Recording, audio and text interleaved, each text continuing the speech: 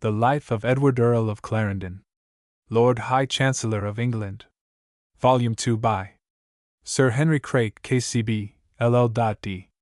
Illustration: John Hampden from a miniature by Samuel Cooper in the possession of Earl Spencer.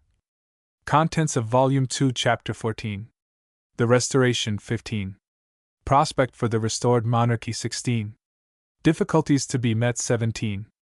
Scottish Administration 18. The Problems of Ireland 19. Marriage Treaty and Religious Settlement XX. Domestic Dissension and Foreign Complications 21. The Dutch War 22. Administrative Friction 23. Decay of Clarendon's Influence 24. Increasing Bitterness of His Foes 25. The Triumph of Faction List of Portraits Volume 2. John Hampden from a miniature by Samuel Cooper, in the possession of Earl Spencer. George Monk, Duke of Albemarle from the original by Sir Peter Lely, in the National Portrait Gallery. General Lambert from the original by R. Walker, in the National Portrait Gallery. Sir Henry Vane, the younger from the original by William Dobson, in the National Portrait Gallery. John Maitland, Duke of Lauderdale from the original by Sir Peter Lely, in the National Portrait Gallery. George Digby, 2nd Earl of Bristol from the original by Sir Anthony Van Dyck, in the collection of Earl Spencer. Sir Edward Nicholas from the original by Sir Peter Lely, in the National Portrait Gallery. Anne Hyde, Duchess of York from the original by Sir Peter Lely. James Butler, Duke of Ormond from the original by Sir Godfrey Kneller. Chapter 14. The Restoration.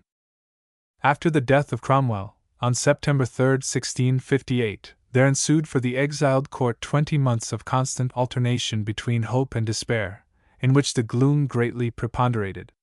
As the chief pilot of the royalist ship, Hyde, now titular Lord Chancellor, had to steer his way through tides that were constantly shifting, and with scanty gleam of success to light him on the way.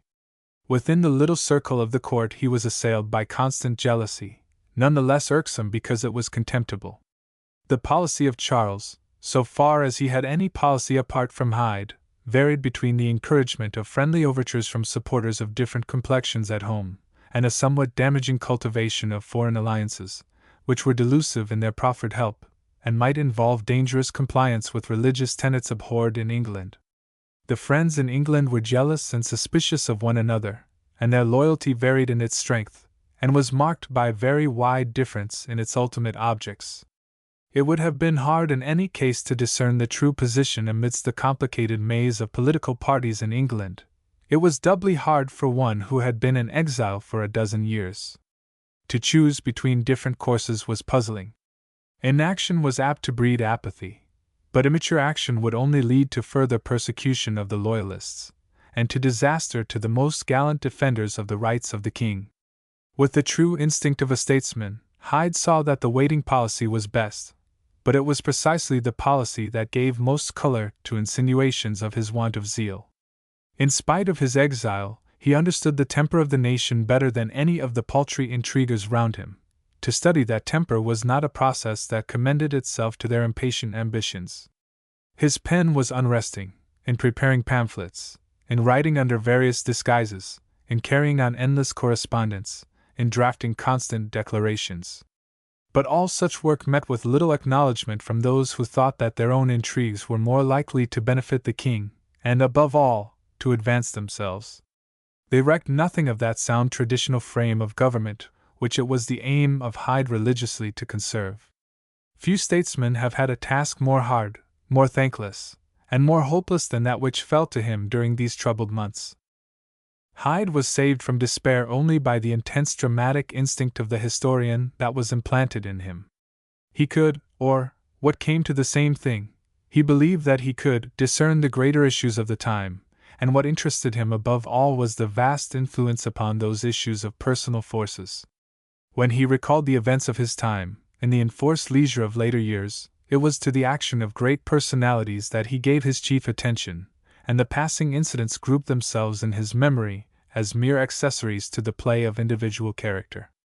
All through his history it is this which chiefly attracts us, and nowhere is it more striking than when he records the passing of the greatest personal force of the age in Cromwell.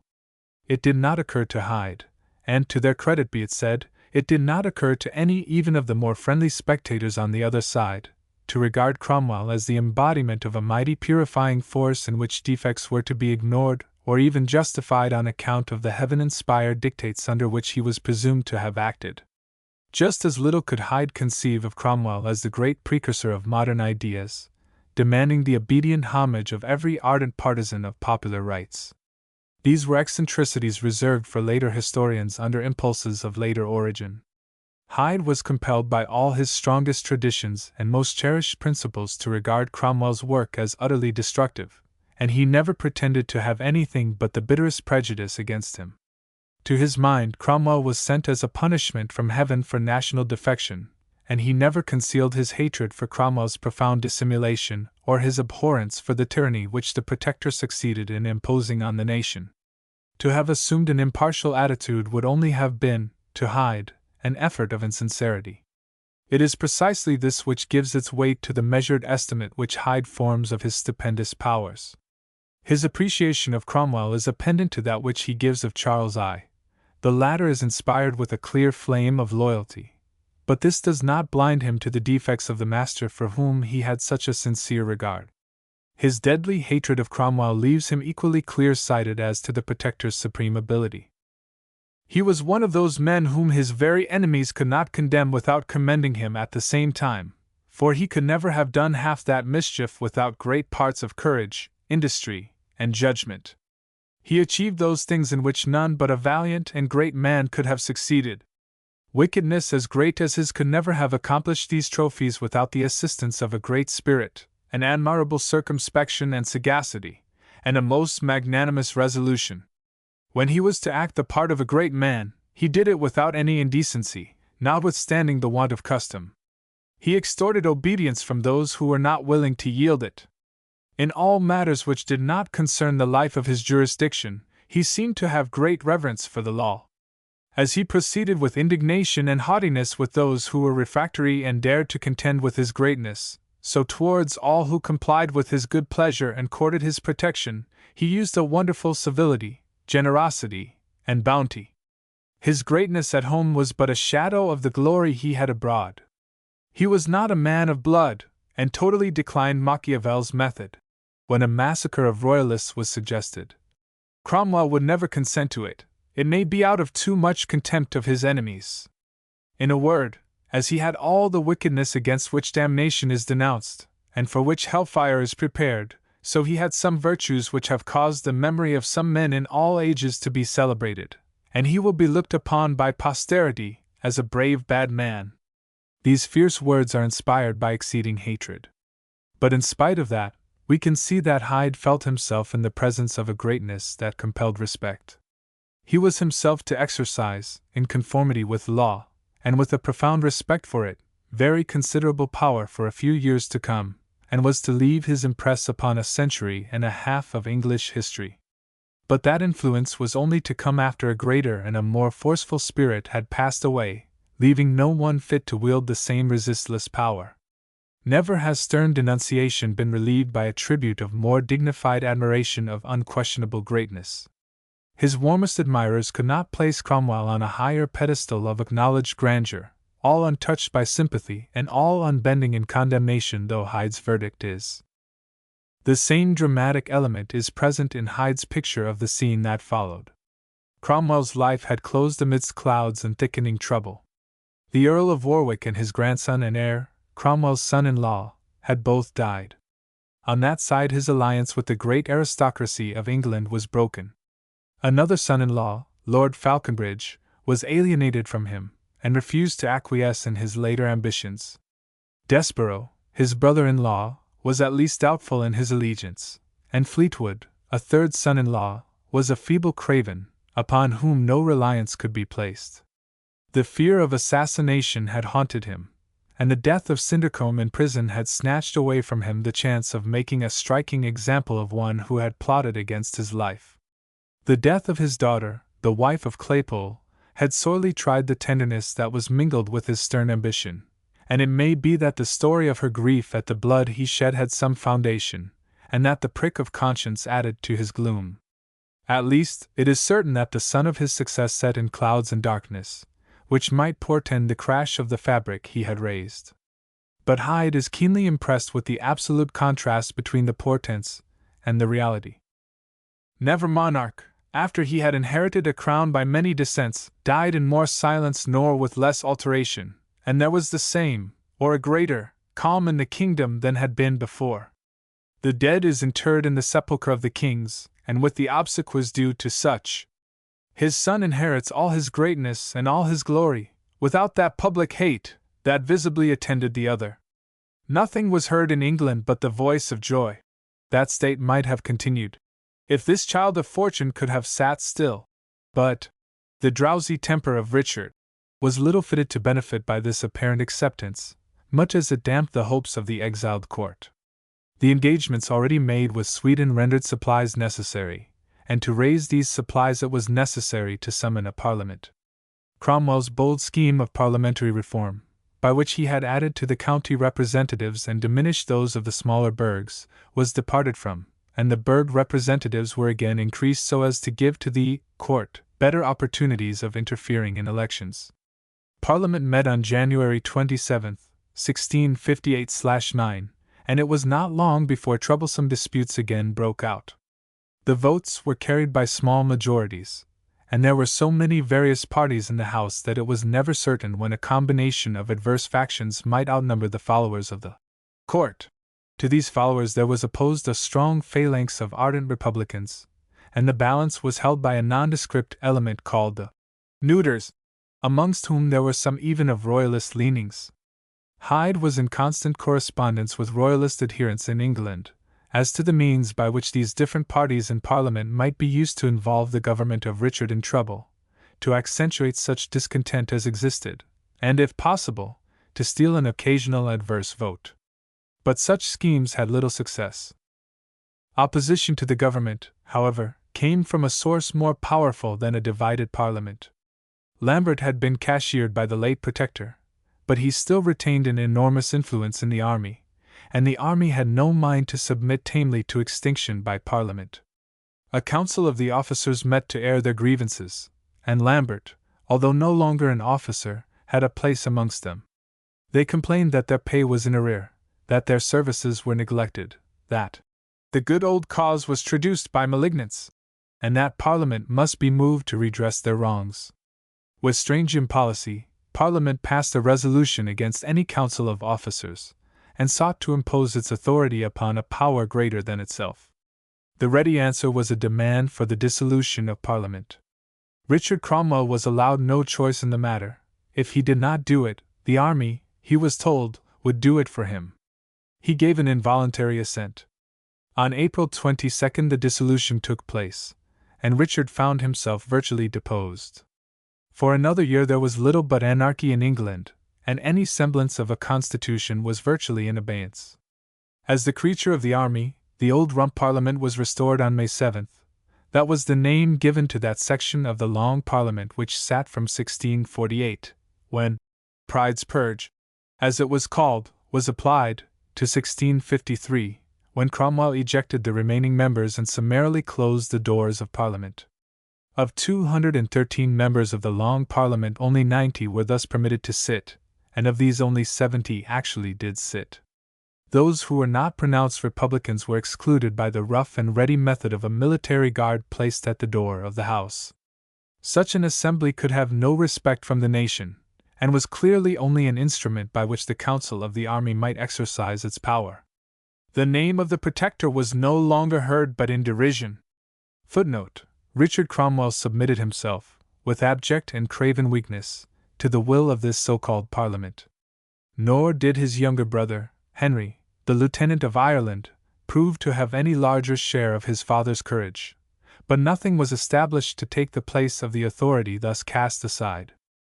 Once more, and in even greater degree, the hopes of the Royalists were cast down. The restoration of the House which had destroyed the monarchy seemed, in the words of Hyde, to pull up all the hopes of the king by the roots. In this despair the Duke of York was ready, at the persuasion of those about him, to accept from the King of Spain the post of admiral of his fleet. It offered, what there seemed but little likelihood of his otherwise obtaining, a place of dignity and a means of livelihood. That it necessarily involved a profession of the Roman Catholic religion was sufficient to condemn it in the eyes of Hyde, as at once unprincipled and impolitic. With the Duke's immediate advisers, such considerations counted for nothing. Backed by the visible force of the army, of which Lambert, now restored to his commission, was the virtual leader, the Rump Parliament showed a temporary vigor. All Cavaliers were banished from London. Monk, who commanded in Scotland, accepted the Parliament's authority. The fleet gave in its allegiance, and the relations with foreign powers were for a brief period renewed under the altered administration. The name of Parliament sufficed for a time to carry conviction to the people at large that this was the only means of preserving the republican institutions which seemed to embody all that they had fought for. But the real popular support to this fantastic substitute for government was very small. All over the country discontent was widely spread, and had penetrated deeply into the hearts of the people. The Royalists, detached and ill-organized as they were, yet found themselves able to show some boldness, and to appeal more openly for armed support. John Mordaunt, a brother of the Earl of Mordaunt, was daunted by no difficulties, and was able without great danger to carry on correspondence with probable adherents, to pass backwards and forwards between the exiled court and England, and to concoct armed risings in various parts of the kingdom. The king took up his residence incognito at Calais, in readiness to sail for England and put himself at the head of the levies whose gathering was confidently hoped for. The Duke of York was close at hand at Boulogne. To the more cautious councillors like Hyde the scheme seemed hazardous, and the time unripe for them. But even he could not refuse some response to affections so warm and efforts so courageous as those of Mordaunt. At the beginning of August all, it was hoped, would be ready for a series of successful risings in different parts of the country. There was indeed abundance of enthusiasm. From all parts of the country offers of risings came. Sir George Booth was to seize Chester, Lord Newport, Shrewsbury, and in Gloucestershire, Devonshire, Herefordshire, Worcestershire, and North Wales, the Royalists were only too eager for the work. The ludicrous weakness of the Parliament made it a matter of no great danger to defy what could hardly be deemed an existing government. But the Royalists had been too long depressed and deprived of any share in administration to take a just measure of the difficulties. They reckoned without the army that was at the back of Parliament. They reckoned also without that treachery which had only too ample opportunity to work, amidst plans and associates so scattered and so lamentably disorganized. A traitor was now, as often in these Royalist plottings, received into their full confidence, and through him a detailed account of all their plans was sent to Thurlow. Footnote: John Thurlow was born in 1616, and became a lawyer. He obtained active employment under the Parliament, and was secretary to the parliamentary commissioners at Uxbridge. He acted as secretary to Cromwell for secret correspondence, and amassed enormous experience in the intricacies of foreign diplomacy, which afterwards stood him in good stead when, after the Restoration, he wished to make himself useful to the new government, and thus escape the penalties which his former political attachments would certainly have involved. Until the Restoration was all but accomplished, he gave useful help to Richard Cromwell, but yet was able to ingratiate himself with the new ministers. Hyde learned that Sir Richard Willis, footnote, Sir Richard Willis had done good service to the royal cause in the war. As a close adherent of Prince Rupert, he became, when governor of Newark in 1645, involved in one of the many quarrels between the civil commissioners and the army officers. Charles I removed him from the governorship, but desired to do so without friction by providing him with a post in his own escort. Willis's insolence in refusing this roused the king's anger so far as to lead him to banish Willis from his presence. Willis was a good soldier, rendered mutinous by the bad example of Prince Rupert, but it is hard to account for his present treachery. As Warburton, in his note on the history of the rebellion, Book 16, Para. 31 says, he could not think of starving for conscience' sake, though he had courage enough to fight for it. Who had already played a double game of treachery, was acting as he had acted before, when he betrayed Ormond's presence in London to Cromwell, and at the same time enabled Ormond to escape by telling him of Cromwell's knowledge. Willis's betrayal gave the parliamentary leaders time to collect forces sufficient to meet all attacks, and when he had thus balked the attempt, Willis was ready to discover enough to prevent those whom he had betrayed from falling into the trap. Messages were sent to delay the rising, and in most cases they were in time to prevent outbreaks which were foredoomed to failure. Only Sir George Booth, in the seizure of Chester, and Middleton, in the North Wales rising, actually carried out what had been planned. A very brief campaign sufficed for Lambert to crush the nascent rebellion. Booth and Lord Derby, son of the Earl who played so noble a part in the war, and who was executed after the Battle of Worcester in 1651, were prisoners in the hands of Lambert, and Middleton was compelled to consent to the destruction of his house, Chirk Castle. Once more a brief gleam of hope was succeeded by more profound despair, and there was nothing more to be done by Charles and the Duke of York than to return from the French coast to Brussels. But there was no Cromwell to crush future attempts by a policy of ruthless revenge. A few prisoners were taken, but the time was past for trials and executions. Legal processes were beyond the range of the sorry faction that stood for administration in England. But scarcely had these abortive attempts been crushed before another avenue of hope opened itself to Charles and his adherents. It was one for which Hyde had no great liking, and from which he expected little good result. But obviously it was not to be neglected. After a long, barren, and destructive war, both France and Spain were eager for peace. Neither was ready to make the first overtures, and neither would confess an ardent desire for peace. But an opportunity occurred, now that a wife had to be found for Louis XIV. The Infanta of Spain offered a consort entirely suitable, and a marriage might be arranged with the better augury if it should prove a method of bringing to an end a mutually destructive war. Mazarin viewed the proposal with suspicion, and was unwilling to conclude a peace when the success of French arms seemed already secure. But the Queen Mother of France ardently desired the marriage, and mainly by her efforts Cardinal Mazarin and Don Luis de Haro were induced to treat. Most men thought that the design was a vain one, fomented only in the enthusiasm of family ties. But the desire for a cessation of a useless struggle operated more powerfully than Mazarin was able to perceive, and that desire overcame the delays and doubts of diplomatic action. The time and place of meeting to arrange a treaty of peace were fixed, and there was at least a fair prospect that the two kings might soon find themselves with free hands, and with greater power to prosecute the forcible restoration of Charles II to his throne. Both had often alleged that only the poverty of their exchequer and the heavy expenses of the war prevented any cordial and effective assistance being rendered to the exiled king. What claim to consideration might Charles not make good, what sound reasons of policy might it not be possible to suggest, if both were relieved of the burdens of war? Hyde, as we have abundant reason to know, placed no confidence in foreign aid, and looked with suspicion upon the conditions under which it would be granted. But he could interpose no obstacles to the present application. He himself remained at Breda, and held the threads of all the discrepant and varying negotiations, but he did not attempt to dissuade Charles from making a somewhat venturesome and hopeless voyage to Fontarabia, where the treaty was being discussed in September, 1659. At first Charles attempted to procure a pass from Cardinal Mazarin, but in the face of opposition by the Queen this was hopeless, and accompanied only by Ormond and Bristol and a small retinue, he made his way, incognito, through France. Even in the strain of anxiety Charles's natural disposition showed itself in wasting time in order to see parts of France which he had not yet visited.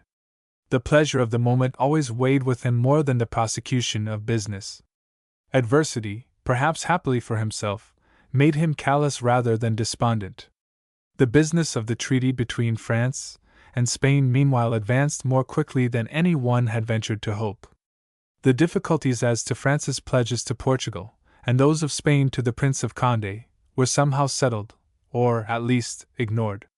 If France had to yield to some pressure on the part of Don Luis de Haro, she avenged herself by retaining her hold on those former Spanish possessions in Flanders which the fortune of war had placed in her hands. Sir Henry Bennet represented Charles in Spain, and was sorely perplexed when the final ratification approached, and the king made no appearance. Ormond had been sent to Fontarabia, but Charles lingered at Toulouse, before proceeding from there towards Madrid. His presence there was not desired, and he found himself compelled, after roundabout journeys, to put in an appearance at the scene of the treaty. both France and Spain held out delusive hopes of aid. Don Louis presented him with a dole of 7,000 pistoles, and promised a good reception on his return to Flanders. There was nothing for it but to make his way back to Brussels, and join once more in the plans of Hyde and his council there. He found the prospect no more cheerful than before. During the autumn matters had moved forward in England. Lambert had strengthened his hold upon the army, and now pressed its authority more urgently upon the discredited Parliament. He demanded that Fleetwood, whose weakness made him an easy tool, should be general, and that he himself should be major general. The Parliament, under the leading of Haslerigg and Vane, still resisted his claims, and attempted to defy him. Their resistance was easily overcome. Lambert met Lenthal, the Speaker, on his way to the House, compelled him to return home, and by main force closed the Parliament. In its place was established a Committee of Safety of 23 members, to which the administration was entrusted. Besides officers of the army and some London citizens, certain representatives of the Parliament were granted seats upon it. Lambert seemed, for the moment, to be completely master of the situation, and the Royalists conceived hopes that they might secure for their own cause the assistance of the leaders of the army. Fleetwood, however, lost his head, and would not act without the permission of Lambert. In December he escaped from responsibility by resigning his commission. Lambert would have been a stouter ally, and overtures seemed to have been made that he should declare for the king, and that his daughter should be the wife of Charles.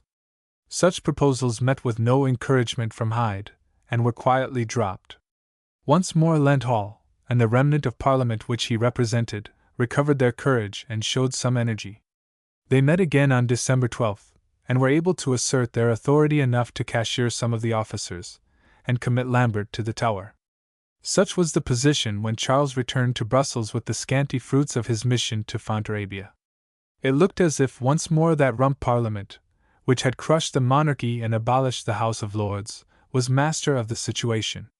To one watching events from a distance like Hyde, parties and persons must have appeared to chase one another in a bewildering dance, like antic figures reflected on a screen.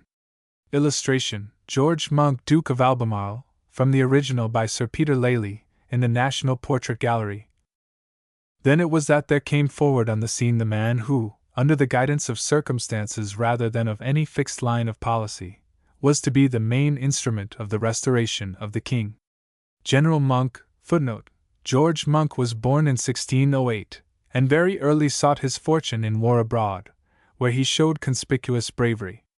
In 1629 he served for a time with the Dutch, but came back to England when the army was levied in 1639 to act against the Scots. He was afterwards employed against the Irish rebels, but joined the king at Oxford, and when fighting in the Royalist ranks was taken prisoner, and committed by Parliament to the Tower. He was afterwards released to serve in Ireland, apparently with no settled purpose of deserting the Royalist cause. He served there long, and in 1650 went with Cromwell to Scotland, commanding a new regiment, which afterwards became the Coldstream Guards. From that time he became the close friend of Cromwell, and at one time commanded the fleet in some successful actions against Van Trump. In the later years of the Commonwealth the government of Scotland was virtually in his hands.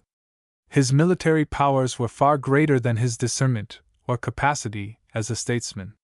His wife was the daughter of John Clarges, a farrier in the Savoy, and to a reputation that was none of the most savory, added the manners of a kitchen maid and a slut, and the avarice of a usurer. Her brother, who was an apothecary, became employed through the influence of Monk. He carried over to Charles the flattering message from Parliament in May, 1660, and was then knighted. As Sir John Clarges, he had a long and active parliamentary career, and did not die till 1695, was now supreme in Scotland, where Cromwell had placed him in command. Parliament looked to him as the only possible counterpoise to Lambert. Hyde placed no great reliance upon him, and shrewdly judged that he was one whose actions would be governed by events rather than one whose foresight and initiative would direct the progress of those events. He had abundant military experience, was a competent commander, and not only by family tradition, but by his own early action in the war, he was judged to be no obstinate enemy to the royal cause. But long association with Cromwell had committed him, to all appearance, indissolubly to the opposite cause, and if he had no political prescience, he was, nevertheless, eminently cautious, and was not liable to be led astray by any fervent attachment to special views either in politics or religion. His wife, who was a coarse and low-born drudge, was guided by the fervor of her Presbyterian advisers, but her religious zeal had no influence over the calmer temper of her husband.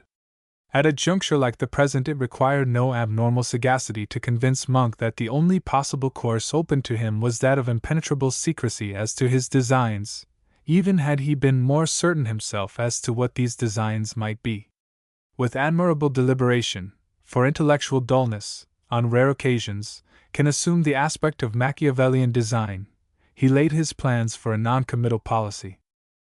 He made himself safe in Scotland by inducing the Scottish Parliament to give him a considerable grant of money, and by leaving behind him a sufficient portion of his army to maintain a firm hold on the government there.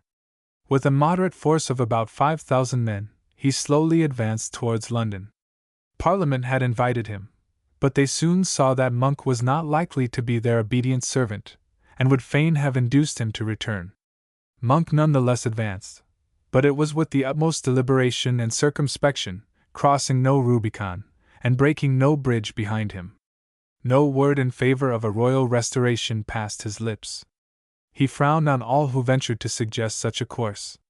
At each stage in his advance he pronounced, with edifying conviction, his determination to maintain the authority of Parliament, and if the announcement bore also the condition that the Parliament should be free, that was a condition to which none could fairly object, and which did not seem to lessen the soundness of Monk's republicanism.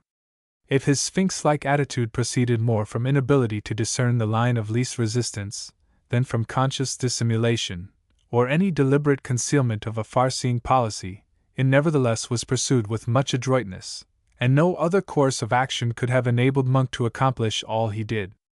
It was this which secured for him an apparently grateful and cordial reception from the Parliament, although it dreaded his presence, and would gladly have heard that he had begun his march back to Scotland. He arrived in London early in February, and his unwilling hosts had no alternative but to bow to an outwardly friendly authority which they had no means of resisting. In the whole proceedings, from this time forward, there is a distinct element of comedy, which comes as a welcome relief after the long tragedy of Hyde's narrative, and which, even though he wrote it looking back over an interval of checkered years, is apparent in the altered tone of that narrative. Monk had marched slowly on the capital. When he arrived at St. Albans, he halted there, and sent to Parliament to represent the inconvenience that might arise from the presence of troops that had proved unfaithful, and to ask for their removal. There was nothing for it but to obey. Even this was not easy, because the discarded troops proved restive and were on the point of mutiny. But their officers had disappeared, and they were at length persuaded to leave the city clear for Monk's approach. When that was arranged, he marched through the city and the Strand to Westminster, and took up his appointed quarters at Whitehall. He was received in the House of Parliament with every honor. The man whose intentions they more than suspected, and whose presence they would gladly have dispensed with, was told that he was a public benefactor whose happy intervention had saved the state. His memory would flourish to all ages, and Parliament would ever be grateful for his support in time of need. The general was not a man of eloquence, or of any volubility of speech, but he assured them of his unalterable fidelity. He told them of the addresses that had reached him at every stage of his southern march, and of the general desire for a free Parliament. As that was just what they were not, the avowed profession of his ardent agreement with this desire, however constitutional, was hardly fitted to remove their uneasiness. They were in the utmost straits for money. The exchequer was empty, and their authority was not sufficient effectively to impose taxation. They demanded advances from the city, and were roughly told that no advances would be made except on the authority of a freely elected house. Would Monk support them in this contest? He was asked to march into the city, to restore order, and, as a sign of it, to destroy the ancient city gates. So far Monk seemed to comply with the demands of his nominal masters. He overawed the citizens, and executed the orders of the Parliament upon their portcullises and gates. For the moment Parliament conceived its authority to be vindicated. but with singular folly they accepted, with favour, an absurd petition from Praise God Barebone and his friends, who inveighed against all who would question the power of the Rump Parliament, and pressed for stern measures on all who presumed so much as to name the restoration of the king, or who would not abjure any government in the hands of a single person. This roused the keen animosity of the officers, and decided them to press on Monk an alteration of his course. Once more he visited the city, but this time not as an enemy, but as a friend. In good round terms he rated the Parliament for countenancing the wild ravings of a dangerous rabble. He demanded that by a certain date they should issue writs for a free Parliament, and bring their own sittings to an end. Their hopes were at once scattered to the winds, and in the wild tumult of bonfires and rejoicings with which Monk's declaration was celebrated in the city, they saw the death knell of their own power. In the license of recovered liberty many toasted the king's health, and there was none to say them nay. Monk returned to Whitehall, and summoning some of the members to his presence, he delivered to them in writing his views, equivalent to his commands, as to the course which must be followed. He pointed out how all government was now subverted, and how necessary it was that it should be repaired. He indicated his preference for a commonwealth, and saw in a moderate Presbyterianism the most promising religious settlement. But, in truth, these were only hints as to the future. The immediate matter was the issue of writs for a new Parliament which should decide as to the ultimate arrangement. Only he was careful to give no sign of any readiness to restore the king. At this stage, that might have proved a compromising definition of his intentions. The first step was to restore to their places in Parliament all who had been excluded in 1648 by Colonel Pride. On February 21st, all those who remained of the Long Parliament once more assembled at Westminster, and the majority soon reversed the action of the Rump. Military commands were taken from the sectarian fanatics, and replaced in the hands of men of station throughout the land. Temporary provision was made for revenue, and the city readily advanced what was required upon the credit of the Parliament that was yet to meet. Writs were issued for a new Parliament to meet on April 25. On March 17 the Long Parliament was finally dispersed. The court of Charles at Brussels had meanwhile undergone all the anxieties of alternating hope and despair. Monk's action against the city had confirmed their worst forebodings. But these fogs and mists, says Hyde, were soon dispelled. It was only a few days later that better news reached Hyde. Late one evening, Ormond brought a young man to the Lord Chancellor's lodgings, which were just beneath those of the king. The young man, the man's name was Bailey. He had lived most in Ireland, and had served there as a foot officer under the Marquis. Ormond, Hist. of Rebellion, Book 16. Page 139. Looked as if he had drank much, or slept little. He had just travelled with all expedition from London. From Lambeth, where he had been in a sort of nominal confinement, with others of the king's friends, he had heard the sound of the bells which had rung out when Monk came back to the city as a friend, and had pronounced for a free Parliament. He had crossed the river and viewed the scene of rejoicing in Cheapside, had seen the bonfires, and heard the health of the king toasted. He had joined in open proposals for the restoration of the rightful sovereign, and straight from those unwonted experiences he had taken post for Dover and crossed to Ostend. It was hard to say how much comfort could be drawn from this report. The messenger had brought a copy of Monk's published declaration, but that contained no word about the restoration of the king. Even were his friends encouraged to action, it was idle to hope for success in arms without foreign aid, and Charles and Hyde knew how small were the chances of such aid. Were the unpurged Long Parliament restored, what better could be hoped from them than that they would open negotiations upon the basis of the old treaty at Newport, which the late king had yielded to with much less cheerfulness than he had walked to the scaffold? The portents, however, continued to be favorable.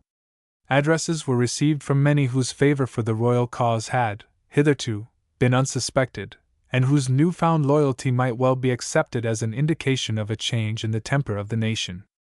Patience was still the watchword urged by Hyde. The issues were ripening, and even now he may have anticipated that bloodless restoration towards which the current was quickly carrying the people. A new danger suddenly arose, by the escape of Lambert from the Tower in April. His influence in the army was unrivaled, and he alone could raise a counterpoise to the power of Monk. So long as his rival was at large, Monk could not, except at imminent risk, have declared himself more decidedly. To do so would have aroused opposition that would have strengthened that rival's hands. But Lambert's efforts were unavailing. Had he been able to remain in London, Hyde thinks he might, in time, have organized an effective opposition. Instead of this, he felt it needful to strike at once. He made his way to Buckinghamshire, and from that county and Warwickshire he was able to collect a considerable force. Colonel Ingoldsby was dispatched in pursuit of him, and soon overtook him at Daventry in Northamptonshire.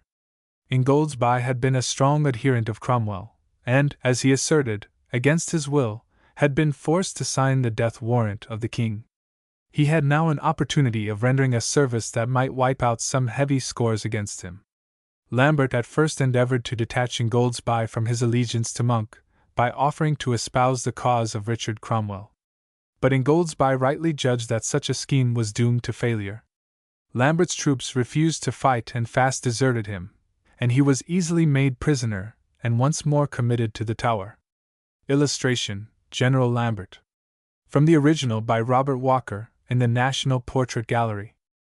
During the interval between the dissolution on March 17 and the meeting of the new Parliament, the administration was in the hands of a Council of State, which acted with Monk's concurrence.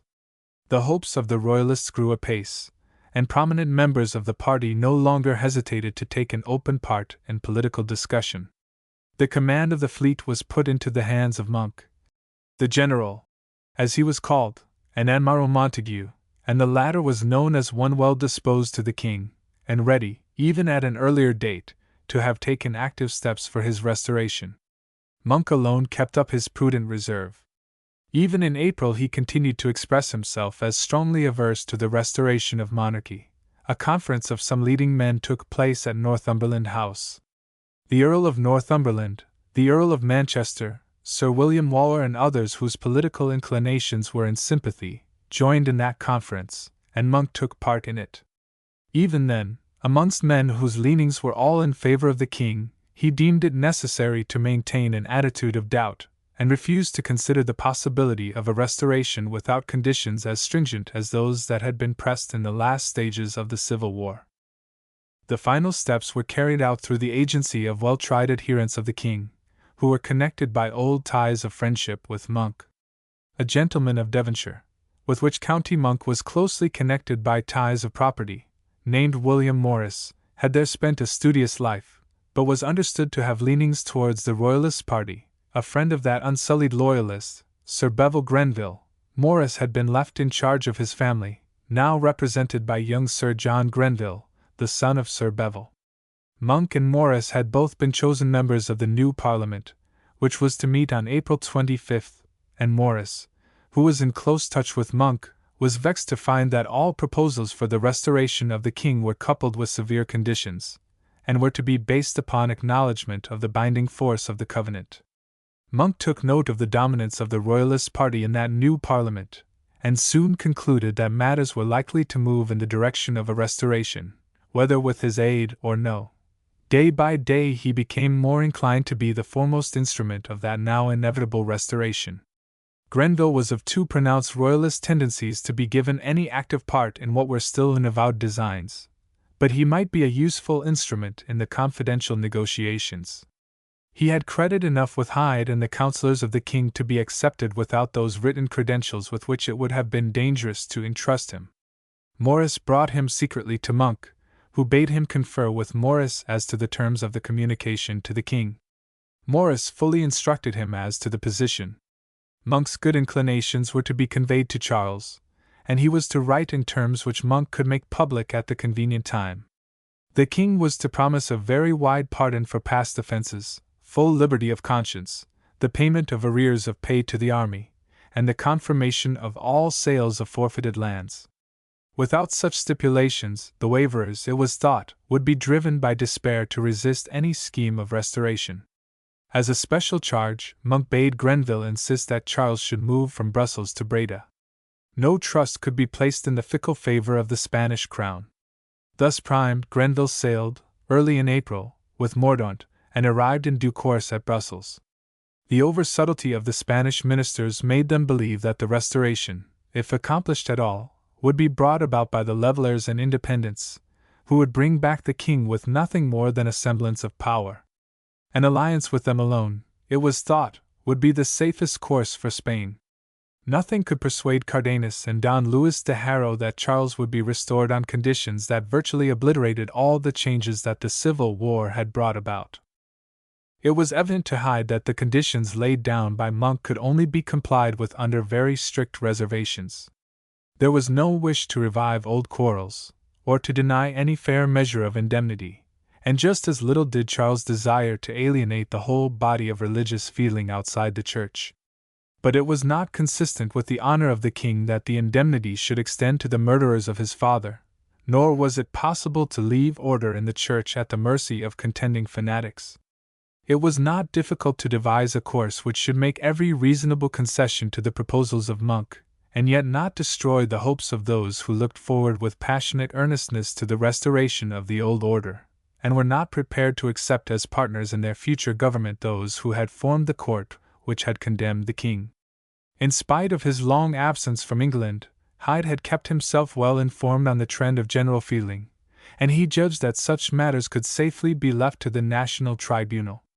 All the disputed points were left to be settled by Parliament. The action of the king was left free, but on the other hand no constitutional objection could be raised to the reservation of doubtful matters for the judgment of a free Parliament. It was on these lines that the letters which Grenville was to carry from the king to Monk were drafted by Hyde. One letter was addressed to Monk in the army, one to the House of Commons, and one to the House of Lords. Montague received one addressed to the Navy, and the last was addressed to the Lord Mayor and the City of London. When these letters were prepared, the return of Grenville and Mordaunt from their secret mission was delayed only in order that they might carry back word to Monk that the condition upon which he insisted would be carried out, and that the king would move from Flanders to Dutch territory. That design had to be carried out promptly if it were to be carried out at all. There was good reason to fear treachery on the part of Spain, and she might even so far break the laws of hospitality as to prevent the king's change of abode, and so cripple negotiations that might spoil her alliance with the anti-royalist party. It was only by the unexpected promptitude of the move that Charles and his little court were saved from possible delays which Spain could, under the guise of punctilious courtesy, have interposed. Hyde had sure information from an Irishman, then in Cardenas's employment, that such a design was on foot. He at once communicated with Charles, and by 3 o'clock in the morning, the king had started from Antwerp, which he had already reached in his journey from Brussels to Breda. Before his departure was known, he had already crossed the border. From Breda, Grenville and Mordaunt were dispatched to England, with their batch of all-important letters. No pains were spared to confirm the new-found loyalty of the general, and to assure him of the gratitude of the king. It was in compliment to him, and on Grenville's suggestion, that William Morris was appointed to the Secretaryship of State, vacant in consequence of the Earl of Bristol having joined the Roman Catholic Church. All the letters were entrusted to the general, and although those other than his own were sealed, copies were supplied to him, so that he might know their contents before they were delivered and read. At the same time a declaration was issued under the Privy Seal, pledging the king to grant a free and general pardon to all his subjects who, within 40 days, should throw themselves upon his mercy, excepting only such persons as shall hereafter be accepted by Parliament.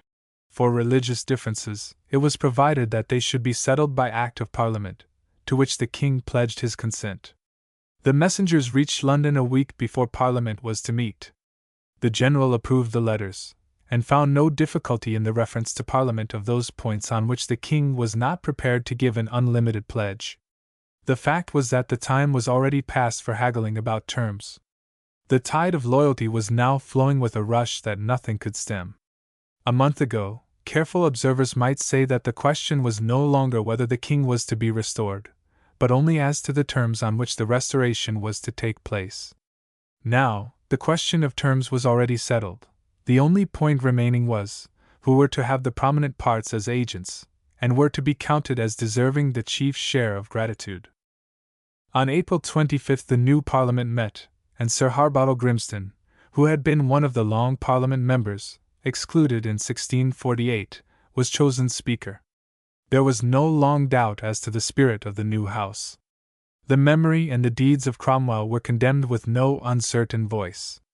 They waited only for the oracle to speak before they resolved to take the final step, and vote the restoration of the king. Not till May 1st did Monk think fit to disclose his intention. He then announced that Sir John Grenville was present with letters to himself and to Parliament. With almost unnecessary parade of ceremony he stated that both were sealed and that he would read his own only by their direction. With due gravity the pretence was carried out, and the letters and declaration produced a joy, which arose not so much from their terms as from the fact that their delivery by the general opened the door for the free flow of pent-up loyalty. It was no moment for weighing details, or for balancing conditions. The nation was sick to death of the heavy burden that had crushed their life for 20 years. The voice of the constitutionalist was silenced as effectually as the murmurs of the fanatic and the growls of the defeated Republican. The Presbyterians spoke in vain of the Covenant. The more moderate found themselves little heeded when they spoke of taking securities before the king was restored. The warmer zeal of the House threw away all those formalities and affectations. They were not to offend the king with colder expressions of their duty. The letter that was sent left nothing to be desired in the lavishness of its loyalty. Sir John Grenville was complimented, and before he was dispatched with their reply to the king's letter, he was presented with £500 to buy a jewel to wear, as an honor for being the messenger of so gracious a message. So great a change was this, says Hyde. 3 months before Grenville might have suffered a shameful death if he had been known to have interviewed the king. He was now rewarded for bringing a message from him. Amidst the general rejoicings the sons of the great Protector passed ignominiously and unheeded from the scene. Never had a great edifice of power, raised by consummate strength of will and proud ambition, toppled so easily to the ground. Richard, that child of fortune, as Clarendon calls him, and his brother Henry, the Lieutenant of Ireland, were puppets in the hands of each successive faction. They had readily yielded any phantom of power they possessed into the hands of the army officers, and when the Restoration took place they did not receive even the compliment of notice, as items to be counted in the sweeping change.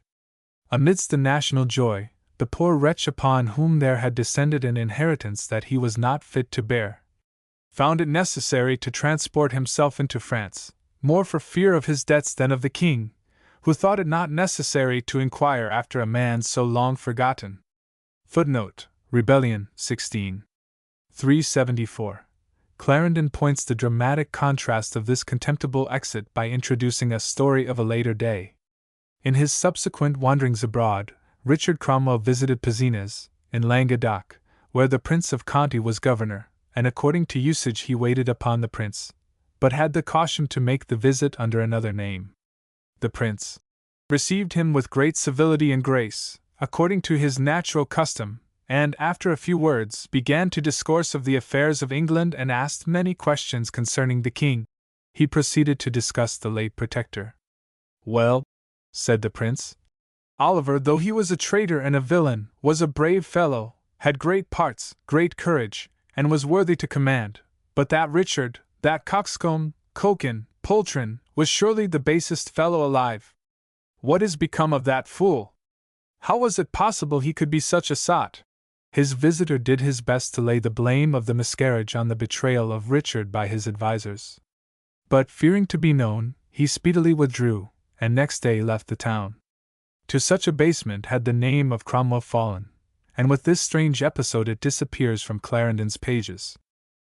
On May 8th, the king was proclaimed at Westminster Hall and in the city, and bonfires and rejoicings took place, on a scale more prodigious even than when Monk had declared for a free parliament.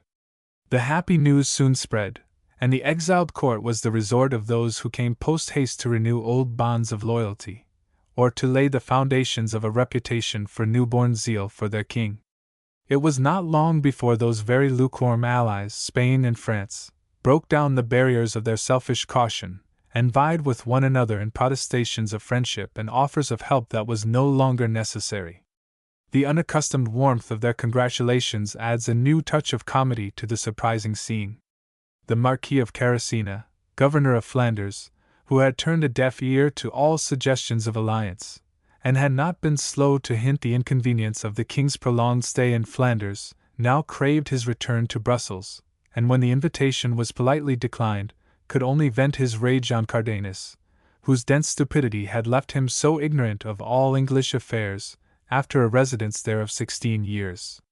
Cardinal Mazarin persuaded Queen Henrietta to send German, now Earl of St. Albans, to invite the king to France. Against that suggestion also, good excuse was pleaded. The king had declined to return to Brussels, and could not therefore pass through Flanders in order to go to France. The mockery of these shameless overtures of belated friendship might well add to that cynicism which his experiences had done so much to imprint on Charles's heart and brain. Crowds now came to Breda, no longer as disguised fugitives, but in eager rivalry to have their loyalty published and recognized.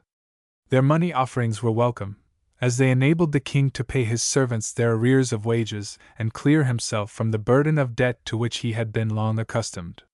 The States General of Holland besought him to grace The Hague with his royal presence, and received him with all the honor that an anxious ally could display, and all the pomp of magnificence which their wealth enabled them to lavish on the festivities with which they marked his visit. A few days later, letters were brought from Montague, who commanded the fleet, to announce his presence on the Dutch coast, and to ask the orders of the king. The Duke of York assumed the supreme command, and a day was passed in receiving the catalogue of the fleet, and renaming those ships which recalled dismal memories of the Commonwealth. Soon after, the deputation from the Lords and Commons arrived at The Hague, bearing the supplication of both houses that His Majesty would be pleased to return, and take the government of the kingdom into his hands. And as an earnest of their loyal duty, they presented £50,000 to the king, £10,000 to the Duke of York, and £5,000 to the Duke of Gloucester. A deputation from the city attended at the same time, to tender their loyalty to the king, and to make an offering of £10,000. It was little wonder that the king, who a few weeks before was hard put to it to borrow a few pistoles, and was deep in debt for the maintenance of his household, should receive such messengers with overflowing welcome. The citizens of London were sent home rejoicing in the honor of knighthood, in abeyance for 20 years, and now conferred on the whole of the deputation. At the same time there arrived a deputation of the Presbyterian clergy who had different aims in view. They could lay no lavish offerings at the king's feet, and could bring no contribution to the tide of spontaneous loyalty. But they could plead that they had had no lot or part in the fight against the monarchy, or in the murder of the king, and that they had given some effective aid in the resistance to the Commonwealth. Could they not manage to secure beforehand some compliance with their religious views, some concessions to tender consciences, some hope that the ceremonies, which their souls hated, would be dispensed with? The Book of Common Prayer had been long disused. Might it not be relegated to permanent abeyance, like the feudal tenures, which all agreed should be swept away? Might not, at least, only parts of it be revived, to be mingled with more edifying forms of extempore prayer? This was precisely what Hyde was not prepared to concede, and Charles answered in the spirit that he would have wished, and must have prompted. The king was ready to give toleration to tender consciences, but he claimed liberty also for himself. In his own presence and by his own chaplain, the Common Prayer Book should certainly be restored. He would never discountenance the good old order of the Church in which he had been bred. We can have little doubt by whom this answer was inspired. The Presbyterian ambassadors were forced to return with the consciousness that the day of their triumph was gone, and that the Church would oppose to their pretensions a front of resistance as determined as that of the Independents. On May 24th, Charles sailed in the ship, lately named the Protector, but now rechristened as the Prince. On the 26th he landed at Dover, and on May 29th he was back in the palace of his fathers, and the universal acclaim evinced the heartfelt joy with which his people hailed the restoration of their king. The ship which Hyde had steered so long and warily was safe in port. A new and perhaps harder task awaited the pilot. Chapter 15 Prospect for the Restored Monarchy. The task which fell to Hyde during the early months of 1660, engaging the various influences at work in the country from which he had been banished for 14 years, was one of acute difficulty. He had been, it is true, in constant correspondence with men whom he could trust, but the letters which reached him from Sheldon, from Lord Mordaunt, from Grenville, and from Broderick, to name only a few of those who gave him their impressions from week to week, had spoken in various degrees of hope and fear, and given him very different accounts of the state of parties. These parties had greatly shifted their attitude during the years of his banishment. Many of those upon whom dependence had to be placed, such, for instance, as Morris, the close adherent of Monk, and now Secretary of State, were personally unknown to him. Some of the strongest supporters of a restoration were men who had been conspicuous as adherents of Cromwell, and yet it became increasingly clear to him that their support was even more valuable than that of some whose loyalty was of older date. The Presbyterians and the Roman Catholics had specious claims to advance for consideration, and even the Levellers, the Anabaptists, and the Independents had motives, which dexterous manipulation might foster, and which might make them ready to support the cause of the king, especially now that it was in the ascendant. Amidst the strong tides which were running under the influence of shifting currents of popular opinion, principles were thrust to the wall, and each party, like each individual, was chiefly occupied in looking after personal interests, and adjusting views so as to suit the change of the national situation. No one was sure of anything except that the political quicksands were moving rapidly, and that it behoved them not to be behind others in forming advantageous alliances. The mood of the time could not be painted in more impressive words than those which Hyde uses, after the manner of Thucydides in describing the moral effects of the Peloponnesian War. In a word, the nation was corrupted from that integrity, good nature, and generosity that had been peculiar to it, and for which it had been signal and celebrated throughout the world, in the room whereof the vilest craft and dissembling had succeeded. The tenderness of bowels, which is the quintessence of justice and compassion, the very mention of good nature, was laughed at and looked upon as the mark and character of a fool, and a roughness of manners, or hard-heartedness and cruelty, was affected. In the place of generosity, a vile and sordid love of money was entertained as the truest wisdom, and anything lawful that would contribute towards being rich.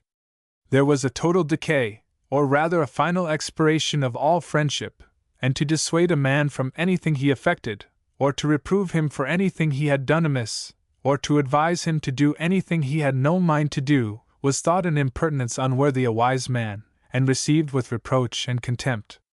These dilapidations and ruins of the ancient candor and discipline were not taken enough to heart, and repaired with that early care and severity that they might have been, for they were not then incorrigible, but by the remissness of applying remedies to some, and the unwariness in giving a kind of countenance to others, too much of that poison insinuated itself into minds not well fortified against such infection, so that much of the malignity was transplanted, instead of being extinguished, to the corruption of many wholesome bodies, which, being corrupted, spread the diseases more powerfully and more mischievously.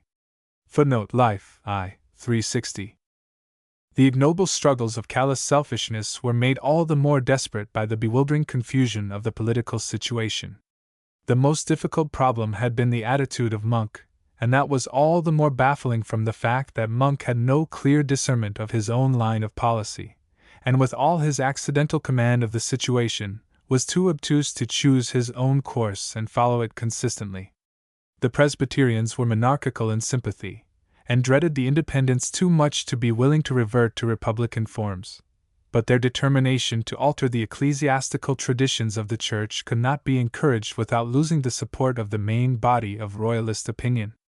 The Roman Catholics hoped for toleration, but their hopes could not be indulged without arousing the anti-Catholic prejudices of the nation. The reviving aspirations of the Church had to be fostered, but the extravagance of her hopes of revenge for past wrongs had to be kept in severe check. Hyde himself was too little known by the new generation to be cordially trusted, and he had to reckon on the implacable opposition of those who believed that his influence over the king would make him absolute as minister. He was left in no doubt as to the slanders which gathered round his name, and as to the personal jealousy of his power. For a time it seemed doubtful whether the restoration could be accomplished without an express condition that the king should return without his chief adviser. Between Hyde himself and the Presbyterians the feud was too old to be appeased. The Roman Catholics recognized that their hopes of toleration from the king might be frustrated by Hyde's sturdy Protestantism. Monk was jealous of his influence, and his jealousies were fostered by his wife, who was under the dominion of the Presbyterian clergy. No pains were spared to stir up suspicion against him. By stories artificially related both to the general and his lady, writes Lord Mordaunt to him on May 4, 1660. Your enemies have possessed them both with a very ill opinion of you, which has showed itself by several bitter expressions very lately uttered at St. James's. The Duke of Buckingham, footnote, George Villiers, 2nd Duke of Buckingham, was born only a few months before his father's assassination, in 1628, and from his affection to the minister whom he had lost, Charles had his son brought up with his own family. Curiously enough, William Aylesbury, brother-in-law of Hyde, was at one time the tutor of the young Duke. Buckingham took part in the war as a very young man, and was one of the leaders in the Second Civil War, in 1648. His property had before this been confiscated, but he had secured favorable terms by an arrangement with the Parliament. This time it was again confiscated, and he narrowly escaped death by flight to the Continent. He was a prominent member of the exiled court, but his open irreligion, his flighty character, and his continual plotting as an adherent of Prince Rupert alienated him from the party of Hyde. His wit and personal charms won for him many friends, but his life was one perpetual succession of reckless schemes and bitter quarrels, in which his royal master was often involved. He fought at Worcester, but his arrogance prompted him to demand the generalship of the army, and he resented the king's refusal by boyish sulkiness. In 1658, he again returned to England, and married the daughter of Fairfax, but this was in defiance of Cromwell, from whose vengeance he was probably saved only by the Protector's death. He was restored to his vast possessions after the king's return, and then began that long and restless career of varied intrigue, which won for him, in later days, the character of Zimri, in Dryden's satire, and during the next few years made him the embittered foe of Clarendon. Ever a zealot in any design of mischief, was doing all he could, wrote Mr. Broderick, to spread evil tales of him, and to inspire the Royalists with the opinion that Hyde's influence would destroy their hopes. Hyde himself was ready to remain in exile rather than that his return should prejudice the cause of the king. But the very malice of his enemies overshot the mark. He had friends who knew his worth, and Ormond and Southampton were staunchly loyal to him. It is to the credit of the king that he spoke in no uncertain tone. It is not to be wondered at, he wrote to Sir Arthur Apsley on April 29, that at the same time that I have so many enemies, those that are faithful to me should have some, and it is from some of those who are not much my friends, that the report comes that the Chancellor should have lost my favor. The truth of it is, I look upon the spreaders of that lie as more my enemies than his, for he will always be found an honest man, and I should deserve the name of a very unjust master if I should reward him so ill, that hath served me so faithfully. Hyde's strict constitutionalism was dreaded by those whose ideal of a restoration government was one which would lavishly reward its adherents without concerning itself with observance of the law. It was his fidelity at once to the king and to the Constitution that inspired the opposition to his return. Friends and enemies alike recognized that if he returned with the king, his must be the guiding hand in the administration, as his had been the chief task in setting the policy of the exiled court. Hyde accompanied Charles on his return to England. The king embarked at Scheveningen on May 24. On the 26th, as we have already seen, he landed at Dover amidst the thunder of cannon, and that day took coach to Canterbury. The great cathedral had suffered sorely from sacrilegious hands, but there gathered within its walls a goodly company of the notables of the kingdom to join their king in a service of thanksgiving.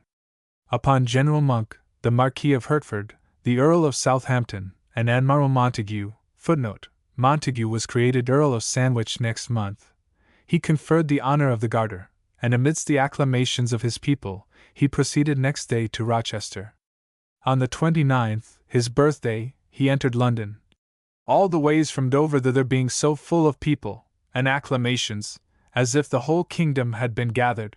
At Greenwich he was met by the Lord Mayor and aldermen, with all such protestations of joy as can hardly be imagined. all the city companies lined the road from London Bridge to Temple Bar, giving loud thanks to God for His Majesty's presence. At Whitehall, the two Houses of Parliament cast themselves at his feet with all vows of affection to the world's end. Well might the king exclaim, as he saw the fervency of welcome.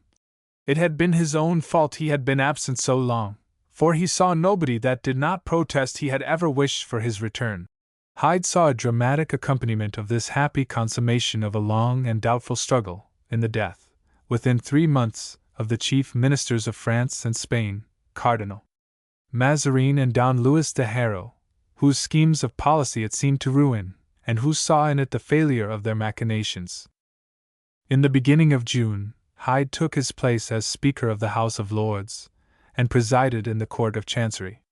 To the business of that court a great part of his labors were now to be devoted, but while he studiously avoided the name of First Minister, he exercised, in addition to his judicial functions, far more of the authority of Supreme Minister than fell to the lot of any officer of the Crown for some generations after his day. For a few years he seemed to enjoy the unbounded confidence of the king, but that confidence he had earned by no subserviency, and in spite of marked lack of sympathy.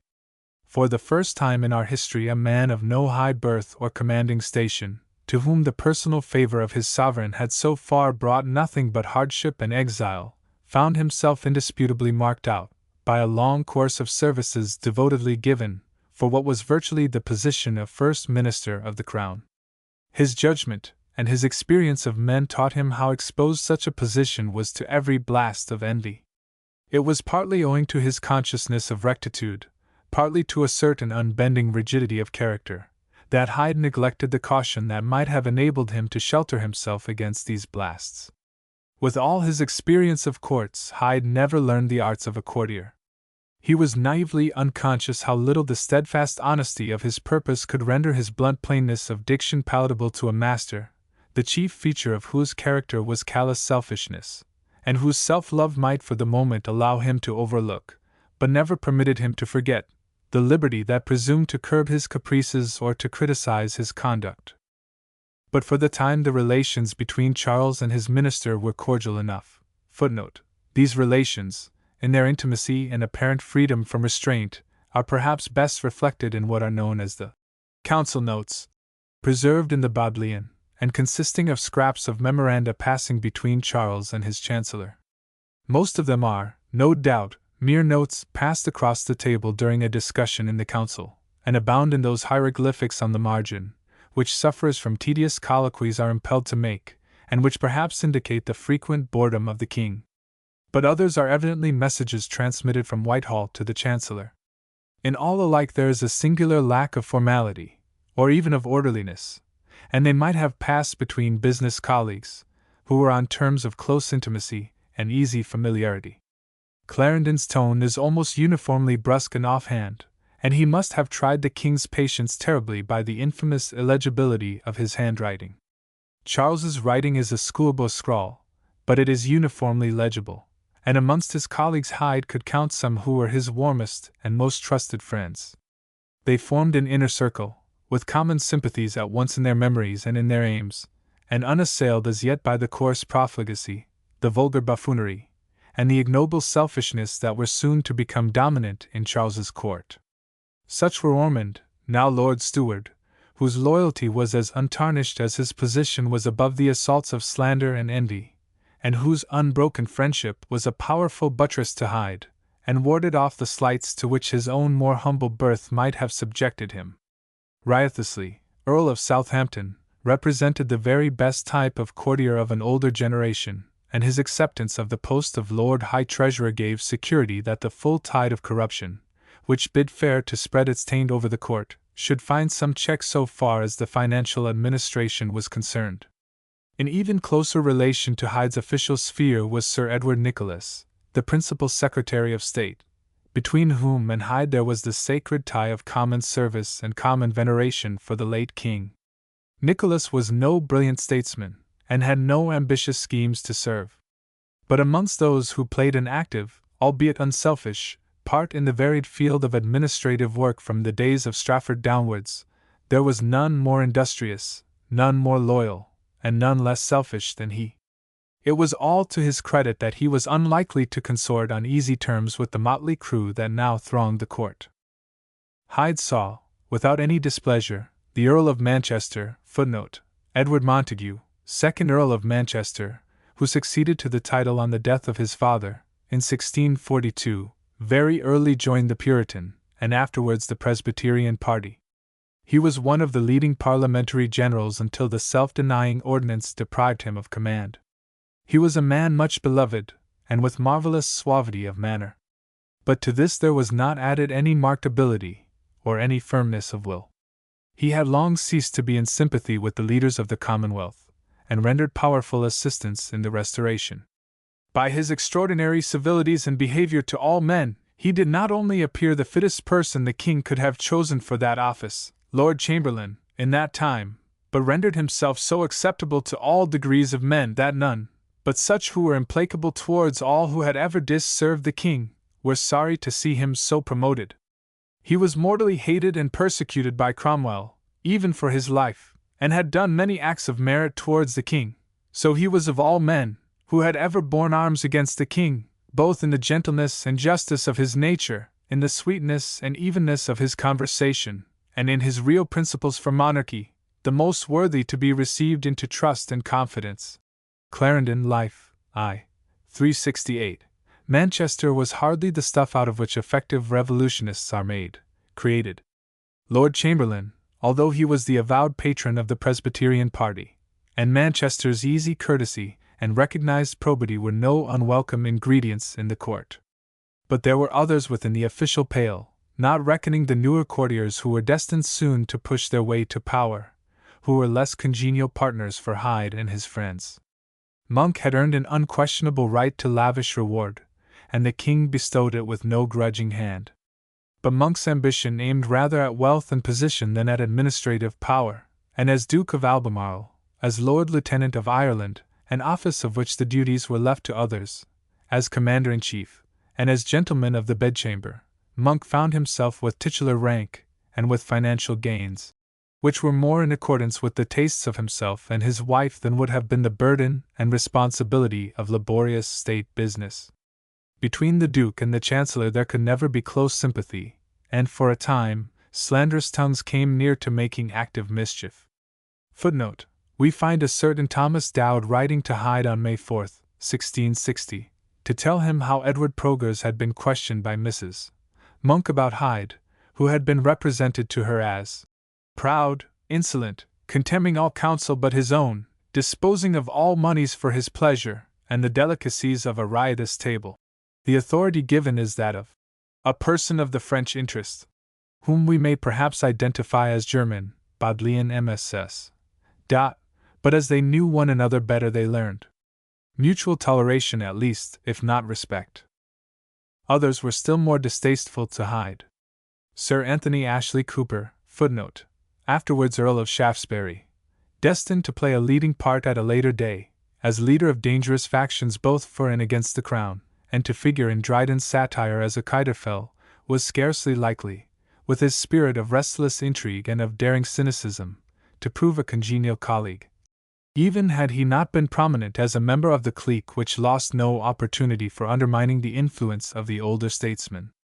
He was now made Chancellor of the Exchequer, with some hope that his slippery humor might be held in check by Southampton, whose niece he had lately married.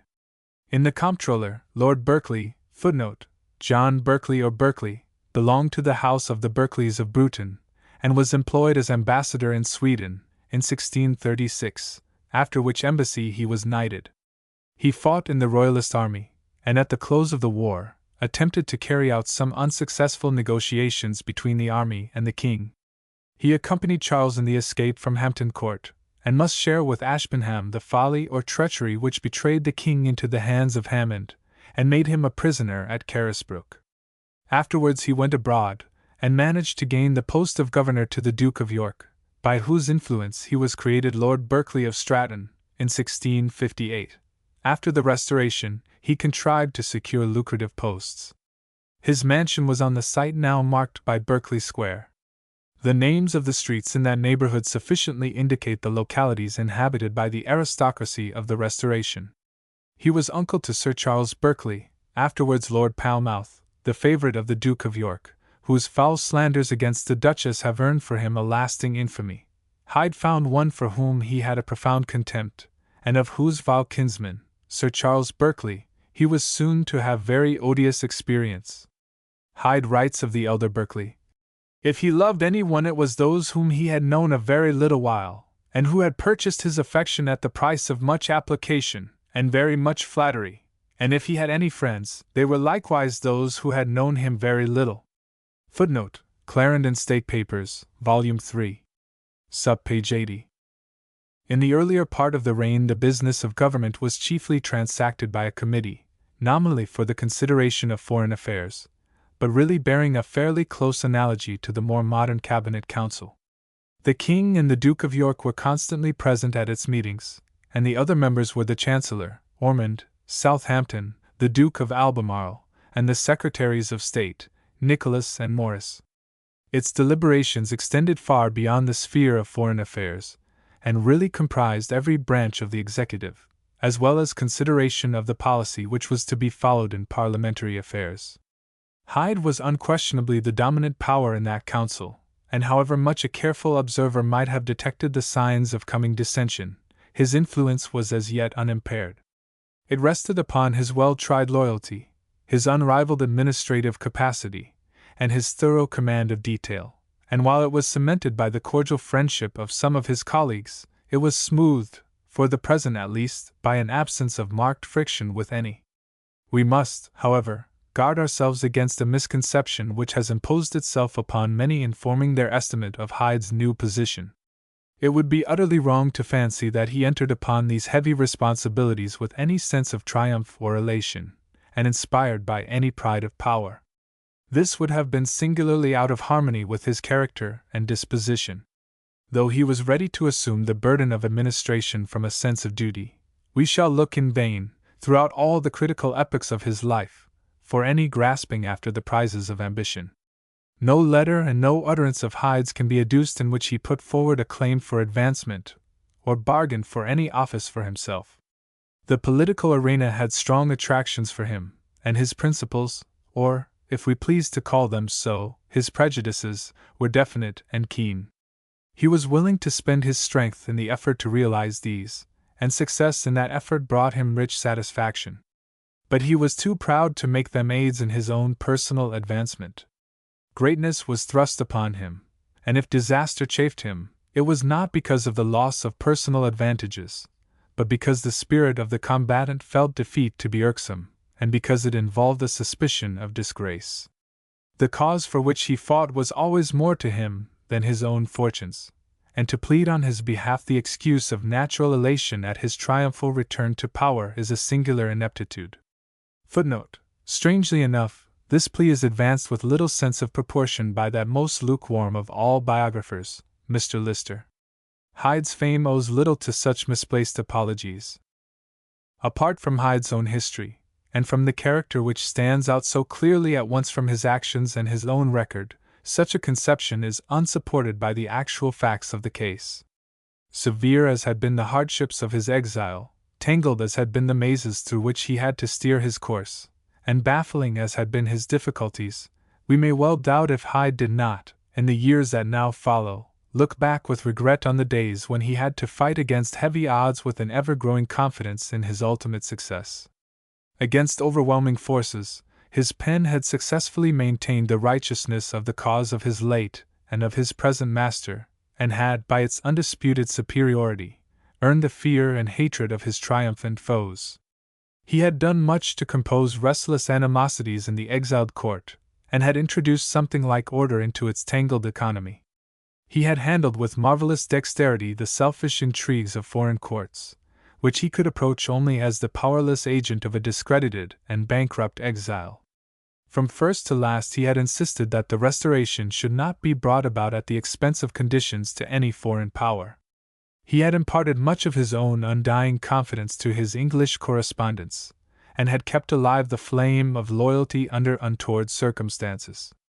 He had compromised the cause by no dangerous engagement, and had maintained, with unswerving rectitude, his own convictions of constitutional principle. He had been sustained by the sure confidence that, in poverty and exile, quite as much as when in the possession of ample power, he was making history, and was shaping the foundations of a restored monarchy. But the hour of apparent triumph brought with it none of the solaces of the long struggle. No one appreciated more fully the splendid chances that were offered to the restored king. No one discerned more plainly how blindly these chances were thrown away. Nor had he long to wait to realize the depth of his disappointment. The blaze of triumph which surrounded the Restoration, the universal joy with which the king was welcomed, the strength of the tide of loyalty that swept over the nation, all these were visible enough. But Hyde was under no delusionment as to the canker that was soon to wither all his hopes. He draws no flattering picture of the work in which his own part was so large.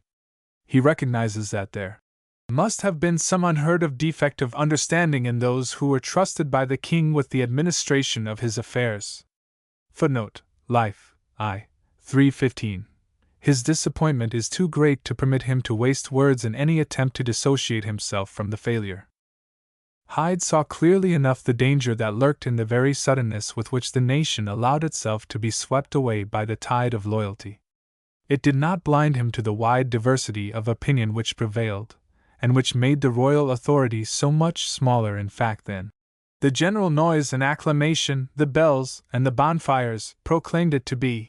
A sedulous cultivation of his own dignity on the part of the king, a respect for public opinion, the most unwearied attention to public business, might indeed have allowed the seeds of loyalty to grow into a strong plant.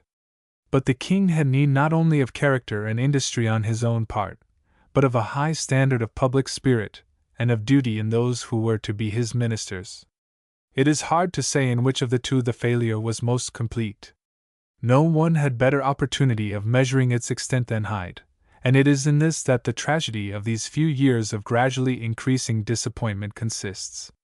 He saw how all might have been needed into a firm and constant obedience and resignation to the king's authority, and to a lasting establishment of monarchic power, in all the just extents which the king could expect, or men of any public or honest affections could wish or submit to. Footnote: Life, I. 3:21. It is in these last words that we have the keynote of Hyde's deliberate policy. He never lost what had been his guiding principle from his first entry into the world of politics: a balance between crown and parliament, and the maintenance of a constitutional monarchy. It is true that Hyde assigned to the crown a far more preponderating weight in the balance than later constitutional theories admitted.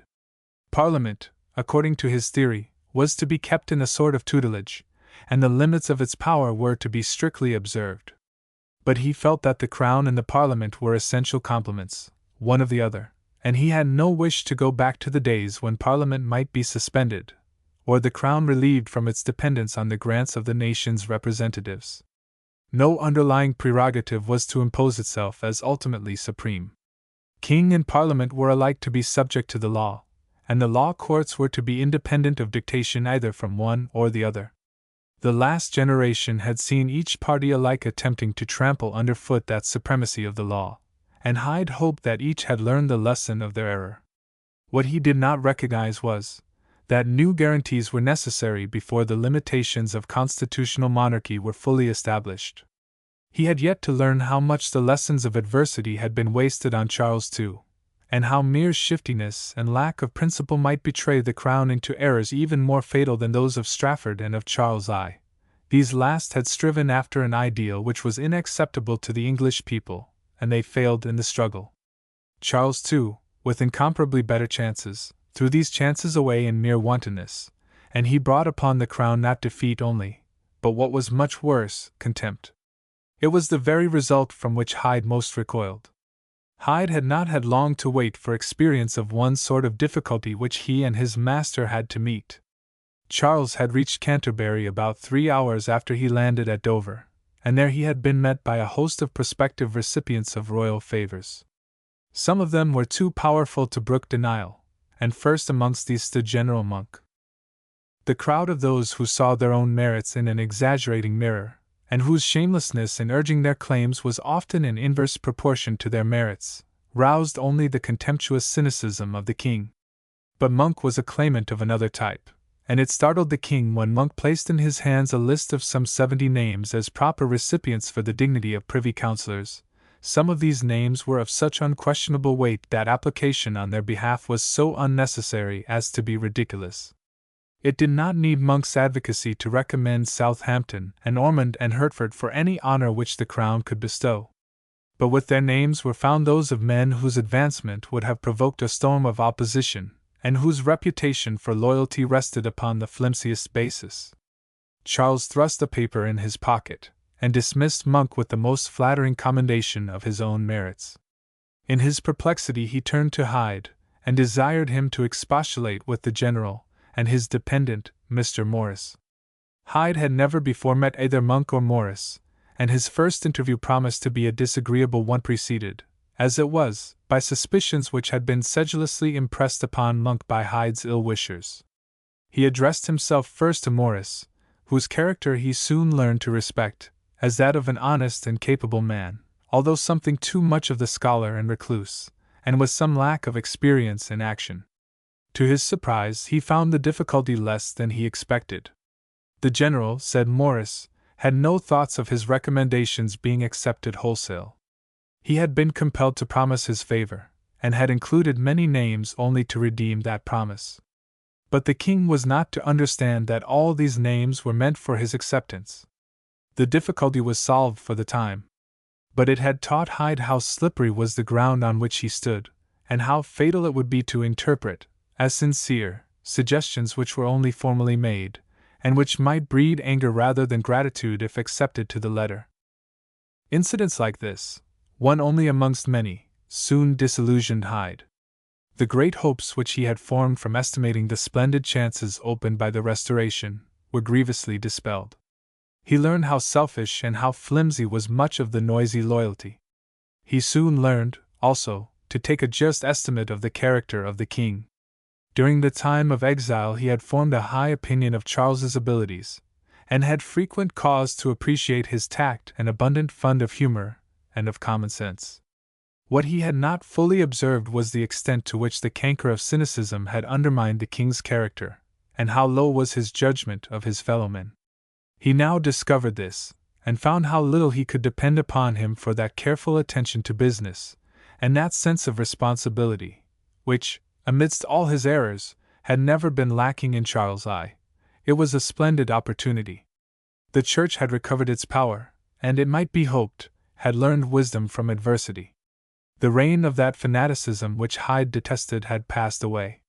The crown was restored, and its dignity and solid influence might be increased and not diminished, by the recognition of the constitutional limits on the power of the monarch. Parliament was again strong, and it had learned enough to know that a straining of its powers to a tyranny was distasteful to the people, and in reality, a danger to those very powers.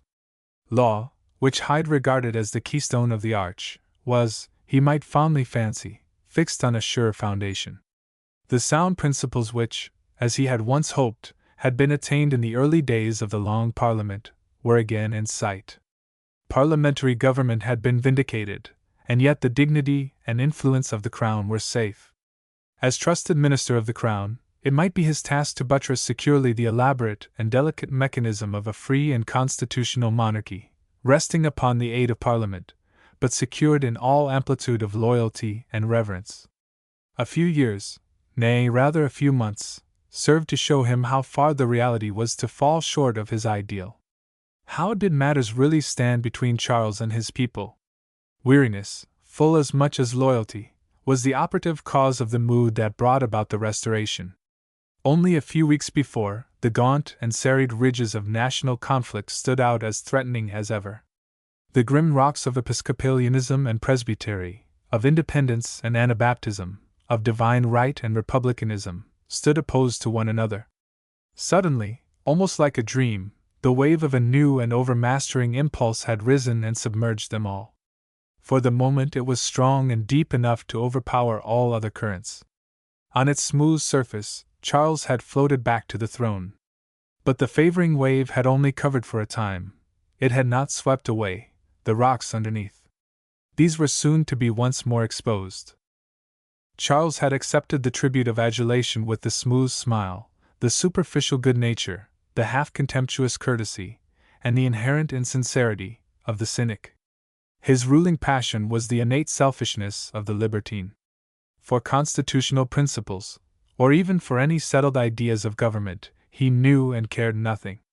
If he had any ideal of kingly power, it was framed according to the model of the French court, and was shaped to suit the gratification of his own tastes, and the satisfaction of his appetites. The Constitution was best neither as it extended the limits of his own power, nor as it met the aspirations of his people, but as it ensured the security of a sensual court, and did not interfere with his own love of ease.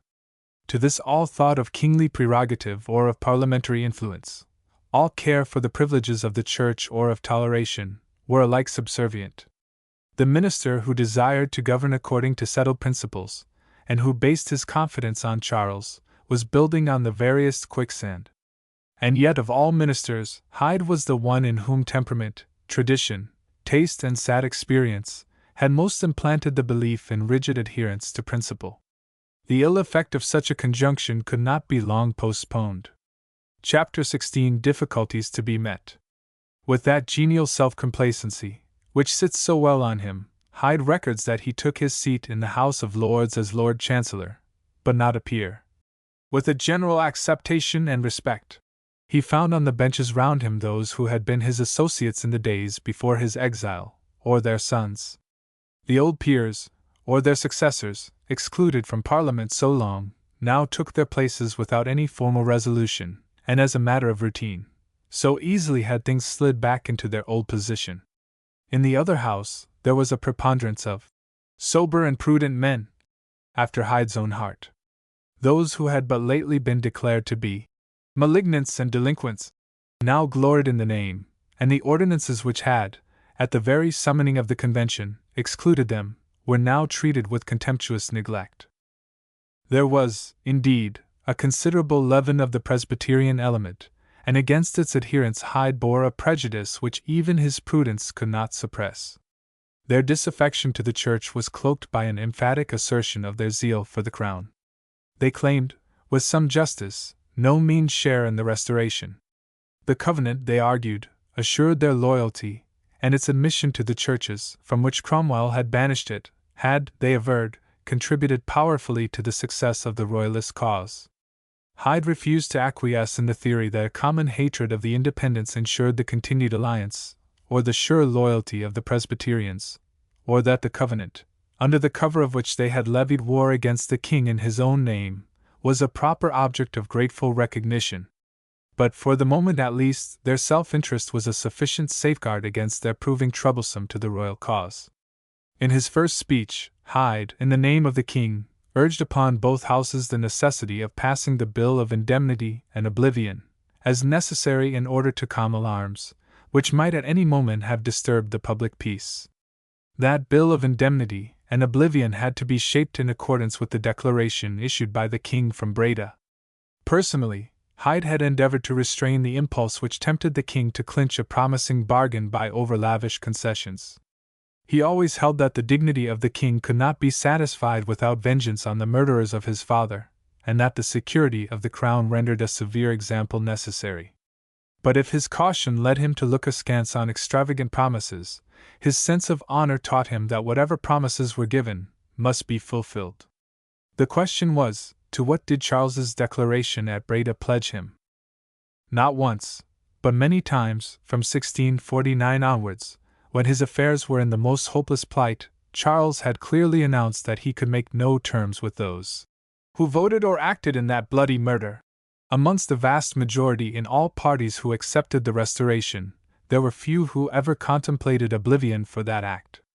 The Declaration had promised a free pardon to all who, within 40 days, shall lay hold upon this our grace and favor, and by any public act declare their doing so. It accepted only such persons as shall hereafter be accepted by Parliament. Technically, this did not close the door even upon the agents in the death of Charles I. Practically, it must be interpreted in the light of previous declarations. Strictly interpreted, it did not reserve to the Crown the right to reject any proposed exemption, even for a regicide, and this, perhaps, involved that court influence should not be used against such an exemption. Footnote: in the letter from the king enclosing the declaration, words were used which served as a sort of gloss upon it. If there be a crying sin for which the nation may be involved in the infamy which attends it, we cannot doubt but that you will be as solicitous to redeem and vindicate the nation from that guilt and infamy as we can be. These words were clear enough. As a fact, there is no evidence that the mercy which Parliament was disposed to show was in any way restricted by such influence. Hyde, at least, made no effort to curtail the exemptions made by Parliament. His only anxiety was that the Act should pass speedily, so that the sense of insecurity should disappear, and the path of reconciliation should be open. In his own words, "It was then, and more afterwards, imputed to the Chancellor that there were no more exceptions in the Act of Indemnity, and that he labored for expedition of passing it, and for excluding any extraordinary exceptions, which reproach he neither then, nor ever after, was solicitous to throw off." Not the least of Hyde's trials was the difficulty of curbing the zeal, often prompted by selfish motives, of the more hot-headed royalists.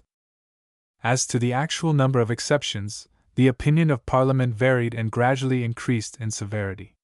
Before the king's return, it was resolved that 7 of the king's judges should be excluded from pardon. After his return, on June 6, a proclamation was issued, after the presentation of a joint address from both houses, summoning all regicides to surrender within 14 days on pain of exclusion from pardon. This was held to mean only that obedience to the proclamation would exempt them from punishment without trial, and from exclusion from hope of pardon. And indeed, the declaration had given up the king's power to do more without the assent of Parliament. But as time went on, the mood of Parliament became more severe. 3 more, not the king's judges, were accepted, and subsequently 20 more were made liable to punishment short of death. The peers proceeded still further in the direction of severity, and when the Act received the royal assent in August, it accepted 49 persons who were instrumental in the death of Charles, with the proviso that 19, who had surrendered, should not suffer death, without the sanction of an Act of Parliament, and certain others were made amenable to punishment short of death. Finally, in October, the accepted persons were brought to trial. All were found guilty, but of these, 10 only actually suffered death. Hyde's influence is plainly to be seen in this degree of leniency, which certainly went beyond the prevailing mood of Parliament. The 2 chief offenders whose fate had to be settled were Sir Henry Vane and General Lambert.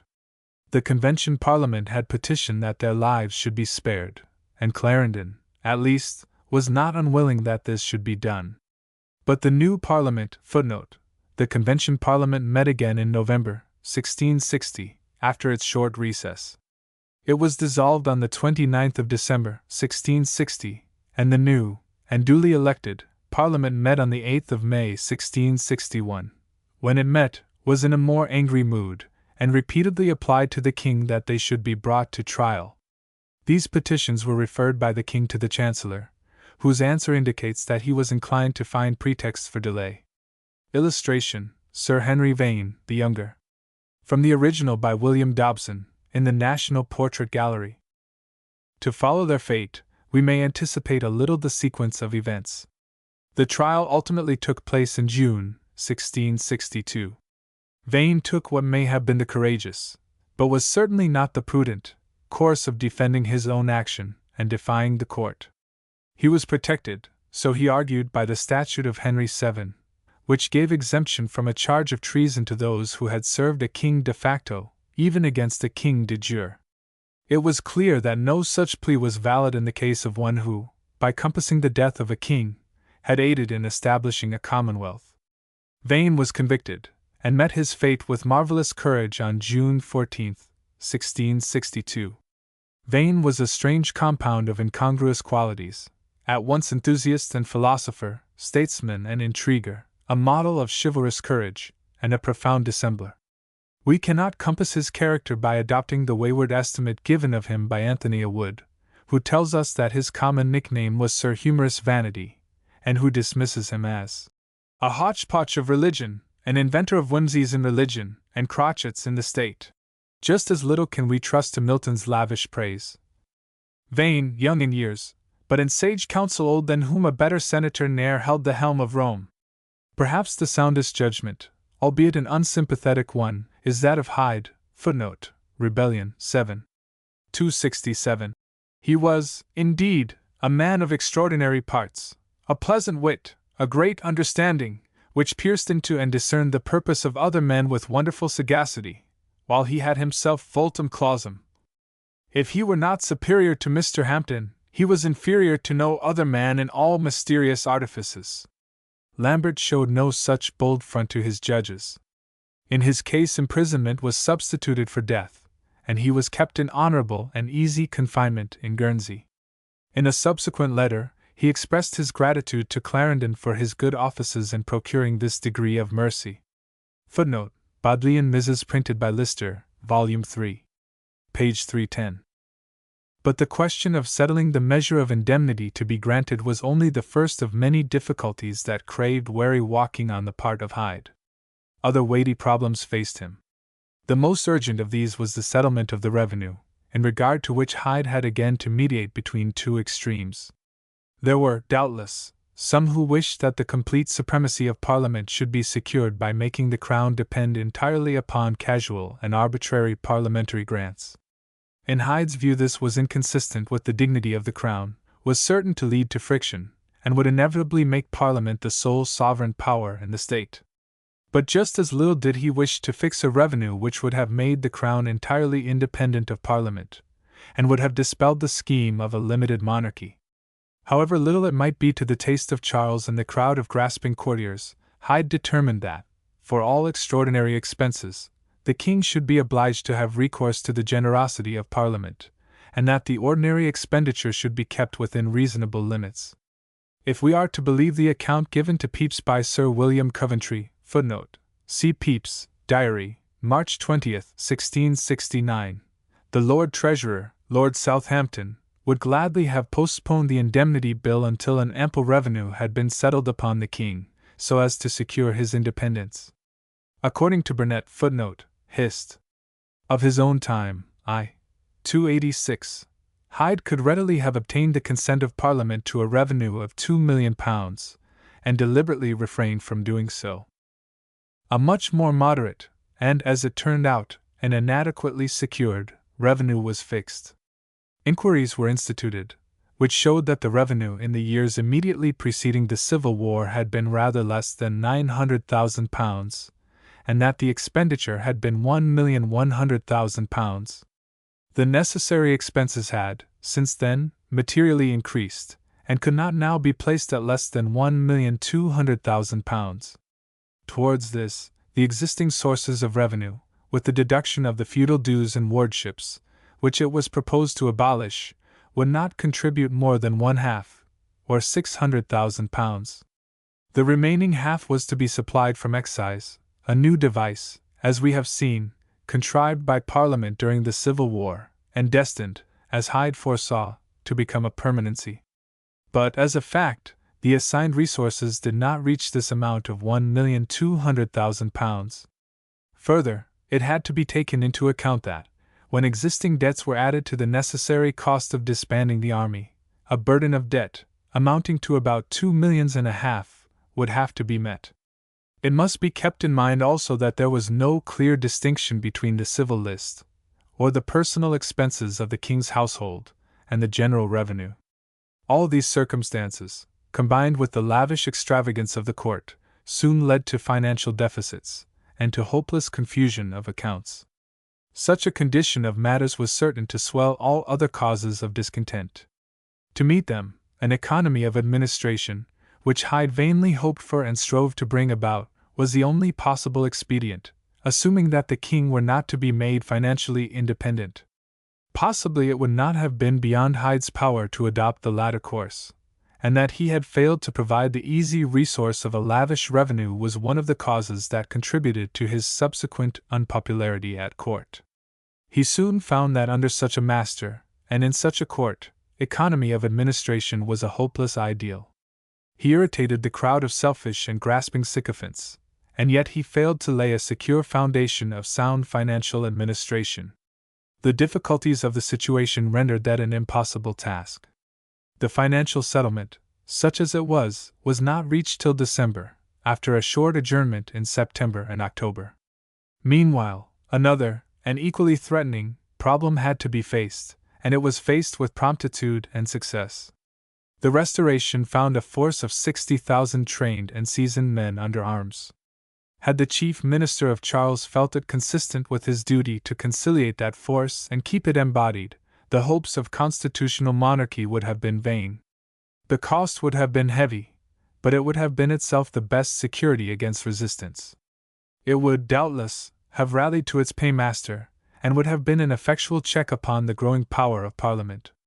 But such a course would have been absolutely contradictory to Hyde's deepest convictions of constitutional rectitude, and it would have been in deadly opposition to all the traditions of the nation, traditions which were tenaciously held even after the institution of a standing army had become a necessity of the European position of this country, and after the necessary absorption of that army in the stirring tasks imposed upon it abroad had made its use as an instrument of tyrannical power.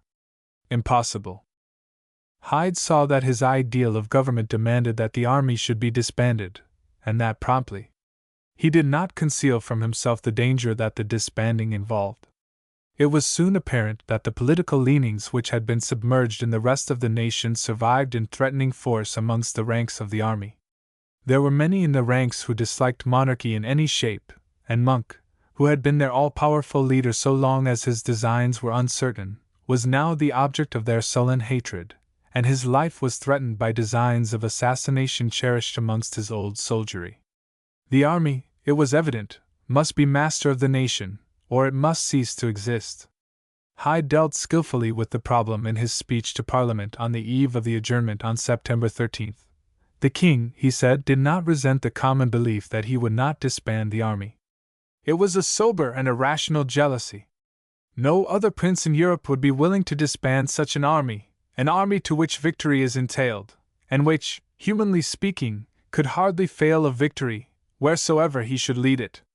And if God had not restored His Majesty to that felicity as to be without apprehension of danger at home or from abroad, and without any ambition of taking from his neighbors what they are possessed of, himself would never disband this army, an army whose order and discipline, whose sobriety and manners, whose courage and success, have made it famous and terrible all over the world. The words were admirably framed to conciliate the army, to indicate the danger, and to show clearly the moderate policy of the Crown. No financial straits were allowed to prevent the prompt disbandment, which was carried out with singular success. Before November more than half of that army was peaceably paid off, and a few months more saw the end of almost the whole force. The disturbances which soon after arose led to the retention of Monk's Coldstream Guards, a regiment of Horse Guards, and another regiment from Dunkirk. These formed the King's Guards, deemed essential for the security of the King's person, and they were the nucleus of the future standing army. During Hyde's later administration they never exceeded 5,000 men. The magic of discipline and cohesion gone, Cromwell's Ironsides ceased to be an effective instrument of war. But spread throughout the villages of England, they powerfully leavened the national character, and prevented the effacement of a type which the strain of civil war and the white heat of religious enthusiasm had served to create. The threatenings of a sullen temper on the part of the army, who found their occupation gone, were happily averted. But Hyde recognized that a deeper danger lay behind, in the still more sullen and dangerous temper of many amongst the Royalist party. They represented every type. There were the old Cavaliers, who had fought in the earlier years of the war, had seen their dearest and best fall in the King's service, and had permanently crippled, or entirely lost, their estates for the Royalist cause. 20 years of poverty and hardship, if it had not slackened their loyalty, had taught them caution. They knew by experience the hopelessness of plots, and had recognized that the Royalist cause must look, not to forlorn hopes, but to a slowly ripening change of national feeling. In the dark days they had distrusted the feverish energy of younger men, whose record of loyalty was short, and who had sought to retrieve the lateness of their adherence to the Royalist cause by its restless zeal. Amongst these last, there were, indeed, many whose services could not be disparaged, such as young Lord Mordaunt, who had repeatedly risked his life in passing between England and the quarters of the exiled court. But it was no selfish motive that prompted caution to men like Ormond, Hertford, and Southampton. Ormond himself, as we have seen, had ventured to visit London secretly under Cromwell's rule, in order to keep alive the zeal of the Royalist party. Hertford and Southampton had refused all overtures from the Protector, and their loyalty was beyond cavil. But much as they had suffered and were ready to suffer again, they dreaded, with good reason, the recklessness of the more militant section, and knew the risks that it involved. Repeatedly they had urged the king to sit still and expect a reasonable revolution, without making any unadvised attempt, and their policy had been consistently maintained by Hyde. Hyde's own position and his influence with the king was, as we have seen, suspected by the more daring spirits. The Royalist party, amidst all its depression, had been injured by inherent defects and crippled by its own inappeasable dissensions. Many of the older Royalists were dead, and those who had taken their place had no experience in public affairs, were unknown to one another, and were suspicious of those whose views in any way differed from their own. The most trustworthy were cautious, and before they declared their adherence to any scheme, had made it a condition that their designs should be imparted only to Ormond and Hyde. But negotiations could not be confined to them, without discouraging those whose zeal was undoubted. The network of suspicion increased and left permanent marks. All these various and mutually suspicious groups in the Royalist party had, now that the cause had triumphed, to be satisfied in some way or other, and their deserts had to receive such recognition as would leave only a minimum of rankling discontent. The first question that had to be settled was the restitution of property. How far was it possible, consistently with the claims of justice and the paramount supremacy of law?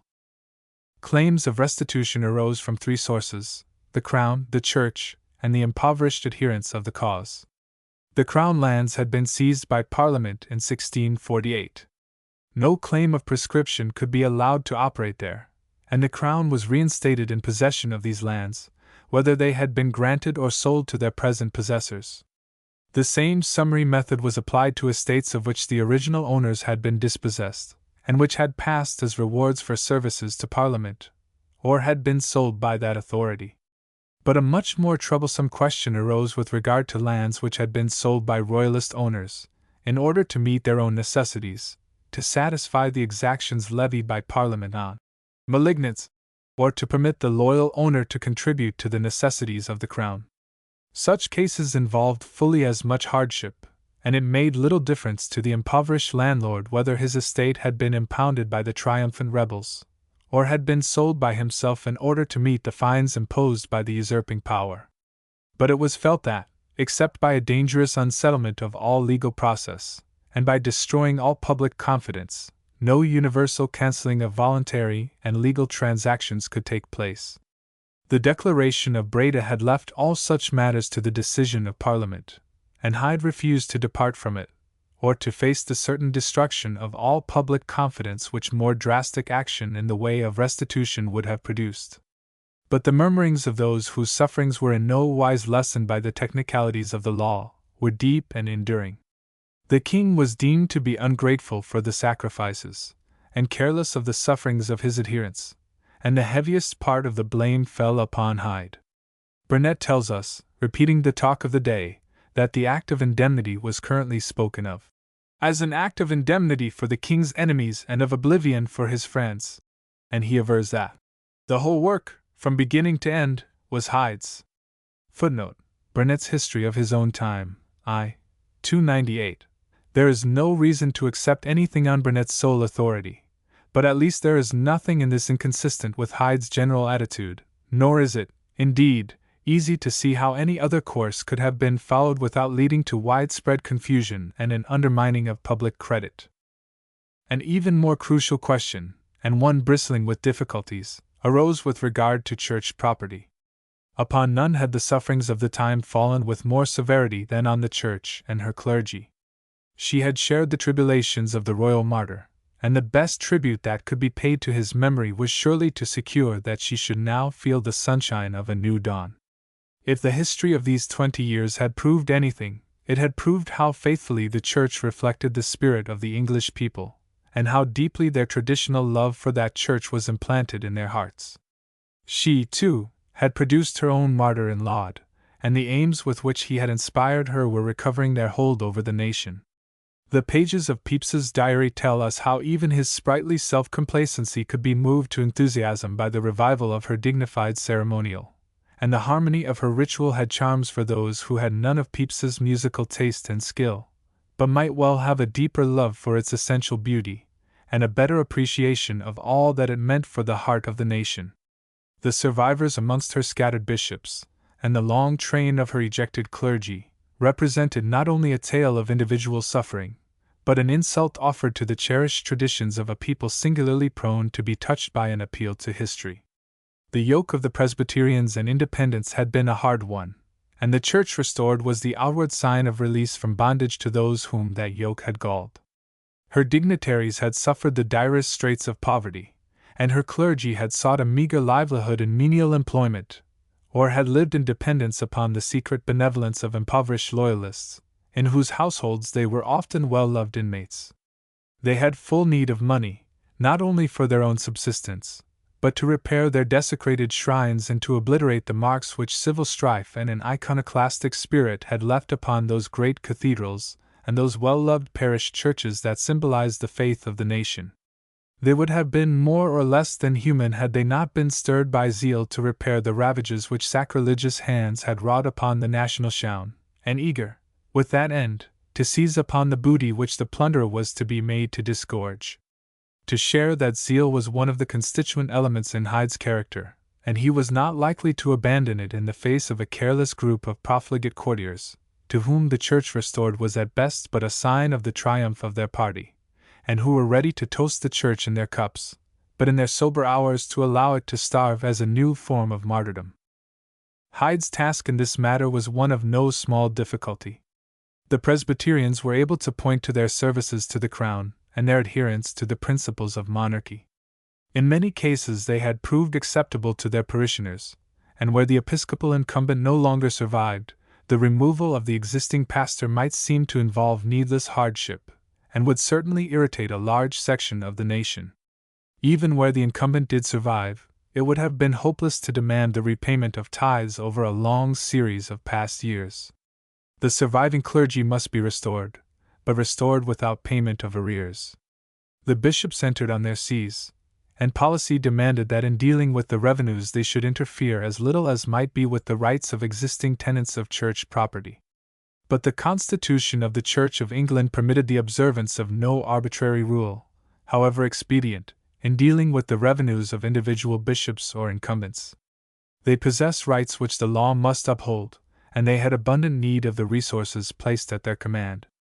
Dilapidations had to be made good, debts necessarily incurred left little room for generosity.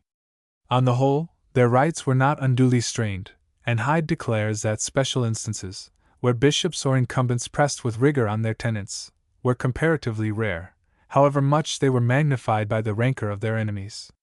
It was suggested that some of the revenues of the larger sees should be diverted for the benefit of the smaller incumbencies. To do this would have been to alter the constitution of the Church, and the moment of restitution after long suffering was not the time for such a change.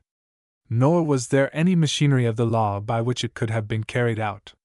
Some of the surviving bishops were old and inactive. Others were appointed from the ranks of royalist adherents on grounds of ardent partisanship rather than of fitness for the position, and it would have been too much to expect that in reaching a haven of prosperity after the storm of persecution they should not have been, at times, unduly attentive to worldly advantage. Hyde had long been conscious that wary and wise policy could not always be looked for from the clerical profession. But he had no wish, even had he possessed the power, to deprive them of the advantages which were theirs by law. Behind the question of material interests there was another of far more consequence. What was to be the texture of the restored Church, and how far could a compromise be reached between the Church and the nonconformists? There can be no doubt that the position was affected by the terms of the Declaration of Breda, which constituted a sort of treaty between the Crown and the Parliament. That declaration gave a full promise of toleration. But it is idle to maintain that toleration for tender consciences involved the reconstitution of the Church to suit those consciences. Footnote: it is the failure to distinguish between these two things that vitiates the arguments of those who, in our own day, have reflected most severely on the action of Hyde. He had not the power, even if he had had the desire, to alter the framework of the Church. With regard to toleration, he had to take account of the fears of the nation, that such toleration was a device of Charles in favor of the Roman Catholics, and of the conviction that, as an act of the Crown alone, it was illegal. After his day, it was aided by the compliance of the most corrupt and unscrupulous ministry which England has ever known. This confusion is the flaw which runs throughout a careful and painstaking monograph on the subject, published in 1908, by Mr. Frank Bate, under the powerful aegis of Professor Firth. There was a large body of Presbyterian clergy whose incumbencies were not interfered with by any claims of ejected and surviving Episcopalians. If a compromise could be reached which would bring these incumbents within the pale of the Church, it might be well. But they could not found a claim to such a compromise on the terms of the Declaration. That secured to them only toleration for their scruples, not a revolution in the Church to suit their views. Charles, too, while distinctly asserting his intention of maintaining the ritual of the Church in his own chapel, was ready, with his usual complaisance, to indicate a willingness to accept a compromise and to modify some of the usages of the Church, which, under Laud's rule, had become a part of her constitution. But in doing so he really went beyond, not only the terms of the Declaration, but the power of his own prerogative. The alteration desired could only be carried out by the action of Parliament, and it remained to be seen whether the temper of Parliament would permit it. As a fact, the ready compliance and easy temper of the king raised hopes in the breasts of the Presbyterians which were doomed to disappointment. At their first interview some of their appointed representatives shed tears of joy for the happy settlement which it seemed to portend. For a time a compromise seemed possible, but it could only have been achieved by offending the strongest party within the Church. Sincerely as he was attached to the ceremonies of the Church, Hyde was statesman first, and churchman only second.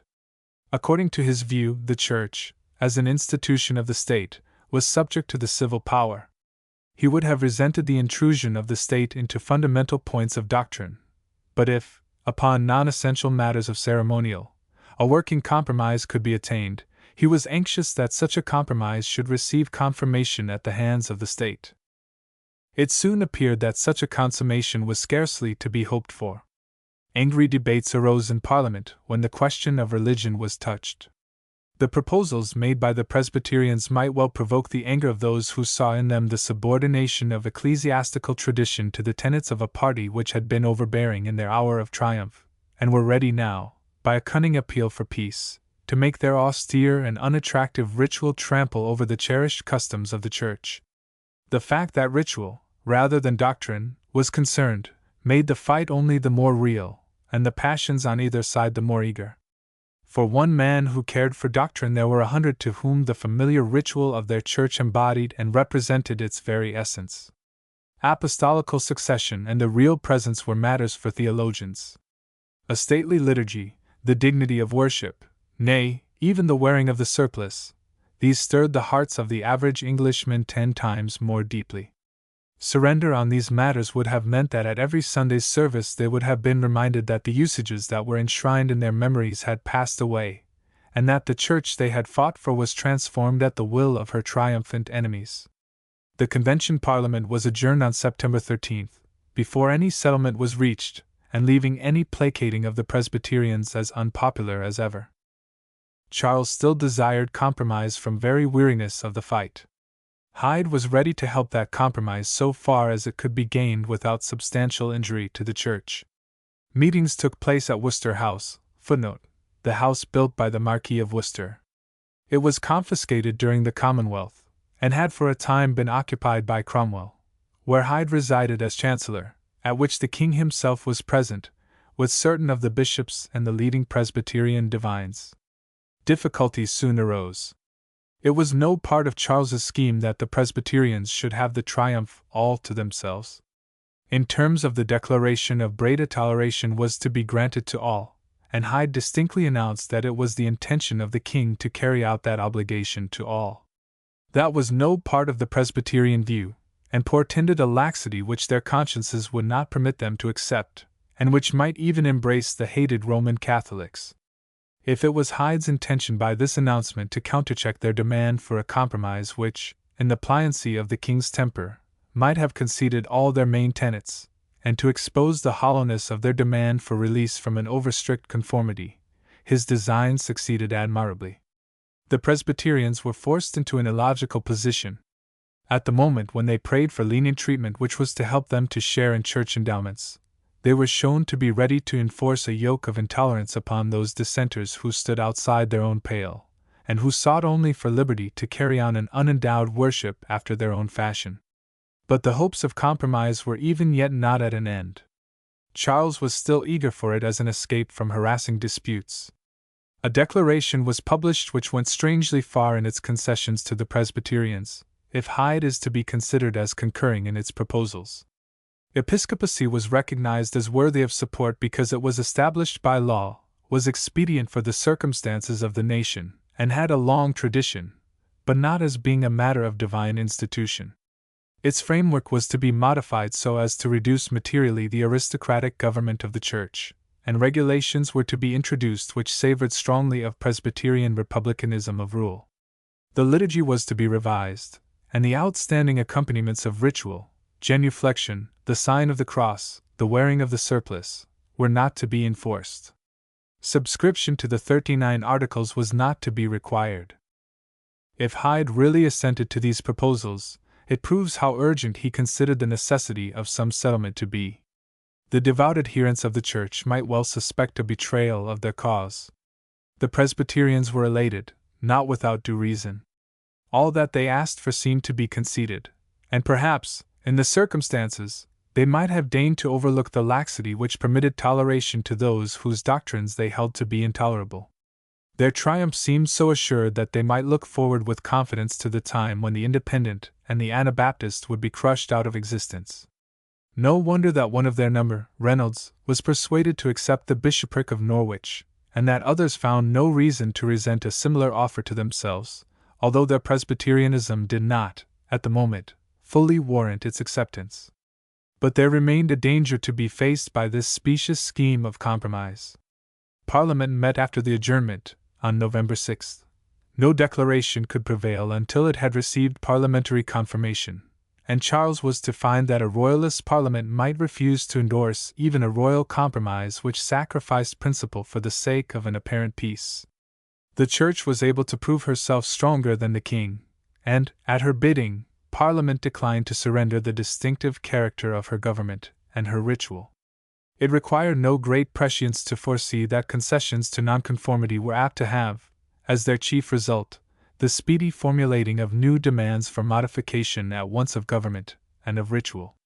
Whatever was the motive, Parliament declined to accept the bill which embodied the terms of the King's Declaration. Its second reading was rejected by 183 votes to 157. This happened at the close of November, and a month later the Convention Parliament was dissolved. It had still to be seen what further negotiations might lead to, and whether a new Parliament would be less zealous in maintaining the prerogatives of the Church, or whether new events might not sharpen the vengeance of the now dominant faction. As for Hyde himself, he knew well how much easier his task would be made if any compromise or conciliation could be effected. But such ease would have been bought too dear if it involved undue concessions to that Presbyterianism which his soul detested, a weakening of the Church which, in its broad features, he held to be indissolubly bound up with the Constitution, or a betrayal of the cause for which Charles I and Laud had given their lives. Besides his own convictions, loyalty to these memories, that were sacred for him, kept Hyde true to the Church. Before following further the events which were to shape his policy as minister, it is well to turn to others which had a more immediate personal concern for him. The first of these struck home to his feelings as a father, and was to have far-reaching consequences in a wider field. Separated though he was, during most of the long years of exile, from his family, Hyde had none the less kept the warmest domestic affections. These affections were now to be hardly tried, and the manner in which he bore the trial was strangely characteristic both of the man and of the age. We have already seen how Hyde, his eldest daughter, had, during the years of exile, attracted the favor of the Princess of Orange, the eldest sister of Charles II. When a vacancy occurred amongst her maids of honor, the princess had offered the post to Hyde. The offer, however flattering, did not attract her father, who dreaded, for his daughter, the slippery paths of court life and appreciated the envy which such an appointment might excite. He knew that the Queen Mother, with her usual desire for domination, would wish to choose her daughter's confidants, and he strove, as far as respect for the princess would permit, to avoid the pitfalls that it might involve for his daughter. He pleaded the consideration that the appointment might not be acceptable to Queen Henrietta, but the princess had insisted upon her exclusive right to select her own household. Driven from this refuge, he had alleged the difficulty of separating mother and daughter, and agreed to refer the decision to his wife in full confidence that she would share his own fears. But if she had doubts, they were overcome, and to Hyde's surprise, she cordially accepted the gracious offer of the princess. Footnote: amongst the Bodleian papers there is a submissive letter from Hyde to her father, dated October 19, 1654, in which she states her readiness to accept any decision which he may make, and to accept the new life, much as she dreads the parting from her mother. Calendar of Clarendon Papers, Volume 2. Page 401.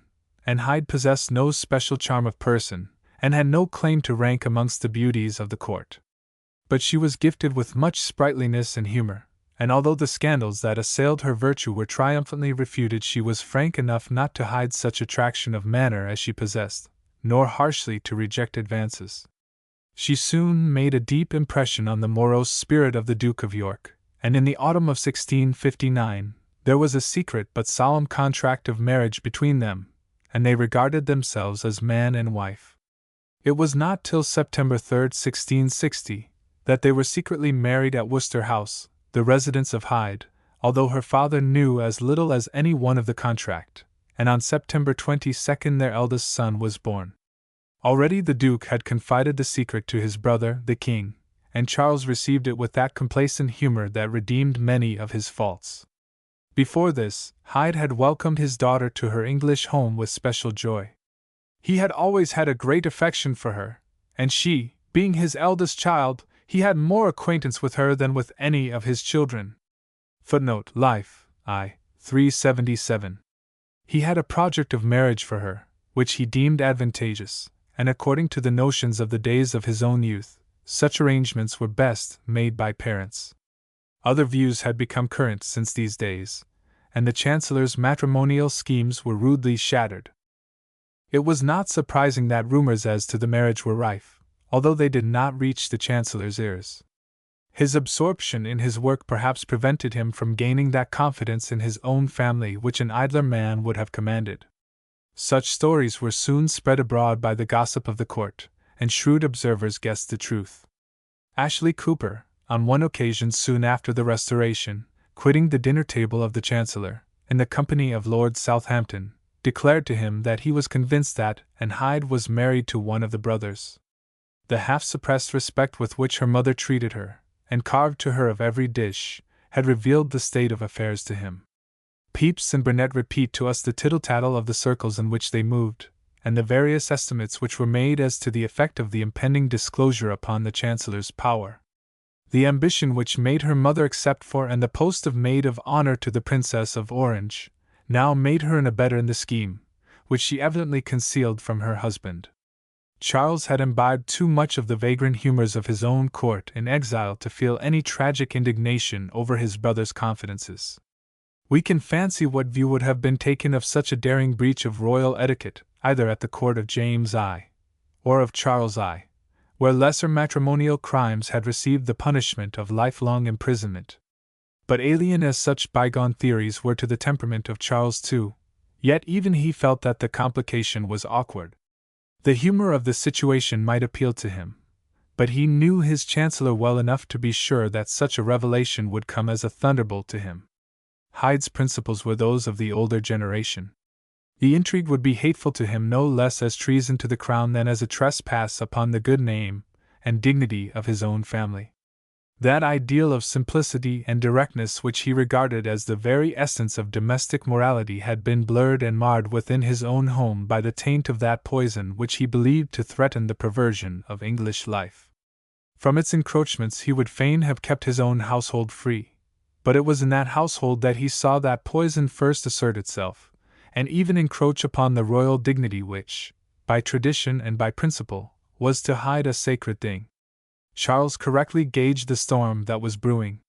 In his perplexity he sent for Ormond and Southampton, the Chancellor's dearest friends, and bade them broach to him the revelations of the Duke.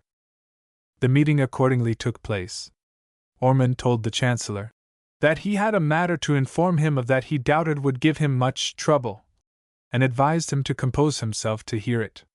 He then gave him the news that the Duke of York had owned a great affection for his daughter to the King, and that he much doubted that she was with child by the Duke, and that the King required the advice of them and of him what he was to do. The result was, as they had good reason to expect, and as they did expect. The manner of the Chancellor's receiving this advertisement made it evident enough that he was struck with it to the heart. Most fathers would have felt such indignation, but to appreciate Hyde's feelings, we must remember at once the ideas of the time with which Hyde's memories dwelt, and the distinctive features of his own character. The monarchy for which he had wrought and suffered, and which he would fain have seen restored in all its ample dignity, even if curbed by the supreme authority of the law, and by the balance of the Constitution, was one which, even in the days of his own manhood, had been draped in the divinity that doth hedge a king. For him, behind the frivolous and wayward personality of Charles II, there loomed, clear and distinct, the imperishable stateliness and dignity, and the unapproachable pride of his father. That presence, made sacred by martyrdom, was enshrined in Hyde's heart of hearts, and shaped his ideals. His aim was to restore the monarchy to all its former dignity and stateliness, secured and not weakened by constitutional limitations. But if this were to be accomplished, there must be no stain on the royal prestige by an alliance with a family which was little above bourgeois rank. What he would have deemed worthy of dire punishment in another, now presented itself to him as something in which his own family was primarily involved. It was in violent antagonism to all his traditions and convictions, and men like Hyde do not lightly suffer a shock to their convictions. We must not forget that there was another, and even more natural cause for his anger. Because Hyde's family held no high place among the nobility of England, it did not follow that he had no legitimate ground for family pride. He belonged to the proudest stock in existence, the ancient yeomanry of the land. Men of his race had held high and responsible office, and their name was without a taint. The Chancellor could not but realize that his own work had even already made history, and that it had secured for his family name a high and permanent place in the annals of England. He had no mind to learn the lesson of a new and foreign fashion, and to find in left-handed alliances with royalty a flimsy pretext to consideration and a stepping-stone to power. It must be noted, also, that in the story, as presented to him, there was a mere tale of unguarded love, and that his daughter's honor was to be at the hazard of any arrangement that might be patched up on grounds of policy and convenience. He might not unreasonably deem that honor which was to be so preserved was scarcely worth preserving. His soul abhorred the fetid turpitudes that stained the purlieus of the court, and if he served in that court, he was determined that his own character, and that of his family, should not be besmeared. Hyde was no straight-laced moralist. He had been familiar in his earlier days with a society that was by no means puritanical, and he could discern fine points of character, and find attractive friendships, amongst men whose morality was avowedly lax. But it was the vulgar obscenity of Charles II's court that moved his contempt, and he was suddenly brought face to face with the announcement that his own family was involved in it, and that, too, in circumstances which must inevitably give rise to the suspicion that laxity of morals was allied with the sordid promptings of selfish ambition. For a man so proud as he, it was the chief tragedy of his life. We need not, then, be surprised that his indignation knew no bounds. The love he had borne for his daughter only increased his anger. He broke out against her wickedness, and swore that he would turn her out of his house, as a strumpet, to shift for herself. Ormond and Southampton strove to moderate his rage by telling him that they believed his daughter to be already married to the Duke. His answer was astounding enough. If it were true, he was well prepared to advise what was to be done, that he had much rather his daughter should be the Duke's whore than his wife. In the former case nobody could blame him for the resolution he had taken, for he was not obliged to keep a whore for the greatest prince alive, and the indignity to himself he would submit to the good pleasure of God. But if there were any reason to suspect the other, he was ready to give a positive judgment, in which he hoped their lordships would concur with him, that the king should immediately cause the woman to be sent to the Tower, and to be cast into a dungeon under so strict a guard, that no person living should be admitted to come to her, and then that an Act of Parliament should be immediately passed for the cutting off of her head, to which he would not only give his consent, but would very willingly be the first man that should propose it. And who ever knew the man, adds Hyde, in all the leisure of reminiscence and of exile, will believe that he said all this very heartily. A strange and frenzied utterance, indeed, to come from a father's lips. No wonder that, on the king entering the room, Southampton should have made the comment that His Majesty must consult with sober men, that he, pointing to the Chancellor, was mad, and had proposed such extravagant things, that he was no more to be consulted with. We can only try to judge the words with such leniency as we may, bearing all the circumstances in mind. The tidings had first come to Hyde as an announcement of his daughter's dishonor. After that first blow had fallen, a new aspect was given to the case by the avowal of his friends that his daughter had covered her dishonor by a formal marriage, and by becoming a participant in a plot, which, to the mind of Hyde and his contemporaries, was of a treasonable character. The act which prevented any member of the royal family from contracting a marriage without the formal assent of the king was not passed until the following generation. But its absence from the statute book was due only to the fact that such an offense against the dignity of the crown was forbidden under weightier sanction, and the treason it involved admitted of no doubt. The days were past when the crime of a secret marriage within the royal line could be punished, as in the case of Lady Arabella Stuart, by lifelong imprisonment, but it did not follow that to one nurtured on these traditions the crime had lost its heinousness. It struck a deadly blow at that ideal of the royal dignity which it was Hyde's chief aim to restore. By a freak of frivolous licentiousness, he saw the foundations of his life's work sapped. Into none of the love affairs of Charles II and his brother did the tragedy of passion ever enter. Like the rest, this was a bit of vulgar, commonplace intrigue. It was scarcely wonderful that the revelation of its sordid details stirred to frenzy that tempered the heat of which Hyde himself so often laments. But the resolution of the Chancellor, frantic as it might appear, was not to be shaken. The king personally called for his advice, and it was repeated to exactly the same effect. He would rather, he said, submit to the disgrace than that it should be repaired by the Duke's making her his wife. The thought whereof, he said deliberately, I do so much abominate, that I had much rather see her dead, with all the infamy that is due to her presumption. I beseech you, he said to the king, to pursue my counsel, as the only expedient that can free you from the evils that this business will otherwise bring upon you. With still greater freedom he went on, noticing that the king did not relish his advice. I am the dullest creature alive, if, having been with your Majesty so many years, I do not know your infirmities better than other men. You are of too easy and gentle a nature to contend with those rough affronts which the iniquity and license of the late times is like to put upon you before it be subdued and reformed. The presumption all kind of men have upon your temper is too notorious to all men, and lamented by all who wish you well, and trust me, an example of the highest severity in a case that so nearly concerns you, and that relates to the person who is nearest to you, will be so seasonable, that your reign, during the remaining part of your life, will be the easier to you, and all men will take heed how they impudently offend you. Whatever we may think of the Chancellor's advice, it was unquestionably sincere. Hyde was not the man to make a show of severity merely in order to clear himself of the suspicion of being privy to the plot. It is hardly necessary to say that, as a practical matter, his advice was extravagantly absurd. Charles's sense of humor, if nothing else, would have saved him from any such proposal. The day was gone when the machinery of English law could be used to magnify an intrigue of gallantry into the dignity of tragedy. And Hyde's head was perfectly safe, and had any other suggestion ever been made public it would have been laughed out of court. Her character might, indeed, have been ruined, she might have been denied recognition as a wife, and steps might have been taken for her quiet seclusion from public life. But a state trial would have been a grotesque absurdity, and Charles was acute enough to take the frenzied advice of his honest minister at its just value.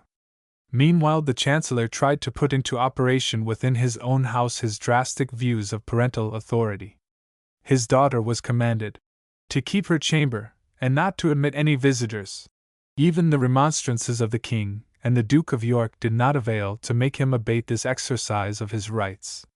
It is not surprising that his severity was rendered nugatory, and that his daughter found means of admitting her husband's visits by the administration, as Hyde quaintly puts it, of those who were not suspected by him, and who had the excuse that they knew that they were married. Lady Hyde evidently thought that there were better ways of arranging matters than the dungeon and the block. But there were other exalted personages to be placated, and they were less likely to take a lenient view. The Princess of Orange could scarcely be expected to see with equanimity her protégée and maid of honor advanced to a position superior to her own. Queen Henrietta was not apt to tolerate any invasion of her rights. Both these ladies were soon to visit England, and between them poor and Hyde stood little chance of a welcome within the guarded circle of royalty.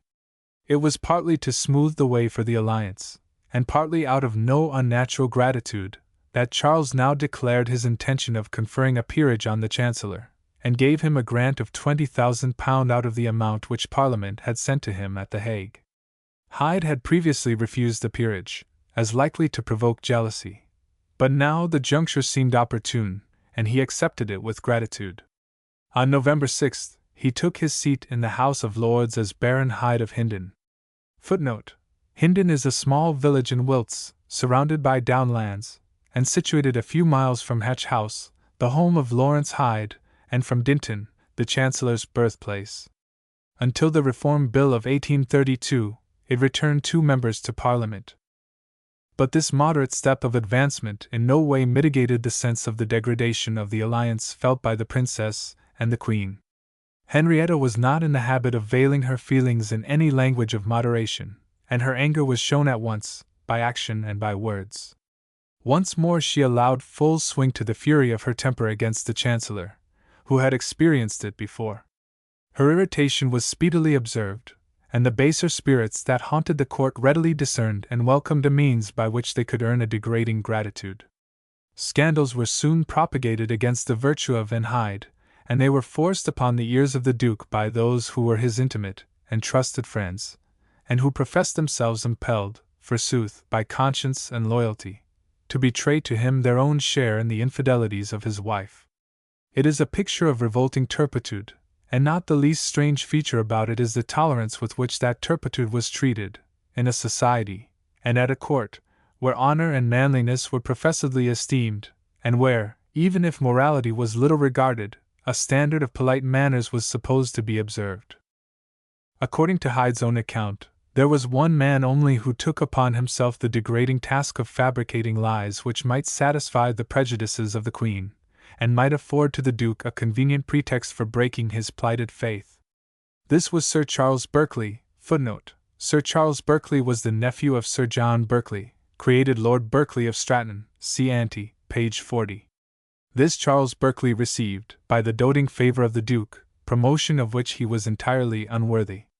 He was given high command in the fleet, and created first Lord Hardinge, and then Earl of Falmouth. Few regretted the cannonball that ended, in 1665, his brief and ignoble career, captain of the Duke's Guard, and notable, even in that dissolute court, for his preeminence in licentious disorder. He, at least, was prepared to publish himself in 2 of the most contemptible characters which human nature knows: the seducer who proclaims his stolen love, and the wretch that accepts the cast-off mistress of his patron. The author of the Memoirs de Grammont, adds Lord Arran. Footnote: with regard at least to Lord Arran, the son of Hyde's own chosen friend, Ormond, we prefer to believe that the Grammont scandal is a falsehood, German, Talbot and Killigrew, whom he characterizes as all gentlemen of honor, in making up a vile crew of conspirators. But whether the infamy was that of one man, or was shared amongst these gentlemen of honor, it prevailed for a time to shake the faith of the Duke, who was further persuaded, against the evidence of his own heirs, that it was the Chancellor's intention to insist upon his daughter's rights, and to appeal to Parliament. That threatened opposition the Duke met by cowardly bluster, which the Chancellor was easily able to rebuff by an indignant denial of such tales. For the injury the Duke had done him, he said, he was answerable to one who is as much above him as His Highness was above him. The Chancellor's sense of proportion is curious, but may perhaps be condoned as of a piece with the fulsomeness of the day. He was not concerned, he added, to vindicate his daughter from any of the most improbable scandals and aspersions. She had disobliged and deceived him too much for him to be overconfident that she might not deceive any other man. Footnote: Brabantio's words were doubtless ringing in his ears. She has deceived her father, and may thee. And therefore he would leave that likewise to God Almighty, upon whose blessing he would always depend, whilst himself remained innocent and no longer. The Duke had the grace to see that he was in the wrong, and that, whatever the truth of Berkeley's story, he had no grievance against the Chancellor. And Hyde's attraction consisted, not in personal charms, but in a sprightliness of humor, and in no inconsiderable mental gifts, and she certainly played her cards well at this juncture. When her fate was at its crisis, assailed by the vilest and most unscrupulous calumny, the object of her father's indignation, and of her husband's suspicion, the mark of the Queen's violent jealousy, she kept her head, and managed to reach harbor safely. The royal family was visited by other griefs. The Duke of Gloucester and the Princess of Orange both died of smallpox within a few days of one another. Queen Henrietta found that her comfortable return to France was unlikely, if she came back in avowed hostility with her sons. For her, even the violence of her temper never obscured what was for her personal advantage, and her jealousy of a plebeian daughter-in-law began to wane. She no longer swore that, when that woman entered Whitehall by one door, she would leave it by another. By degrees she became less obstinate, and the propagator of the scandal found that his lies were likely to cost him dear. With the changed atmosphere, Berkeley learned that safety lay in recantation, and with undiminished shamelessness, he now sought reconciliation with the new Duchess, the victim of his doubly loathsome lies. With craven hypocrisy he represented to the Duke that these lies had been the fruit only of overeager solicitude for his master's peace. Now that the marriage was to be recognized, he confessed the baselessness of his charges, and made his humble amends to the Duchess and her father. The Duchess received him graciously. He came likewise to the Chancellor, with those professions that he could easily make, and the other was obliged to receive him graciously. A reconciliation was patched up between the Queen and the Chancellor. All agreed that the best must be made of what was a bad business, and the Chancellor was content to find that he could drag himself out of a degrading business with his personal honor unassailed, and that his power was confirmed by the failure of his enemies' intrigues. In April 1661, he was raised to the further dignities of Earl of Clarendon and Viscount Cornbury. Footnote: Evelyn tells us that his supporters were the Earls of Northumberland and Sussex, that the Earl of Bedford carried the cap and coronet, Earl of Warwick the sword, and the Earl of Newport the mantle. The new Earl did not look amongst his oldest comrades for those who were to assist him in his accession to new rank. His new title was taken from the famous royal domain of Clarendon, near Salisbury, of which a lease had been granted to Hyde. He appears never to have held the fee simple of the manor from which he drew the title by which he is known to history. His second title of Viscount Cornbury was taken from the manor of Cornbury, in the royal forest of Wickwood, in Oxfordshire, of which Clarendon was made ranger, on August 19, 1661. Cornbury Park had been occupied in the past by men great in English history, including Elizabeth's favourite, the Earl of Leicester. Some parts of the house date from the 16th century. Hyde planned, and began, large additions, which were not completed until after his death, and no part of which he ever saw. The architect was Hugh May, who was employed in the repairs of old St. Paul's. The stone of the Cornbury quarry was of peculiar excellence, as is shown in the present fabric. May, no doubt, used the stone which he had there tested, for St. Paul's, as well as for Clarendon House, in St. James's, and this easily gave rise to the scandal that Clarendon had used the stone intended for St. Paul's for his own residence. Hyde was greatly attached to Cornbury, and he probably had as much reason to blame himself for lavish expenditure on that, as he admits that he had for the extravagant scale of his town house. Cornbury was sold to the Duke of Marlborough in 1751. An admirable account of Cornbury has recently been given in a splendid volume privately printed by the present owner, Mr. Vernon Watney, of which there is a copy in the Bodleian. A further offer from the king of 10,000 acres of crown land he respectfully declined, and knowing well how easily he could stir the envy of other courtiers by receiving too lavish honors, he also declined the offer of the Garter. Even more firmly he repelled the suggestion of Ormond that, in the place of the chancellorship, he should accept the position of prime minister. The proposal was absolutely opposed to Clarendon's theory of the English constitution, and savoured, too much for his taste, of the fashion of the French court. He knew better than his friends how uncertain was his hold upon the fickle disposition of the king. England, he said, would not bear a favourite, nor any one man who should out of his ambition engross to himself the disposal of the public affairs. No honest man would undertake that province, and for his own part, if a gallows were erected, and he had only the choice to be hanged or to execute that office, he would rather submit to the first than the last. It was characteristic of Hyde to give dramatic expression to his own objections. The king, he reminded Ormond, was so totally unbent from his business, and addicted to pleasures, that the people generally began to take notice of it, that there was little care to regulate expenses when he was absolutely without supply, that he would on a sudden be so overwhelmed with such debts, as would disquiet him and dishonor his counsels. The confidence the king had in him, besides the assurance he had of his integrity and industry, proceeded more from his aversion to be troubled with the intricacies of his affairs than from any violence of affection, which was not so fixed in his nature as to be like to transport him to any one person. New men would soon supplant him in these fickle affections. It being one of his Majesty's greatest infirmities, that he was apt to think too well of men at the first or second sight. Without the chancellorship, he would haunt the king's presence with the same importunity as a spy upon his pleasures, and a disturber of the jollity of his meetings. His Majesty would quickly be nauseated with his company, which for the present he liked in some seasons. If the king were happily married, and his revenue settled, they might have some hope of better things. Meanwhile he could only try to wean the king from his pleasures, to habituate him to business, and so to prevent the worst consequences of ill company. He gave the same answer to the Duke, when he pressed the same suggestion. Footnote: it may be well here to refer to the Treatise of Advice to Charles II, written in 1660 or 1661, which is preserved amongst the Clarendon Misses in the Bodleian, and which was long accepted as the work of Clarendon.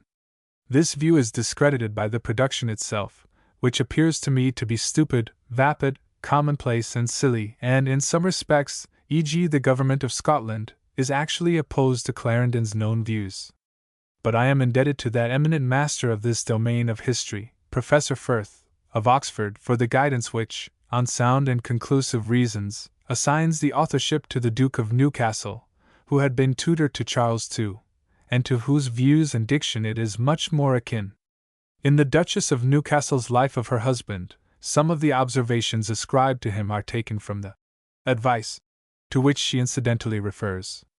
There is another MS. copy at Welbeck. Clarendon was under no false impression. He knew well how slippery was the path before him, and how slight was the hold he had upon the wayward humours of the king.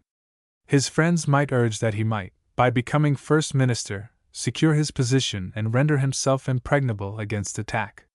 He knew better the virulence of his foes, and could only hope to disarm it by conforming to those constitutional principles which his conscience told him were the only hope of an issue from the present entanglements. He soothed, as well as he might, the susceptibilities of the Duke, who thought his refusal proceeded from his being too proud to accept promotions suggested by his son-in-law. He could only promise that he would receive no advancement that was not procured by the Duke's own aid. As a fact, he accepted no further honors. Amidst such treacherous currents, Clarendon could only trim his sails as best he might, and steer the course his sense of duty taught him. He was not deceived as to the dangers that threatened him. Chapter 17 Scottish Administration. The Chancellor had declined the suggestion that he should change his present office for the doubtfully constitutional one of Prime Minister. He would fain have confined himself to his legal duties, and have only interfered by general advice in regard to matters of administration. But, as a fact, such abstention was not possible. 1,000 questions had to be settled. If any consistency of policy were to be maintained, the influence of one guiding spirit must be felt. Order had to be reduced out of chaos, and some semblance of business methods must be observed. If that could be done by anyone, it must be by the Chancellor.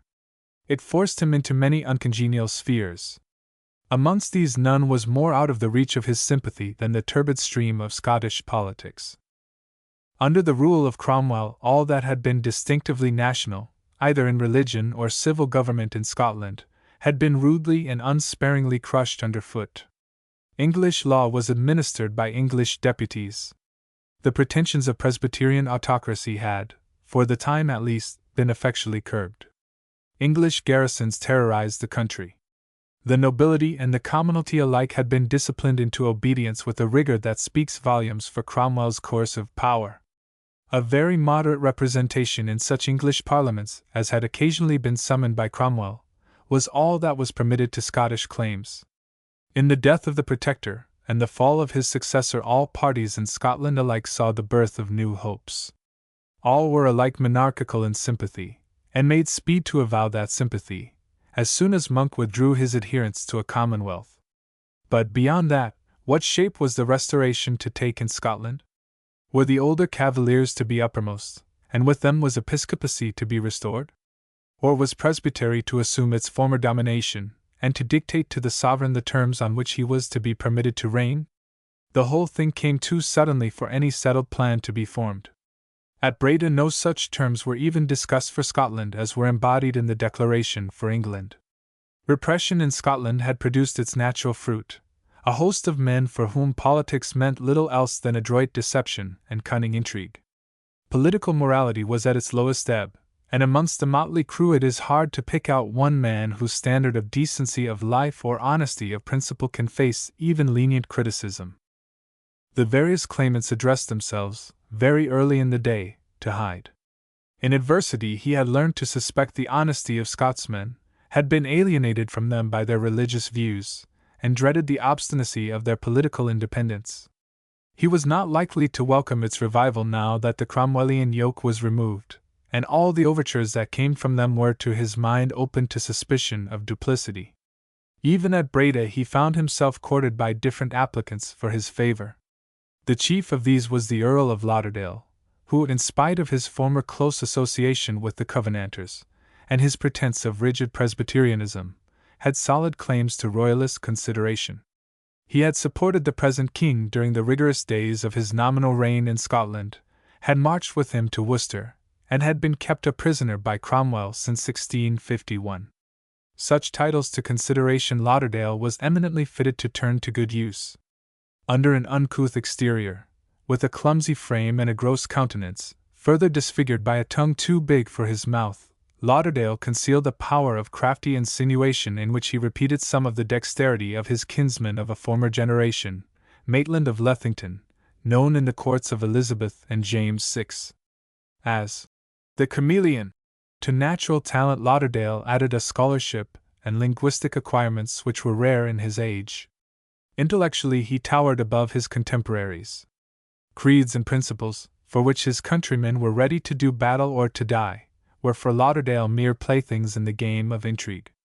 The Covenant, the orthodox standards of Presbyterianism, nay, even the foundations of religion, were subjects of his mockery. The liberties of his country were only useful to him as a specious pretense, which might be roughly trampled on when the opportunity came. To Hyde he had always been an object at once of suspicion and dislike. At times during the days of the royal banishment they had come to an open rupture. Now Lauderdale was full of flattery to the Chancellor. He recognized, as the products of wisdom, schemes of Hyde's which he had before derided. He endeavored to appease Hyde and he managed to capture Charles. He derided the Covenant, laughed at his own folly in formerly supporting it, confessed his repentance for his days of rebellion, was convinced of the sound loyalty and Episcopalian compliance of his country. But only caution was necessary. Nothing must be done too quickly. And Lauderdale alone was fitted to advise as to time and opportunity. Hyde had other applications from Scotland. Lauderdale had some strong adherents. The old Earl of Crawford had just claims to consideration. He was a stout fighter and a strong and faithful royalist, whose Presbyterian sympathies did not shake his loyalty. His son-in-law, the Earl of Rothes, had attracted the friendship of Charles, and his coarse profligacy had not yet had time to weigh down his reputation. The Earls of Tweedale and Kincardine were both respectable in comparison with many of their political associates, and if they did not bring great talents to their party, they at least were not the source of flagrant scandal to any cause to which they adhered. All these represented that section of the nation which did not drop its Presbyterianism with its assumption of increased royalist zeal, and which claimed to have made ample atonement for any former rebel sympathies by the efficacy of its new adherence to the cause of the Crown. They all belonged to the party which supported Lauderdale. But there was a very different faction which was bitterly jealous of Lauderdale and his party. These were the older Royalists, who had never been tainted with Cromwellian sympathies, and who had forgotten any former acceptance of the Covenant which might now have been brought up against them. They reflected with almost greater bitterness the jealousy with which the older English cavaliers regarded those who had gained their influence at court by a belated, and it might be held, selfish, adherence to the Restoration schemes. Amongst them were the Earl of Glencairn, who had kept strictly aloof from the late regime, and had withdrawn to the Highland fastnesses from the reach of Cromwell's troops, the Earl of Middleton, a rough soldier of fortune, who had none of the dexterity nor of the learning of Lauderdale, and Sir Archibald Primrose, who supplied to his party some of the eloquence and political experience which his companions lacked. For the moment all parties vied with one another in a common desire to pose as the enemies of Argyle. He was looked upon, by all alike, as the craftiest and most powerful enemy of monarchical power. The carefully limited deference, approaching closely to thinly veiled insolence, which he had shown towards the king during his stay in Scotland, was now recalled as at once overbearing and deceitful. His grasping ambition, and the marvelous dexterity with which he had overreached all parties in turn, made him the object of a common hatred and jealousy, perhaps of a common fear. All these passions might now be satisfied by an obtrusive assumption of hardiness in resenting his former treatment of the king, and his early sympathy with the rebels. As Clarendon himself says, Life, I 425. They were all, or pretended to be, the most implacable enemies to the Marquis of Argyle, which was the shibboleth by which the affections of that whole nation were best distinguished. The two most interesting figures in Scotland during the 20 years just past had unquestionably been Montrose and Argyle. The first had been well known to Clarendon, and the spell of Montrose's heroism and romance had earned his enthusiastic admiration. Argyle had been the object of his suspicion from days long past, and striking as were Argyle's abilities, his character was as little fitted to rouse enthusiasm in Clarendon as it was to command the veneration of posterity. Montrose and Argyle offered the strangest contrast. The one was a type of high-souled chivalry, a consummate strategist, whose genius was inflamed by the very hopelessness of the cause for which he fought. His was no half-hearted loyalty, and in his later years he had been proud to sacrifice himself for the causes that were dear to Clarendon's soul. To Clarendon, Montrose was the one conspicuous example of the unselfish Scottish royalist, and Argyle was regarded not only as the contriver of Montrose's death, but as the insulter of his latest hours. Argyle was the most finished type of crafty politician, pursuing a selfish game of duplicity. His insinuating manners and the superficial humor with which he could cloak his designs did not in any degree compensate for the ugly taint of personal cowardice which could not but be distasteful to an age of fighting men. With extraordinary skill Argyle had managed to conciliate popular support, while he remained the one overpowering territorial magnate in Scotland, whose unquestioned sway over the Western Islands was as dangerous to popular liberties as to the authority of the crown. Clarendon fitly paints him in the words with which Virgil describes Drances. Largus opum, et lingua melior, sed frigida bello dextera, concilius habitus non feudalus auctor, sedition potens. But unfitted as he was to shine in camp or to attract enthusiasm, Argyle none the less commands our respect by the abilities which raised him far above the crowd of smaller men around him. He was under no delusion as to the extent of hatred which his power had bred, and as to the vengeance to which Montrose's death prompted all who had been Montrose's friends. But he could still base hopes upon his own dexterity, and he faced the danger with a courage which showed that his lack of warlike prowess did not prove him altogether a coward. He repaired to London and sought to throw himself at the feet of the king, hoping to recover some of that personal influence which he had managed to exert even in the irksome days before the fight at Worcester. He was met by a solid front of irreconcilable hostility, and instead of being received at court he found himself a prisoner in the Tower. From thence he was sent to Scotland to await his trial at the hands of those who were determined on his final ruin. There was no act of indemnity to protect him, and he knew well that no party in the state was prepared to sacrifice its own interests for his preservation. Standing at bay against his foes at home, deserted by those amongst whom he had once exercised supreme sway, betrayed by the treachery of Monk, who did not scruple to send to Scotland some compromising letters which involved Argyle in plots against the king, Argyle was at length reduced to one last resource. He knew the dominating influence of Clarendon, and he knew also that, although his enemy, Clarendon was not likely to press a mean advantage or to act under the influence of personal revenge. To him he turned when all other hope was gone, and in a letter, footnote, printed by Lister, Volume 3, page 129, from the Bodleian Misses, which must have been written after Hyde was created Earl of Clarendon, in April, 1661, he appeals to the Chancellor's well-known wisdom and justice against those who, from a pretence of zeal to His Majesty's service, have been so prodigal of their informations against me, and who desired to lay the blame at one man's door, though more innocent than many others, rather than put it where it ought justly to lie. Although, he proceeds, I lay no claim of merit upon any of my endeavors for His Majesty's service, being no more nor my duty, yet, I may say, I was ever faithful and sometimes useful, and never disloyal to His Majesty or his interest, though I might be carried away in a spate by human imbecility. What assistance your lordship shall be pleased to contribute in bringing me within the compass of His Majesty's mercy, shall be acknowledged as a perpetual obligation upon the family of your lordship's most humble servant, Argyle. He had already offered a price for mercy by promising to communicate somewhat that would highly concern His Majesty's service. Even those to whom his actions and his character have no attraction, must acknowledge that in these words Argyle advances no undignified appeal. Whether Clarendon would have aided that appeal it is impossible to say. Argyle's power, he might not unreasonably have judged, would have been incompatible with any settlement leaving adequate authority to the crown. But however that might have been, Clarendon's intervention was never called for. Within 48 hours of the sentence of a court in which the influence of his enemies was dominant, and before there was time to appeal to London, Argyle was executed. Montrose was avenged, and just as his greatest rival fell, his own scattered quarters were gathered from the ports where they had been exposed, and buried in an honored grave. The two great protagonists were gone, and Clarendon had to manage Scottish affairs through lesser men.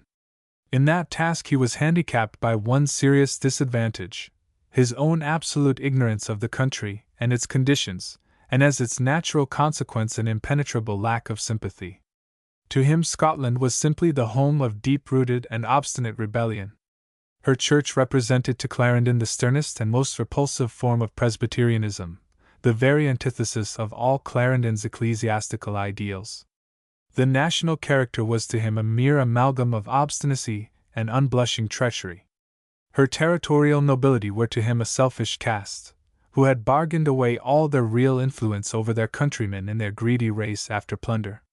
Their religious zeal was to him, and that on no mistaken grounds, merely a hypocritical cloak for coarse and besotted profligacy, not less vicious and much more degraded than the more flaunting and luxurious licentiousness of the English court. Of the fundamental aims of the nation, of the deep-seated traits of their character, he was profoundly ignorant. At once turbulent and mean-spirited, pharisaical and profligate, poverty-stricken and yet proud, bigoted in its beliefs, and yet careless of all the decencies of religion, such is the aspect which Scottish national character bore to Clarendon. To a superficial and distant observer there was not a little which justified such a judgment, and in the case of Clarendon it was buttressed by a solid mass of honest, however perverse, prejudice. The agents in the government of Scotland were the Earl of Middleton, Lord Commissioner, the Earl of Glencairn, Lord Chancellor, the Earl of Rothes, President of the Council, the Earl of Crawford, Lord Treasurer, the Earl of Lauderdale, Secretary of State, and Sir Archibald Primrose, Lord Register. They were split into two bitterly opposed factions, that of the older Royalists, and that of more recent adherents, who were tainted with suspicions of intractability at once in church and state. The first was led by Middleton, and he was no match in dexterity for Lauderdale, who led the opposite party. Clarendon had to manage an ill-harnessed team. By sympathy and former friendship he was inclined to the older Royalists, but he often found them untrustworthy agents. And we must remember that in English politics he was by no means of opinion that the king should look with suspicion on recent converts. The first question to be settled was that of indemnity.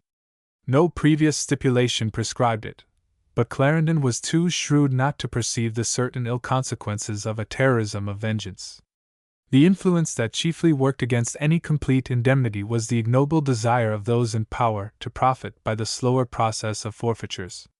Lauderdale did all he could to push forward a settlement of the terms of indemnity. Middleton and his adherents delayed it, and endeavored to compound with delinquents in a spirit of barefaced huckstering. A second question related to the maintenance of the English garrisons in Scotland. As a curb upon the national spirit of rebellion, Clarendon thought that, although they were monuments of Cromwellian rule, the garrisons were essential. He did all he could to maintain them, but Lauderdale was able to carry the king with him in their abolition on the plea of their injury to national pride, and their certain result in national discontent, and Clarendon's advice was set aside. The popularity which thereby resulted was a strong asset in Lauderdale's favor. A question of even more importance was that of the method of administration. Although the Scottish Parliament was restored, Clarendon was no favourer of unrestricted Home Rule, and rightly discerned its dangers at once to the Crown and to responsible government. He insisted that the Committee of Privy Council, which dealt with Scotland, should meet in London, and that 6 English Privy Councillors should be members of it. Here, again, it was an easy matter for Lauderdale to urge the offence that would thus be given to Scottish feelings.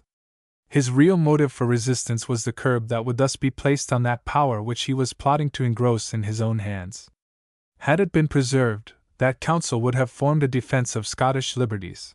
Its tincture of impartial statesmanship would have checked the growth of the petty local tyrants, and limited their influence.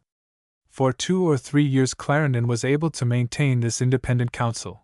It was only when his vigilance failed, and when his attention was otherwise engaged, that Lauderdale's pertinacity was rewarded, and a pernicious system of local tyranny admitted. Footnote: It is not unimportant to note that even Burnet's Scottish sympathies and confirmed Whiggism did not prevent his outspoken preference for Clarendon's plan over that of Lauderdale. But the central point of combat was that regarding the restoration of the episcopal form. It was only natural that Clarendon, from his own tastes and traditions, as well as from the memory of his first master's desires, should have placed this object first. Even at Breda, Sharp, afterwards Archbishop of St. Andrews, had obtained audience of Clarendon, and as the accredited agent of Middleton and Glencairn, had shown a readiness to transfer his own allegiance from Presbyterianism to Episcopacy. Clarendon's sympathy led him to give to Sharp a trust that was little merited, and he became, through Sharp's means, involved in an intricate maze of double-dealing which sought to lull the suspicions of the Presbyterians to sleep, while secretly paving the way for a complete episcopal restoration. Sharp's dominating motive was unabashed personal ambition. He was ready to make compromising concessions in points of principle, in order to obtain the outward recognition of episcopacy, and the re-establishment of the episcopal sees. Clarendon knew well, from old experience, the danger of exciting national susceptibilities, and was wise enough to urge caution to his subordinates. But cautious and wary statesmanship was the last thing to be expected from the double dealing of Sharp, or in the drunken counsels of Middleton and his adherents. Meanwhile Lauderdale, while he did not hesitate to decry the Covenant, and to make eager profession of his own recantation of its bigotry, urged that no premature steps should be taken for restoring episcopacy. That it would come in time he had no doubt, but it would be the height of folly to arouse susceptibilities that might easily be soothed by cautious dealing into a peaceable acceptance of the ecclesiastical forms that were approved at court. Illustration: John Maitland, Duke of Lauderdale. From the original by Sir Peter Lely, in the National Portrait Gallery. But Middleton and his adherents were now determined to carry matters with a high hand. Clarendon must have chafed to see a policy, with which in general he agreed, pressed with a recklessness that was certain to defeat itself. An act was passed rescinding at one stroke all acts passed since 1633. Burnet's phrase about it is, for once, scarcely too strong. It was a most extravagant act, and only fit to be concluded after a drunken bout, in that it agreed only too closely with other projects devised by Middleton and his convivial band. Lauderdale protested, and this time, if we are to believe Burnet, Clarendon found himself obliged to side with the Scottish minister whom he most profoundly suspected. In this course matters proceeded. In 1662, by an act drafted by the suspicious hand of Sharp, episcopacy was restored, but restored under auspices that reflected little credit on the statecraft that guided its restoration. The details of Scottish political intrigue, culminating in a deadly struggle of irresponsible tyranny with all the forces of enthusiastic religious frenzy, do not belong to Clarendon's life. But he could view their progress, so far as he himself was concerned in it, with nothing but disappointment. He was powerless to break down what he believed to be the narrow-minded obstinacy of national prejudice. He saw that the apparent triumph of episcopacy was achieved by agents who made themselves contemptible in the eyes of their countrymen, and that it was bought at the price of arousing indomitable and stubborn resistance. He saw his own more immediate adherent, Middleton, playing into the shrewder hands of the far abler Lauderdale, by every error of tactics, by perverse neglect of the simplest rules of statecraft, by blundering deceptions and undisguised self-seeking. Again and again he found that the king, who, after all, cared but little for the distinctions between the sects of Protestantism, was alienated from the work by the folly of his own agents. By a strange freak of miscalculation Middleton and his friends thought to end Lauderdale's influence by excluding him from the indemnity, and pronouncing him incapable of holding office. It was an easy matter for Lauderdale to turn the tables upon them. They incurred the censure both of Charles and of Clarendon. Before Clarendon's fall came, the triumph of Lauderdale over his rivals was assured, but before Clarendon's life ended he might have learned to what a height of self-aggrandizement, and of unscrupulous oppression, the popular wiles of that astute tactician had helped him to attain. Had Clarendon been blessed with agents wiser than Middleton and more honest than Archbishop Sharp, the government of Scotland might have been consolidated, the bitterness, to which her religious fanaticism was goaded, might have been assuaged, and one of the darkest pages in her annals, which was to follow within the next few years, might have been left unwritten. The Union might have been brought about 30 years earlier than it was, and it might not have bequeathed so many seeds of jealousy, and so much offense to national pride. Chapter 18: The Problems of Ireland. If the conditions of the new settlement in Scotland were a problem hard of solution to Hyde, the entanglement was even greater in the case of Ireland. He was ignorant of the real characteristics of Scotland, and alienated from the country by his antipathy to Presbyterianism. But Ireland was a hotbed of faction, the intricacies of which baffled his discernment.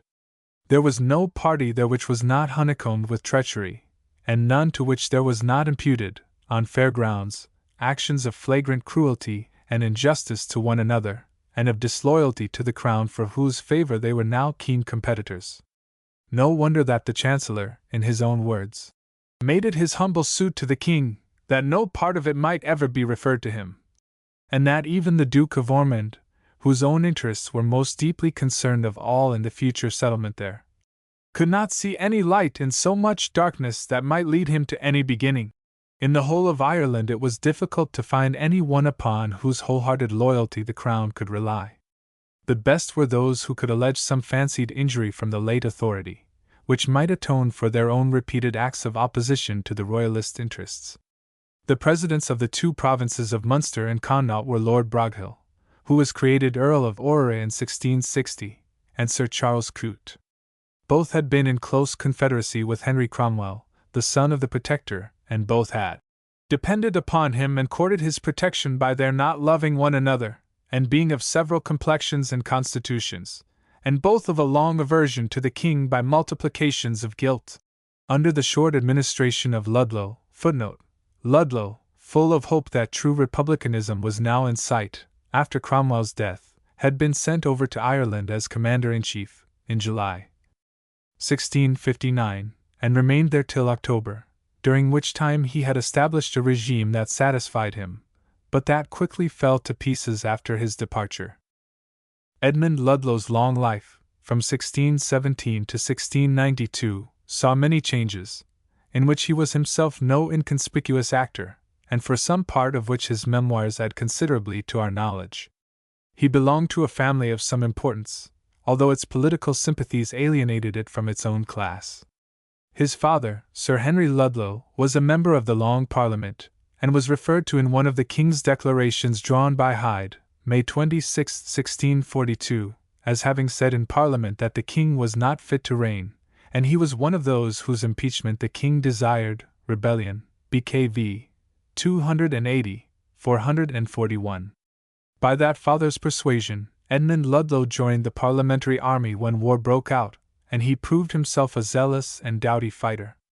But he was stubborn and quarrelsome, and fanatically attached to an abstract scheme of republicanism which was the abiding object of all his life. To him the question involved was whether the king should govern as a god by his will, and the nation be governed by force like beasts, or whether the people should be governed by laws made by themselves, and under a government derived from their own consent. It could hardly be possible to express the dispute in terms more distant from the truth. But with all the fanaticism of a narrow and pedantic nature he pursued this will-o'-the-wisp to the end. He afterwards, in 1646, entered Parliament as member for the village of Hindon, from which Hyde took his first title, of Baron Hyde of Hindon, then returning 2 members, and attached himself to the party led by Henry Marten. He was bitterly opposed to all compromise, and was one of the most conspicuous of the regicides. He could not see how any view but one was possible to any man who did not desire to be a slave, and yet, in his fanciful scheme of liberty, he did not hesitate to apply coercive measures to Parliament. The nation was to be governed by its own consent, but its consent was to be interpreted by the will of his own little clique. When Cromwell assumed more than monarchical power, he fiercely opposed him, and hailed his death as offering new hopes for republicanism. He had long been employed in Ireland, and on this account assumed its administration in 1659. When the Restoration took place, he fled to Switzerland, and so active had he been, that his machinations were dreaded for many years.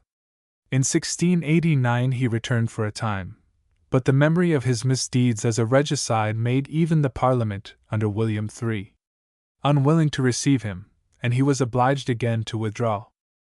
He was a zealous, narrow, pedantic, but honest partisan, whose enthusiastic belief in his own abstract ideas seemed to him to justify the most ruthless cruelty in Ireland, which followed the fall of Richard Cromwell and his brother Henry, who had been Lieutenant of Ireland.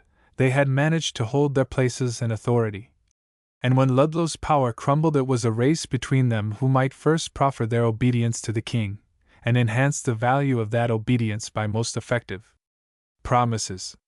They watched assiduously the action of Monk. Each was anxious that his offers might be concealed from his rival.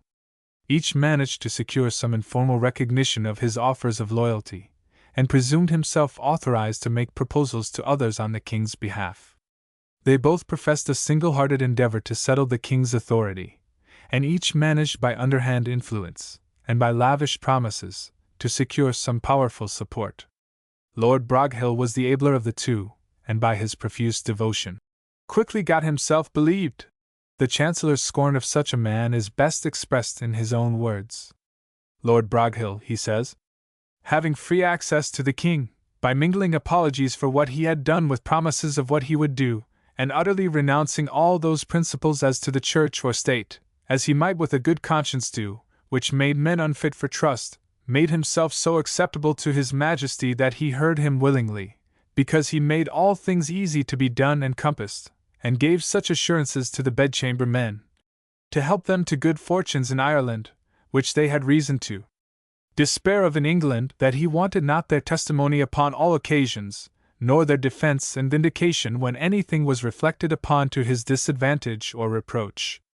It was the familiar picture of which the Chancellor was already tired, of a king whose experience had taught him that government was a thing of subterfuge, and of balancing between professed adherents whose loyalty was to be valued according to the estimate which trickery could place upon it. These new adherents vied with one another in promoting measures for restoring the bishops, and the laws of the Episcopalian Church, of which they had lately been bitter opponents. No wonder that the Chancellor has more respect for such a man as Sir John Clotworthy, who did not dissemble his dislike of bishops and their rule, even while he labored honestly to restore the prerogatives of the Crown. The central difficulty in this seething mass of jealousy, corruption, and self-seeking was the question of land settlement. A reckless system of forfeitures and new grants, carried out under the successive supremacies of different interests, had left an inheritance of hopeless confusion, destined to be the lasting curse of Ireland. 20 years of the bitterness of civil war had ended in a rough and ready settlement under the rule of Cromwell, where the spoils had been ruthlessly handed over to the victors.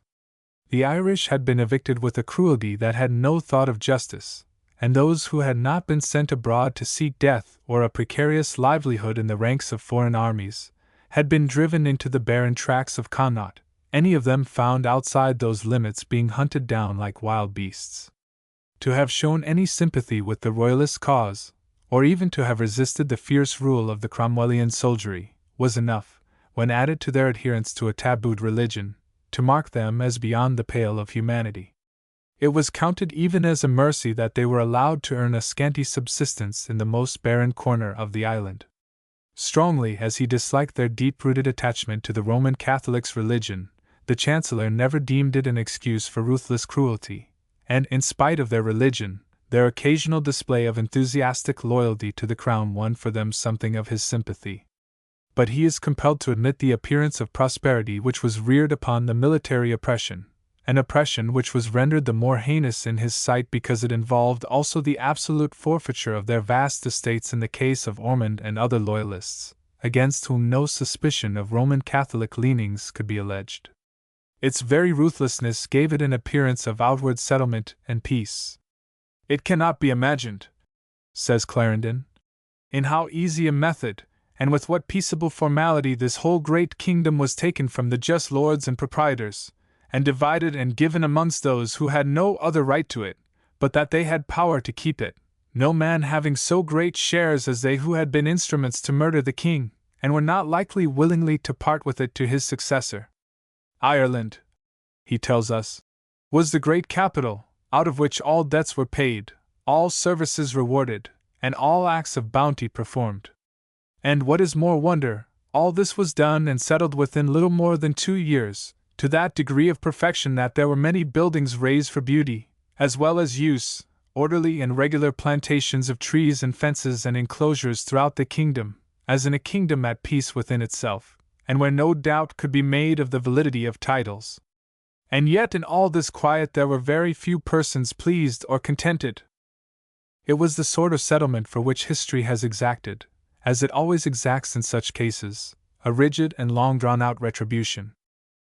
But however specious might be the appearance of prosperity under the recent settlement, it was beyond all question that it must be disturbed. A royalist restoration could not leave in possession those whose property was held as a reward for fighting against the royalist cause. Certain claims were of necessity revived, and no prescription could prevail against them. The church lands must be resumed, and the episcopal domains must be wrested from those who had gained them as the avowed enemies of the church. About these there could be no question. Crown lands also must revert to the Crown, and had this source of revenue been duly husbanded, it might have supplied a means of dealing with many claims that proved a source of endless and insoluble difficulty. There were certain outstanding royalists, like Ormond, whose loyalty was so indisputable, and whose claims were so easy of proof, that restitution in their case was simple, and any resistance to it would have amounted to a confession of rebellion. Lord Inchiquin, footnote, Murrough O'Brien, Earl of Inchiquin, had been much concerned in the curbing of the Irish rebellion, in which he acted as the ruthless enemy of the Roman Catholics, whose religion he detested, and upon whom he inflicted the most merciless vengeance. His ardent Protestantism brought him to an understanding with the Parliament, and he acted sometimes as their agent rather than that of the king. But in 1654 he had become as ardent a Roman Catholic, and managed to recover favor at court, and was restored to his property after the Restoration. He died in some obscurity in 1674, was able to bring himself within the same category on somewhat more doubtful grounds. Fortunately, large tracts of domain had been retained by Cromwell, nominally as the property of the state, and in reality to secure his own power, and out of these many of the most indubitable claims could be met. But the harder questions were those involving claims which were more doubtful, between claimants whose rivalry rested upon more assailable grounds. Were all genuine royalists to have a right to claim what was once their property? If forfeitures were to be redressed, were those who were forced to sell at nominal prices, or under the pressure of innumerable fines, to have no redress? Which royalist support was the more valuable, that which had been steadfast from the first, and had been crushed by Cromwell's soldiers, or that which had atoned for rebellion in the past by opportune and efficacious support during the last few months?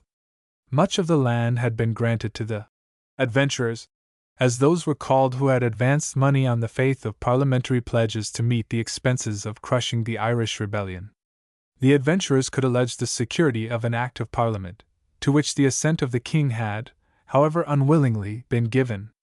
But it was well known that the most of the money so raised had been employed, not to fight Irish rebels, but to crush English royalists, and those adventurers alone had been able to retain their claims who had been found ready to supplement their original contributions by payments avowedly made to the war chest of the Parliament, when civil war in England engaged all their attention. How were such grants to be dealt with, and how was a due balance to be kept between condoning rebellion and undermining the faith built upon an Act of Parliament? Others held their lands in lieu of military pay long in arrear, and the fact that they had not turned their arms against those who were contriving the Restoration might seem to give them a claim to generous treatment.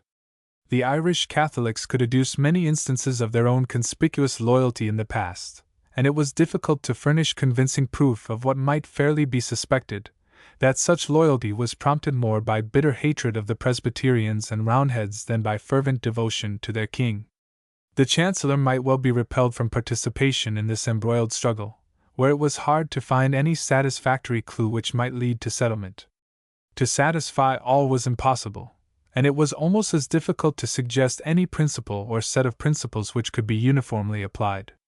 Every case varied, every claim was supported or opposed by evidence, equally abundant, and equally suspect. At first the adventurers and the representatives of Cromwell's troopers were most successful in establishing their claims before the commissioners who were sent to inquire. One settlement after another was attempted. The Roman Catholic Irish were able, a little later, to win some sympathy from Charles, which the Chancellor seems to have partly shared. Another set of commissioners reopened the inquiry, and suggested another settlement, in which each faction was obliged to abate something of their claims. The Irish claim to loyalty was refuted by proof of their readiness, in their direst straits, to invite foreign aid, and to offer to repay it by the betrayal of the Royalist cause, and by breaking their allegiance to the king. One influence, and one influence alone, contributed to a solution, and that was the earnest desire of all, even at the cost of some diminution of their own claims, to escape from the palsying influence of uncertainty and doubt. The Chancellor accepted the different reports of the commissioners, and the successive projects of settlement, with a certain despair of any scheme of abstract justice, with little hope of even a peaceable solution, and with a not unnatural desire to rid himself of the whole unsavory imbroglio, and to detach himself from the angry and envenomed faction fight in Ireland. The Irish settlement was no part of Clarendon's work, and enters only indirectly into his life. Even more strongly than in the case of Scotland, he abandoned any thought of an incorporating union, and was glad to see the revival of an Irish Parliament. The task he had in hand was too hard to allow him willingly to add to it the baffling problem of restoring peace to Ireland. But he could find little satisfaction in contemplating the work of those to whom the task was entrusted. The appointment of Lord Lieutenant of Ireland had been only one of many gratifications which had been bestowed upon Monk, when he was created Duke of Albemarle, in recognition of the substantial benefits to the king which had resulted, when the long-drawn disguises of his tortuous and self-interested policy had gradually unmasked themselves. As general over the Irish army under the Cromwellian administration, he had contrived to secure an estate in Ireland worth some 4,000 a year, and it was of the first importance to him to retain a hold over any land settlement in Ireland. But Albemarle looked upon his post as Lord Lieutenant only as an enhancement of his own importance in the state, and as a means of assuring that his own material interests in Ireland should be safeguarded.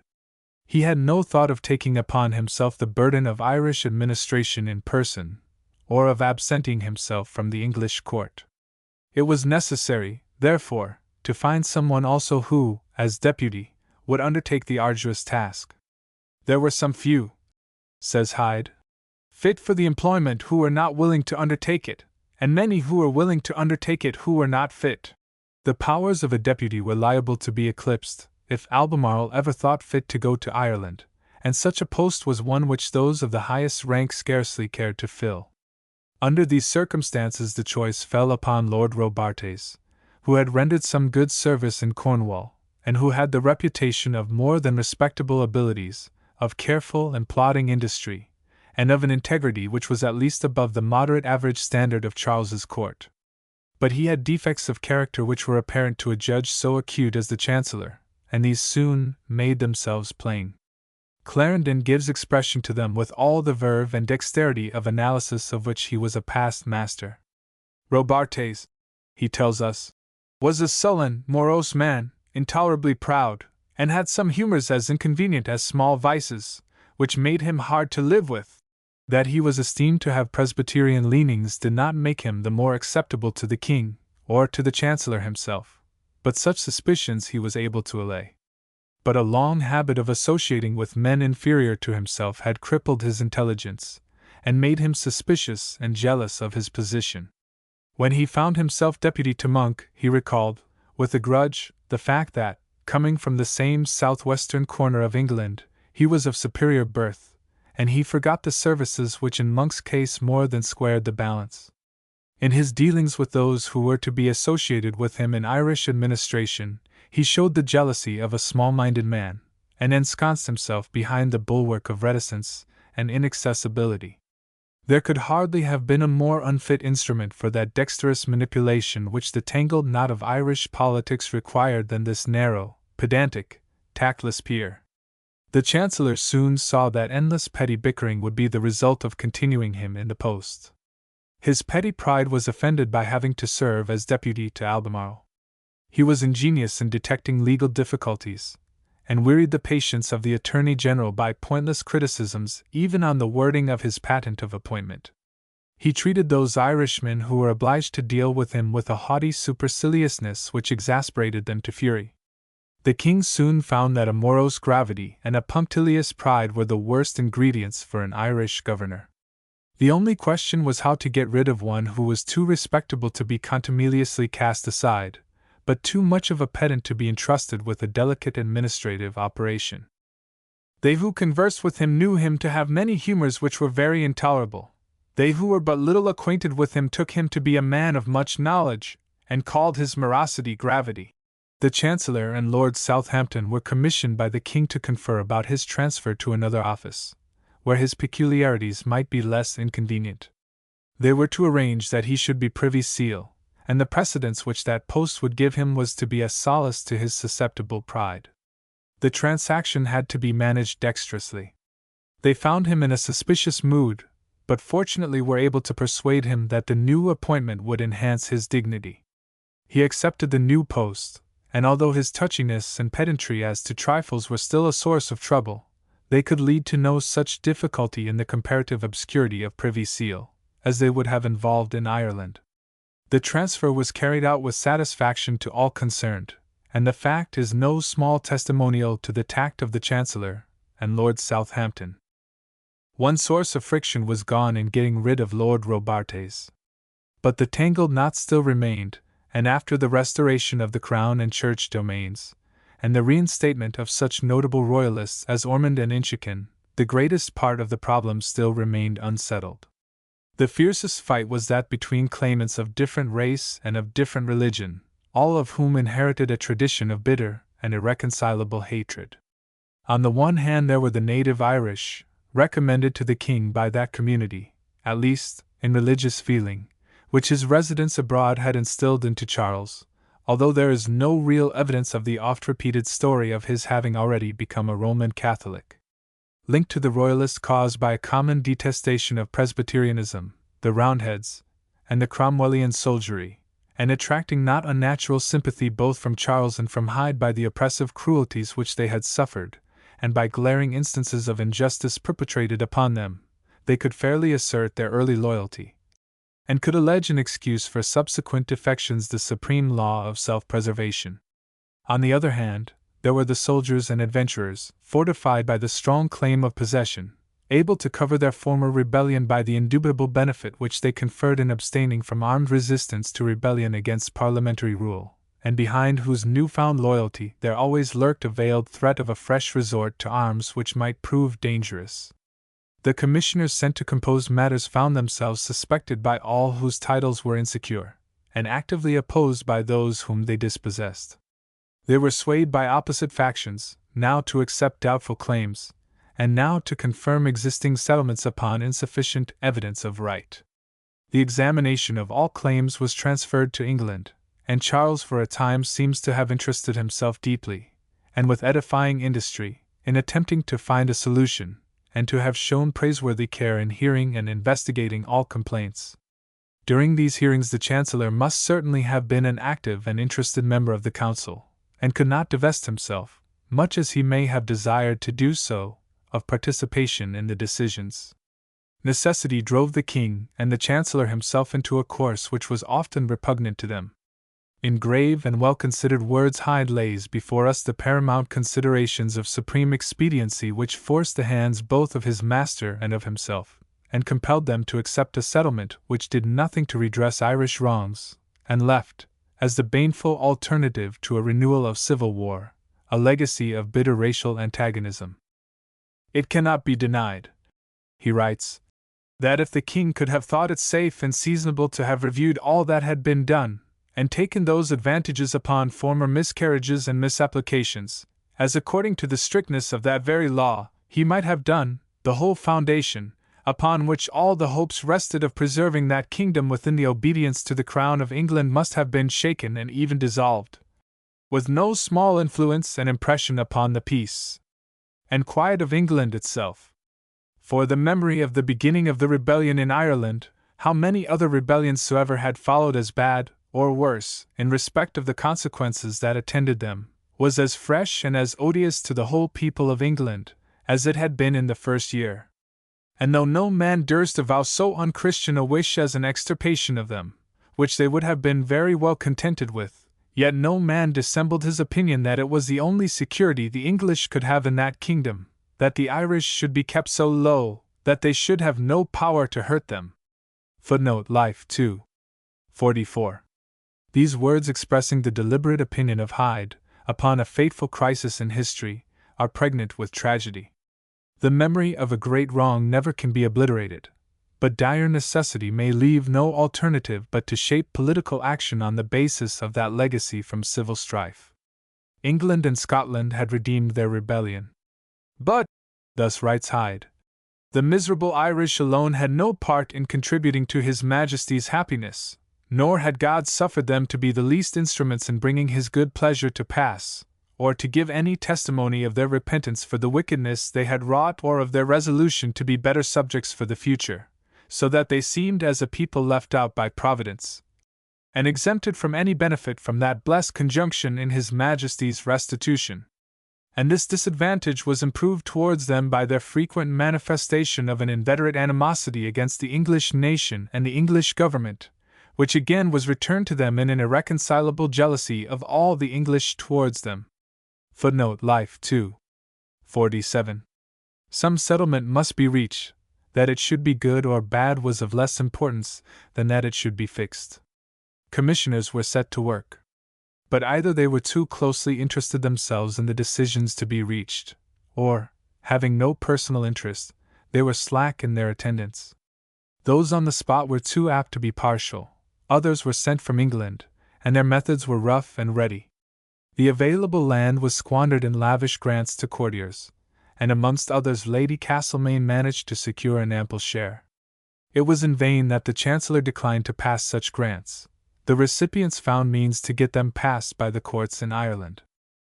The best that could be made of a bad business was to hurry on some decision, before the means of even partially satisfying the most urgent claims were dissipated by the King's reckless prodigality. Meanwhile the administration of Ireland, after the transference of Lord Robartes, was entrusted to 3 Lords Justices: Sir Maurice Eustace, the Irish Chancellor; Lord Broghill, created Lord Orrery; and Sir Charles Coote, created Earl of Monmouth. The first was a worn-out old man. The second was a dexterous manager, who knew how to captivate friends and how to outwit enemies. The third was proud, dull, and very avaricious. Both Orrery and Monmouth had their own ends to serve, and were bitter enemies. And when Monmouth died, as Hyde expresses it, they who took the most dispassionate survey of all that had been done, and of what remained to be done, did conclude that nothing could reasonably produce a settlement, but the deputing one single person to exercise that government. The Duke of Albemarle had now reaped all the advantage that he could hope for from his post of titular Lord Lieutenant. His own estate had been secured, and as an Irish landlord he desired a firm administration. He was not prepared to undertake the task himself, and made his suit to the King that the Duke of Ormond should be sent in his place. To the mind of the King, this seemed to offer the best prospect of a settlement, and he and Albemarle together persuaded Ormond to accept the charge before the Chancellor was consulted. To Hyde it seemed a plan fraught with dangers and difficulties on every side. In such a case he was, as he was himself aware, too much inclined to express his views with somewhat uncourtly directness. When the King asked for his opinion of Ormond's appointment, he could find no more diplomatic answer than that the King would do very ill in sending him, and the Duke would do much worse if he desired to go. Charles took the easiest course for one who wishes to push aside unpalatable advice. The matter was decided, and there was nothing for it but to prepare instructions. Hyde was not to be turned aside.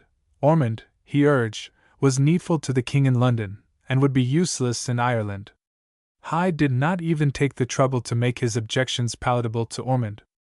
The Duke, he said, had since his return from exile led a life of ease and indulgence, and was now unfit for the laborious task of Irish administration. With still less of courtier-like complaisance, Hyde urged that, however good the appointment might have been, when the Duke was full of reputation, and the King was more feared and reverenced than presumed upon, it was otherwise now when the Duke had withdrawn from business, and let himself fall to familiarities with all degrees of men, and when the King had been exposed to all manner of importunities, had received all men's addresses and made promises without deliberation, had become so desirous to satisfy all men that he was irresolute in all things. He must first fix his own resolutions, and then only could the Lord Lieutenant do him service, or save him from scorn and affronts. Footnote Life 2. 55. However sound the advice, Hyde's fashion of expressing it could scarcely be called conciliatory, and even the easy humor of the King must have found it hard to brook such plain speaking from his minister. It was fortunate, however, that Charles's sense of humor was sufficient to save his vanity from suffering under contradiction, except when his own personal ease was at stake. He might resent reflections on his behavior to a mistress, but his pride was not wounded by being told that his statecraft was folly. It took at least a long course of such plain speaking from his trusted minister before his patience was exhausted. Ormond, too, received from Hyde advice that was quite as candid. He would repent his rash resolution. He would not influence Irish affairs in Dublin as much as he could have done in London. His absence would give his enemies the opportunity of slander that they desired. He and the king suffered from the same infirmity in equal degree, an unwillingness to deny any man what they could not but see was impossible to grant, and a desire to please everybody, which whosoever affected should please nobody. Hyde's friends, as well as his master, had need to practice an almost stoical imperturbability of temper. It gives us a key to Hyde's attitude towards Irish affairs that he breaks the chronological order of his narrative to tell the story to the end. It was a subject that vexed and wearied him, and in regard to which he was conscious only of work incompletely done, of business from which he vainly strove to hold aloof, and of a huddled settlement from which his soul revolted. He hurries on to the end of the whole transaction, which at last deprived him of his most trusted ally and his most cherished friend. Ireland stole away from him Ormond, whose support had done so much to uphold him in the dangerous currents of the Restoration. It was 4 years and a half after the Restoration that, in the autumn of 1664, Ormond crossed to Ireland. The clouds were already gathering about the Chancellor's course, and the loss of his closest friend increased the gloom, and brought the threatening dangers nearer. It was after Ormond's entry upon the lieutenancy that the third and final settlement of the Land Commissioners was arrived at. The latest commissioners had allowed themselves to be swayed powerfully by the Irish interest, and had raised, in the same proportion, the antipathy of the English. Very weariness forced the combatants at length to a compromise. The soldiers and adventurers consented to abate 1/4 of their claims. With this the most urgent of the Irish claims were appeased, and the baneful unrest was at last ended. Clarendon closes the sorry story of the Irish settlement by a disclaimer of any share in Irish affairs, further than that which fell to him as a member of the Inner Council. Perhaps his influence was greater than he is ready to admit, but Ireland certainly received no larger share of his attention than necessity forced upon him. He is careful to give us a succinct account of the one incident which involved him, almost against his will, in some sort of personal interest in Irish property. In the early days of the Restoration, when the question as to the disputed settlements was only at its first stage, overtures had been made to Hyde, which it was fancied might earn from him some mercenary favor for those who might be the intermediaries. It was proposed that a special grant of land might be made to him, or that a sale might be effected in his favor on nominal terms, which would make it almost equal to a free gift. It was consistent with all his action in such matters that these overtures met with a peremptory refusal from Hyde. If he was to be of use in effecting a settlement, he must have no title of his own to bias his inclinations. Rather later, but when negotiations were still in their earlier stages, certain sums raised upon Irish land were assigned for the king's use, to be disposed of to those who had served him faithfully, and suffered in so doing. The grants were passed as a matter of official routine, without the knowledge of the Chancellor. About 2 years later, Orrery, who was an adept in the art of posing as the chosen instrument of convenient favors, wrote to the Chancellor informing him that certain sums were standing at his credit, and inquiring to whom they should be paid. Hyde had no doubt that a mistake had been committed, and asked Ormond, as Lord Lieutenant, to inform him what the announcement meant. Orrery wrote again more explicitly, stating that £12,600 had been paid into his use, and that another sum of the same amount would be received in the course of 6 months. To whom? He asked again. Was the money to be paid? It was only after this second letter that the Lord Lieutenant's explanation arrived. The notification had its source, so it appeared, from Lord Orrery himself, who had urged upon Ormond that a portion of the royal grant should be assigned to Hyde. The suggestion commended itself both to Ormond and the king, and by the special instruction of the king, who knew Hyde's scruples and was resolved to overcome them, the royal signature was given through Hyde's good friend, Secretary Nicholas, and all knowledge of the matter was carefully kept from the intended recipient.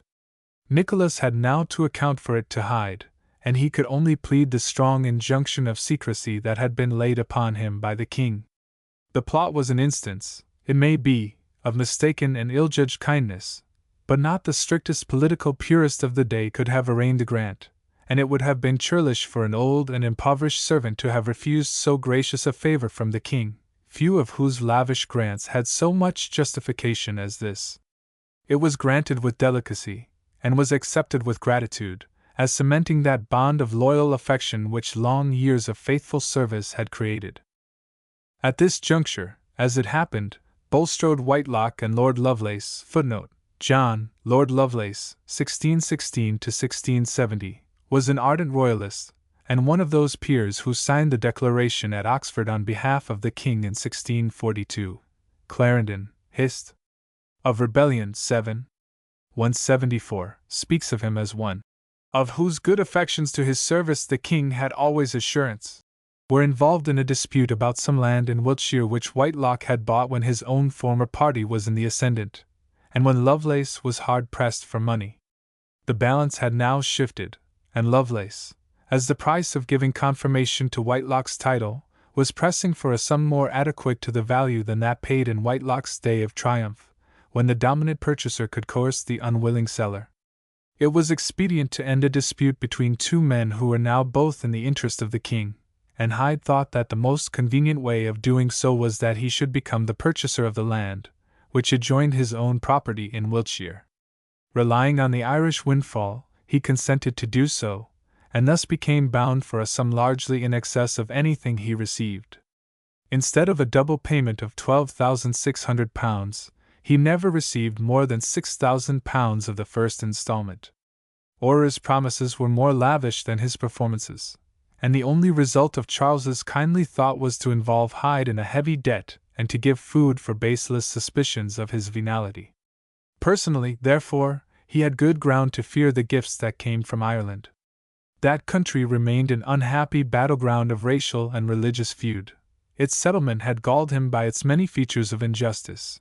He saw its resources crippled by lavish grants to a host of unworthy recipients which he was powerless to prevent, and it had robbed him of that support which he might have had from his most faithful friend, the Duke of Ormond. It is no wonder that he turns in disgust from the review of Irish affairs which had in it so little that could satisfy his conscience, or his sense of political wisdom. Chapter 19, Marriage Treaty and Religious Settlement. The two preceding chapters have anticipated the strict order of time in regard to Scotland and Ireland, where Clarendon's action was only incidental to his position as English minister. We have now to turn back to the months that intervened between December, 1660, when the Convention Parliament was dissolved, and May, 1661, when the more legally constituted Parliament met for the first time. In the interval some events had occurred which stimulated the flow of the royalist tide in the nation, and helped to imbue the general loyalty with something of arrogant intolerance. But other incidents had weakened the position by giving new stimulus to court intrigues, and by quickening the animosity of rival factions.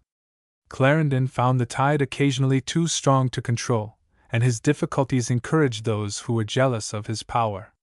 In January, London had been startled by the outbreak of a fanatical insurrection, which gives sufficient proof of the strangely hysterical state into which the nation had been driven by a series of bewilderingly rapid transformations, political and religious.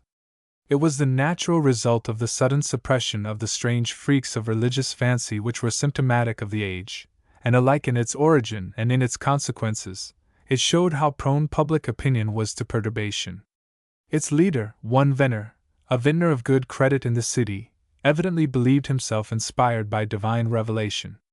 His motto was, "The sword of the Lord and of Gideon," and he called on all to take arms to assist the Lord Jesus Christ. The outbreak was nothing but a frenzied burst of religious mania, but its effect showed how dangerous was the state of the nation of which this was a symptom. All London was thrown into wild alarm.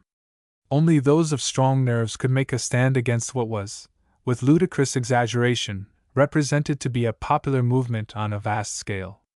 The Lord Mayor won mighty renown for having the courage to summon a great body of adherents, and advance personally against the rioters, who were said to be murdering all whom they met.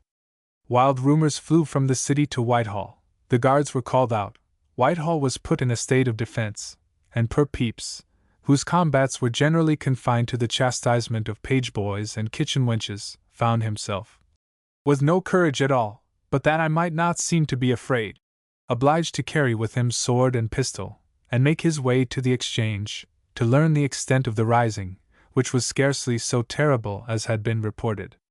Pepys returned safely to his home, and that no worse result arose from his unwonted and warlike venturesomeness was no doubt due to the fact that he had been wise enough to put no powder in his pistols. After all the alarm, the Lord Mayor found only 30 men to oppose the loyal bands whom he had summoned to his aid. But these 30 fought valiantly and desperately enough, and every man of them was either slain, or captured and reserved for speedy punishment. The little knot of fiery zealots did their best to make up in their fanatical enthusiasm what they lacked in numbers, and that the rising shook the confidence of the government, and quickened the pulse of timid loyalty throughout the country, only showed how sensitive were the nerves of the sorely galled nation. None knew better than Hyde that there was much amiss in the temper of the people, and that quiet and settlement were essential to soothe this epidemic hysteria. Meantime, so intense had been the alarm, the disbanding of the King's Guards was countermanded, and Monk's regiment of Coldstreams was retained. It is curious to reflect that the occasion for the formation of the nucleus of the British standing army was the brief outbreak of a handful of frenzied men, stirred to momentary madness by a religious fanatic, and ready to go to death for the avenging of the saints. Already the seeming unanimity of loyalty was gone. Those who were royalists at heart found that they had still enemies to meet, and it was proved that the new government could in no wise relax the vigilance of their defense of order, or presume upon the support of an undivided nation. Before the new Parliament met in May, the coronation of the King took place, on April 23, with all the splendor that copious expense could achieve in an age saturated with a love of florid display, and with what was doubtless a careful and politic anxiety to revive in their most authentic form all the ancient observances and ceremonies which had in the past attended the rite. Already the most prominent adherents of the king had been advanced in the peerage, and on the day before the coronation ceremonies 6 earls, amongst whom Clarendon was one, were invested with their new dignity with the ancient and stately ceremonial so long in abeyance. But even amid the rejoicings of the coronation new seeds of dissension were laid in a soil only too fertile for their propagation. The Duke of York was deemed, by those who held to older fashions, to have assumed too much of that precedence which was accorded to Monsieur the brother of the king in the court of France, but which had no warrant in the usages of England, and the fact that he was allowed to appropriate a place in the procession for his own master of the horse, and that the holder of the honored place was a youthful member of the upstart family of the Germans, was enough to stir up much heartburning amongst the older royalist nobility, and to engage the attention and compel the anxiety even of Clarendon himself. The Chancellor had to steer his course amidst a very hotbed of popular excitement, and of court factions and intrigues, but thinly covered by a veneer of seemingly wholehearted loyalty. Before Parliament met, another project had been fully discussed and practically settled. This was the marriage of the king with the Portuguese princess, Catherine of Braganza. It was an alliance which involved many dangers, and what were, at the best, but doubtful advantages. Clarendon had, at a later date, to bear the blame of an arrangement which brought no satisfaction either to the king or to the nation, and which eventually did much to check the tide of loyalty. But he is careful to tell us that the inception of the scheme did not come from him, that the first suggestion was not even made to him, and that he interfered in it no further than his relations to the king imperatively demanded. But he adds that had it been otherwise, he would have felt no reason to disavow, or be ashamed of, his action in promoting the marriage of the king to any suitable consort. Such a project had, indeed, much to commend it, had fate been kinder, and had not the position of European affairs been so tangled. Clarendon had long urged the propriety of the king's marriage. It was all the more his duty to do so now, when any delay in the matter might seem to promise the eventual succession to the crown of the children of his own daughter, the Duchess of York. Clarendon had no ambition for such elevation, and he knew well how any suspicion of such a scheme would expose him to the accusations of his enemies. He would best have liked that the king should choose a Protestant consort, but the only one who could be suggested was the daughter of the Dowager Princess of Orange, and to that match Charles was invincibly opposed. The Portuguese alliance offered certain advantages. It promised a counterpoise to the power of Spain, and, as such, it would unquestionably secure the friendliness of France, and thus seemed to offer help in maintaining a safe position in foreign relations, and preventing the probability of foreign war. For the stable settlement of affairs at home, no condition was more absolutely essential than the maintenance of peace abroad, and for this, if for no other reason, Clarendon was passionately determined to avoid any foreign complications. If an alliance with a Catholic princess were necessary, none could apparently involve less danger than one which brought about a Portuguese rather than a Spanish connection.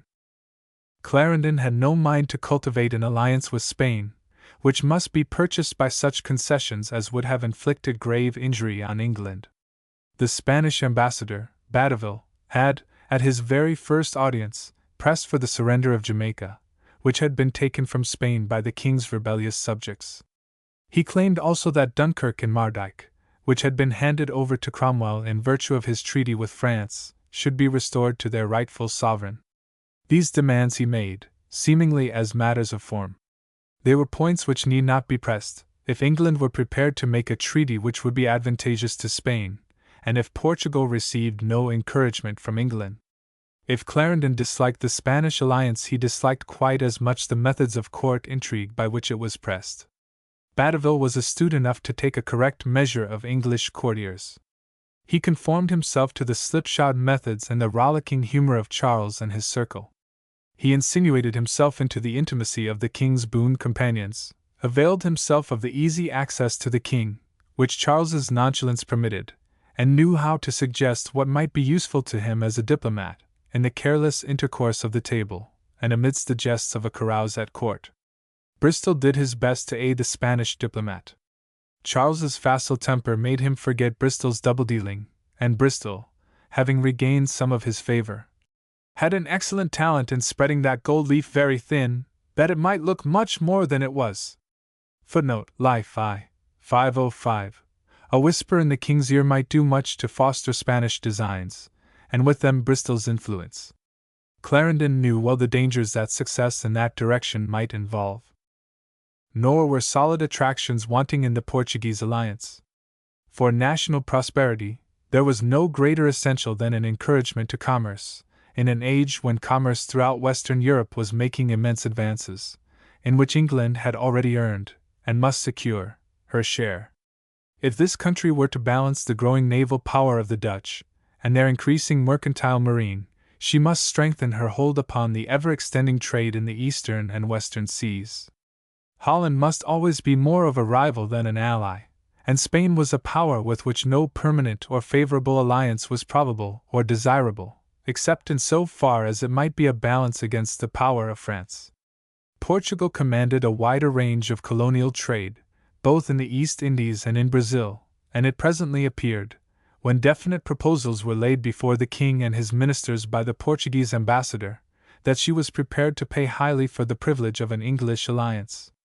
A dowry of £500,000 was promised with the Portuguese princess, no ineffective bait for one whose coffers were so ill-supplied as those of Charles. The port of Tangier, which could easily be made into an effective harbor and seemed likely to offer a command of the Mediterranean trade, was to be placed in the hands of England. Bombay was to be granted to her in the East Indies, and perhaps most important of all, the privilege of free trade to the Portuguese colonies in Brazil and the East Indies was to be accorded to her. An abundant return was thus to be reaped both by the Crown and by the nation, at once in an enhancement of naval supremacy and in an extension of commercial opportunities. It was only necessary to guard against the danger lest a Portuguese alliance might involve England in a war with Spain. Charles was attracted by the offers, and all the more so when he received from Montague, now Earl of Sandwich, a favorable account of the value of Tangier. Portugal had given more generous aid to the Royalist cause in its extremity than either France or Spain, and it had incurred the vengeance of Cromwell by giving shelter in the Tagus to Prince Rupert's fleet when it was hard pressed by Cromwell's ships. Such an alliance seemed not unlikely to be well received by the nation. Clarendon encouraged, rather than checked, the proposal, and this is all that can be said of his attitude. But after the preliminary steps had been taken, and engagements had already proceeded far with Portugal, he found that the whole project was threatened by a secret intrigue. Again, that restless and versatile contriver, Bristol, had set himself to overturn the scheme. It is hard to decide what were his motives. In spite of his adoption of Roman Catholicism, Bristol's religious convictions were hardly of a kind to dominate his policy, but he had linked his lot with that of the Catholics. He may perhaps have already suspected Charles's inclination to their faith, and he may well have thought that a Spanish alliance would confirm the influence which he hoped thus to acquire. It may be that he was angry only because he had not been taken into confidence at an earlier stage in the affair.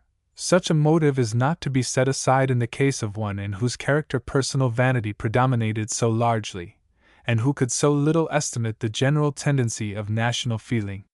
Be that as it may, Clarendon found that Bristol's influence was countermining the scheme, and that the king had been so far gained over as to contemplate the breach of an engagement to which his honor was already pledged, and which would have inflicted a galling wound on the pride of his expected allies. Already, it appeared, tempting offers had been conveyed to Charles of marriage with one or other of 2 Italian princesses, whose dowry would be provided by the Spanish court, and the choice of one of whom would have had its value enhanced by a close alliance with Spain. Even with one of more controlled temperament than Charles possessed, the element of personal qualifications might not unreasonably tell for a good deal in the selection of a wife. Bristol was commissioned to visit and report upon the ladies proposed for Charles's hand, and made no secret of the reason of his voyage to Italy. The Spanish ambassador spoke openly in disparagement of the person and the attractions of Catherine, and boasted that he had effectually stopped the presumption of the upstart court of Braganza in attempting to bolster up its rebellion against the Spanish crown by an English alliance. Clarendon took his usual method in dealing with such a mixture of intrigue and arrogance. To the somewhat nauseous personal details which were furnished in disparagement of the Portuguese princess, he perhaps, as politician, gave but scant attention. He permitted Bristol to depart on his extraordinary mission, and addressed himself to the king with his customary plainness of speech. He exposed to him the braggart boasts of Bristol, whose vanity had not permitted him to keep even a secret of his own contriving. He desired him to remember the extent of his own engagement to Portugal, and how far his honor was involved. If arguments were to be found for withdrawing from the project, it would be well to consult on these with his council. The choice of a consort was perhaps a matter somewhat too delicate for discussion at a council board. But Clarendon might, at least, suggest that the King of England could hardly with dignity submit his marriage to the judgment of the court of Spain. The Chancellor knew his master well. It was by appeals to his vanity and to his love of ease that Charles could best be moved. The plain reproaches of his minister were irksome, and in the long run became unbearable to him, but they impressed his pliable spirit.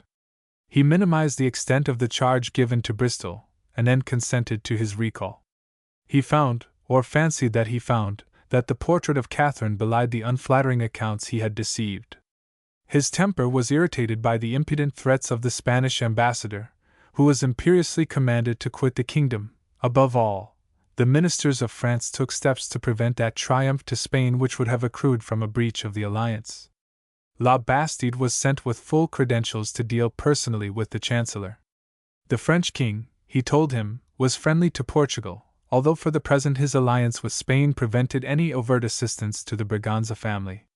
But he was ready to help the King of England with financial aid, if Charles should himself, by private understanding, undertake such assistance. Meanwhile he thought that the king could not bestow himself better in marriage than with the Infanta of Portugal. Further, hints were given that an understanding might be reached between the crowns as to their relations to the states of Holland, and as to the steps to be taken against the dangers which the Dutch naval power threatened to both. The matter proceeded no further than an interchange of friendly proposals, but there was one incident connected with it, of which Clarendon has given us a full account. Before the negotiations closed, La Bastide took the opportunity of a confidential interview with the Chancellor to broach to him a proposal which, to one of Hyde's character, was nothing but an insult. He was commissioned, La Bastide said, by Fouquet, the finance minister of France, to express his deep respect for Clarendon, and his sense of the trust and power he now enjoyed. But he understood how easily the Chancellor might, under present circumstances, be hard put to it to maintain his high position from scantiness of means, and he had therefore sent him a present, small indeed, but only as an earnest of as much, or more, to be paid him every year. He would have need of it to secure, by becoming generosity, the means of meeting the secret machinations of his enemies at court. La Bastide concluded by showing him bills for £10,000 payable at sight. However much such a proposal was in accordance with the political morality of the day, Clarendon did not hesitate to show his indignation, and his disgust that it should have been made to him. If this correspondence must lead him to such a reproach, he said, he would unwillingly enter upon it. La Bastide must let Monsieur Fouquet know that the Chancellor of England could receive wages only from his own master. Such an excess of scrupulosity could only appear, to one trained in the school to which La Bastide was accustomed, as merely assumed. He still pressed the absolute secrecy of the gift, until Clarendon broke off the interview in stern anger. The sequel was what we might expect. The King and the Duke of York came to Clarendon before the angry fit was gone, and heard the story told with Hyde's usual plainness of indignant speech. They both laughed at him, saying that the French did all their business that way, and the King told him he was a fool, implying that he should take his money. The Chancellor vainly sought to impress upon the King something of his own feeling of pride, and besought him not to appear to his servants so unconcerned in things of that nature. Either the French King would believe that he took the money without his master's knowledge, and so look on him as a treacherous knave, or that he received it with his Majesty's approbation, which must needs lessen his esteem of him, that he should permit his servants of the nearest trust to grow rich at the charge of another prince, who might the next day become his enemy. Footnote: Life, I. 523. The King could only smilingly reply that few men were so scrupulous. There is something almost comical in the effort on the part of Clarendon to press upon the King that self-respect, which he had long since cast aside, and the place of which was supplied by a mask of cynicism. It was quite true that scruples such as those of Hyde were rare in his day, and formed no part of the usages of the court of France. But Clarendon did not know that it would soon be unnecessary to go to France for an example of shameless venality. The time was not far distant when Charles, having got rid of his irksome mentor, was himself to fill his own coffers by accepting a bribe more infamous than that which he vainly tried to persuade his prouder servant not to reject with scorn and contempt. For good or ill, the project of the Portuguese alliance weathered the storm of intrigue directed against it at home and abroad. Without being its proposer, or the chief guide in the negotiations, Hyde did not refuse a joint responsibility for its arrangement. We shall afterwards see how little it realized his hopes, in what sordid wrangles it involved him, how unpopular it became, and how much it contributed to deepen the degradation of Charles's court. But for the time the prospect seemed promising enough. The fact of the princess's religion was, no doubt, a stumbling block which might well have caused greater anxiety to Clarendon, and which might have fretted the prejudices of the English people. But here, as on many other occasions, he seems to have forced himself, against what to a later day must seem fairly strong evidence, to discredit any idea that action on the part of Charles might be prompted by an inclination to the Church of Rome. To that church Clarendon was as invincibly opposed as was his first master, Charles I. He knew the earnestness of the injunctions laid on his son, by that master whose memory he so deeply revered. It is impossible to believe that doubts and anxieties were not repeatedly roused in Clarendon's mind with regard to the relations of the present king to that church. But he seems sternly to have fought against and repressed any such suspicions. Apparently, the realization of these suspicions would have ruined his faith in the honesty and good feeling of his master, and with almost exaggerated energy he repudiates any such belief. If he suspected any danger of the kind from the Portuguese alliance, he put it firmly aside. And it is certain that whatever ill accrued from that marriage, it was not from that cause. Catherine of Braganza remained throughout a negligible quantity in English politics. Neither at court, nor with any section of society, did she exercise any appreciable influence, either in promoting or retarding the acceptance in her adopted country of the tenets of her church. Whatever the closeness of the king's relations to that church, and whatever his determination to strain his prerogative in its favor, either was influenced in the smallest degree by the religion of his wife. It is true that at a later day, the religion of the Queen, and the presence at court of her Catholic attendants, enhanced the fury of an unthinking storm of anti-Catholic feeling. But it was only a small aggravation of an irrational outburst of religious prejudice. The marriage treaty was arranged in time to be notified to Parliament when it met in May, 1661, and from that time the negotiations proceeded with all the customary diplomatic deliberation.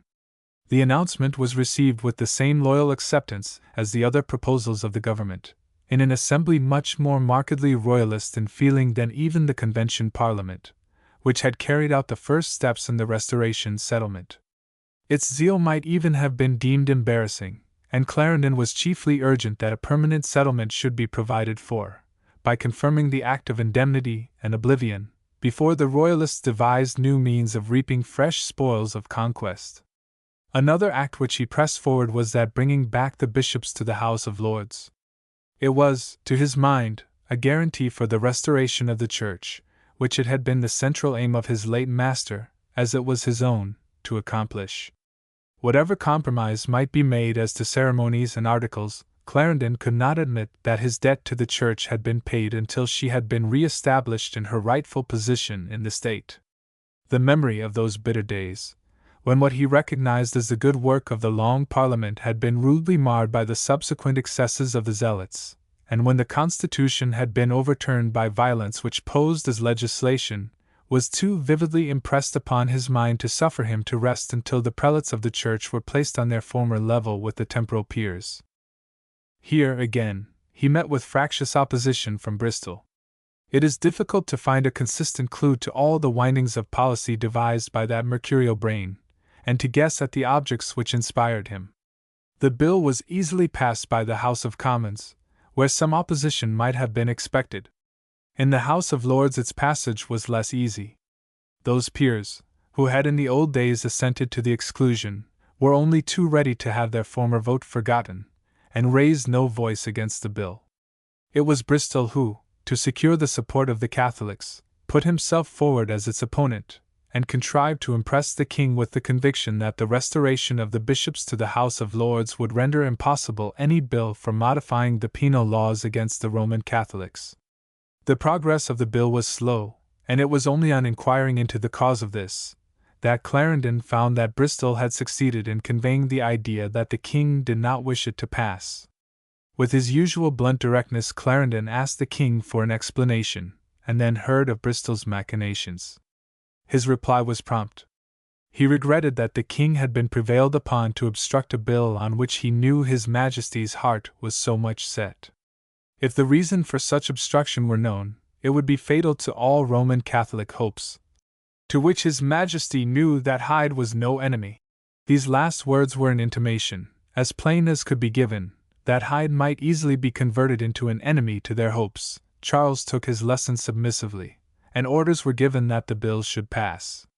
Bristol attempted to bluster, and threatened that if the bill were passed that day he would speak against it, to which, adds Hyde, the Chancellor gave him an answer that did not please him, and the bill was passed that day. Clarendon's methods could compel the consent of the king, and could silence the arrogance or the persistence of fractious opponents. They were scarcely fitted to conciliate either. Illustration: George Digby, 2nd Earl of Bristol. From the original by Sir Anthony Van Dyck, in the collection of Earl Spencer. Parliament had been compliant, and had passed at least 2 acts which Clarendon deemed imperatively urgent. It was prorogued, after a short session, on July 30th, to meet again on November 20th. There remained still to be dealt with what were perhaps the most difficult problems of all, the questions of compromise as to the ceremonies and the doctrines of the Church, of the relation between the nonconformists and the orthodox churchmen, and of the degree of toleration that might be allowed to divergent forms of belief. These were 3 absolutely distinct branches of the religious controversy, and to confuse them leads only to prejudice and error. Clarendon had seen enough of the temper of the Parliament to perceive that time was necessary to ripen these questions for a settlement, and that the process would go on more smoothly during a recess than in the heated atmosphere of parliamentary discussion. The discussions at the Savoy, the negotiations between the leading nonconformists and the bishops, and the formulating of proposals on either side, had represented one phase of the discussions, and had led to little result. The matter was now one in which the Crown and its advisers must initiate a policy, and do their best to smooth its passage during the next session of Parliament. It could not be indefinitely delayed. Laxity, if too long tolerated, from however good a motive, quickly passes into anarchy. In this matter it was inevitable that the leading part in framing a policy should fall to Clarendon. Of the old friends who would have been his chief advisers and guides in this work, many had passed away. But amongst the bishops 3 especially remained who were associated with old memories, and linked to him by mutual sympathy and respect. These were Brian Duppa, the former tutor of Charles II, lately Bishop of Salisbury, and now of Winchester; George Morley, now Bishop of Worcester, and soon after, successor of Duppa at Winchester; and Gilbert Sheldon, at first Bishop of London, and subsequently Archbishop of Canterbury on the death of Juxon, in 1663. Juxon's claims to the primacy were preeminent. He had appeared with the Martyr King in that memorable scene on the scaffold at Whitehall, and none other than he could fill the archiepiscopal chair, which had been vacant since Laud had preceded his master in his death upon Tower Hill. But Juxon's tenure of the office was little more than nominal, and even during his lifetime, Sheldon was the foremost representative of the Church. Duppa, the Bishop of Winchester, had been the man closest in the confidence of Laud, and had been the chief agent in carrying out his reforms in the University of Oxford. This must of itself have been sufficient to earn for him the warm sympathy of Clarendon, and his subsequent career had confirmed those early ties. To Clarendon, he was not only the trusted friend of his early patron, Laud, but the man to whom his royal master had committed, in solemn words, the religious education of his son, and that duty Duppa had carried out with an unswerving devotion, with however small success. His own personal character, the gentleness of his temper, and his saintly life, had strengthened the respect which was felt for him by all loyal churchmen, and during the short time that he survived the Restoration, he had a deserved influence on the councils that directed the policy of the Church. George Morley was another of the old fraternity that had gathered at Great Two, under the hospitable roof, and in the genial company, of Hyde's early and most cherished friend, Lord Falkland. Morley's scholarship, his social gifts, his ready wit, and his unfailing tact, had secured for him a prominent place amongst that goodly fellowship. He followed a line of his own in church politics, and in early days was not pliable enough always to win the approval and the confidence of Laud. His reply, when bored by an inconvenient questioner as to what the Arminians held, that they held all the best preferments in England, was pointed enough to spread quickly, and the sarcasm it implied was not agreeable to Laud. But Morley was none the less a loyal son of the Church, and gave abundant evidence of his loyalty to the good cause. He had been one of the chaplains of Charles I, remained with him throughout the days of trouble and danger to the end, and had been in exile from his master's death to the Restoration. In Morley, Clarendon could place the trust due to an old friend, a loyal churchman, and a man of fearless character, and of ripe judgment. Against his uprightness of life no insinuation could be made. Gilbert Sheldon was a man of a different type from either of these two. While a stout defender of the rights of the Church, he, like Morley, had not always seen eye to eye with Laud. But he and Hyde were in closest sympathy. They had lived together at All Souls when Hyde was present at Oxford during the Civil War, and when the burden of directing the affairs of the king had rested chiefly upon him. Sheldon, in later days, had manfully resisted the encroachments of the parliamentary commissioners on the university, and upon All Souls, of which he was warden, and it was only by military violence that he was expelled from his charge, under the order of these commissioners. He had then retired to the country, and continued during the Commonwealth to lead a quiet life, in which he spent his time and his own resources in assisting the loyal adherents of the king. Just before the Restoration, the warden appointed by the Protector had died, and Sheldon was quietly restored to his former post, at the moment when the political world was occupied with the still doubtful struggle between the contending factions. A few months later he was called to play a leading part, as Bishop of London, in the critical negotiations for the settlement of the Church. Sheldon was a new type of the ecclesiastical statesman. He had thrown off the habits of the student for those of the administrator, and one may add, of the politician. Sound and sincere churchman as he was, his religion was that of the man of the world, suspicious of fanaticism, more earnest in inculcating an upright life than in a show of enthusiastic fervor, regular in his religious duties, but preferring a religion which displayed itself in the cheerful activity of a regular life, rather than in any overstrained attention to devotional routine. It was only natural that his enemies should charge him with being worldly minded, and should insinuate that with him religion was only an instrument of government, and an element in policy. It need not lessen our respect for him that his religious faith showed itself more in lavish charity, and in a cheerful energy, than in the strict pursuit of the conventional routine of religious exercises. He could be a stern moralist when necessary, and he did not scruple to rebuke the king for his licentious life, and even, as Swift tells us, refused to him the sacrament on that account. If such a man attracts to himself little of a halo of sanctity, he perhaps compensates for this by the manliness of an upright life and conduct. Footnote: We need give no attention to the scandalous and baseless gossip as to Sheldon's licentiousness which Pepys gathered from the irresponsible tittle-tattle of the coffee-house, and entrust to the confidential pages of a diary which was never intended for publication. If we enjoy and profit by the vivid pictures of the day which his memoirs give us, we ought at the same time to feel ourselves bound to discredit the occasional thoughtless gossip about characters which stand too unassailable to be smudged by the mischievous sallies of Pepys's pen. In his balanced judgment, in his unswerving honesty, and in his absolute uprightness of purpose, Hyde found just that help which was most useful at this juncture. And that both he and Sheldon suffered from some testiness of temper was no hindrance to their friendship. When Parliament resumed in November, 1661, its first business was to pass certain acts for restoring the power of the Crown. The Solemn League and Covenant was pronounced illegal, and the acts erecting the High Court of Justice for the trial of the King, and for establishing the Commonwealth, were contumeliously annulled. The power of militia was declared to rest solely in the King, and it was enacted that no legislative power resided in Parliament without the King. These and like acts were passed without discussion, and amounted to little more than expressions of the dominant loyalist feeling. The first step in restoring the power of the Church was the Corporation Act, which enacted that every corporation official should take an oath against the Covenant, and against the traitorous doctrine that arms might, by the King's authority, be levied against his person, and imposing upon every such official to be elected in future the obligation to take the sacrament according to the rites of the Church of England. The supremacy of the Church was vindicated. Whether wise or not as a platform on which English politics should rest, and as to this doubts are no doubt permissible, this Test Act was the expression of the convinced resolution of the nation at the time. The more difficult question remained for decision: how should the basis of the Church be arranged, and to what extent was it to be made more comprehensive?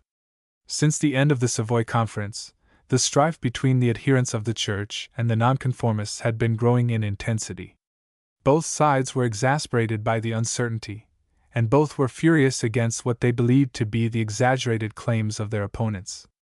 The King's pliant humor had permitted to the various dissenters an easy access to his person, and he was only too prone to give rise to expectations which were bound to be disappointed, and to unwary boasts on the part of the nonconformists, which stimulated the churchmen to an unyielding temper.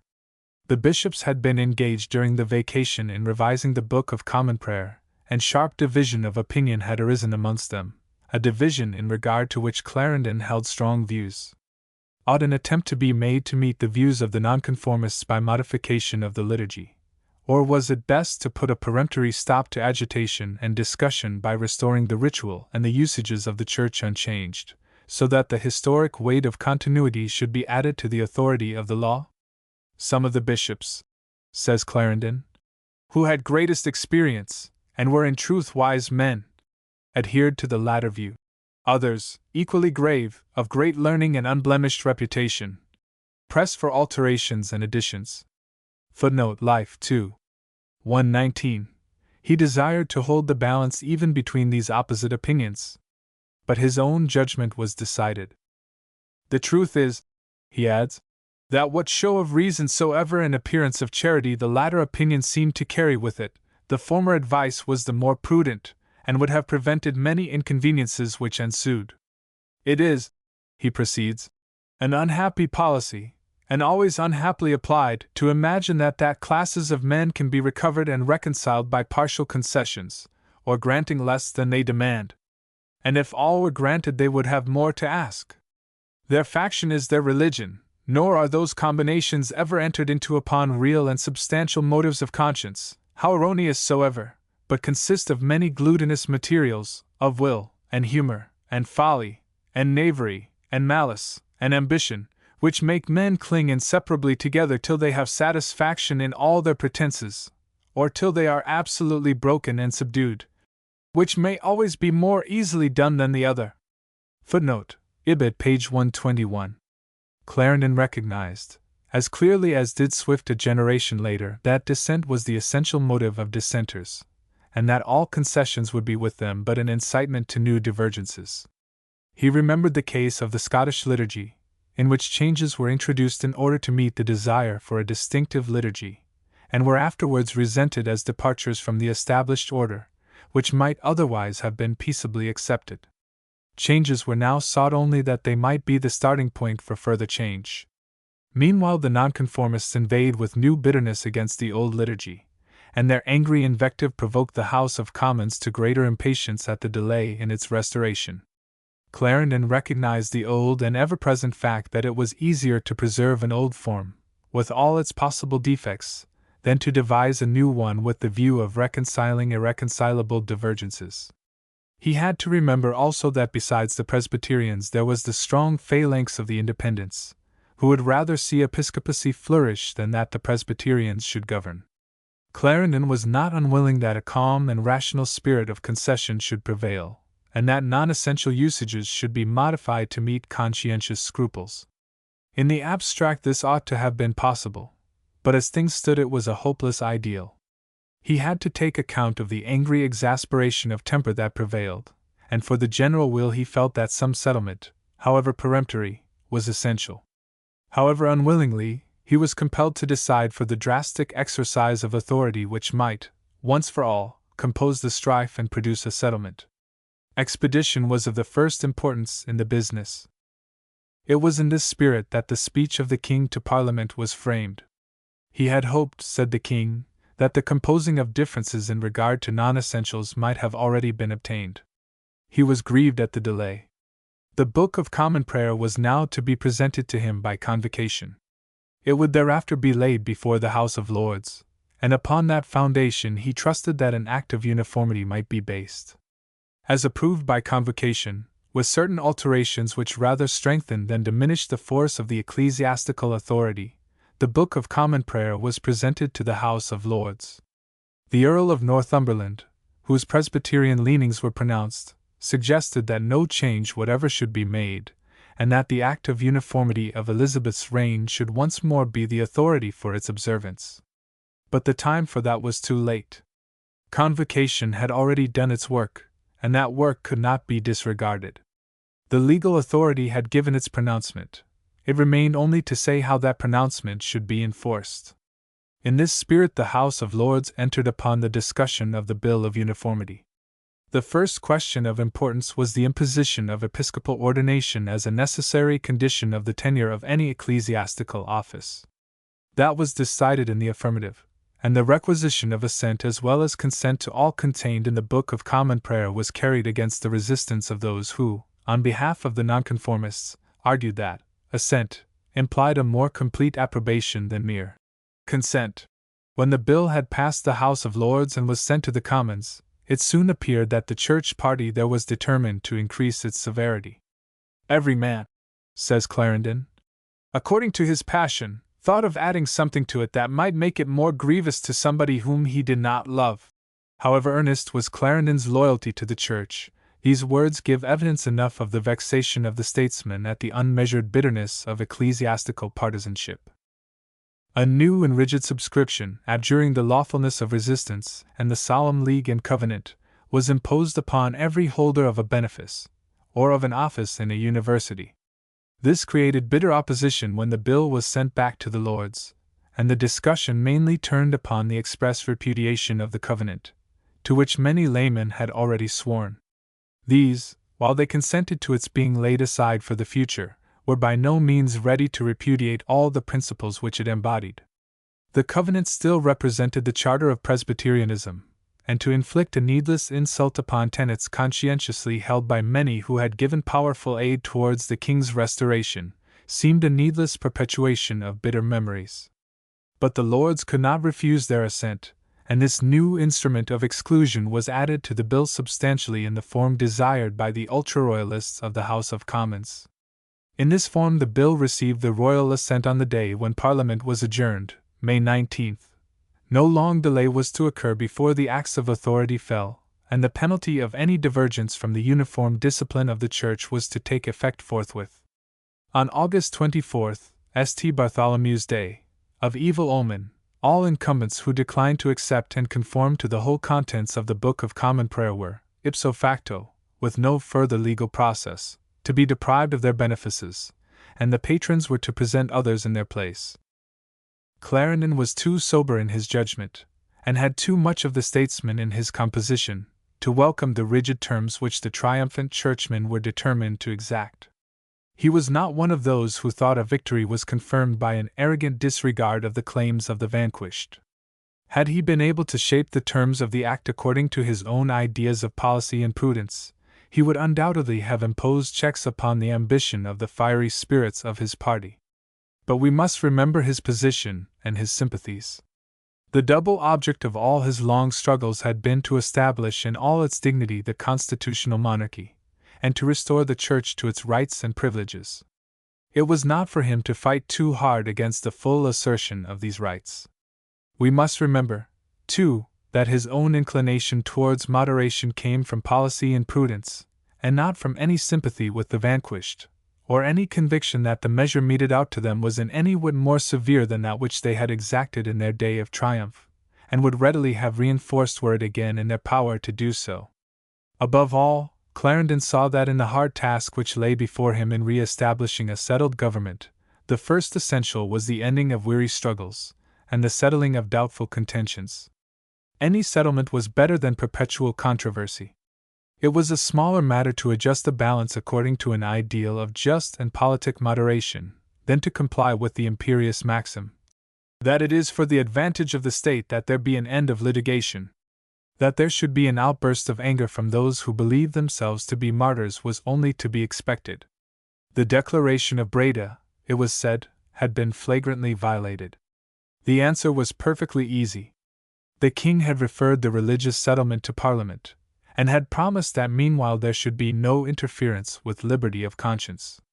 It is noteworthy that Clarendon rests the case upon this plea, that the Crown must act subject to a parliamentary decision. So far as it goes, it is an adequate defense.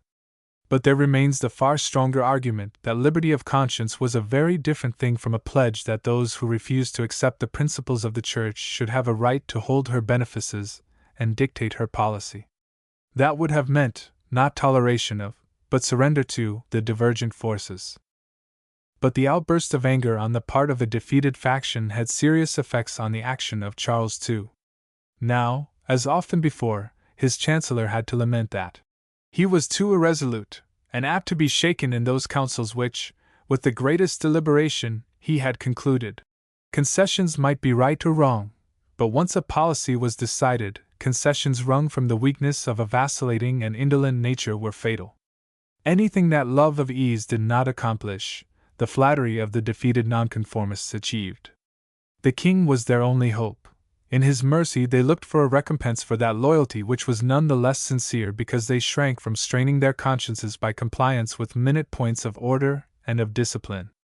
At least let 3 months pass before the blow fell that was to strip them of their livelihood and separate them from their flocks. Such an act of mercy would vindicate the royal prerogative. Whether the king thought it would do them no good, in other words, that he was giving a worthless concession, or that he thought the delay no prejudice to the Church, or, as was more likely, that it would rid him of painful importunity, the desired promise was given. that it proceeded from any inclination to the Roman Catholic faith, and any hope that, by its means, easier terms might be obtained for that faith, was a supposition that Clarendon would have deemed derogatory to the king's honesty. Clarendon would gladly have seen terms more merciful granted by the Act of Uniformity. But once the bill was passed he saw how fatal vacillation was, and would fain have persuaded his master against it. But the promise had been given, and once again he had to remind that master that it was for his honor that a promise given should be redeemed. Such a position was no unusual experience to any one who served Charles II. It was no new thing to the Chancellor to be reproached for opposing the resolving to do such or such a thing, and then to be reproached again for pursuing the resolution. A new conference was hastily summoned at Hampton Court. Archbishop Juxon, Sheldon, and Duppa were to represent the Church, while the Chancellor, Monk, and Ormond, with the secretaries Nicholas and Morris, were there as lay politicians, and the Chief Justice Bridgeman, with the Attorney General, were to advise as to the law. The bishops did not conceal their vexation, and resolutely demanded to be excused for not conniving at any breach of the law. Clarendon attempted to maintain the pledge given by the king, as but a small matter, which could not harm the Church. But the opinion of the lawyers was clear and decided. The king had no power to suspend the law, nor to interfere with the rights of patrons. Once more that vacillating temper yielded. The poor fragment of the royal honor which Clarendon would fain have saved had to be abandoned. The Church had to resent a threatened danger. The nonconformists were embittered by the overclouding of those hopes on which they had been taught to rely. The only effect of Clarendon's enforced interference was to involve him in the hatred of the dissenters, and in the suspicions of the bishops and the churchmen. The blow fell on St. Bartholomew's Day, and on August 24 the Church saw her full triumph, when the nonconforming ministers, to the number, it was said, of some 2,000, were ejected from their livings. Footnote: the number was variously reckoned. A more moderate computation was 1,200. Mr. Bates's careful calculations, Declaration of Indulgence, Appendix 2, give 450 as the number of ministers ejected between May 1660 and August 1662, and 1,800 as ejected on the latter date. The triumph was bought at the price of establishing a solid, permanent, and increasing body of irreconcilable foes. The Church was entrenched in a position rendered impregnable by law, which secured her even against the power of the Crown. But the forces of nonconformity were consolidated, and gradually gathered to themselves a mass of political adherents, and equipped themselves with a whole armory of political weapons. The Act of Uniformity did much more than settle the terms between the Church and nonconformity. It shaped the course of the two parties which, gradually diverging farther and farther, were to divide the nation into two camps. Charles still sought to secure his own ease by efforts after conciliation, some of them more questionable in law, and more insidious in their motives, even than his ill-considered promises to the nonconformist ministers. To what lengths his own Roman Catholic sympathies went it is difficult to say.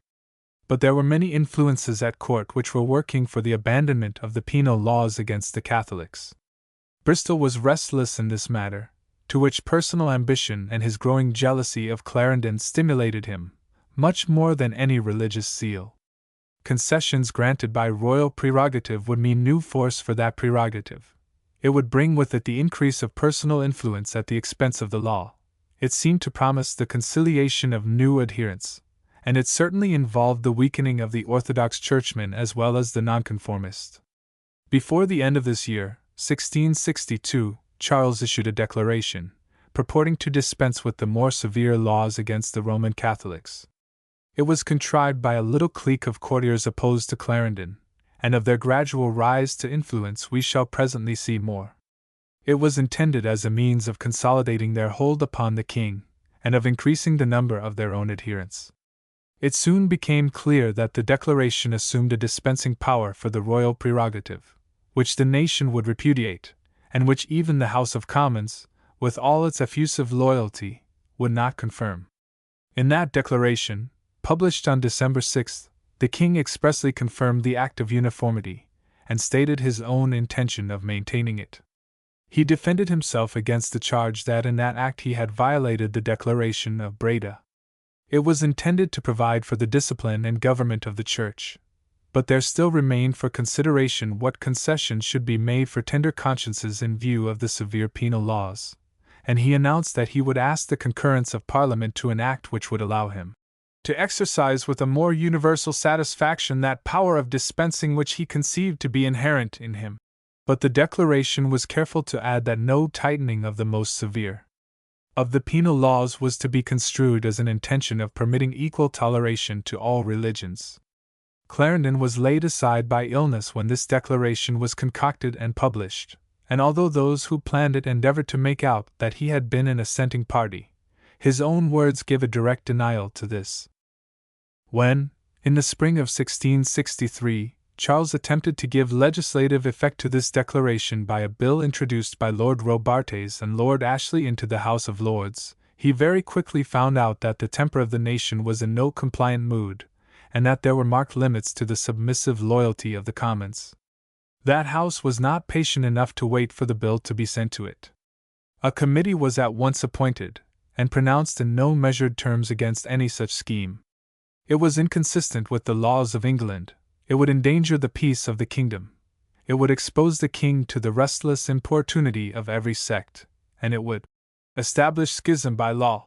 The House of Lords acted in the same temper. Clarendon was joined in his opposition by Southampton and the bishops, who thus fulfilled the part which Bristol had prophesied for them, of stalwart opponents of Catholic concessions. The Chancellor would not have been unwilling to see some sort of toleration, but his duty and his policy in this matter were clear. To have proceeded with the bill would have strained to breaking point the loyalty of the Commons and of the nation. Toleration, to have any good effect, must be the voluntary work of Parliament, and not the contrivance of a court clique. But Clarendon was under no mistake as to the odium he incurred with that clique, or as to the irritation which his conduct must arouse in the mind of the king, his master. Chapter 20: Domestic Dissension and Foreign Complications. The difficulties with which Clarendon had to deal in settling the affairs of the Church were, in essence, inevitable. Each side was struggling for very life. They had, to inspire them, not only profoundly hostile convictions, but the memory of years of angry strife and alternate persecution. But these difficulties were aggravated by the intrigues at court, by the shiftless vacillation of the king, and by the underlying suspicion, which perhaps haunted Clarendon more than he admitted to himself with respect to the king, that concession might pave the way for indulgence to the Roman Catholics, to which the nation at large was profoundly opposed. His position was complicated by the perpetual bickerings of selfish factions, and by ignoble broils within the palace, in which he was compelled to interfere. It was in June, 1661, that the marriage treaty was signed. As might have been expected, long delays supervened. Lord Sandwich was dispatched with a fleet to take over Tangier, and on his return voyage to escort the princess to England. But that was a matter which did not proceed without interruption. There was a considerable body of opinion in Portugal which regarded with profound dislike the abandonment of a position so important. The Queen Mother of Portugal was anxious to implement her agreement, but, in order to do so, she had to dispatch a governor who was pledged to carry out the evacuation. Only a few days before Sandwich arrived, that governor suffered defeat at the hands of the Moors, and was placed in a position of serious danger. The arrival of Sandwich was timely. He was able to secure the place against the attacks of the Moors, and to escort the Portuguese troops back to their own country, where they were the objects of popular indignation. All this took time, and it was not till March 1662 that Sandwich arrived at Lisbon, to escort the Princess Catherine to England, along with the stipulated dowry of £500,000. The Queen Mother of Portugal was anxious, in this respect also, to meet the terms of the treaty, but it was not easy for her to do so. The Portuguese court could raise only a moiety of the dowry, and even that consisted in large part of merchandise and jewels of doubtful value. There were difficulties in handing over Bombay, and the further conditions, as to free rights of trading in the East Indies and Brazil, could only slowly be made effectual. Those who had intrigued against the marriage found in these delays just the opportunity they desired. The reports which reached England were not all favorable to the new queen, and the alliance was by no means so popular as it had been a year before. All this told against Clarendon, to whom was imputed a far greater responsibility for the arrangement than was actually his, and who had been forced to support it, in its later stages, largely in order to counteract the intrigues of Bristol and the Spanish ambassador. It was on May 20th, 1662, that the princess arrived at Portsmouth, where the king met her, and where the marriage ceremony took place. His first impression seems to have been fairly good, if we are to believe that a bridegroom would write full confidences to his chancellor. "If I have any skill in physiognomy, which I think I have," he writes to Clarendon, "she must be as good a woman as ever was born. I cannot easily tell you," he writes again, "how happy I think myself. I must be the worst man living, which I think I am not, if I be not a good husband. Never two humors," he adds, "were better fitted together than ours are." Unfortunately, Charles's experiences had scarcely made him a judge of a good woman, and his superficial good humor was but a flimsy foundation for married happiness. The royal couple came to Hampton Court, with happy omen, on May 29th, the king's birthday, and the anniversary of his restoration. The court of England, however, was scarcely a scene likely to be congenial to one who had lived a sequestered life, amidst strictly religious surroundings, and in the formal routine of elaborate ceremonial, nor was Charles, by character, or by the experiences through which he had passed, disposed to arrange his life according to the tastes of the devout bride whom policy had selected for him. But Clarendon was prepared to hope much from the king's natural good nature and kindliness, and tempestuous as his life had hitherto been, the chancellor strove to do his duty, with more of frankness, perhaps, than of tact, by reminding his master of the infinite obligations he had to God, and that he expected another kind of return from him, in purity of mind and integrity of life. Charles listened to these admonitions with a patience that was not altogether assumed, and seems to have been not unwilling to find merits in his bride. But a bridegroom that has to be schooled to his duty is hardly a promising husband. Unfortunately, the lesson of his chancellor was soon forgotten. There were not wanting those who found it to their advantage to countermine Clarendon's efforts. At first things looked not unpromising for the newly married pair. The Queen had beauty and wit enough to make herself very agreeable to him. Such are Clarendon's, perhaps too roseate, words. The King's resolutions were good, and he seems to have promised himself, if not a union of ardent affection, at least the satisfaction of an innocent and fairly happy married life.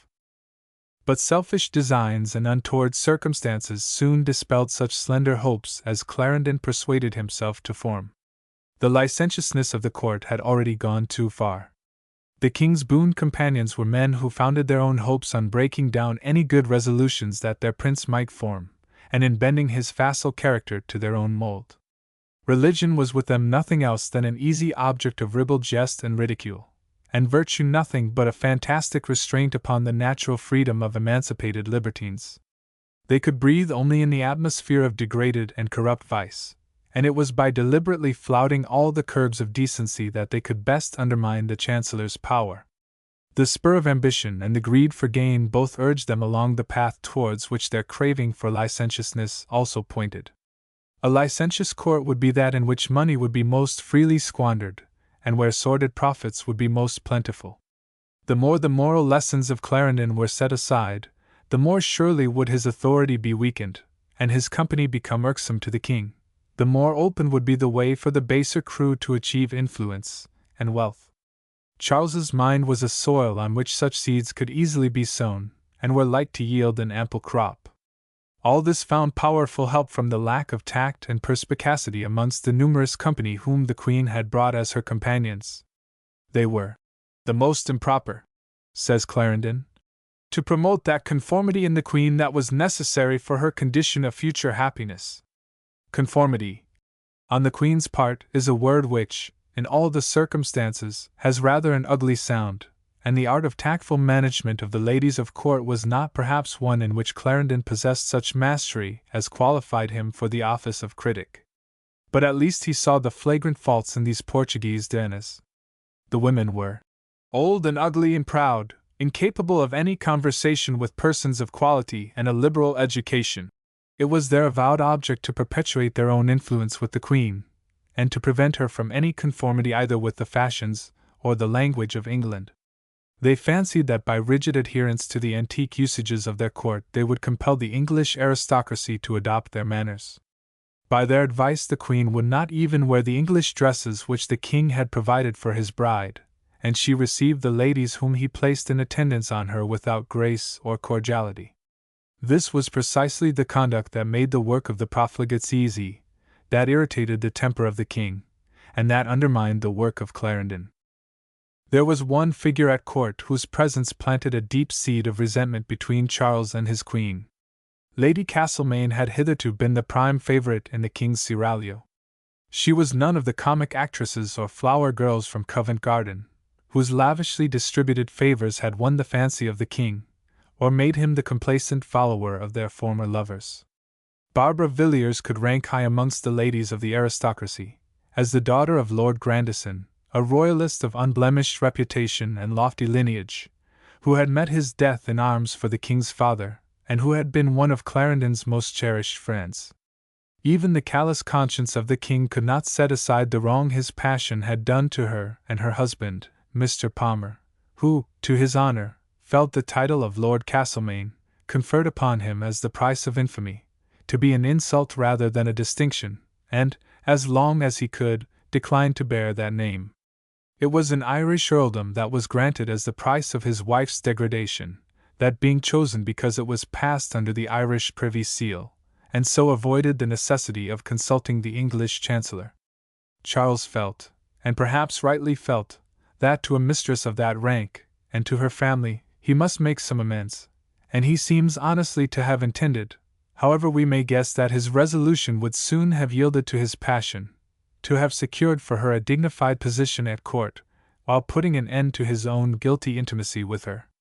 It was in this spirit that he presented the lady, as she was generally called, to the Queen, whose lady-in-waiting he intended that she should become.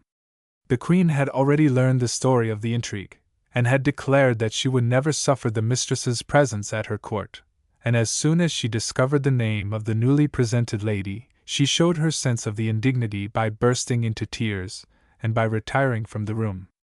The racy scandal of a royal disagreement was thus published to the court, and Charles was speedily confirmed in feeling that his own authority was concerned in dealing firmly with an unseemly outburst of what he and his chosen companions deemed to be unreasonable obstinacy. The usages of the French court, and the example of his own illustrious grandfather, Henry of Navarre, seemed to justify his decision, and there were not wanting plenty of tongues ready to suggest that he must be master in his own court, and must establish the principle that the title of King's mistress ought to be one of honour and not of shame. Those who, like Clarendon, saw in that fashion a degrading innovation in English manners, must be taught their error. Bad blood was soon engendered between the English court and the Portuguese authorities. The Portuguese ambassador found himself involved in the quarrel. The failure of Portugal, in various particulars, to carry out the full stipulations of the treaty, however earnestly the Queen Mother laboured to do so, was now made matter of reproach. The King blamed the unhappy envoy as responsible for the obstinacy of the consort whom his court had supplied. The Queen reproached him with his false reports of the King's virtue and good nature, which she now discovered to be diplomatic fancies. Between the two the poor man thought it best to satisfy both by dying, and a fever brought him to the brink of the grave, from which some dawning hope of a reconciliation between the royal pair alone rescued him. Diplomats and statesmen, whose plans were thwarted, and whose lives were worried by these connubial jars, might have been pardoned for lamenting that the promiscuous amours of the King did not make him callous to matrimonial bickerings. Charles, for once moved to persevering efforts to attain his end, did not abandon the hope of bringing the Queen to acquiesce in his decision by gentle means. He laid aside the anger which her conduct had at first aroused, and sought to cajole her into a better humour. He assured her that his intimacy with the lady had already ceased, and that the place at court which he proposed to assign to her would be the best guarantee against its renewal. But all these attempts were in vain. The Queen refused any compromise, and on his side the King, whose superficial good humour was not incompatible with profound and pertinacious selfishness, did not scruple to expose her to every insult at court. He threw himself with his usual cynicism into all the degraded pleasures of the libertine crew of his choice companions, openly pursued his intimacy with Lady Castlemaine, and taught his friends, as an easy means of access to his favor, to flout the pretensions and the feelings of the Queen. "I wish," he wrote to Clarendon, "I may be unhappy in this world, and in the world to come, if I fail in the least degree of what I have resolved, which is of making my Lady Castlemaine of my wife's bedchamber. I am resolved to go through with this matter, let what will come of it, which again I solemnly swear before Almighty God.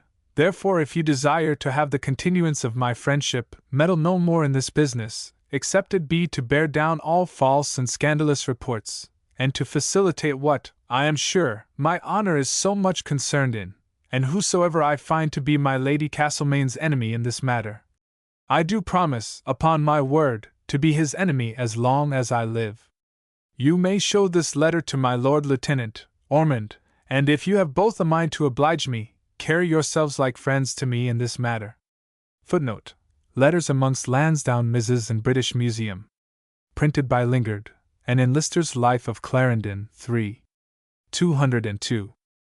Charles's easy humor cloaked an obstinacy as strong as that of any of his race. Be the object perverse enough, it asserted itself, in his facile character, with the pettishness to be found in a spoilt child. He knew Clarendon's opinion of the lady, whose acquaintance the Chancellor shunned, and to whom he had forbidden his wife to show any civilities. To Clarendon's bitter annoyance, the king imposed on him of all men the irksome duty of attempting an arrangement with the Queen.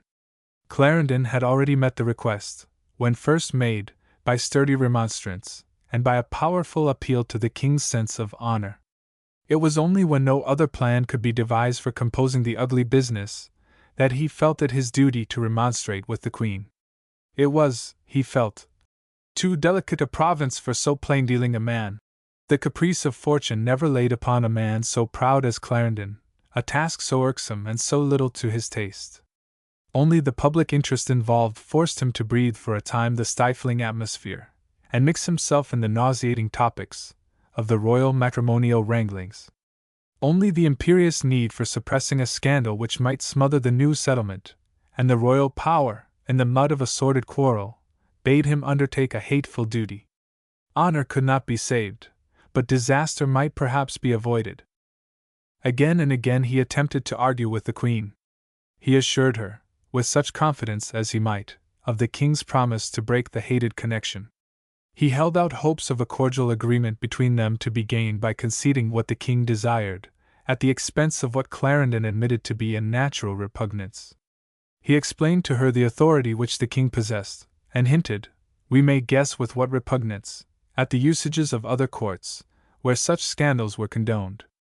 He was met, once and again, by passionate outbursts, to which the Queen gave way, and which, he knew, would only provoke the resentment of the king, the resentment of a nature slow to be aroused, but once aroused, relentless because of its very cynicism. At length the Chancellor thought that he had prevailed, and the Queen professed her duty to her husband. But with an ill-judged change of humor she chose this mistimed moment for appearing unduly conciliatory to her rival, and thereby diminished such respect as her resistance had gained, even from those whom it provoked. Charles not unnaturally believed that the violence of an indignation so quickly appeased had been due only to capricious obstinacy, and to no strength of virtuous self-respect. His tyranny grew the greater by her weakness. He dismissed all but one or two of her followers, and left her friendless amidst an unfriendly court. Clarendon worked in vain. He had done what he could to save the situation, and now made it his humble suit to the king that he might be no more consulted with nor employed in an affair in which he had been so unsuccessful. A semblance of reconciliation, whatever that was worth, was somehow patched up. The king no longer openly flouted his wife before the crowd of complaisant courtiers. On her part she submitted to his will, and stooped to the ignoble part assigned her in a profligate court. She accepted, with gratitude, such an occasional show of kindness, as from time to time made the court gossips surmise that a better understanding might come.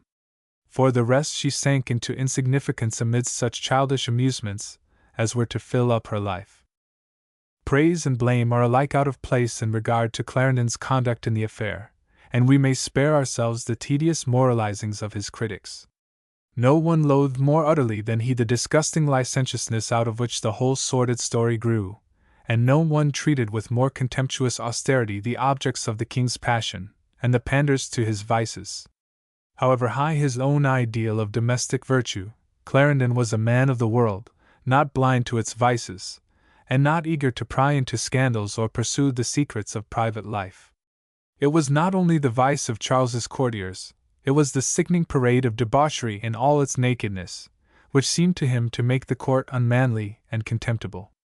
Feeling as he did, he had spoken words of bold remonstrance to the king himself, although he was fully conscious how irksome his moralizings were, and how easily they lent themselves to the gibes of Charles's baser companions.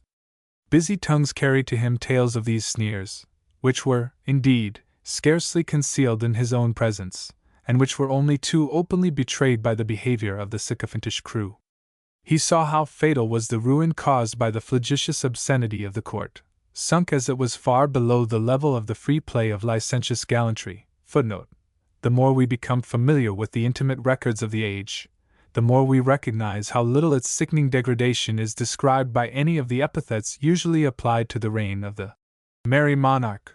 Its filth was even more disgusting than its vice, its obscenity than its licentiousness, and its unmanliness than its profligacy. And he knew well that this unseemly matrimonial fracas proclaimed it to the world. He tried rebuke and remonstrance. When these failed, he only did his duty in attempting, vainly, as it proved, a compromise, and it was with disgust as well as weariness that he turned away from the degrading and hopeless task of patching up the strife that was undermining all his efforts at reconstruction. The court which he dreamed of restoring, chastened by adversity, enhanced in dignity, resting upon a sound constitutional foundation, and fenced by a bulwark of stately reverence, was now to be a byword amongst the people, as the home of ignoble trifling, of bestial vice, of sordid intrigue, and of vulgarizing domestic jars. The little clique of his enemies comprised Bristol, that strange mixture of contradictions, fantastic vanity and flightiness, tempered by subtle wariness and vigorous intellectual strength, treachery and double-dealing, redeemed by occasional gleams of romantic extravagance and enthusiastic zeal.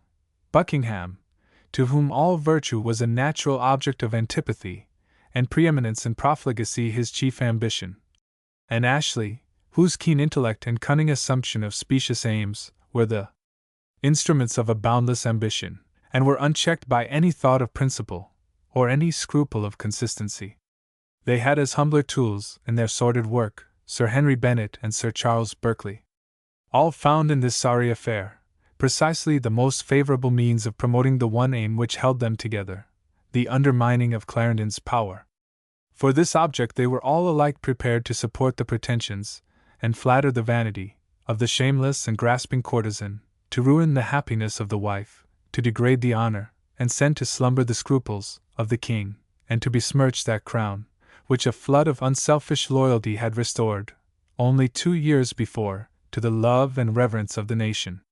But other matters, of larger public concern, had to be faced by Clarendon, and in these, too, he was obstructed by the machinations of the same unscrupulous clique.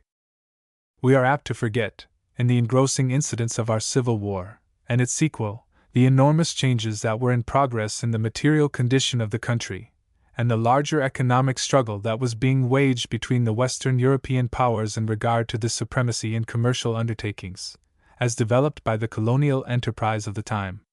Wars were to be carried on hereafter, not on the ground of dynastic disputes or of religious differences, but in order to gain a firm footing in the vastly increasing field of commercial operations. The sovereignty of the seas was necessary to achieve that end, and it was this underlying conviction that prompted the United Provinces to their struggle with the English fleet, a struggle, the ultimate fate of which remained long doubtful in view of the intense importance of the warring interests, and the indomitable courage of the combatants on either side. Cromwell had enormously developed the commercial supremacy of England by the Navigation Act, which required that foreign goods should arrive in England only in ships sailing under the English flag, or under the flag of the country in which the commodities had their origin. This act was renewed by the Convention Parliament, and confirmed by the Parliament of 1661, in its full stringency of operation. It threatened the very foundation of the Dutch naval and commercial supremacy, and planted a root of enmity between England and the United Provinces, rendered permanent by the irreconcilable opposition of material interests which grew up by the irresistible force of circumstances. Other differences might be composed, but that resting on the instinct of self-preservation could know no end. Statesmen had to shape their policy, sometimes blindly enough, but always under the pressure of this vigorous instinct of self-interest prevalent amongst the trading classes of the country. The wealth of France rendered her less susceptible to these feelings, and her statesmen took less account of them. But to prove the unquestioned power of her crown, it became necessary for her to assert herself, like her neighbors, at sea. Just before the Restoration, an insecure peace had been patched up between France and Spain. But while France consented to abandon her support of Portugal, she had no mind that Portugal should be left at the mercy of Spain. It was her first business to contrive a counterpoise to the power of Spain. But it was more difficult for France to decide what should be her relation to England. She had cultivated an alliance with Cromwell, and in order to consolidate that alliance, she had treated the Royalist cause with contemptuous neglect. Neither on the part of the people of England, nor on the part of its court, was any close connection with France desired. The old jealousies, bred of close neighborhood, could not be effaced. An alliance with Spain had seemed at first more desirable. But overtures from Charles for a Spanish marriage had been treated somewhat cavalierly by the Spanish court. This naturally prompted the obvious alternative of a Portuguese marriage, and such a marriage offered to France precisely the opportunity she desired. A marriage treaty between England and Portugal seemed certain to secure for Portugal the support of England in her struggle with Spain, and France welcomed the appearance of an ally who might render to Portugal that help against Spain, which she herself was precluded by treaty from openly offering. The King of England had been encouraged to prosecute the treaty of marriage with Portugal by assurance of French sympathy. Such sympathy would not, in itself, have been a sufficient inducement. Other more powerful motives operated. "The principal advantages we propose to ourselves," wrote Charles to his envoy in Portugal, "by this conjunction with Portugal, is the advancement of the trade of this nation." These words were perfectly true, and the possession of Tangier and Bombay, with equal trading rights in the East Indies and Brazil, were real and substantial advantages to England. They were not lessened by the fact that the alliance brought England and France, for a time, to a better understanding. But France had her own causes of jealousy, and it was necessary for Clarendon to take all care that these should not drive her into the hands of that chief enemy, with whom England must sooner or later come to deadly grips, the Dutch Republic. Clarendon fully appreciated the great work of Cromwell in making England feared in Europe, and he was anxious that she should not, under the monarchy, suffer any abatement of the power which Cromwell had so triumphantly established. But he knew also the inherent weakness of the country at the moment, and her inability to sustain the burden of a war. To Clarendon it was a matter of supreme and vital importance that war should not come until her resources were consolidated. Even at the cost of a crippling debt, her naval stores and arsenals were equipped with careful industry. But Clarendon knew well that though definite and detailed preparation of that kind might help her to meet a sudden emergency, England was in no financial condition to maintain the annual pressure of a long-continued war. France, alive to the embarrassments of English ministers, soon put forward new topics of complaint, and pressed for redress as the price of her continued friendliness. Disputes arose as to the respective rights of the fishing fleets of each country, and acts of violence and privateering occurred on both sides.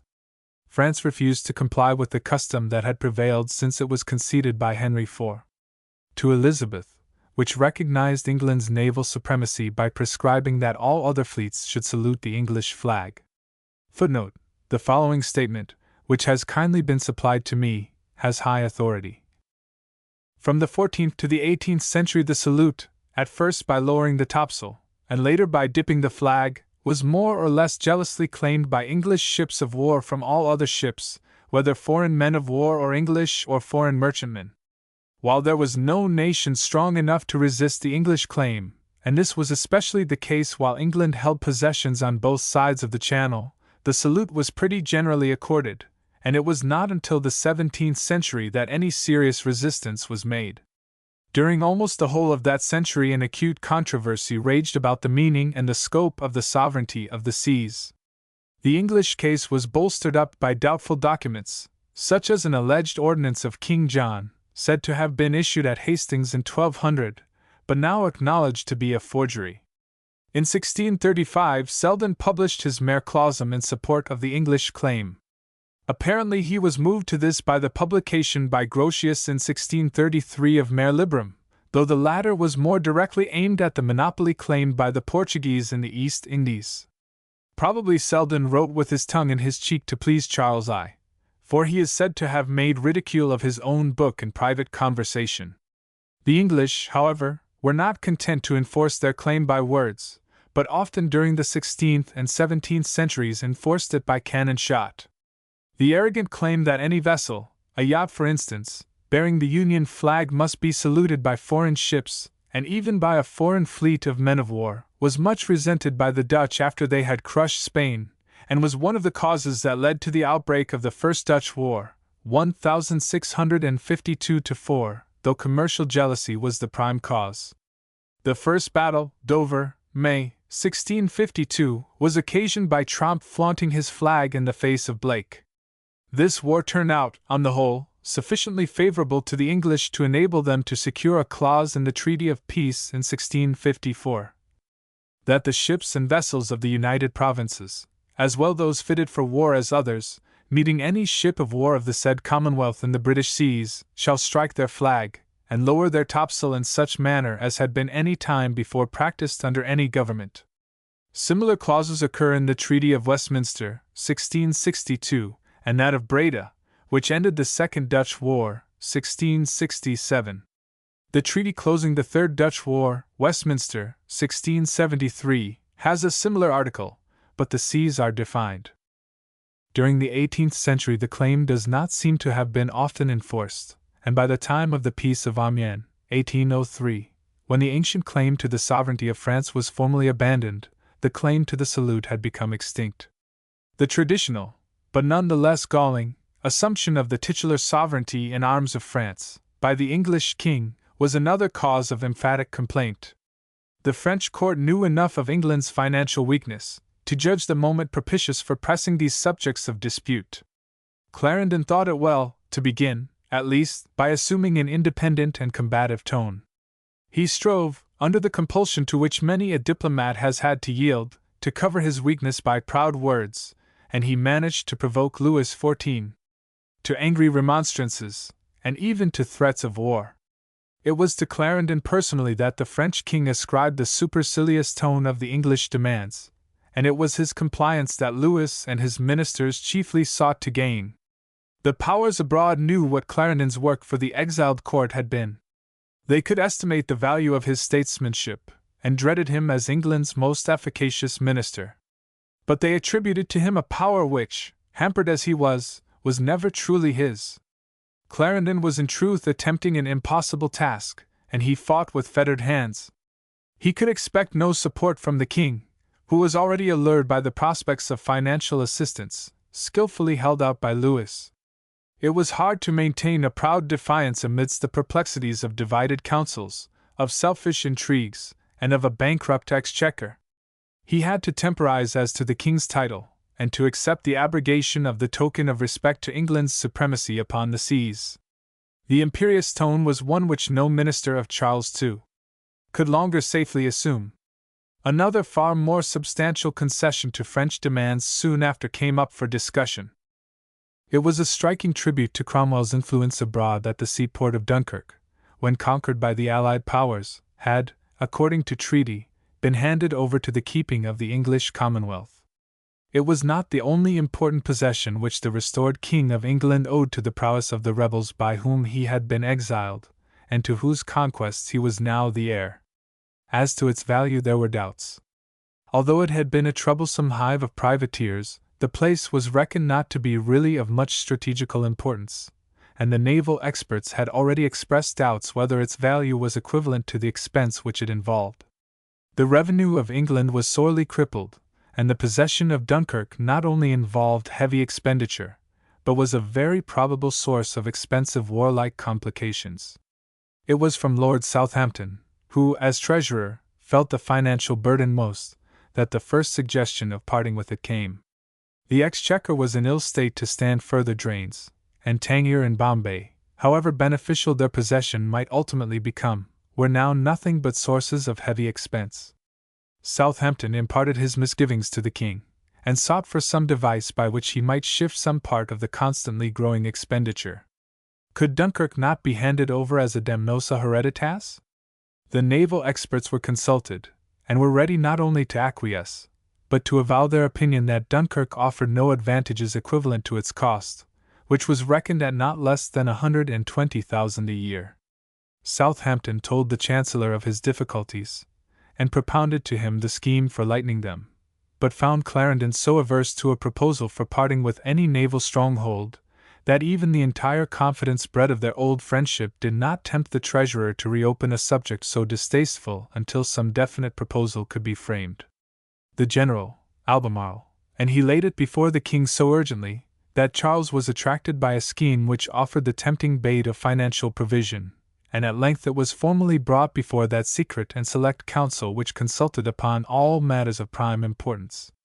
It could no longer be kept from the Chancellor, and Clarendon's illness made it necessary on this, as on many other occasions, to summon the council to his sick room, where, besides the king and the Duke of York, the Chancellor and the Treasurer, with Albemarle, Sandwich, Sir George Carteret, and the 2 Secretaries of State, were present.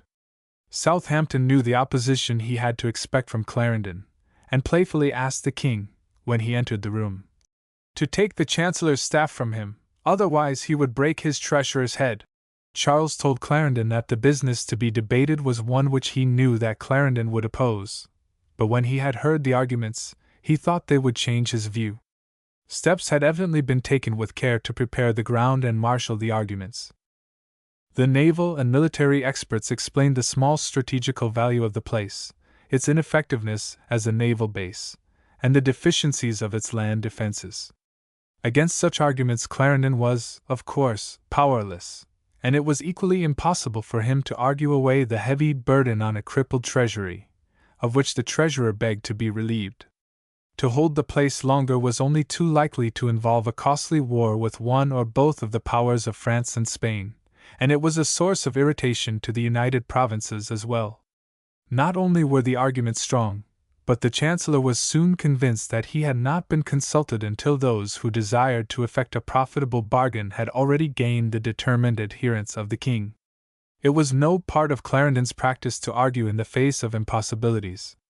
Little remained for him, or any other minister, but to decide with which power it was possible to strike the best bargain, and which it was most expedient to conciliate. There are some variations between the various accounts that have reached us as to the first author of the suggestion. Sandwich, in a conversation with Pepys, footnote, in February, 1666, averred that he himself was the first adviser, and this account is partially confirmed by what Sir Robert Southwell told, in 1670, of a conversation between Sandwich and himself in October, 1667. On the other hand, D'Estrades, the French envoy, asserts, what would give the lie to what Clarendon avers in his Life with convincing proof and elaborate circumstantiality, that Clarendon had told him that he was himself the author of the proposal. As regards Pepys's report, Sandwich, probably, after the common fashion of experts, assigned too much importance to his own expert advice, while the French envoy might easily have misunderstood the attitude assumed by Clarendon, who was bound, of course, to submit to the French diplomat even proposals which he disliked as if he entirely concurred in them. We need have no difficulty in assuming Clarendon's own deliberate and written account to be substantially correct. That he was brought unwillingly to concur in a proposal which had virtually obtained the assent of the king is confirmed by the fact that in his speech to Parliament in May, 1662, he condemned the murmurs against the cost of Dunkirk, on the ground that it was a diadem of which the English crown could only be deprived at the cost of great danger. It was no part of Clarendon's character to decline a responsibility which was his own, nor was it his inclination to part lightly with anything that added to the dignity of the English crown. That the first suggestion did not come from him may be accepted on his own solemn averment, but it is also strongly confirmed by inherent probability. It remained only to decide with which power the bargain should be made. Policy, it might have been held, should have some influence in determining the choice, at a moment when international relations were so delicately poised. But Clarendon tells us that, strangely enough, the only question was, who would give the highest price? Both Spain and France were eager to have the seaport. Of the two, Spain was by far the most popular in England, but she was not likely to be so good a purchaser. She claimed the cession of Dunkirk as a right, and it is always improbable that one who puts forward such a claim should be inclined either to pay heavy purchase money, or to owe a deep debt of gratitude, for what is claimed as a right. Above all, the coffers of Spain were in no condition to meet a heavy payment.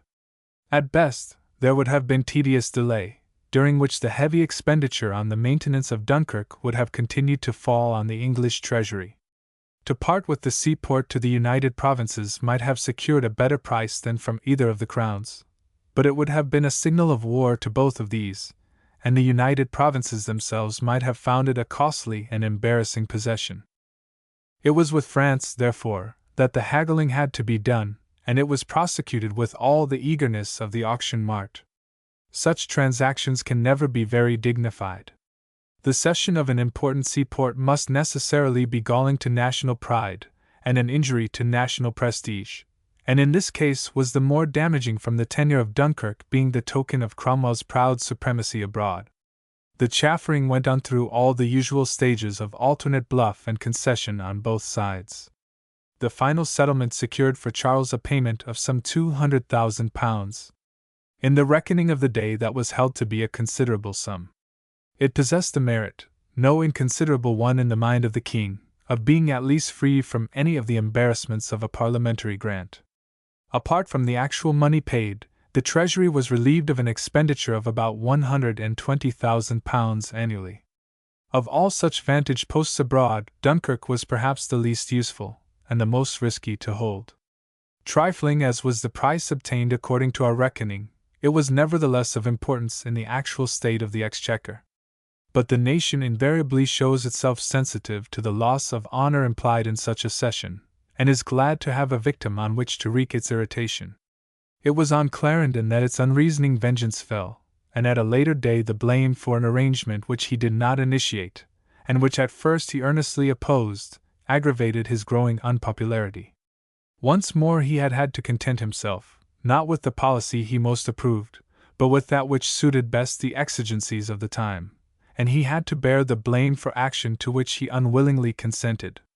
It is the hardest lot for the statesman, because it is that which his enemies impute as a crime, and for which his friends can only offer an apology. Whatever the injury to national dignity, the transaction not only gave substantial pecuniary relief, but it seemed to promise, for the time, a secure foreign alliance.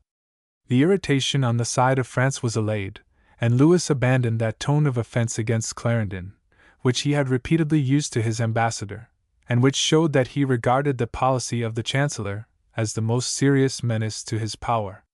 The cordiality between England and France was perhaps insecure, but it was cemented by their common interest in maintaining the independence of Portugal, and that, again, offered good prospects to the trading interest of England.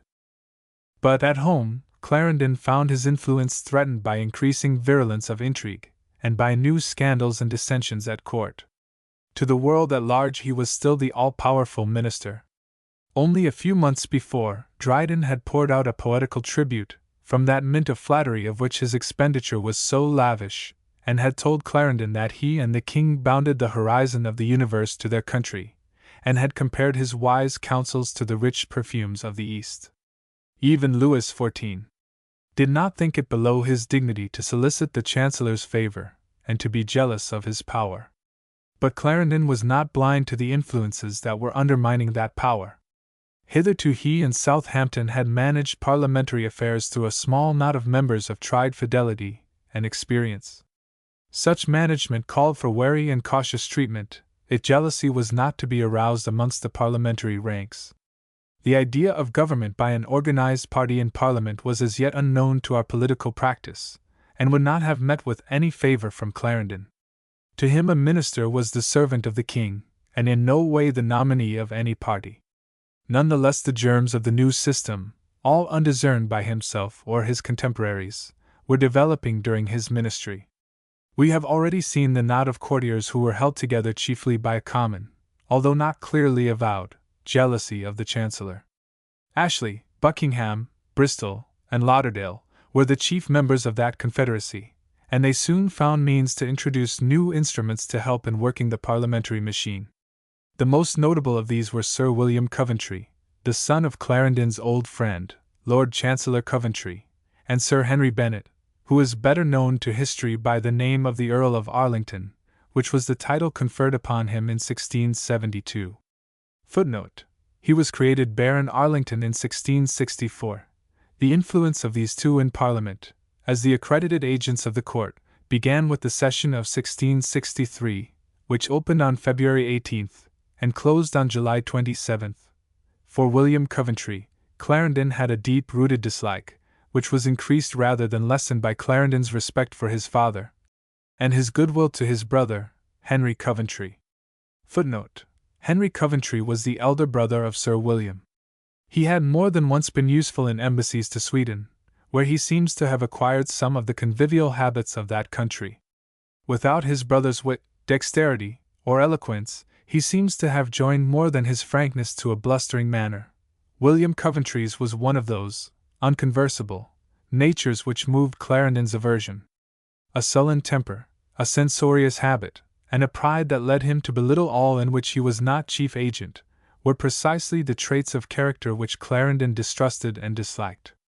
He admits Coventry's abilities, and gives him credit for being exempt from the degrading coarseness which was typical of the court. His portrait is painted for us in a few sentences with all the consummate skill of the historian of the rebellion. He was a sullen, ill-natured, proud man, whose ambition had no limits, nor could be contained within any. His parts were very good, if he had not thought them better than any other man's, and he had diligence and industry, which men of good parts are too often without. He was without those vices which were too much in request, and which make men most unfit for business and the trust that cannot be separated from it. Clarendon's genius for character drawing never suffers him to paint even the portraits of his enemies all in black. Footnote: Clarendon's prejudice against Coventry, however, in spite of the admission of his ability, was abnormally strong, and we shall find reason later to doubt whether Clarendon did not in this case allow personal resentment to blind him to some of Coventry's merits. Such was his conception of the man who now became secretary to the Duke of York, and an active centre of intrigue. Sir Henry Bennet was a foeman of another kind. It was during the period of exile that he had managed to ingratiate himself with Charles, and their subsequent intimacy was coloured by the scenes which they had once shared together. Bennet was the natural product of an exiled court, forced to have recourse to shifts of no dignified kind, and breathing an atmosphere of cynicism and distrust. He knew nothing of, and cared, if possible, still less for, the Constitution or the laws of England. He was one of those who cultivated the friendship of Spain, with whose leading statesmen he had close relations, and who saw in that friendship a balance to the Portuguese alliance and the policy which Clarendon was believed to pursue. He had no parliamentary talents, and entered Parliament for the first time during the session of 1663, but he was a pledged and trusted member of the little court cabal, which was now determined to organize a party in Parliament to oppose the Chancellor's power. It became a part of their scheme to find a place for Bennet where he could exercise a distinct influence upon administration. The preliminary arrangements for this were made without the Chancellor's knowledge. That stout and faithful servant of the King, and sure friend of the Chancellor, Sir Edward Nicholas, was now feeling the weight of years. His ample experience and tried fidelity weighed for nothing in the minds of the court clique, who desired his place for Bennet. The King was easily persuaded to adopt the view that the Chancellor found, in two old and weak secretaries, conveniently subservient tools. Tempting terms were proposed to Nicholas. Suggestions were skillfully thrown out that he should quit his employment, receiving the ample provision of £10,000 in lieu of it, and also some notable token of the gratitude and respect of the king. It was only natural that the old man, whose memories of public service carried him back to the days when he had been amongst the followers of the Duke of Buckingham at the time of his assassination, nearly 40 years before, should accept the proposal readily. How it seemed to Clarendon is best seen in his own words. It cost the king, in present money and land on lease, very little less than £20,000, to bring in a servant whom very few cared for, in place of an old servant whom everybody loved. Footnote Life 2. 228. The little faction who were intent upon their selfish plans for ousting the Chancellor recked very little of lavish expenditure. The same move that made the secretaryship of Nicholas vacant for Bennet, left Bennet's place of Privy Purse available for another of the new favourites and conspirators, Sir Charles Berkeley. Footnote: soon after created Earl of Falmouth. Amongst the crowd of discredited and dishonest intriguers none was more vile or contemptible than he. In earlier days his character was too notorious to be tolerated even by Charles, but there were tricks and services, to which Berkeley made no scruple of stooping, and which served to secure, first the tolerance, and then the friendship, of the king. These changes in the official world were all menaces to Clarendon's power. Illustration: Sir Edward Nicholas. From the original by Sir Peter Lely, in the National Portrait Gallery. It was one of the ironies of fate that the baser influences, now gaining new power at court, created or stimulated discontent, the brunt of which fell on Clarendon, against whose authority these influences were chiefly directed. The moral sense of the nation was being gradually provoked. That sense is regulated by no great judgment, and often moves under violent prejudice, but it slowly yet surely shapes itself on sound foundations. The reaction against Puritanism had carried the nation far in the direction of tolerance, even of lax morality, but the scandals of the court had already begun to outrage the nation's sense of decency, and when outraged decency is combined with increased pressure of taxation and decreasing prosperity, the united force becomes a menacing threat. It was a comparative trifle that the king's alleged bastard, footnote, he was born in 1646, and the king's age at the time justified doubts, which the lady's lavish favours did not diminish, by the notorious Lucy Waters, was now formally introduced at court under the name of Crofts, was married to the heiress of the Earl of Buccleuch, and was speedily created Duke of Monmouth. Such relationships had before been tacitly recognized but not explicitly avowed.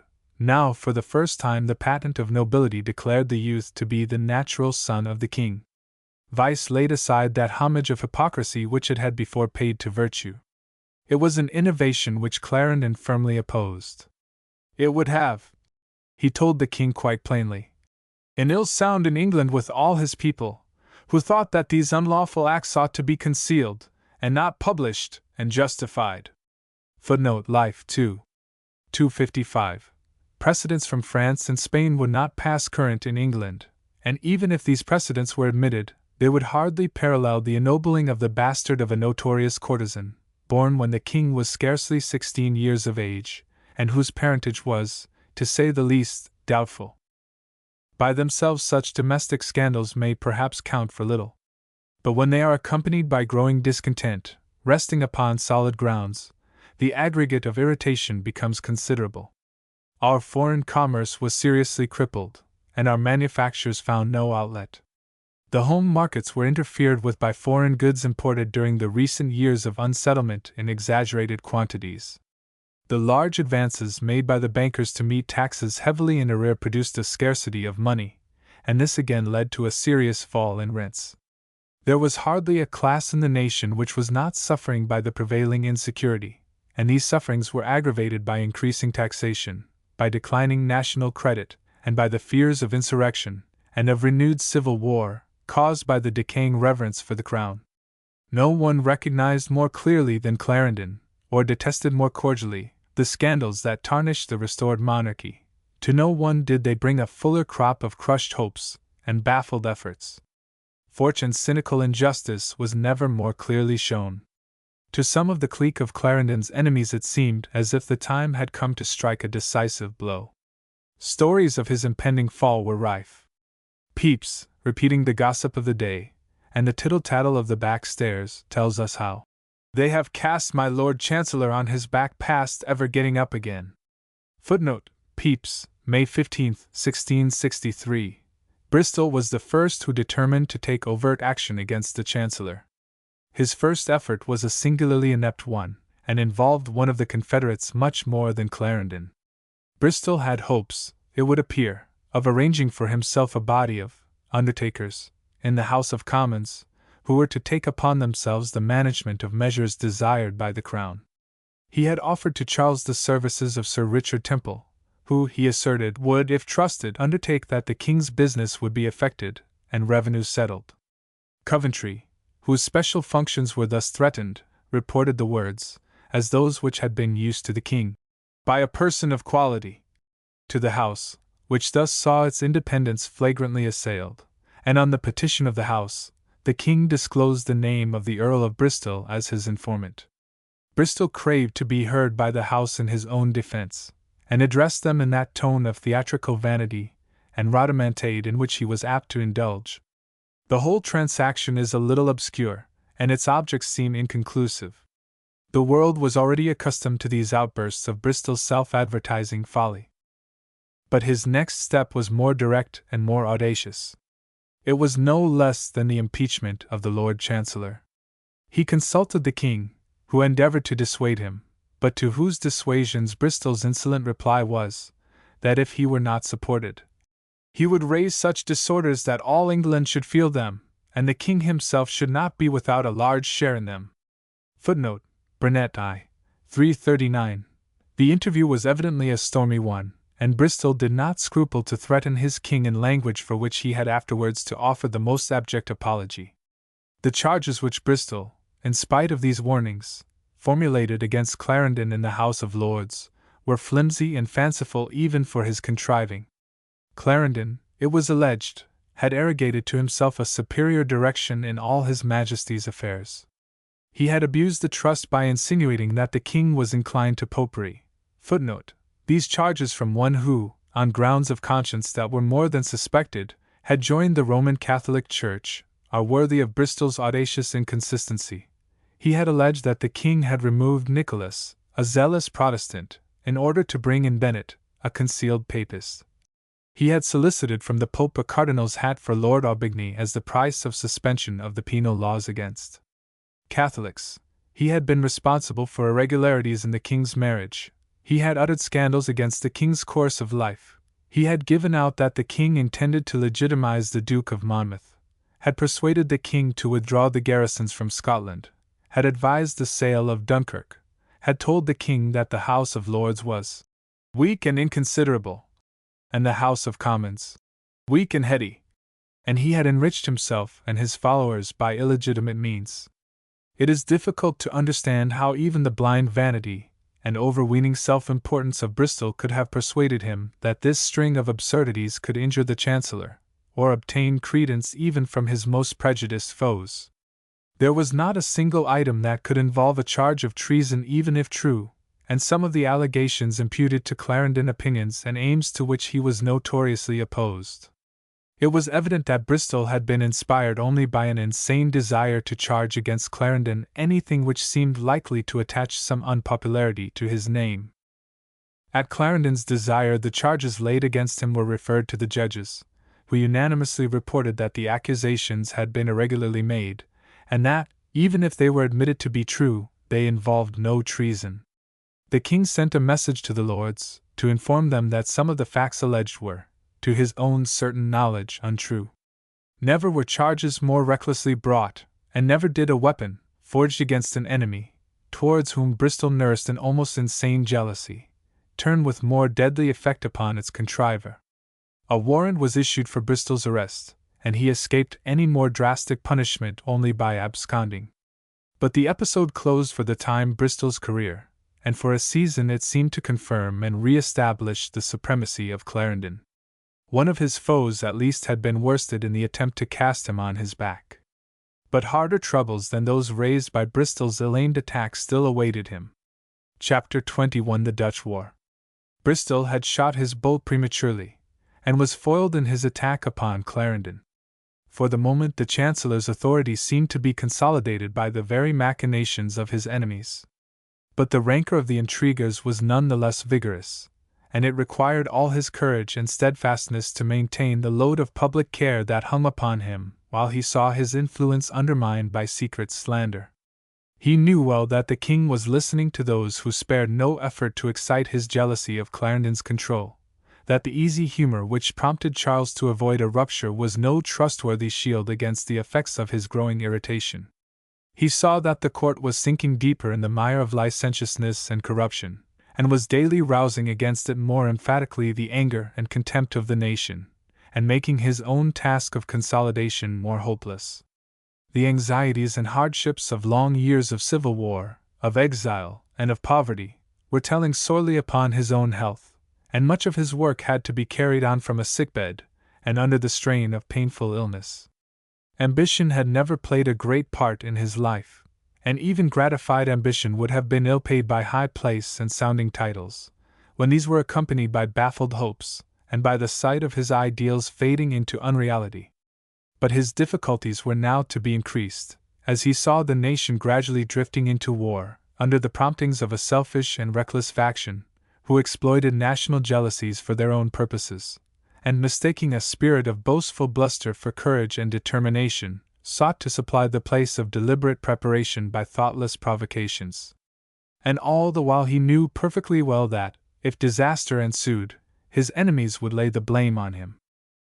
Between England and the Dutch Republic, the causes of irritation had been rapidly accumulating. The center of the commerce of the world had now shifted to northwestern Europe, and the growing commercial interests of the day were a sure and increasing source of international jealousy. The rivalry between England and Holland had begun before the Civil War, and during that war Holland had found in England's distractions a splendid opportunity for stealing a march on her most powerful rival. In her colonial enterprise she had easily outstripped Spain and Portugal, and more than held her own with England.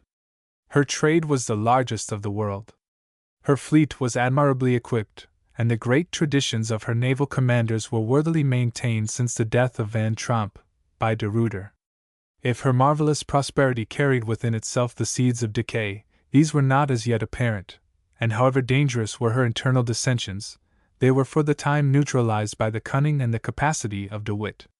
No power had better reason to recognize the imperial force of Cromwell, and none was more keenly conscious of the contrast between his master will and the vacillating and distracted counsels that now prevailed at the court of England. Clarendon saw the position as well as they. He knew how poor was the bulwark supplied by the noisy loyalty of the Restoration, and how imperatively necessary it was to consolidate authority at home before launching upon a foreign war. We have already spoken of Cromwell's Navigation Act, forbidding any imports into England except those carried in English ships, or in ships belonging to the country of origin, and of the deadly wound which that act had inflicted upon the Dutch carrying trade. The act had, as we have seen, been renewed by the Parliament of 1661, but it remained to be seen whether England could maintain by force of arms the supremacy which such legislation assumed. If this was to be done, it could be only by careful preparation, by establishing a sound financial system, and by presenting a united front. All these essentials were ignored by the recklessness of Clarendon's enemies, and his efforts to secure them were baffled by the profusion, the waywardness, and the petty irritation of the king. The Dutch could offer no direct opposition to the navigation laws, but in colonial affairs they had ample opportunity for inflicting injury upon England, and they were not slow to avail themselves of it. A tariff war between the two countries had already begun. The woolen manufacturers of England were threatened by the high import duties imposed by the Dutch upon English goods, and England endeavored to meet these by prohibiting the export of wool. Each parliamentary session saw new import duties imposed upon foreign goods imported into England, and in many cases their importation was absolutely prohibited. The rivalry in the fishing trade led to conflicts which were carried almost to the point of war, and the fishing fleets from the Dutch and English ports both reckoned, as an ordinary experience, on having to defend themselves by armed force. But it was on the west coast of Africa, and in the East Indies, that the two powers came into most serious collision, and there the bitterness of rivalry was increased by a long catalogue of wrongs suffered on both sides. The estrangement was intensified when the chief colonial rival of Holland seemed likely to become, by the marriage treaty, the ally of England, and when Portugal threatened, in the confidence of that alliance, to prosecute her schemes of vengeance for the aggressions of the Dutch. It became of the first importance for the Dutch to patch up some sort of treaty with Portugal before the English alliance should be cemented, and this was the object of the statesmen of the United Provinces. To counteract this seemed to some to be the soundest policy for England. The negotiations at The Hague were carried on by Sir George Downing, who, without being a leading statesman, or wielding any considerable authority in England, yet managed to exert no little influence upon the course of affairs at a very critical juncture. His career had been a strange one. He was of obscure birth, but had managed to ingratiate himself with the Protector, and was employed in various capacities, ranging, it would appear, from chaplain to scoutmaster, in the Scottish army. In 1656, he appeared in Cromwell's Parliament, as member for Haddington, and secured for himself a plurality of offices, which combined a tellership of the Exchequer, with the captaincy of a troop of horse. The time was favorable for the adventurer whose advance was delayed by no scruples of conscience, and no deficiency of self-assurance, and Downing increased his importance by a marriage with the sister of Howard, 1st Earl of Carlisle. We next find him resident at The Hague, as Cromwell's representative, and exerting himself, with obtrusive zeal, in urging the exclusion from Dutch territory of the exiled king and his court. But Downing was one of those who readily, and with no troublesome qualms of conscience or of honor, accommodate themselves to changes of political circumstances. He was astute enough to foresee the coming restoration, and easily secured the confidence and gratitude of Charles by betraying the secrets of those whose agent he was. He rendered a useful service in betraying to Charles's advisers the double-dealing of Sir Richard Willis, the royalist who stooped to be spy for Cromwell, and compounded with his conscience by taking care that his betrayals should be accompanied by warnings which enabled those whose movements he betrayed to provide for their own safety. Downing carefully copied the maneuvers he exposed, and was dexterous enough to arrange that he should continue, by an easy transference of allegiance, to act at The Hague for Charles, in the same capacity as he had acted for Cromwell.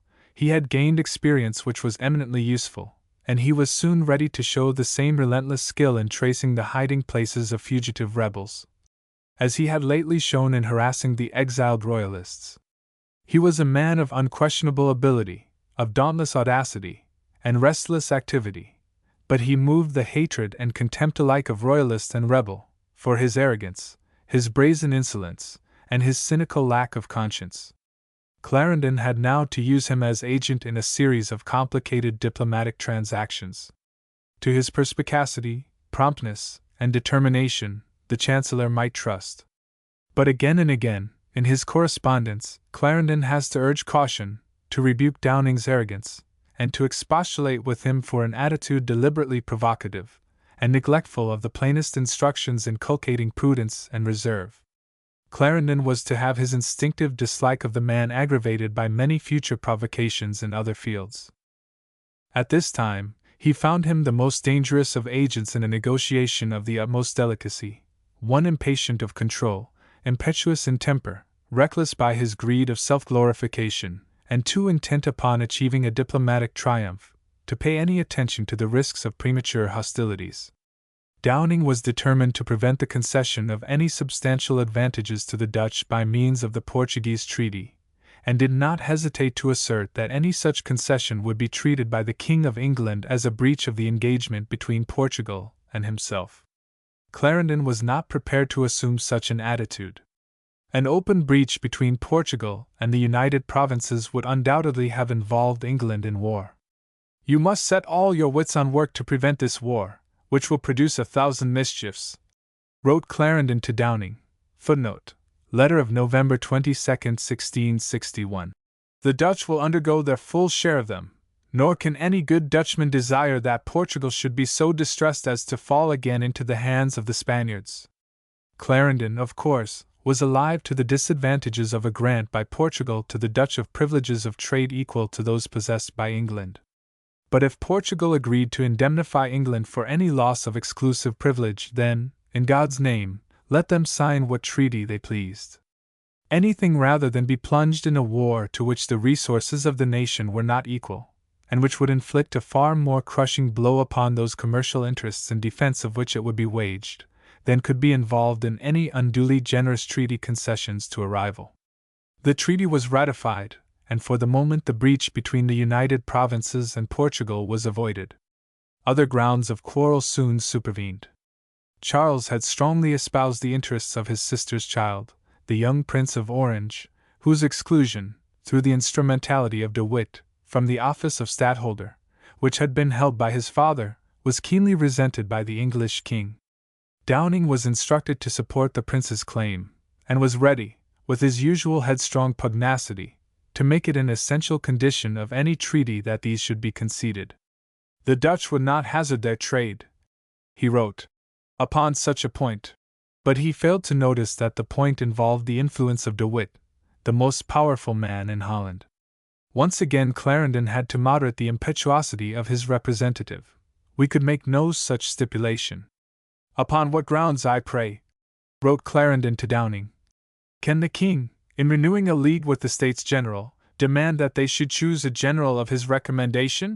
It would be time enough to intervene when we had established peace. Then, and then only, could we think of fighting against the intrigues of De Witt with any prospect of success. Clarendon knew well that nothing would suit the plans of Louis XIV so entirely as an internecine war between England and the Dutch. Nor was this the sole danger to be feared from engaging in hostilities. It was only by a peace with Holland that the fear of new dissensions at home could be allayed. There is nothing, writes Clarendon to Downing in August 1661. The seditious and discontented people here do so much fear as a peace with Holland, from the contrary to which they promise themselves infinite advantages. If this peace can be handsomely made up, and speedily, great conveniences will arise from it, and we may, after 2 or 3 years settling at home, be in the better position to do what we find fit. For the present, the aim of Clarendon's policy was to restore the position to what it had been under Cromwell.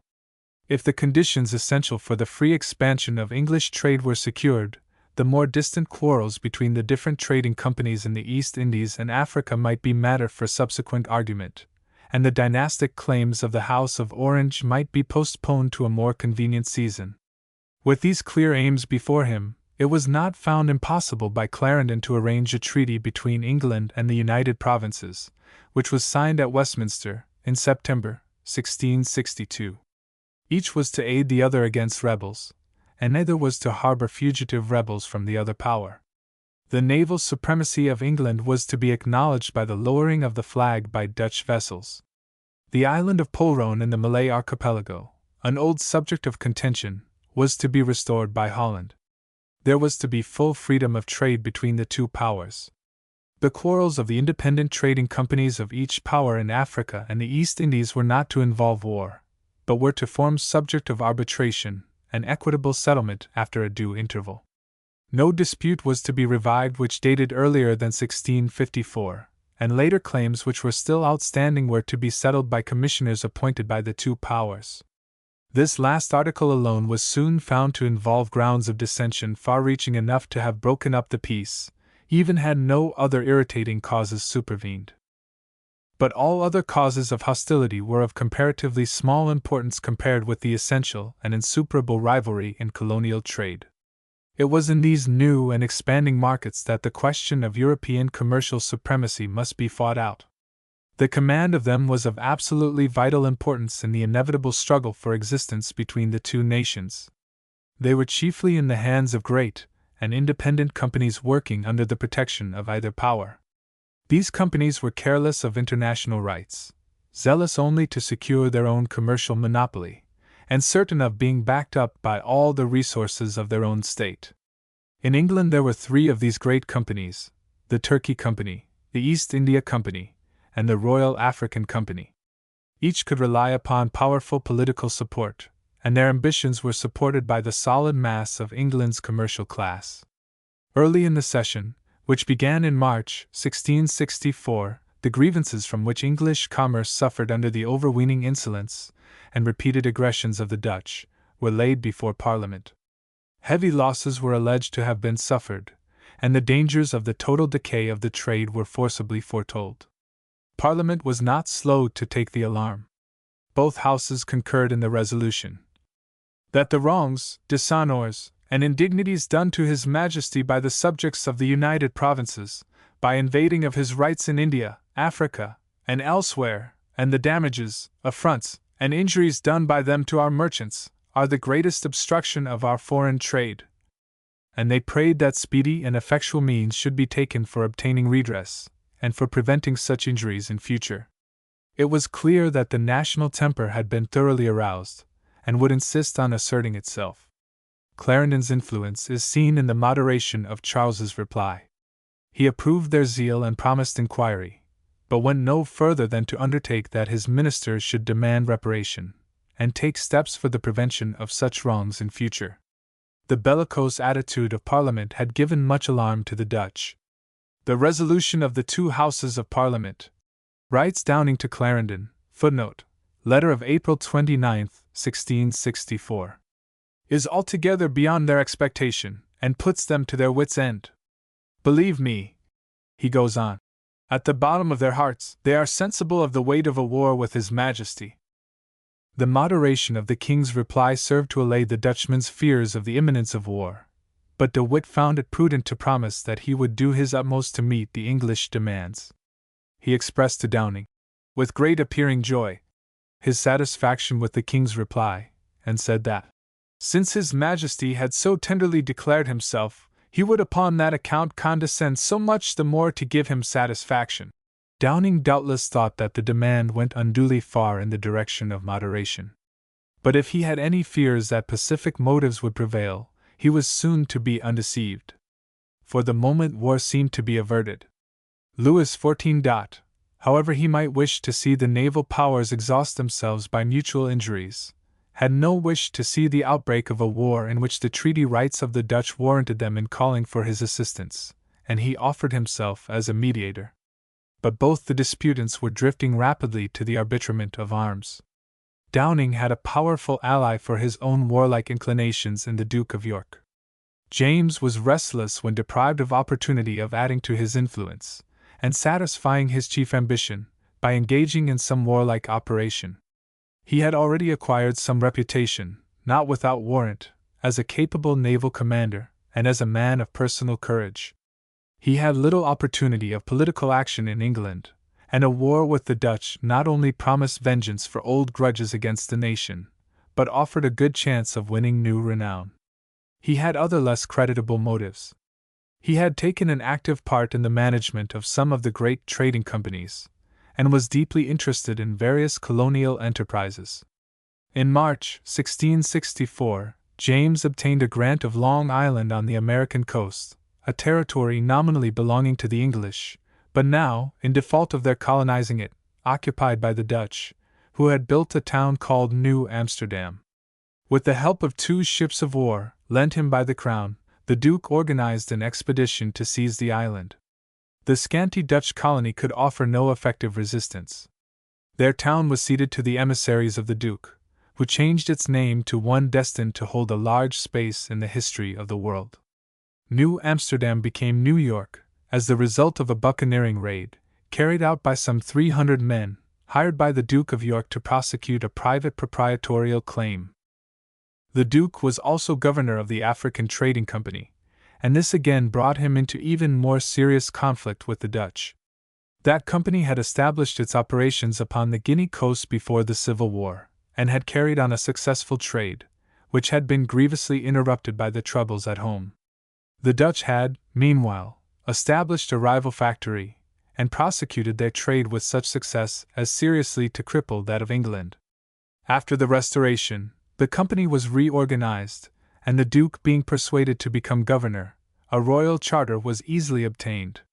Those who knew the region were convinced of its promise, and high profits were confidently expected by bartering English goods against the gold and the slaves, of which the supply was so rich.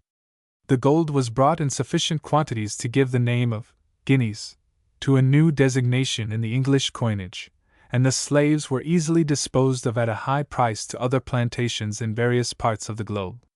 The only inconvenience arose from the hindrance which the Dutch could offer to English trade, by means of their own superior trade organization, and the more suitable situation of their factory.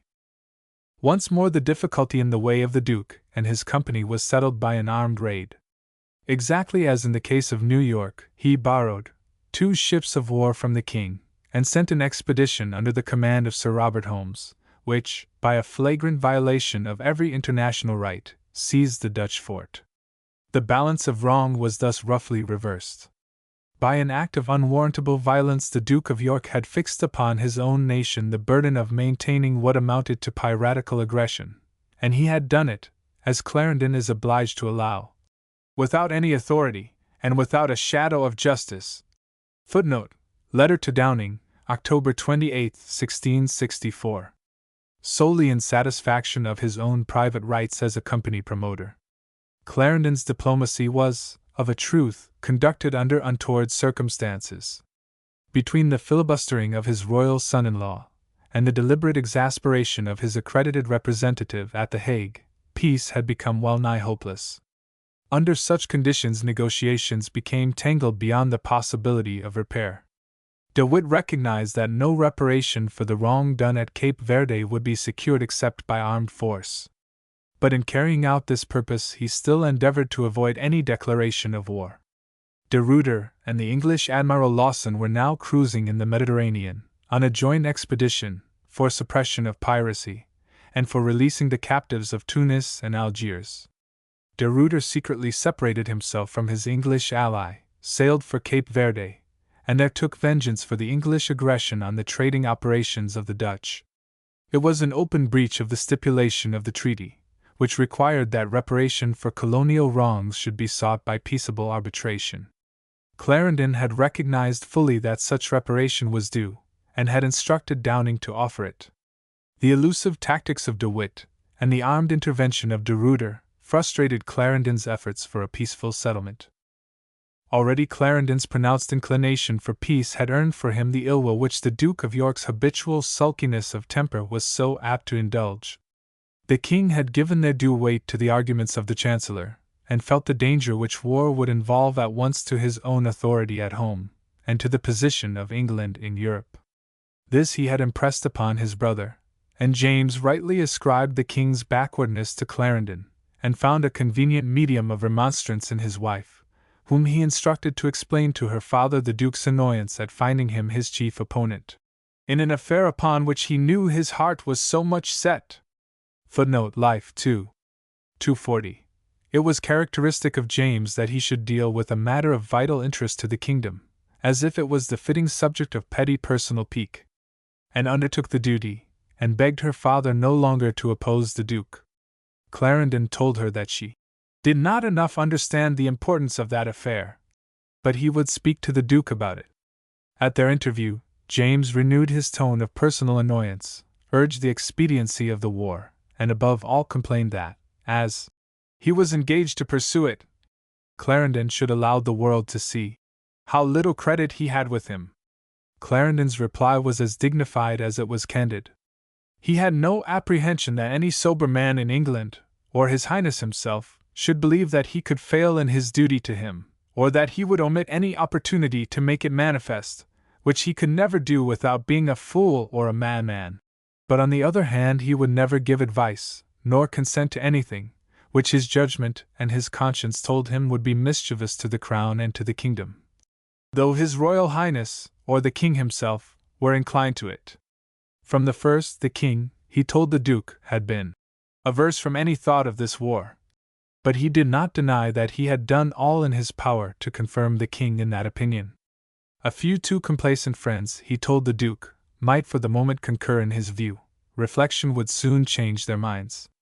A few merchants, nor all the merchants in London, were not the city of London, which had had war enough, and could only become rich by peace. The hopes of a liberal grant from Parliament were delusions.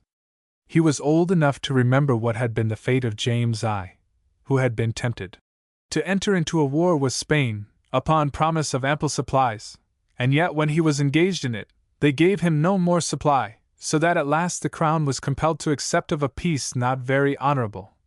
And Clarendon might have added, to begin that long struggle over supply which had led to the rebellion. Clarendon's plain speaking did not end here.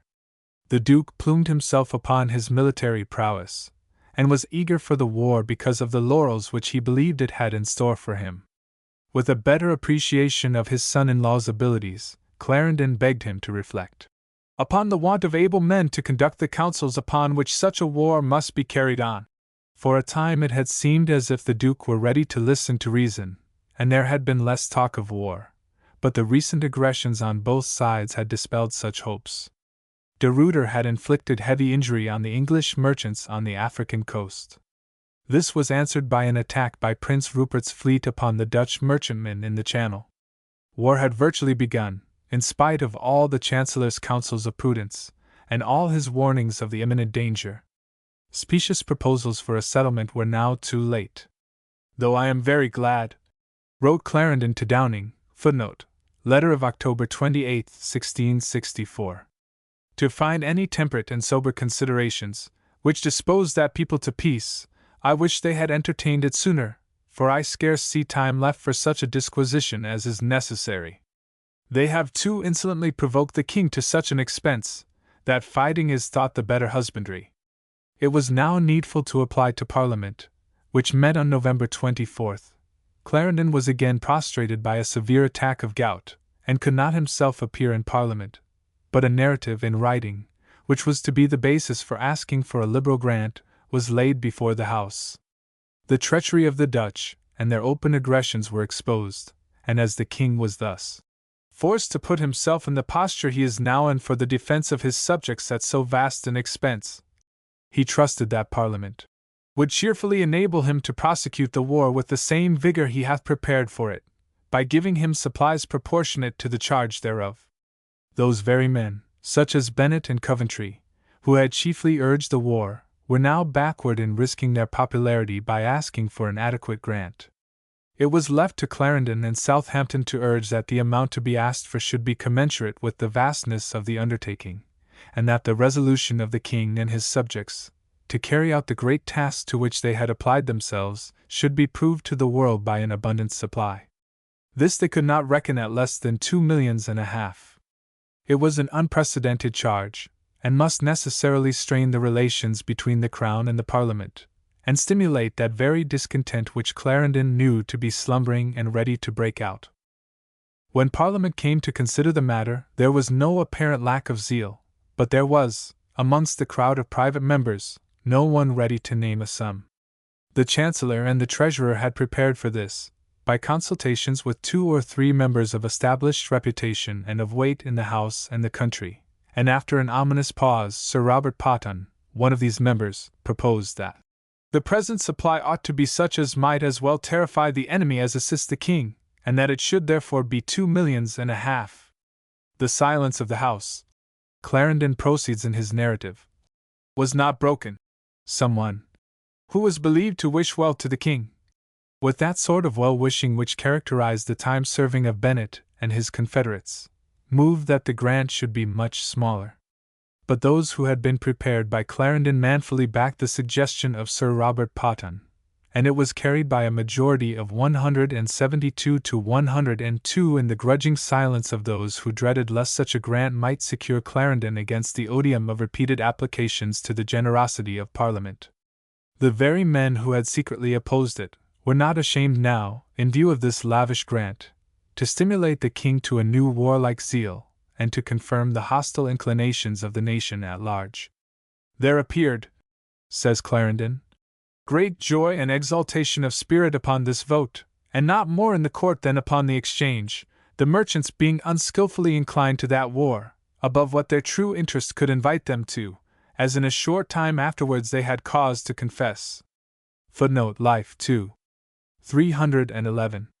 Clarendon's prophetic fears were not diminished as time went on. He knew well how quickly such warlike zeal as now prevailed would spend itself, when the burdens of war were felt, and when the interference with commerce made those burdens all the harder. He had good reason to know the corruption that prevailed in the dockyards, and how soon money would melt away in the hands of those who took care that all warlike preparations should yield an abundant harvest of illegal gain to those engaged in them. But the die was now cast, and on February 22, 1665, war was declared. Never was hazard run with more reckless thoughtlessness, and with less of a spirit of stern resolution, and of that mood that could brace the nation to such work. The Chancellor knew well that he had lost the confidence of the King, and he was under no delusion as to what loss of confidence involved with one so selfish and so unprincipled as Charles. Never had the court stood so low in the estimation of all that was soundest in the nation. Clarendon's own words bear the impress of his misgivings. All serious and prudent men took it as an ill presage, that whilst all warlike preparations were made in abundance suitable to the occasion, there should be so little preparation of spirit for a war against an enemy, who might possibly be without some of our virtues, but assuredly was without any of our vices. Footnote Life 2. 352. It is hard to estimate the burden of bitter disappointment that is compressed into these words. At the Admiralty, and in the dockyards, there was activity enough. There was one, the candid pages of whose secret diary have given us a faithful picture of the business, and who was no insignificant part of the administrative machine. Month by month Pepys was earning more of his own genial self-approbation by acquiring new consideration, and by his growing mastery of Admiralty business. Month by month he found his little store waxing larger, by gains more or less legitimate, and his official importance enhanced by devices which were not always very high-principled. But the English fleet would have been far better equipped than it was, had those in higher places shown half the energy of Samuel Pepys, had their peculations been kept within his limits, had their stratagems been controlled even by his occasional respect for principle, and had their characters been tainted by no more than his fantastic vanity, and his schoolboy debauchery. Day by day, with all his uncontrolled propensity for carouses, with all his lively taste for gossip, with all his gallantries and all his petty selfishness, Pepys shows us how manfully he struggled to make his work efficient, how often he strove successfully against profusion, and peculation, and hopeless mismanagement, and how he managed to steer his way safely amidst the jealousies, and corruptions, and gross jobberies of those under whom he served. There is something dramatic in comparing the record of his struggle with details that Pepys has left us, with the picture of hopeless corruption which revealed itself to Clarendon, standing at the other end of the official ladder. Under the patronage of the Duke, there was a little knot of men, who regarded the Admiralty chiefly as a field where they could reap a rich harvest of illegal gains. Coventry had now established for himself a control over all appointments. His agent was Sir William Penn, who had failed to rise to Cromwell's standard of efficiency, and had found himself discarded, and a prisoner in the Tower, after his defeat at St. Domingo, but who had managed to creep back into employment by cultivating the new powers. These two carried on a shameless, although well-recognized, sale of offices, and disarmed all criticism that might be dangerous by sharing their ill-gotten booty amongst a wide circle of confederates, of whom that model of chivalry, Sir Charles Berkeley, was one of the chief. This was the best husbandry he, Coventry, could have used, for by this means all men's mouths were stopped, and all clamor secured, whilst the lesser sums for a multitude of officers of all kinds were reserved to himself, which, in the estimation of those who were at no great distance, amounted to a very great sum, and more than any officer under the King could possibly get by all the perquisites of his office in many years. Footnote Life 2. 330. Thefts and embezzlements became almost acknowledged practices, and as each ship returned, its equipments were shamelessly sold by the Admiralty representatives, and the proceeds divided amongst the officers. When this was discovered, as many times it was, and the criminal person apprehended, it was alleged by him as excuse that he had paid so dear for his place, that he could not maintain himself and his family, without practicing such shifts, and none of these fellows were ever brought to exemplary justice, and most of them were restored to their employments. Footnote Life 2. 329. We have the picture painted from below and from above, and as we look on it, the wonder is, not that the pressure of the war was great, and its successes meager, but rather that disasters did not crowd upon us more thickly. The conduct of the war does not, of course, belong to the life of Clarendon. Footnote: They who contrived the war had the entire conducting of it, and were the sole causes of all the ill effects of it. Life 2. 325. We have hitherto seen only his efforts to stay its outbreak, and the despairing thoughts, which the prospect of the danger, and the recklessness with which it was met, provoked in him. It was part of his business to try to organize some sort of alliances abroad, which might counteract the influence of De Witt. Denmark and Sweden had every reason to oppose the growing commercial power of the Dutch, and to help in any scheme for checking it. But they were divided by mutual jealousies, and their alliance could hardly be gained jointly for the English crown. Henry Coventry, whose talents and character Clarendon esteemed very differently from those of his brother Sir William, was envoy to Sweden, and managed to secure at least temporary neutrality from that power, as did Sir Gilbert Talbot from Denmark. But time soon showed that any hope of effective alliance was vain. The warlike Bishop of Munster did, indeed, find it convenient to avenge his own wrongs by attacking the United Provinces, and by acting in conjunction with England. But such an ally was not a source of much strength, and it might well be doubted whether his cooperation was worth the very considerable subsidy which he demanded, of £250,000. In truth, it soon became evident enough that England must rely upon herself alone, and that a still greater danger lurked in the background, in the doubtful neutrality, and very probable hostility, of France. Amidst this gathering cloud of unfriendliness, a new source of enmity was started by the extensive resort to privateering on the part of England, the danger of which Clarendon fully perceived. He had no words too strong to condemn this practice. They, the privateers, are a people, how countenance soever or thought necessary, that do bring an unavoidable scandal, and it is to be feared a curse, upon the justest war that was ever made at sea. A sail! A sail! Is the word with them, friend or foe is the same. They possess all they can master, and run with it to any obscure place where they can sell it, which retreats are never wanting, and never attend the ceremony of an adjudication. Footnote: Life 2. 335. We must not forget that Clarendon had himself suffered from these licensed robbers, and bore them a grudge. The resort to privateering drew upon England the hatred of every trading company in Europe, but what was still worse, the career it opened was a far more lucrative one than that offered by the Royal Navy, and recruiting was fatally injured so long as the prospect of uncounted booty lay open to those who sailed as privateers. More fatal still, any opposition to it was interpreted by the little knot of the Duke's protégés as a personal disloyalty.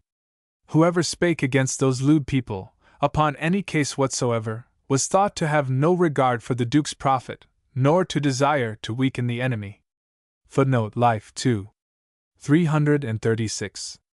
There was another innovation, adopted in the interests of this nest of shameless pilferers, who throve under the Duke's protection.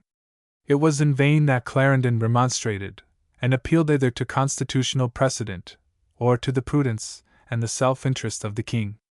Heavy as had been the burden of taxation caused by the war, hopes had been raised that the prices realized by the sale of captured vessels and goods would, soon after the beginning of the war, yield revenue enough to go far to meet the cost.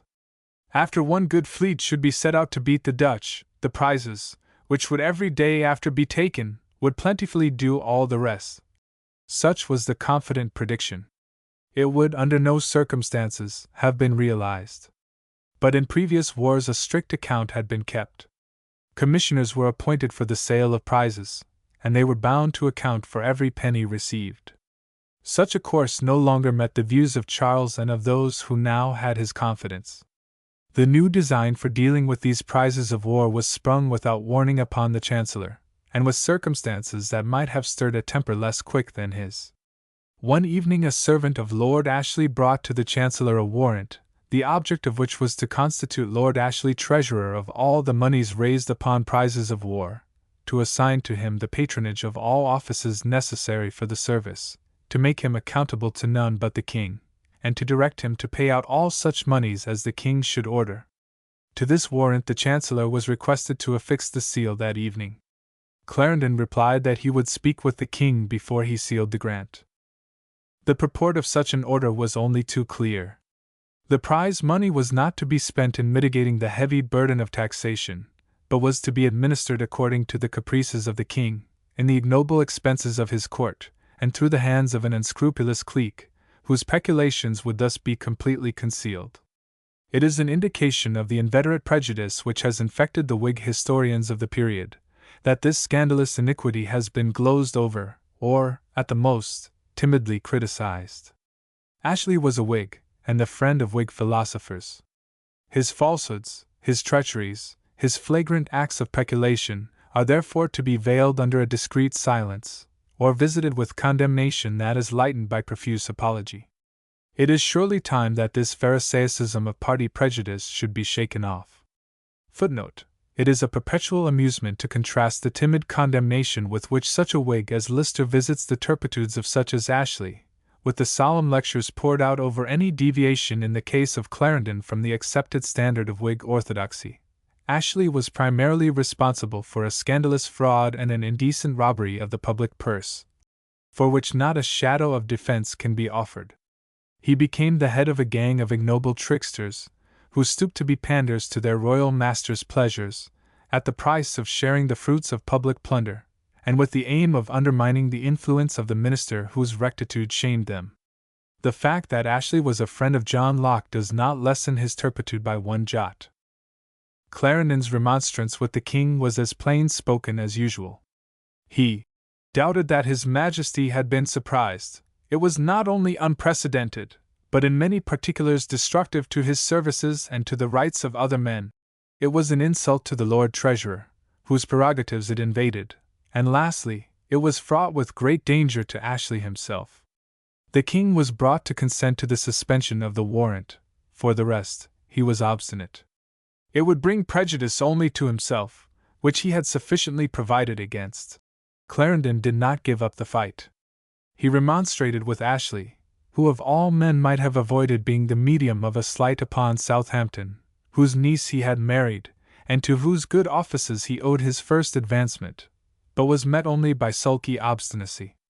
He endeavored to arouse Southampton, but the treasurer was old and apathetic, and unwilling to engage in new struggles. It was a sign of Clarendon's decaying influence, that all his efforts were in vain. He received a positive order from the king that the commission should be signed, and he felt it no longer possible to refuse. It is easy for us, judging when the spirit of the Constitution has been changed, to condemn Clarendon for not throwing up his office, in the face of such rejection of his advice. It is enough to say that such action would have been deemed by Clarendon himself to be a dereliction of his duty. By all the memories of the past, by his affectionate reverence for his former master, by long association in the days of exile and misfortune, nay, also by his profound veneration for the crown, Clarendon felt that it was his duty to remain in the service of Charles II. To the end, and to defend the king his master, even against his most deadly enemies, his own selfishness and lack of principle. The easy and convenient method of resignation, sanctioned now by long constitutional usage, was, or seemed to himself to be, impossible to Clarendon. Had it been otherwise, how welcome would such release have been to the weary, disgusted, and despairing statesman? We have thus seen how Clarendon was driven along, against all his better judgment, in spite of all his remonstrances, by an insane current of warlike frenzy, amidst which his warnings were unheard, and where a small clique exploited the prevalent commercial jealousies, as a means of bringing satisfaction to their own selfish schemes of greed and ambition. We have seen how he strove vainly to moderate international hatred, to compose topics of quarrel, and to bring about a pacific settlement. We have noted his efforts to obtain alliances with, or at least neutrality on the part of, neighboring powers, and how cautiously he watched each movement of France, whose adhesion to England's foes might be so full of danger. We have learned his estimate of the cost, and how fully he realized that for the crown to enter on war without ample supplies was the certain precursor of a new parliamentary struggle more keen and more fatal than the last. And we have seen how he managed, in spite of opposition at court, to secure an unprecedented grant. We have seen how convinced he was of the corruption and mismanagement of the navy, and with what thoughtless lack of preparation we were entering upon a fierce struggle with a foe that fought for very life. We have seen how, even at the entry upon the war, Clarendon found that no remonstrances of his could prevent a huge asset, and the prizes of war, being handed over to a corrupt clique, to be dissipated in grants that were at once illegal in method and degrading in effect.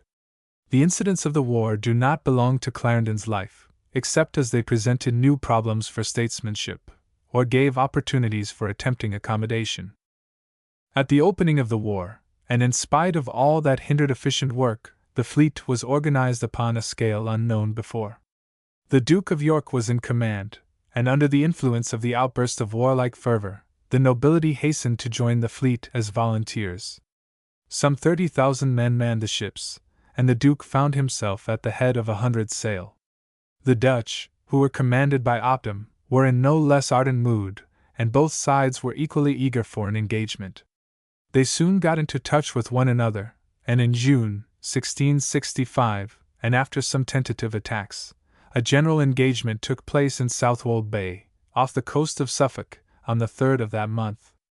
The result was a great victory for the English fleet. The Dutch lost some 20 ships, and 10,000 men in killed and prisoners.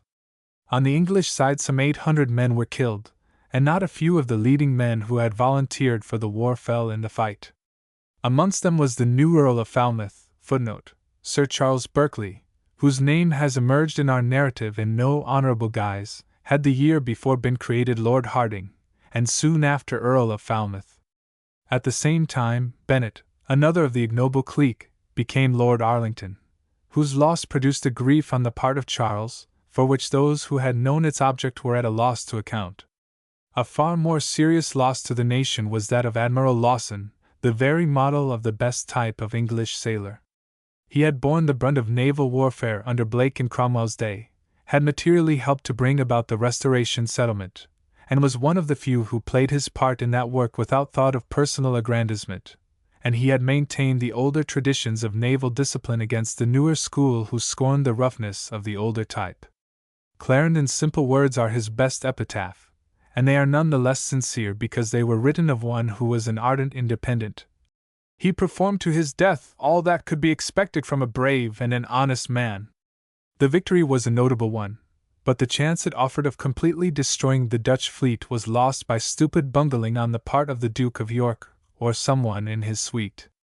The remnants of the Dutch fleet were making for harbor, and could easily have been overtaken by the pursuers, but for some reason never well explained, probably some timid order given by his attendant, Brouncker, in order to lessen the risk to the Duke, or, more strange still, in order not to disturb his sleep, a command was issued to slacken sail, and the fugitives escaped. The story was never cleared up, but reasons of policy brought about an order that, as heir to the crown, the Duke should not again assume active command. This success, incomplete as it was, might have seemed to offer a good opportunity for coming to a settlement, and again Louis XIV was ready to give his services in the capacity of peacemaker. The Dutch were still obstinate and extravagant in their demands.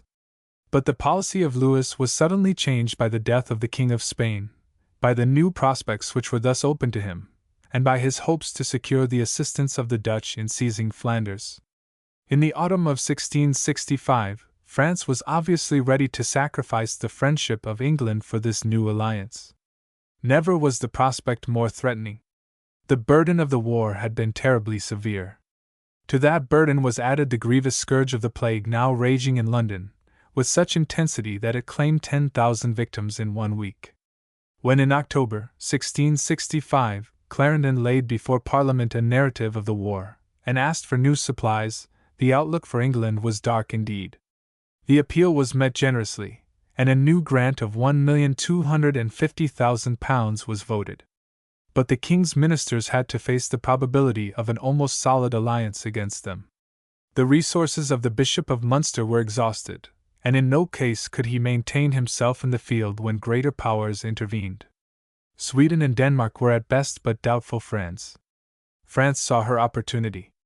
She urged that the King of England should formulate his demands against the Dutch, and so permit France to mediate, and thus stop a war which was interfering with the trade of Europe, and in which the excesses of the privateers had inflicted heavy damages upon French merchantmen. the intervention of France assumed a more and more threatening aspect. At length, Clarendon had to make a firm stand against the attitude assumed.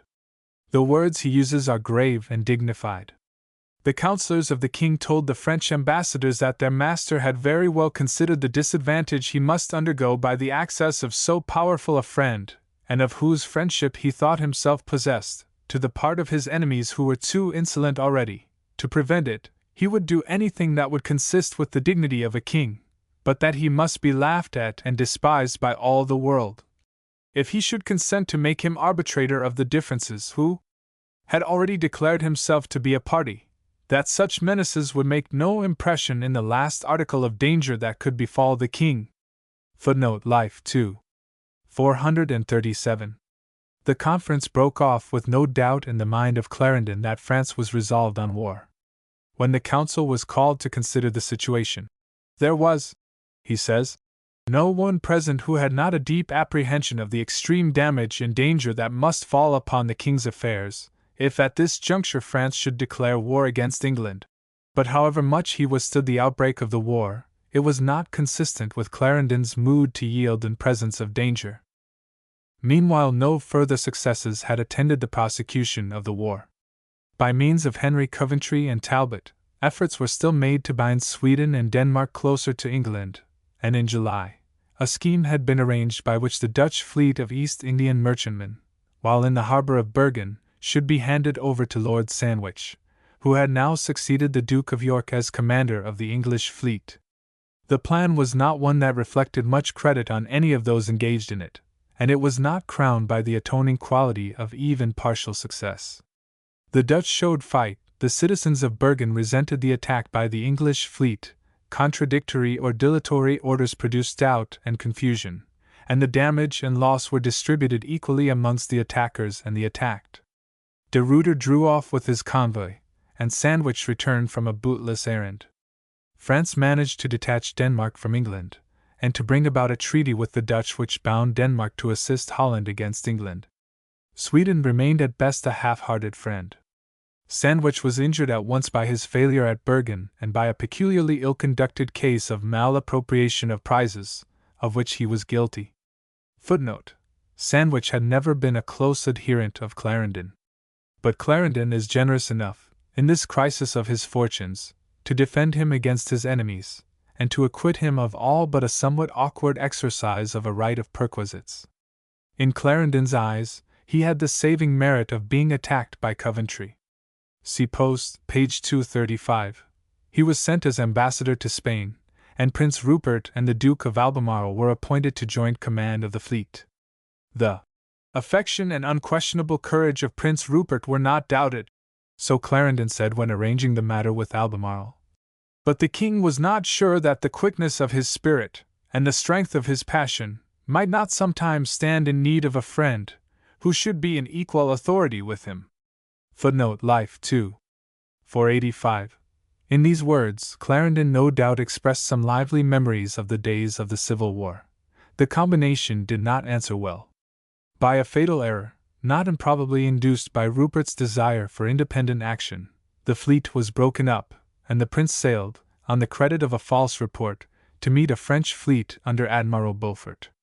While he was thus detached, Albemarle was attacked by the Dutch fleet, and escaped only with heavy loss.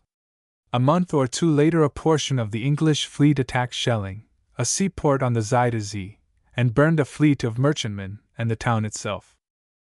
The conflagration, with that of the ships, appearing at the break of day so near Amsterdam, put that place into that consternation that they thought the day of judgment was come, and thinking of their ships there as being out of the power and reach of any enemy, and no doubt it was the greatest loss that state sustained in the whole war.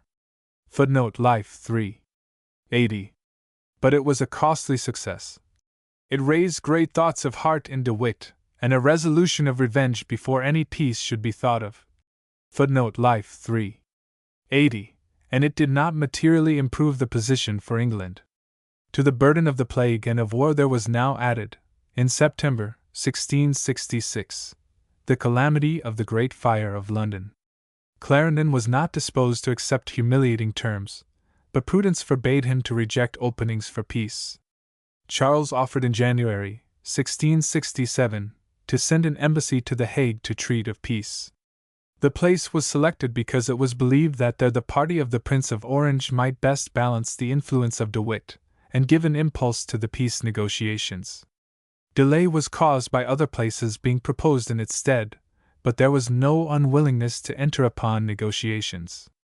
These, however, received their chief impulse from the separate proposals for a treaty between England and France. These proposals had at first been made through the Queen Mother, Henrietta Maria, but at a later stage the Earl of St. Albans, German, was deputed to act for the King. The wheels of the negotiations drove heavily, and suspicion clogged the proceedings on both sides, but it became clear that both sides desired peace. Breda was now named, on the suggestion of the English king, as the meeting place for the wider negotiations, and was accepted by the Dutch. But their intentions were still doubtful, and even when the negotiations opened at Breda, in May, 1667, they absolutely declined a proposal for a cessation of hostilities pending the negotiations. De Witt had not yet given up the great thoughts of heart that the burning of Schelling had raised, nor had he dismissed his resolution of revenge before any peace should be thought of. He was not without hope from the state of the English fleet. He knew well that the English treasury was in no position to meet new outlays, and he counted upon the depression caused by pestilence and the fire. The city would be hard put to it to advance money on the credit of the supplies newly voted. As a fact, the largest ships of the fleet were actually laid up. Only the lighter vessels which could act against the enemy's merchantmen were kept in commission, and the necessary defenses of the kingdom were reduced to a minimum, in reckless reliance on the speedy conclusion of the peace negotiations. It was that prime object of Clarendon's dislike, Sir William Coventry, who was responsible for this act of treasonable neglect. Such was the position, when de Ruyter's fleet appeared at the Nore on June 10, 1667. The Dutch fleet divided. One division moved up to Gravesend, another broke through the defenses of the Medway. Works were in progress at Sheerness, and the king had visited the place, and given orders for new fortifications. The commissioners of the Admiralty had been too busy with peculations to carry them out, burned the guardships, captured the first-class warship, the Royal Charles, and next day pursued their advantage further, and burned 3 more first-class ships of war. The guns were heard in London, and for the first time for 600 years, the way seemed open for the invader. The citizens of London realized the straits to which the folly of their rulers had brought them. Disastrous and disgraceful as was the episode, the alarm and confusion which it caused at court seemed to Clarendon even more degrading. All they who had most advanced the war and reproached all who had been against it, as men who had no public spirit, and were not solicitous for the honor and glory of the nation, and who had never spoken of the Dutch but with scorn and contempt, as a nation rather worthy to be cudgeled than fought with, were now the most dejected men, railed very bitterly at those who had advised the king to enter into that war, and wished that a peace, as the only hope, were made on any terms. Life 3. 251. The braggart repeats himself in all ages and all nations. These exploits, serious as they were, marked the limit of the Dutch success. Their memory would not soon be wiped out, and they inflicted a sore wound upon the pride of England. But De Witt could not hazard the impossible. Other attempts were made elsewhere, at Portsmouth and at Plymouth, but they were easily repelled. Even De Witt could feel that his resolution of revenge was satisfied, and he allowed the negotiations at Breda to proceed. On July 21, treaties were there signed with France, with Holland, and with Denmark. Peace was based upon the maintenance of the status quo. No cession of territory was to take place. The rights of commerce and of navigation were to be as provided by the Treaty of 1662. Never was a costly and devastating war entered upon more recklessly, conducted, on our side at least, with more helpless inefficiency, and closed with a smaller result in any change which it effected. The people of England accepted peace as a relief. They found in it neither honor nor compensation for their heavy loss.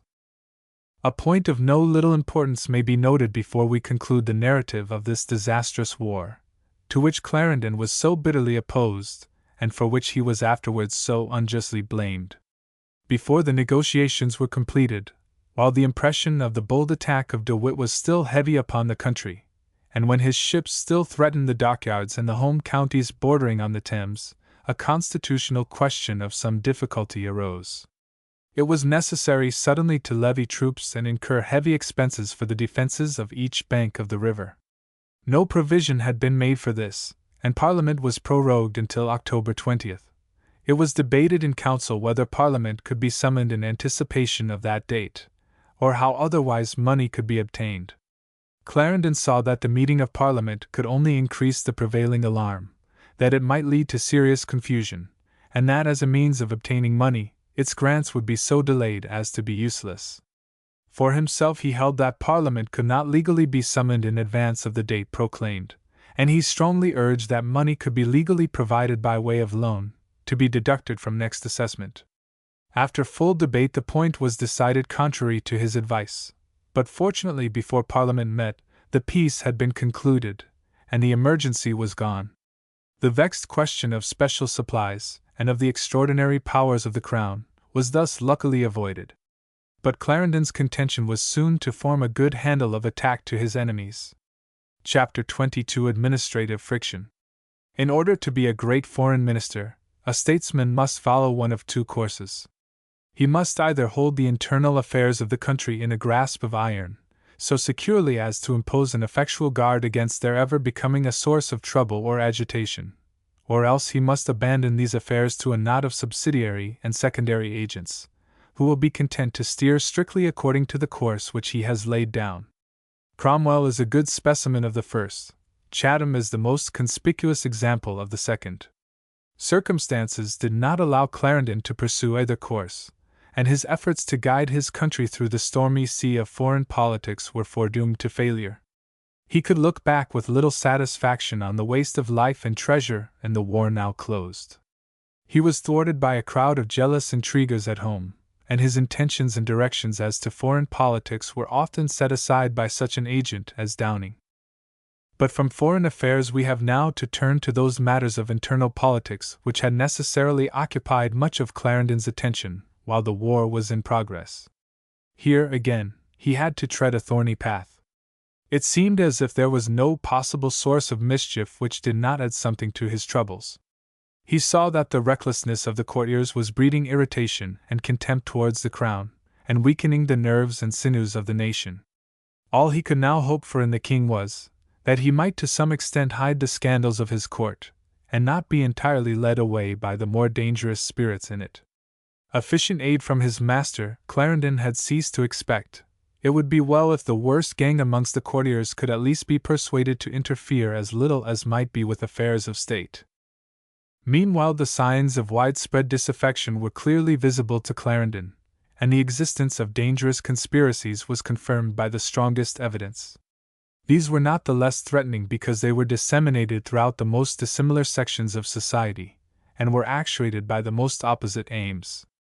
The wilder sects of the Independents were avowedly animated by revolutionary schemes, and violent preachers advocated them in their congregated churches, where they regularly assembled, in various parts of London, and stirred one another to frenzy by aspirations for the rule of the saints. Restless discontent, disappointed ambition, the jealousy of jarring factions at court, all found ready instruments in the enthusiasts who revived many of the strange vagaries of doctrine that had been rife during the Civil War. Anabaptists and millenarians, Fifth Monarchy men and levelers, all were mingled together in the cauldron of religious and political frenzy. The reckless vanity of a courtier like Buckingham found it useful to cultivate the goodwill of the more ardent sectaries.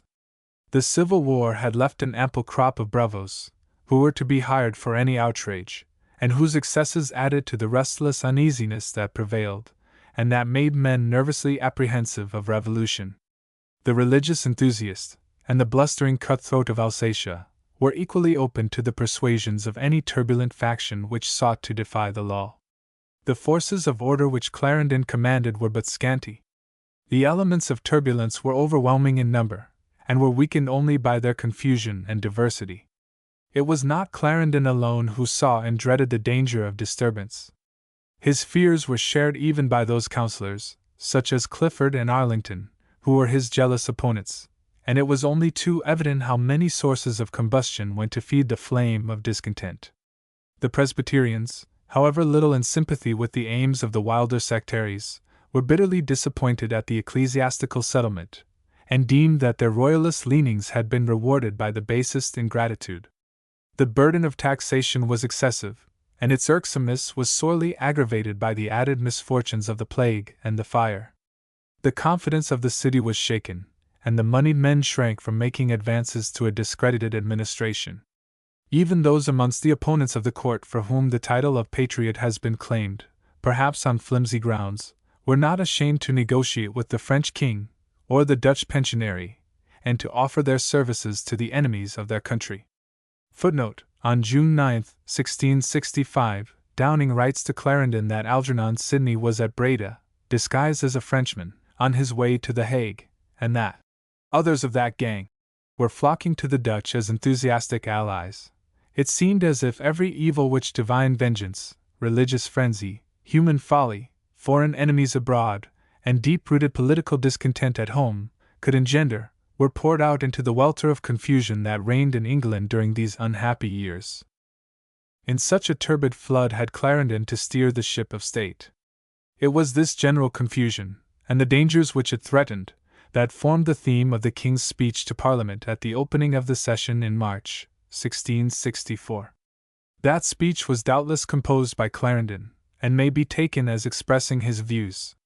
Footnotes: it is given by Clarendon, Life 2. 281, with a fullness which proves that he had the notes of it still in his possession. The spirits of many of our old enemies, it said, were still active. Old conspiracies, detected in the capital, had shown themselves once more in the provinces. The malcontents were still pursuing the same consultation, and have correspondence with desperate persons in most counties, and a standing council in the metropolis, from which they received their directions, and by whom they were advised to defer their last intended insurrection. These desperate men, he proceeded, have not been all of one mind in the ways of carrying on their wicked resolutions. Some would still insist upon the authority of the Long Parliament, of which, they say, they have members enough willing to meet. Others have fancied to themselves by some computation of their own, upon some clause of the Triennial Bill, that this present Parliament was at an end some months since, and that, for want of new writs, they may assemble themselves and choose members of Parliament. Then follows a passage which has caused much searching of hearts amongst our Whig historians. I confess to you, my lords and gentlemen, I have often myself read over that bill, and though there is no colour for the fancy of the determination of this Parliament, yet I will not deny to you that I have always expected that you would, and even wondered that you have not considered the wonderful clauses of the bill, which passed in a time very uncareful for the dignity of the Crown, or the security of the people. I need not tell you how much I love parliaments. Never king was so much beholden to parliaments as I have been, nor do I think the Crown can ever be happy without frequent parliaments. But assure yourselves, if I should think otherwise, I could never suffer a parliament to come together by the means prescribed in that bill. Footnote: in a note upon this passage, Mr. Lister assumes that it means only that the king pledged himself to summon a parliament within the prescribed time, rather than allow it to meet by the operation of the act, but that he did not contemplate anything but submission to the act, in the event of failure of such summons. He differs, with some hesitation, from Mr. Hallam, who stigmatizes it as an audacious declaration, equivalent to an avowed design, in certain circumstances, of preventing the execution of the laws by force of arms. A declaration such as was never before heard from the lips of an English king. We take the liberty of agreeing with Hallam's interpretation as against Lister's, but of dissenting from Hallam's estimate of the culpability of the avowal. It is absurd to think it needful either to explain away such a plain statement of policy, or to attribute to its author any constitutional crime. The king declared his intention to have constant recourse to parliaments.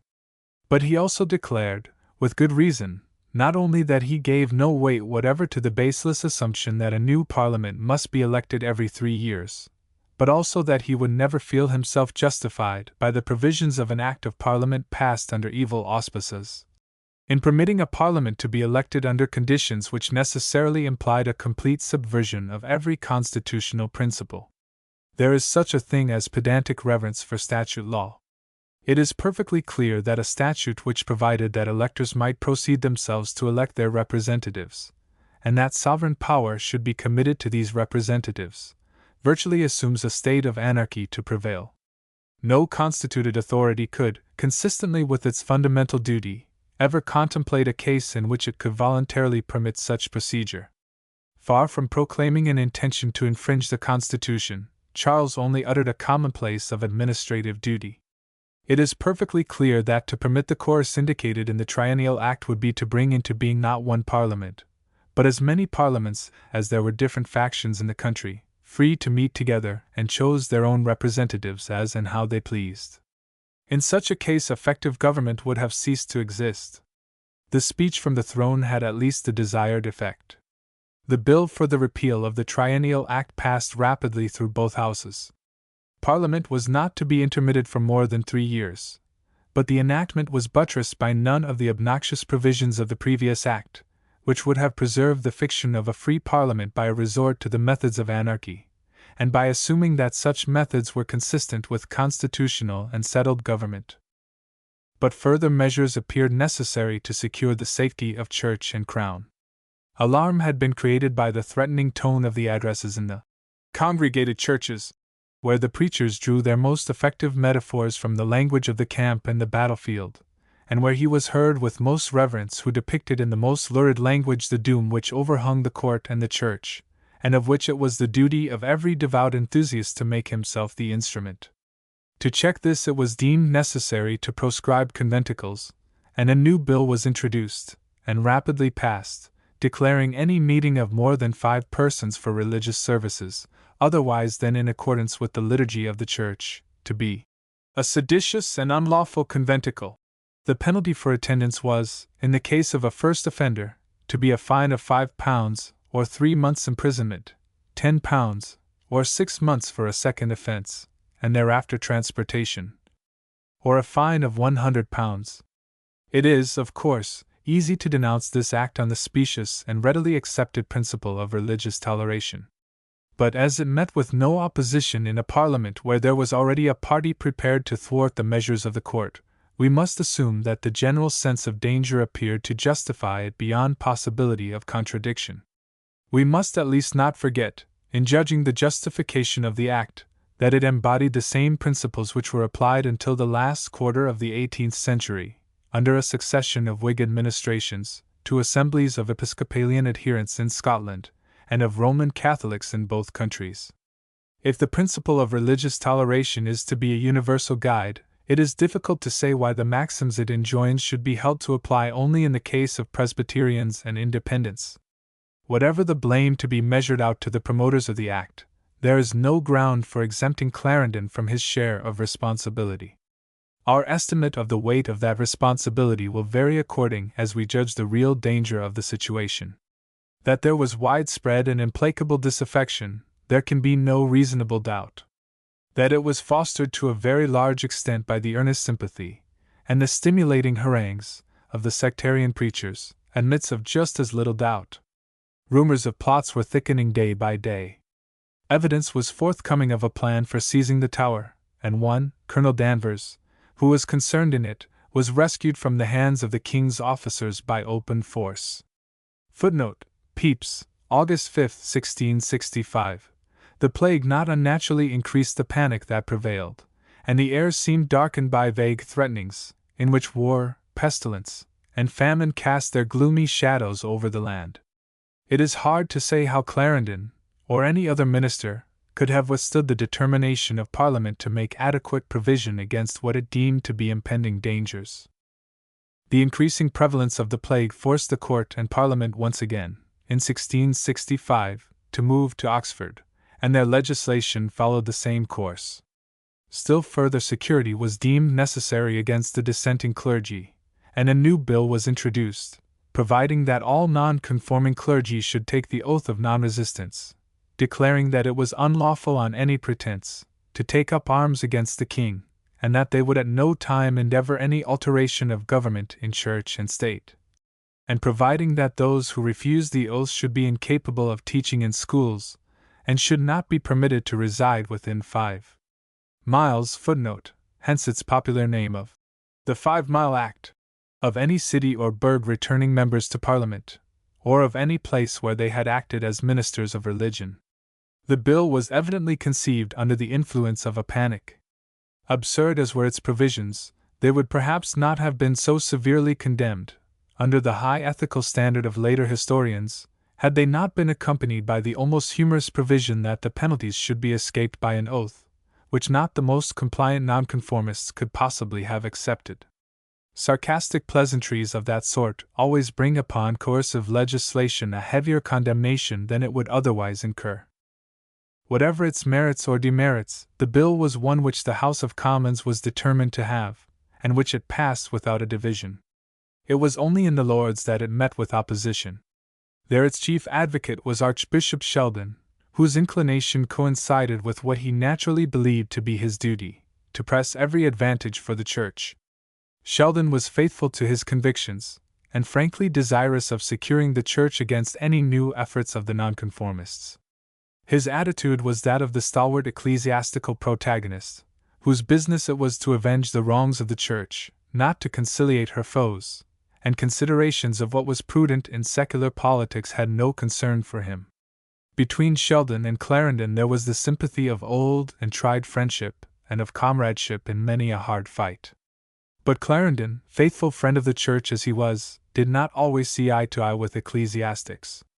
We have seen how often and how severely he could criticize them, and his sympathy with their general object did not always commend to him their methods. His doubts might not always lead him to assume an attitude of open and direct opposition. Deliberate abstention might be just as effective, and was less liable to be misunderstood by the friends of the Church. As a fact, in this case Clarendon was absent from the debates owing to his persistent enemy, the gout. He expresses no opinion adverse or otherwise upon the Act, of which he omits to make any mention. This sufficiently indicates his attitude towards it, and his own closest political ally, Southampton, offered direct opposition to the bill in the Lords.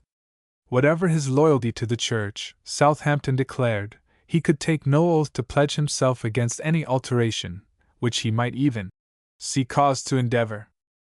We need have little doubt as to which way Clarendon's sympathies went in the dispute between his two old friends. But indeed the passing of the bill depended upon no individual views and upon the action of no minister. The House of Commons was more royalist than the King, more orthodox than the Church. Charles was finding out now what he was to find out more surely as time went on, that the bull-headed obstinacy of his friends might be quite as troublesome as the intrigues and plottings of his foes. It would have been dangerous either for king or minister to resist the impetuosity of parliamentary intolerance. We cannot assume sympathy on Clarendon's part with these exaggerations of loyalty to the Church, from his general commendation of the Parliament at Oxford, and its legislation as a whole. It had, he tells us, preserved that excellent harmony that the King had proposed. Never Parliament so entirely sympathized with His Majesty. It passed more acts for his honor and security than any other had ever done in so short a session. All this was strictly true, and that Parliament doubtless did not lose favor in Clarendon's eyes, because it met at Oxford, and amidst those congenial surroundings which reminded him of the old days, and the old fights amongst comrades whose aims were purer, and their hearts higher, than the actors on the present stage. Clarendon might, however, be fully persuaded of the honest aims of the parliamentary cavaliers, without approving all their methods or being blind to the danger these methods involved. We have now to turn to another aspect of the work of this session, which concerned Clarendon much more directly, and which aroused in him not mere doubts of its expediency, but direct and deeply felt conviction of its pernicious tendency. It is a matter which it is worth examining with some care, because it struck at Clarendon's fundamental theory of administration, and aroused in him an antipathy which may easily be misunderstood if we do not apprehend exactly what it involved. In no sphere of administration did more difficult problems emerge after the Restoration than in that of finance. It was then, as it always must be, the pivot upon which all constitutional questions turned, and it was this which had given to Parliament the lever by which the monarchy had been overturned. When the Restoration took place, it was natural that some of the older usages in regard to finance should be revived. Cromwell had dictated their course to those feeble figments of parliamentary representation which he had allowed to exist, and had crushed out any financial liberties which they might be supposed to possess. A regular system of assessment, by the quarter or the month, had been laid upon the counties. The real responsibility for this had rested with local functionaries acting under the direct orders of the executive, and its regularity caused it to be submitted to without resistance.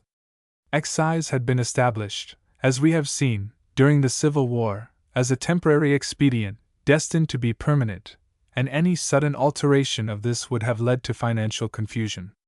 The old system of subsidies, of which a certain number were voted according to the exigencies of the time, and the power of the government to influence Parliament, had been abandoned. When the Restoration came, these subsidies were for a while resumed. But at the same time a regular revenue of £1,200,000 was granted to the Crown, and provision was supposed to be made for it by assigning certain taxes, and the produce of the excise for the purpose. But this was found to be inadequate to realize the stated income, and that income was found inadequate to meet the increasing expenditure, especially when the defense of England's commercial interests had to be maintained by a large and costly fleet. When the enormous and unprecedented grant of £2,500,000 was made to the Crown for the Dutch War, it was provided that it should be realized, not by the old method of subsidies, but by 12 quarterly assessments extending over 3 years. Clarendon's aim was by no means to place the Crown in a position of financial irresponsibility. He realized that Parliament had a place in the Constitution as well as the Crown, and had no desire to minimize the financial independence of Parliament, or to free the Crown from the necessity of regular resort to Parliament for such special and extraordinary grants as might be necessary. But he thought that the Crown should be provided with a regular revenue to meet ordinary expenses, and that it should be required to apply to Parliament only for any increase of that revenue if special exigencies should arise. But the revenue, so granted, should belong to the Crown, which should be free to administer it according to the judgment of the ministers of the Crown. Parliament possessed the prerogative of making the grant, and thereby of imposing conditions upon it. But once made, the ministers of the Crown were to be responsible for its application. Any maladministration would be subject of punishment by the Crown, or, if need be, of impeachment by the Parliament. The abandonment of the system of subsidies almost necessarily led to another far-reaching change. Separate subsidies had formerly been granted by Parliament in respect of the nation, and by convocation in respect of the Church. The right of making independent grants was a doubtful privilege for the Church, and would, had it continued, have caused endless confusion to the Exchequer. It was abandoned by consent.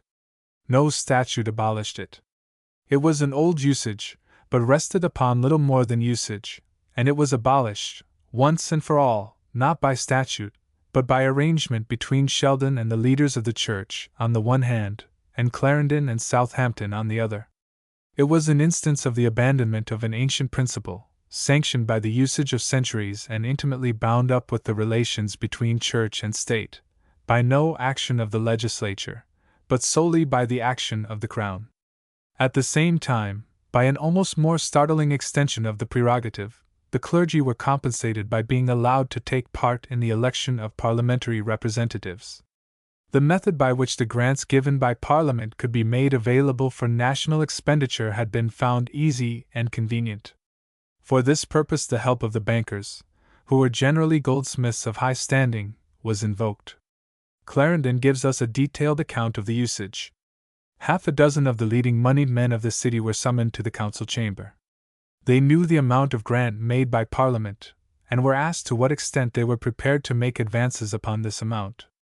They did so in reliance upon the faith of the King and the Lord Treasurer, and upon the certainty that any failure to fulfill its obligations on the part of the Exchequer would inevitably lead to national loss of credit, and consequent bankruptcy. If the current rate of interest was 6%, they advanced the money at 8%, and counted on the 2% to recoup them. Clarendon thought the rate fair, and found the method eminently convenient. But the bankers relied solely upon the good faith and prudence of the minister. There was nothing to prevent the king making an assignment of the revenue, as it came in, to purposes other than the reimbursement of the bankers. The only guarantee against this was the good faith of the responsible minister and the certainty that the Crown must submit its case to Parliament should the need of further grant arise. The king had to adapt his expenditure to his revenue, but the application of revenue to any particular branch of the expenditure was, in Clarendon's view, a matter for himself and his responsible ministers. On more than one occasion in the past, grants from Parliament had been expressly assigned to specific purposes, and such an arrangement had unquestionably much to commend it. But a long time often intervened between the making of a grant and the realization of revenue. Money had to be procured at once, and before the tax yielded revenue new needs had arisen, and new expenditure had to be incurred. The system of appropriating supplies would undoubtedly make the financial administration more mechanical, circumscribe the responsibility of ministers, and cripple the power of the Crown in applying revenue towards pressing objects. Unforeseen savings, though these, indeed, were not an item of much importance in the financial administration of Charles's reign, could not, under such a system, be applied to new exigencies without a further warrant from Parliament. The whole system of appropriation, however defensible on the modern maxims of sound finance, was inconvenient in working, and tended to increase the dependence of the Crown on Parliament, and to diminish at once the discretion and the responsibility of ministers of the Crown. It was during the Parliament at Oxford in 1665 that this fundamental change in the financial system was pressed forward by the personal jealousy of that clique at court which sought the ruin of Southampton and Clarendon. Specious arguments could easily be brought forward against the greed and extortion of the bankers, who were realizing fortunes by the loose financial administration which made the king's revenue pass through their hands, and subjected it to a heavy toll upon which they throve. Once revenue was assigned to a specific object, the credit of the Crown, it was alleged, would be enormously enhanced, and it would be perfectly easy to establish a state bank, on the model of that in Amsterdam, which would be a perennial source from which money might be drawn as required. And this facility of supply would be joined with purity of financial administration. Parliament would know exactly what was done with the money that it voted, leakages would be stopped, and peculation would cease to be possible. The arguments were at once specious and inviting. But in truth the real motives which prompted the new proposals were jealousy of Southampton and Clarendon and personal ambition. The prime mover was Sir George Downing, that turbulent and versatile political adventurer, who had run through the whole gamut of political tergiversation, and who, as envoy to Holland, had long worried Clarendon by the pertinacity with which he had provoked the jealousy of the Dutch and had done all in his power to precipitate the war. He had contrived to secure appointment as one of the tellers of the Exchequer, was in close confederacy with Bennet, now Lord Arlington, and was scheming with him to oust the influence of the Chancellor and the Treasurer. His perquisites, as teller of the Exchequer, were lessened by the assignment of taxes to the bankers in return for their advances, and as the proceeds of the taxes did not pass through the Exchequer, the percentage to the tellers was thereby diminished. The position of Lord Southampton was difficult to assail. His reputation was so great, his wisdom so unquestionable, and his integrity so confessed, that they knew in neither of those points he could be impeached. Footnote Life 3. 2. The king was still faithful to his treasurer, and insinuations as to his increasing age and unfitness for active business did not shake his confidence. But Southampton's enemies were strengthened by the support of Ashley, who, though his advancement was due to his relationship to Southampton by marriage, was beginning to feel that he might well rid himself of the ladder by which he had climbed, and that he himself would be a very competent treasurer. It was only when he perceived that his confederates might not aid this ambition that he became more lukewarm in his support of their schemes. There was at least one convenience in the present system. The facile humor of the king led him to assign revenues to suitors who had no very creditable claims to reward. It was convenient to him to shift to the Chancellor and the Treasurer the odium of refusing to endorse these grants. Their watchful jealousy against inroads upon the national resources increased the number of their enemies, but it saved the king from the irksome burden of refusal. It was speciously urged against this that the root of all the financial difficulties was the unlimited power of the Lord Treasurer, that no money could issue out without his particular direction, and all money was paid upon no other rules than his order, so that, let the king want as much as was possible, no money could be paid by him without the treasurer's warrant. Footnote Life 3. 5. It was a persuasive argument for Charles's ears. The popular pretense went only a little way. The real aim, and this it was that attracted the king, was that personal authority should be eliminated, and that he should no longer be subject to the galling supervision of the two ministers, whose bulldog honesty was so often inconvenient. Meanwhile, the minds of the members of the House were cunningly prepared for the reception of the new design, by invectives against the bankers. They were cheats, bloodsuckers, extortioners. Their enemies would have them looked upon as the causes of all the king's necessities and of the want of moneys throughout the kingdom. Footnote Ibid, page 7. When the bill for supply was brought in by the Solicitor General, Downing found his opportunity. He proposed a proviso, the object of which was to make all the money that was to be raised by the bill to be applied only to those ends to which it was given, and to no other purpose whatsoever, by what authority soever. The restrictions thus imposed upon the royal authority were viewed with jealousy by many, who found in them a renewal of that financial supremacy of the Commons which had been the symptom of the approach of the rebellion. Cromwell, it was pointed out, had himself seen the inconvenience of such restrictions, and had refused to submit to them. The proviso would have been defeated, had not Downing assured the Solicitor General that the proviso was proposed by the king's own direction.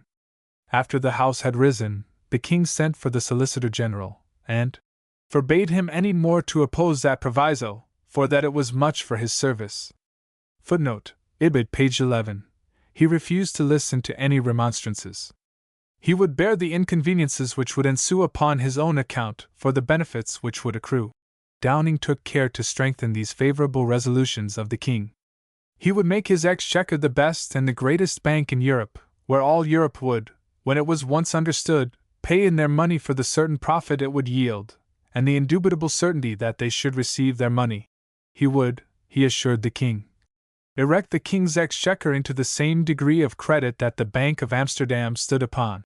He forgot to tell the king that such credit could only be established by eliminating the personal influence and authority of the crown over finance. That was no doubt a change which must come. But it formed no part of Charles's calculation, and it was opposed to Clarendon's theory of monarchy. Clarendon states the case with precision. Downing propounded his scheme, without weighing that the security for money so deposited in banks, such as that of Amsterdam, is the Republic itself, which must expire before that security can fail, which can never be depended on in a monarchy, where the monarch's sole word can cancel all those formal provisions which can be made. Footnote Life 3. 13. Anxious as he was for financial purity and for a due interdependence of king and parliament, Clarendon was not disposed to part with this prerogative of the crown. Downing and his allies were equally aware that to abandon it was no part of Charles's thoughts. It would be absurd to argue back from later days when such a claim on the part of the crown was a thing of the past. The essence of the plan, which made it palatable to the king, and the object of all Downing's scheming, was that it was to new model the whole government of the country, in which the king resolved to have no more superior officers. The power of these superior officers was an incubus of which Charles longed to rid himself. The bill passed the House of Commons, and was brought to the Lords. Such bills, says Clarendon in an interesting passage, footnote, Life 3. 13, seldom stay long with the Lords. Of custom, which they call privilege, they are first begun in the House of Commons, where they endure long deliberation, and when they are adjusted there, they seem to pass through the House of Peers with the reading twice and formal commitment, in which any alterations are very rarely made, except in any impositions which are laid upon their, i.e. the Lords' own persons. The same endorsement that is sent up by the Commons is usually the bill itself that is presented to the King for his royal assent. It is to be observed that Clarendon is speaking of custom only, not of right, and he is careful to add that such bills are no more valid without their, the Lords, consent than without that of the other, the Commons, and they may alter any clause in them that they do not think for the good of the people. Only, the Lords use not to put any stop on the passage of such bills, much less diminish what is offered by them to the King. But in spite of such usage, the new provisions of the bills so alarmed those in the House of Lords who understood the matter, as to prompt them to an alteration. Both the Chancellor and the Treasurer were confined by illness, and neither of them had received notice of the bill. It was only when their colleagues in the House of Lords informed them of its purport that they resolved to resist what they believed to be a deadly blow to the power of the Crown, albeit dealt with the sanction and active approval of the King. By this time Ashley, who, as Chancellor of the Exchequer, found his own prerogatives threatened, had definitely ranged himself against those with whom he had been associated in plotting against Clarendon and Southampton. His fertile wit supplied new arguments, and helped him to alarm the King. Charles was contented that the matter should be debated in his presence, and because the Chancellor was in his bed, thought his chamber to be the fittest place for the consultation, and the Lord Treasurer, though indisposed and apprehensive of the gout, could yet use his feet, and was very willing to attend His Majesty there, without the least imagining that he was aimed at. Clarendon could no longer rely upon an effective ally in his aged colleague. Besides the King and the Duke of York and the two chief ministers there were present Ashley, Arlington, and Coventry. The law officers were there to advise, and Downing was admitted that he might answer the objections to his scheme. Ashley began the discussion by inveighing against the proviso. The King checked this by declaring that whatsoever had been done in the whole transaction of it had been with his privity and approbation, and the whole blame must be laid to his own charge, who, it seems, was like to suffer most by it. Whatever the tendency of the proviso, it is clear that such action made an end of all real ministerial responsibility, if the chief ministers of the Crown were to find their authority undermined by schemes which the King might concoct with inferior officers. The appropriation of supplies might be a step towards financial control, but it was bought at a heavy cost if it was to be achieved by backstairs influence against the advice of the King's responsible advisers. Clarendon was not prepared to accept what he believed to be a breach of the Crown's constitutional prerogative, but, compared with his master, he had travelled far on the road towards constitutional monarchy. Charles's nonchalant surrender of the powers of the Crown was carried out with cynical disregard of all the principles of the Constitution. But the King did not refuse to admit the force of some of the adverse arguments. He confessed that they had given some reasons against it which he had not thought of, and which in truth he could not answer, and he was waiting to hear it argued further. The first objection was its novelty. The new proviso would form a dangerous precedent, which would hereafter appear in every bill. The King would not be master of his own money, nor the ministers of his revenue be able to assign moneys to meet any casual expenses. The authority of the Treasurer and the Chancellor of the Exchequer must be vested in the tellers of the Exchequer, who were subordinate officers. Clarendon's comment upon this is characteristic of his best vein of grave sarcasm. The King had in his nature so little reverence for antiquity, and did in truth so much contemn old orders, forms, and institutions, that the objections of novelty rather advanced than obstructed any proposition.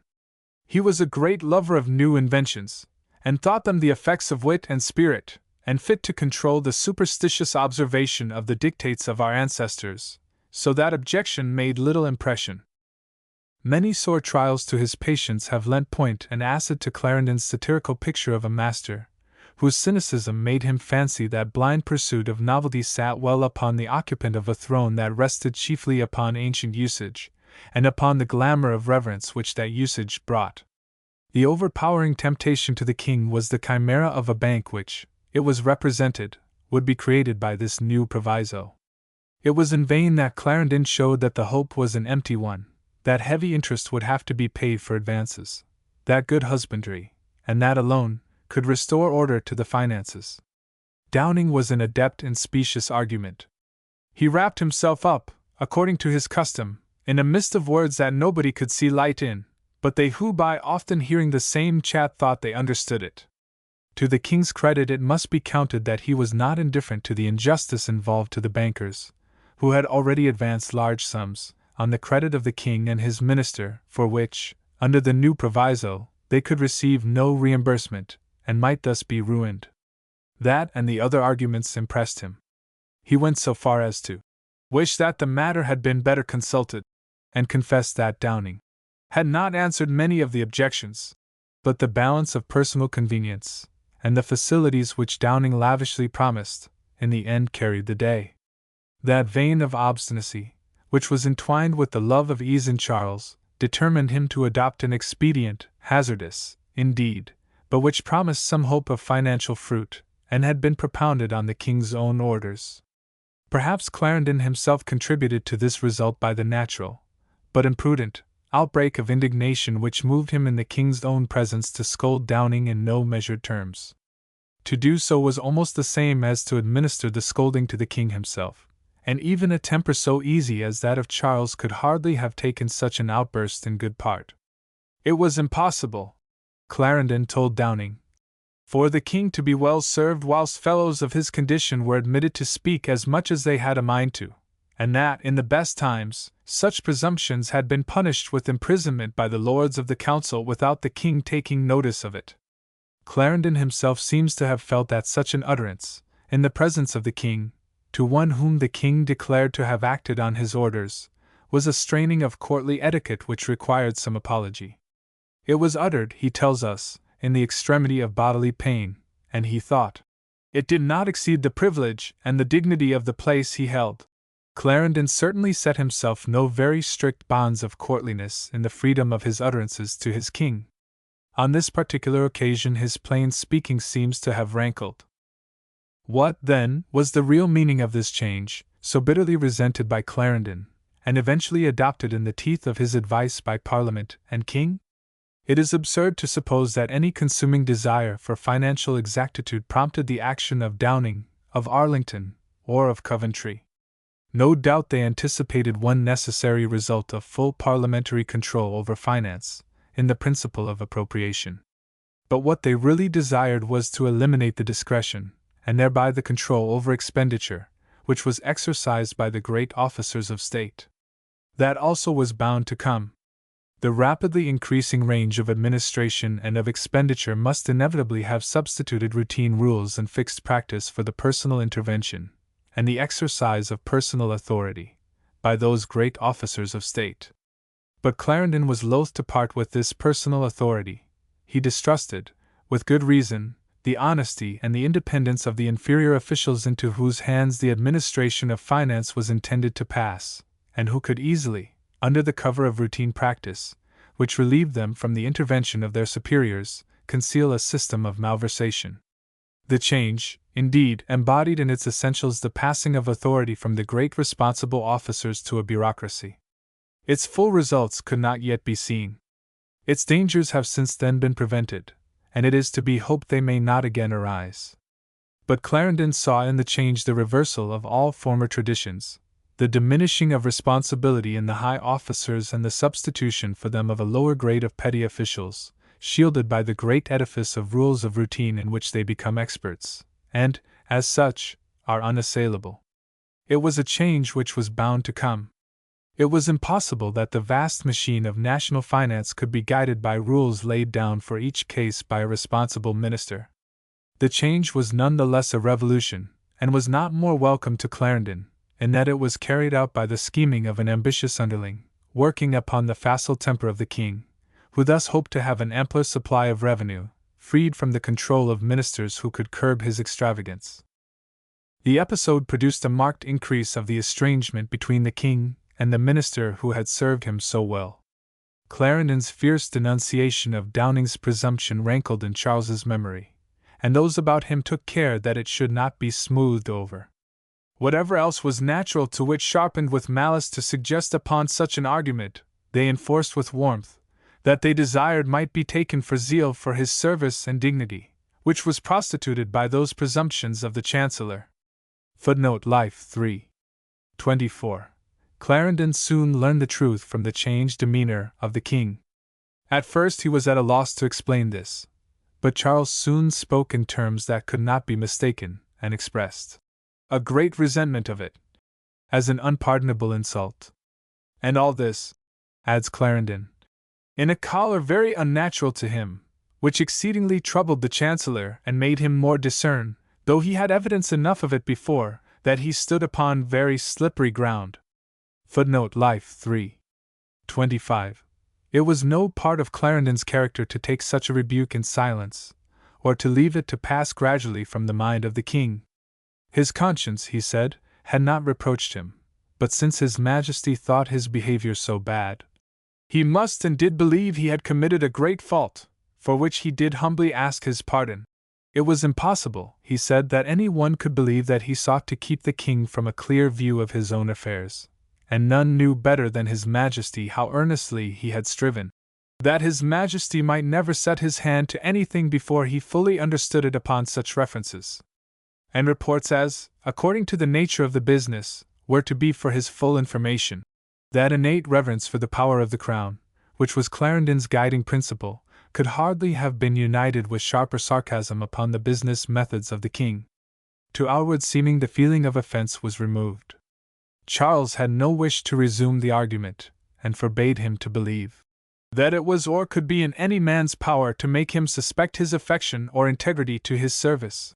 He covered any resentment he might feel with that dissimulation of which he was so great a master, and soon after gave an earnest of his continued goodwill by promoting Clarendon's kinsman, Dr. Hyde, to the bishopric of Salisbury.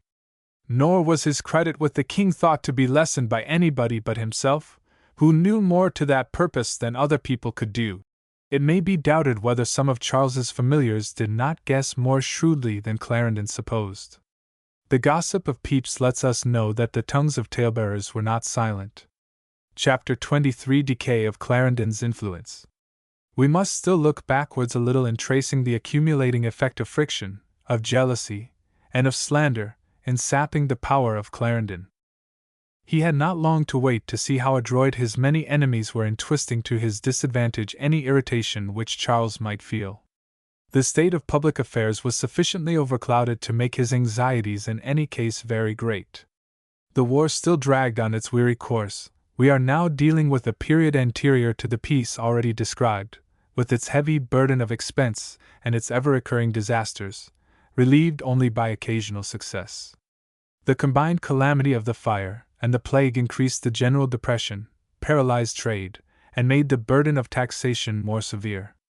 Repressive measures, if they had checked rebellion, had left a troubled background of smoldering discontent, and were sowing the seeds of future opposition to the crown and to the church. The temper of the House of Commons, however pronounced its adhesion to the Cavalier party, was stubborn and perverse, and stubbornness and perversity are never so provoking in politics as when they are united with an exaggeration of one's own opinion. The House resented almost with the tone and in the spirit of the Long Parliament, the dictation, and Clarendon's best friends must admit that his methods were apt to be dictatorial, of a minister who saw that its exaggerated royalism might be itself a danger to the crown, and who was faithful to a theory of the Constitution which imposed limits at once upon king and upon Parliament. Clarendon belonged to an older generation, and was unwilling to trim his sails to suit the newer fashions. His pedantic constitutionalism — we are all apt to think that notions which will not adopt themselves to our own practice are pedantic — became unpalatable at once to king and Parliament. He was not compliant enough to suit the prejudices of the stalwart Cavaliers. He had no weapons wherewith to fight courtiers, such as Buckingham, who knew how to make friends for themselves amongst those who condemned the court and all connected with it. It was the growing estrangement between him and the House of Commons that added force to the schemes of his enemies. Clarendon saw two symptoms of danger, in the attempts to detach from him his most trusted friends and allies, and in the sure and gradual advancement of those who were his sworn foes. His oldest and most trusted comrade, from whom death was soon to part him, was the Treasurer, Lord Southampton. Their friendship was the growth of years. In the earliest days of the Civil War, Southampton, who had avoided, before its outbreak, all connection with the court, had joined the king's party with some misgiving, but had brought to it the weight of unblemished character and great debating power. He had striven, even against the inclination of the king, to advance proposals for a treaty with Parliament, and his loyalty did not blind him to the hopelessness of the struggle, or to what seemed to him defects in the royalist cause. Too proud to be a courtier, and too sensible of the responsibility of great lineage and high station to be a rebel, his aim was to steer a moderate course. In temper, as well as in political views, he and Clarendon were closely united, and their mutual confidence continued unbroken after the Restoration. Clarendon's enemies found a convenient opportunity for kindling in the mind of Southampton some petty offense, in the fact that Clarendon, at the instance of the Duke of York and his daughter, the Duchess, had done something to promote the claims to a court appointment of a candidate other than that favored by Southampton.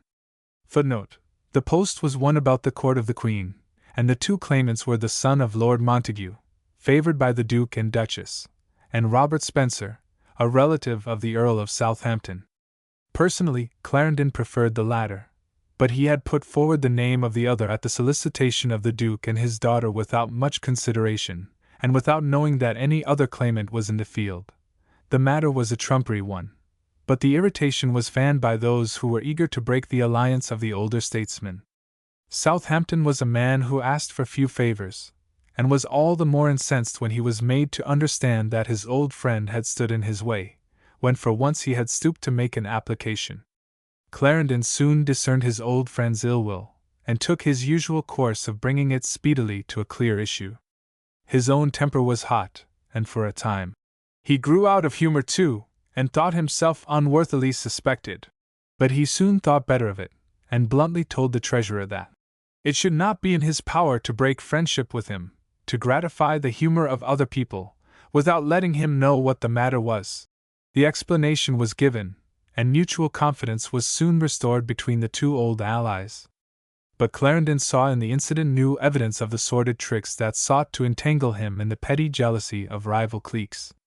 They who had contrived this device entered into a new confederacy, how they might first remove the treasurer, which would facilitate the pulling the Chancellor down.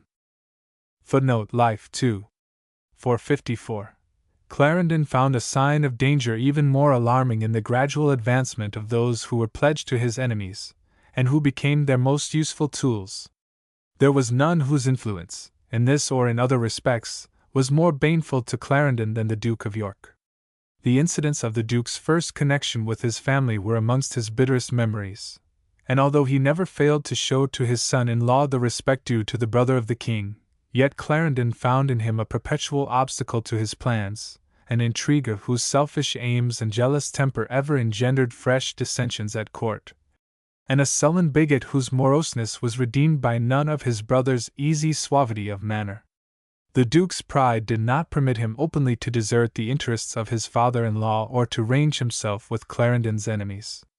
But his blundering tactlessness, his easily wounded vanity, and his insatiable appetite for power, often led him to give encouragement to those whose influence Clarendon knew to be pernicious.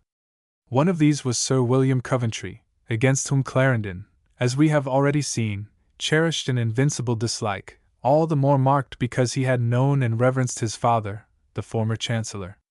He knew Coventry's restless ambition and how capable he was by boldness, by ability in debate, and by adroitness in expedient, to supply the defects of the stolid and slow intrigue of his patron, Arlington. Coventry had managed to gain the confidence of the Duke and to be his trusted agent in the affairs of the Navy, where the Duke, as Lord High Admiral, was supreme, and Clarendon knew that Coventry's influence boded no good to the moderate policy which it was his own chief aim to pursue.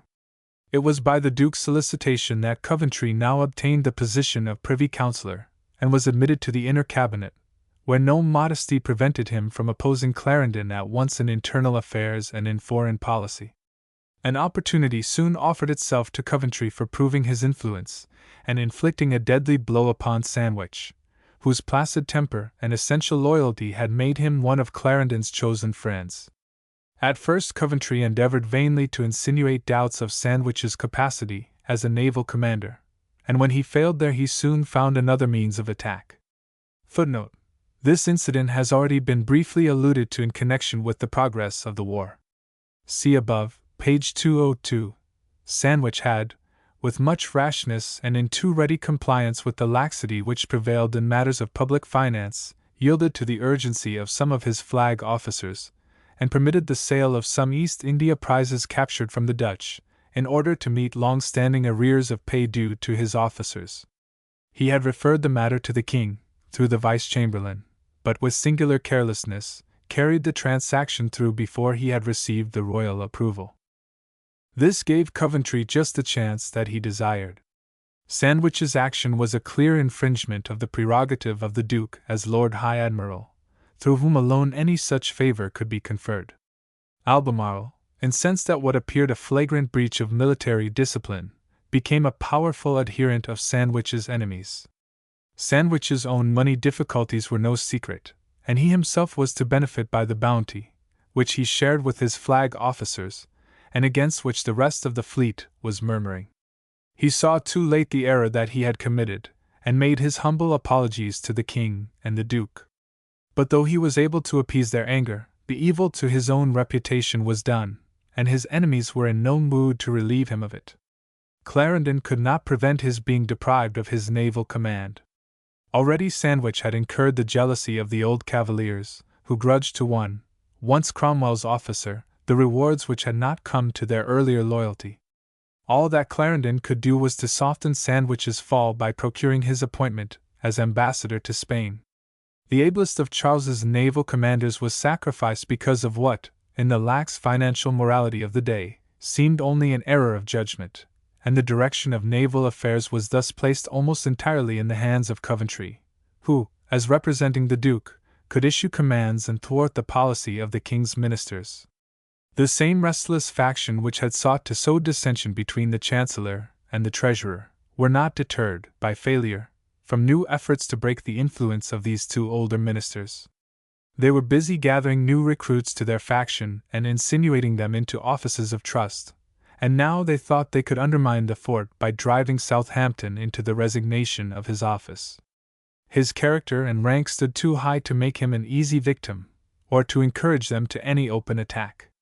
But they could suggest that his powers were waning, that he was no longer equal to the task of guiding the finances of the nation, that he was ruled by subordinates, and that consideration for his age would make it only reasonable to relieve him of an irksome burden. They knew that little persuasion was required to bring about his resignation of a post which duty rather than inclination made him retain, and they guessed, with good reason, that it was Clarendon's advice that chiefly kept Southampton in office. The procedure followed the usual course. First, Charles was persuaded that his aged treasurer was no longer equal to the duties of his office. It was easy to suggest to him that his business would move more smoothly if the pedantic methods, the vigilant care, and the cumbrous and dilatory processes of the Lord Treasurer's office were simplified and expedited. When he was duly impressed, the king had then to be brought to discharge the ungracious task of conveying to the Chancellor the fact that the king would welcome the Treasurer's relinquishment of his office. To do him justice, Charles did not relish the part he was compelled to play. Even his selfishness could not cloak its ugly ingratitude, and it suited ill with his easy temper to be the medium of such an ungracious message. Nor was it quite compatible with that royal dignity, which he did not always cast aside, to be made the spokesman, to his more serious minister, of a conspiracy not unlike that of unruly schoolboys. The king knew by experience that, master though he was, he could still be made uncomfortable by hearing stern and plain truths, even in the ceremonious diction in which his chancellor knew how to clothe them. The king began the interview, somewhat hypocritically, by enlarging in a great commendation of the treasurer. But in spite of all his merits, Southampton did not understand the mystery of that place, nor could his nature go through with the necessary obligations of it. His ill health caused delay and murmuring in regard to urgent business. His secretary, Sir Philip Warwick, was born in Westminster in 1609, and was employed before the Civil War in the service of Lord Goring, and afterwards of Bishop Juxon. He acted as secretary to the king during the conference at Newport in 1648. After the Restoration, he became secretary to the Treasury under Lord Southampton, and had all the qualities of an excellent civil servant, virtually controlling the department under its ministerial head. His memoirs are not of first-rate importance, but contain some good accounts of engagements in the war, and of incidents in the life of the king. He survived till 1683, and won the fervent admiration of that other worthy official, Pepys. Virtually discharged the work of the office, an estimable and honest man, no doubt, but not equal to the position of Lord Treasurer. The Treasurer's understanding was too fine for such gross matters as the office must be conversant about, and if his want of health did not hinder him, his genius did not carry him that way. Nothing could be further from the king's thoughts than to disoblige so faithful a servant. But perhaps he would not be unwilling to go, and perhaps the Chancellor would do the king the singular service of suggesting it to him. The first answer of Clarendon in reply to this not very palatable speech was to ask whom the king proposed to make treasurer in Southampton's place. He would, said the king, never have another treasurer, but would exercise the office by commissioners. Once more the same insuperable prejudice, which Clarendon had felt against the system involved in the appropriation clause, was stirred in him. He saw precisely the same motives at work, involving precisely the same dangers. Commissioners might be all very well in Cromwell's days. He needed no treasurer, and could take care, with an army at his back, that commissioners would not prove troublesome. But the plan suited ill with monarchical principles. The king should have his Lord Treasurer, of standing and of honor sufficient to ensure sound administration and compel respect. Commissioners, as Clarendon discerned clearly, would be bad servants and dangerous masters. Clarendon might be fighting a forlorn hope against the growing forces of officialdom, but his dislike was honest, and his discernment of the future was correct. But he had other reasons to urge against the slur which it was proposed to throw upon his old friend. Most humbly and with much earnestness he besought His Majesty seriously to reflect what an ill savour it would have over the whole kingdom, at this time of a war with at least two powerful enemies abroad together, in so great discontent and jealousy at home, and when the court was in no great reputation with the people, to remove a person, the most loved and reverenced for his most exemplary fidelity and wisdom, who had deserved as much from his blessed father and himself as a subject can do. From his prince, a nobleman of the best quality, the best allied and the best beloved, to remove at such a time such a person, and with such circumstances, from his counsels and his trust. The king was not of a mold to resist plain speaking like this, and when not supported by the presence of those who made him their tool and instrument, he seldom managed to make way against the vehemence of Clarendon's rebukes. It could hardly be pleasant for a monarch to be told that what he designs is base ingratitude, that his throne is in danger, the reputation of his court in evil savour, that both require such support as they may be able to get from men of reverence and station, and that he would be mad to alienate any support from such men that may be vouchsafed to him. Yet this was the plain meaning of Clarendon's words. But Charles hesitated to go back, repulsed, to those who had made him their mouthpiece. He remained, rather moved and troubled than convinced. But fortunately Clarendon found an unexpected ally in the Duke of York, who had joined the king and himself at the interview, with the intention, it appears, of supporting the king's purpose. To him Clarendon restated his arguments, and urged him to do the best service to the king his brother, by dissuading him from a course that would prove so mischievous to him. For this once, the Duke was converted to Clarendon's view and prevailed with the king to lay aside the thought of it. Footnote: Charles not rarely showed a respect for his brother's opinion which was not founded upon any high estimate of his abilities. Clarendon himself remarks this when commenting upon the failure of any attempt to arouse jealousy between the brothers. Charles, he says, had a just affection for him, and a confidence in him, without thinking better of his natural parts than he thought there was just cause for, and yet, which made it the more wondered at, he did often depart, in matters of the highest moment, from his own judgment to comply with his brother. Life 3. 62. Once more the court conspirators were balked of their purpose. They could press the king no further, but only made so much use of their want of success by presenting to His Majesty his irresoluteness, which made the Chancellor still impose upon him, that the king did not think the better of the Chancellor or the Treasurer for his receding at that time from prosecuting what he had so positively resolved to have done. He could only promise to be firmer to his next determination. Between the reproaches of the conspirators of the court and the scoldings of the stern Chancellor, the king plays no very dignified figure. Even Charles's easy humor could not but owe a grudge to one who so often rated him like a schoolboy in the solemn phrases of state ceremony. The year 1666 opened on a prospect far from cheering either to the country or to those charged with its administration. There were symptoms enough of actual and impending ills to make it no hazardous prophecy for the astrologers to predict that it was to be A year of dismal changes and alterations throughout the world. Footnote: Life 339. The war dragged on its weary course, with what seemed to be but delusive hopes of settlement. Financial troubles were becoming urgent, and the mood of Parliament, without being actually refractory, was stubborn and suspicious. The plague was still pressing with grievous heaviness, even though there were symptoms that it was somewhat alleviated. Throughout the nation there was murmuring and discontent, at times breaking out into active resistance to the law, and the court was in increasingly worse odor with the people. It aroused at once the anger of those whom its extravagance seemed to insult, the disgust of those who had some respect for decency, and the contempt and bitter grief of those who prized the honor of the crown, and desired to maintain the loyalty of the nation.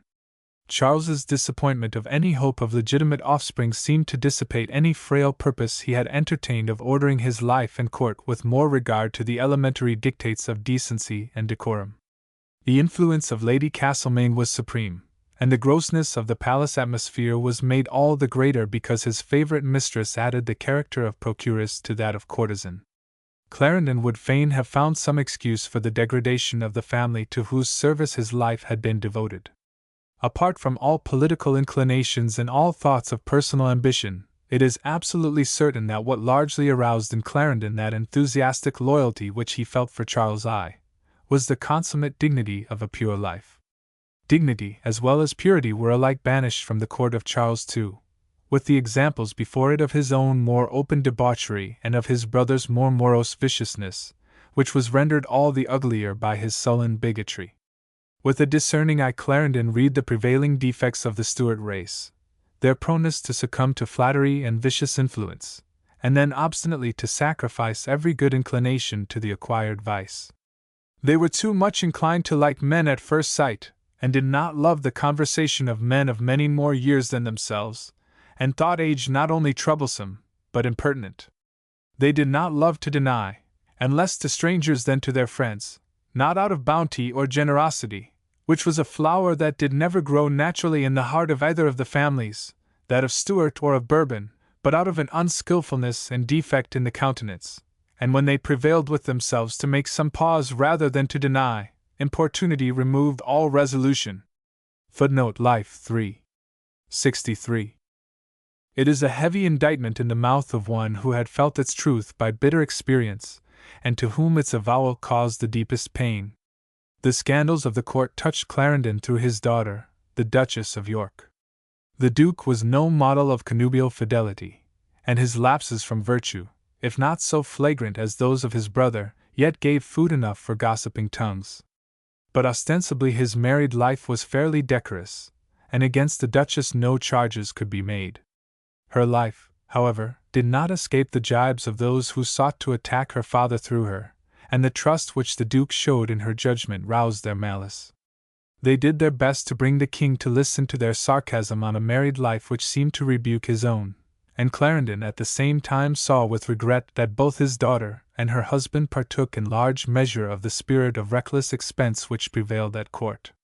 Dutiful as she was in other respects, here her father's admonitions were of no effect.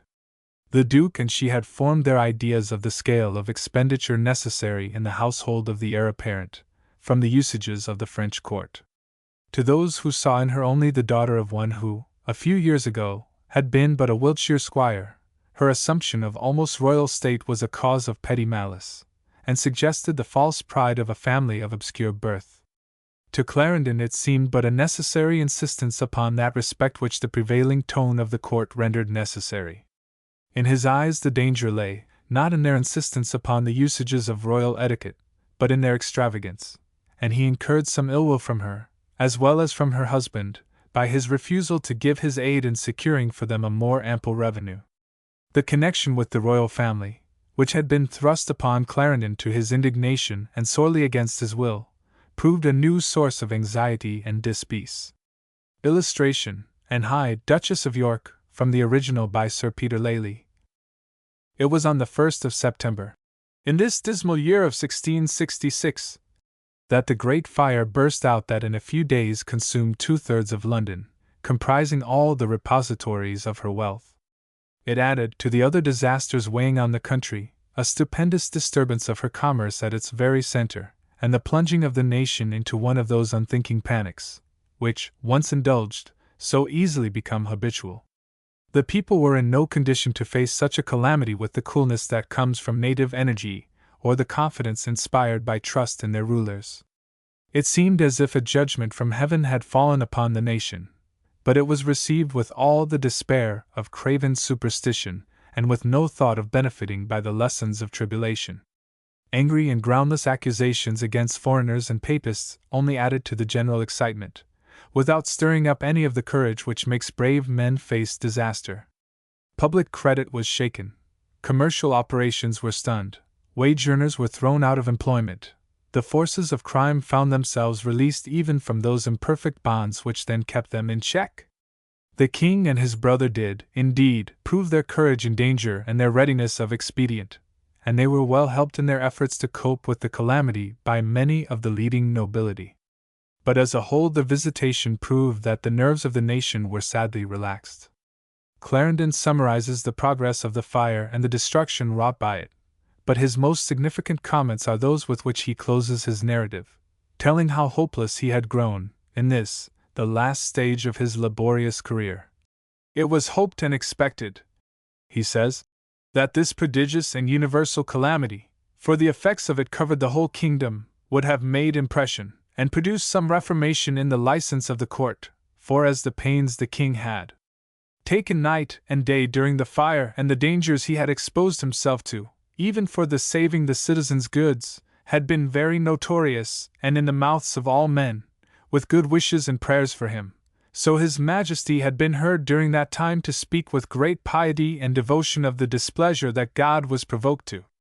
And no doubt the deep sense of it did raise many good thoughts and purposes in his royal breast. But he was narrowly watched and looked to that such melancholic thoughts might not long possess him, the consequence and effect whereof was like to be more grievous than that of the fire itself, of which that loose company that was too much cherished, even before it was extinguished, discoursed of as an argument for mirth and wit, to describe the wildness of the confusion all people were in which the Scripture itself was used with equal liberty when they could apply it to their profane purposes.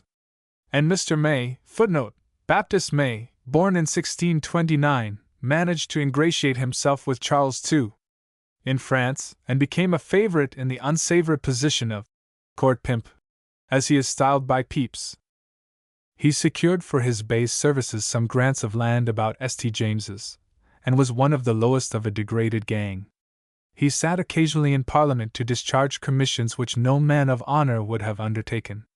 He lived a despised life down to 1698, presumed to assure the king that this was the greatest blessing that God had ever conferred upon him, his restoration only excepted, for the walls and gates being now burned and thrown down of that rebellious city, which was always an enemy to the crown, his Majesty would never suffer them to repair and build them up again to be a bit in his mouth and a bridle upon his neck, but would keep all open that his troops might enter upon them whenever he thought it necessary for his service, there being no way to govern that rude multitude but by force.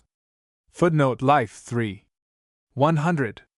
Such ribaldry was distasteful to the king, and for the moment he frowned upon it.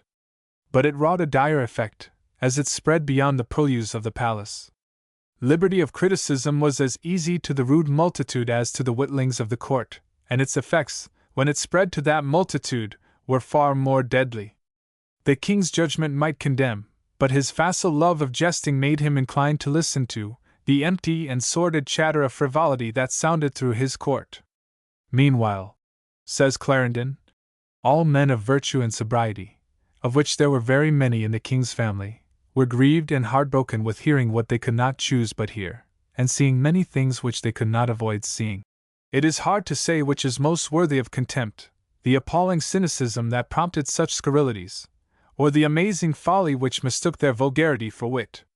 But even although Charles, out of a seeming respect for his older and sounder counselors, might frown upon such irresponsible outbursts of bad taste, his scanty respect for the forms of the Constitution continued to be a source of deep regret to Clarendon.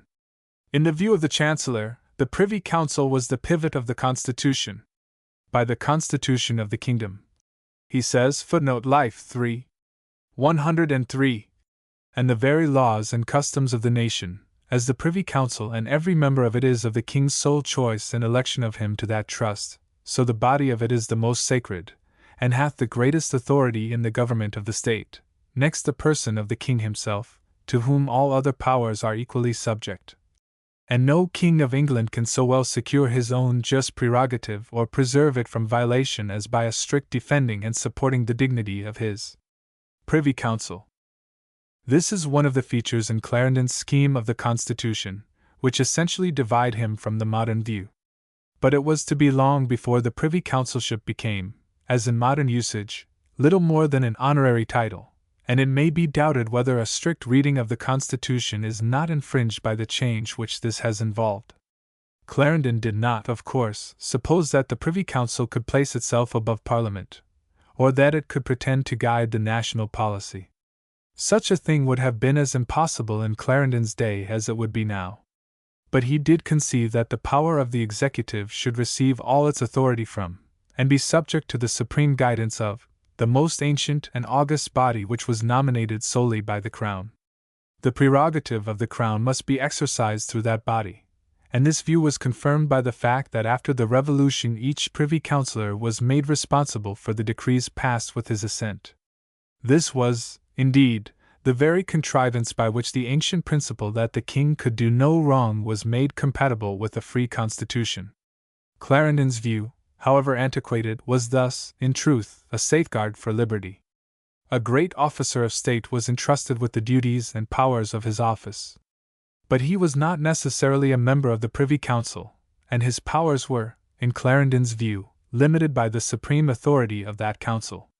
That its portals should be jealously guarded, that only men of the first weight should be admitted to it, that its proceedings should be carefully regulated and should rest upon sound legal principles. All these things made for government by the personal agency of carefully chosen ministers of the Crown, which it was Clarendon's aim to preserve, instead of bureaucratic rule by a host of minor officials.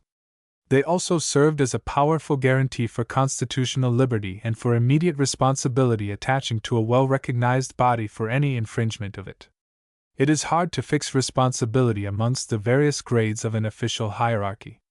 It is easy to fix it upon a small group of leading men who have the administration in their hands, who are bound to base their procedure on well-understood rules, and who cannot transgress these rules in ignorance, or under the veil of obscurity. Under the new regime the Chancellor found the Privy Council filled with court favourites, or ambitious intriguers of the type of Sir William Coventry, who scorned precedent, and was never so happy as when inveighing against the trammels of the law. Clarendon was forced to submit to daily encroachments upon regularity of procedure, which found encouragement from the King. His personal dignity was injured, and his temper was daily chafed by the insults of those who carried their insubordination and their flippancy to the council chamber, where he could ill brook their presence, and they did so under cover of the secret sympathy of the King. Day by day he found his own influence more surely undermined, and it was none the less irksome because he saw the work of his life undone amidst the gibes of a heartless cynicism. It involves, however, no reflection upon the dignity or the capacity of Clarendon if we are compelled to admit that the schoolboy baiting to which he was exposed found no little encouragement from his own bluntness and his stubborn resolution to stoop to none of the arts of courtiership. There was a limit even to the patience with which Charles could listen to the oft-repeated catalogue of his own moral defects, and perhaps Clarendon's lessons might have been none the less effective had they been conveyed with something more of tact. The strange thing is that he himself saw, and faithfully recounts, the traps which were laid for him. But he seems to have thought that these could best be dealt with by roughly trampling on such devices and tearing his way headlong through such snares. The struggle was sometimes not a little comic in aspect, in spite of the background of tragedy. Upon some occasions the courtiers, with an hypocrisy which Clarendon did not fail to suspect, would lament to him the scandals of their master's life and the injury that these wrought to his reputation and authority. When he urged that they should advertise the King what they thought and heard all others say, they professed that they dared not speak to the King in such dialect. Clarendon gave them credit for some honesty in their refusal to condemn what they themselves encouraged, and perhaps too readily assumed himself the task which they refused.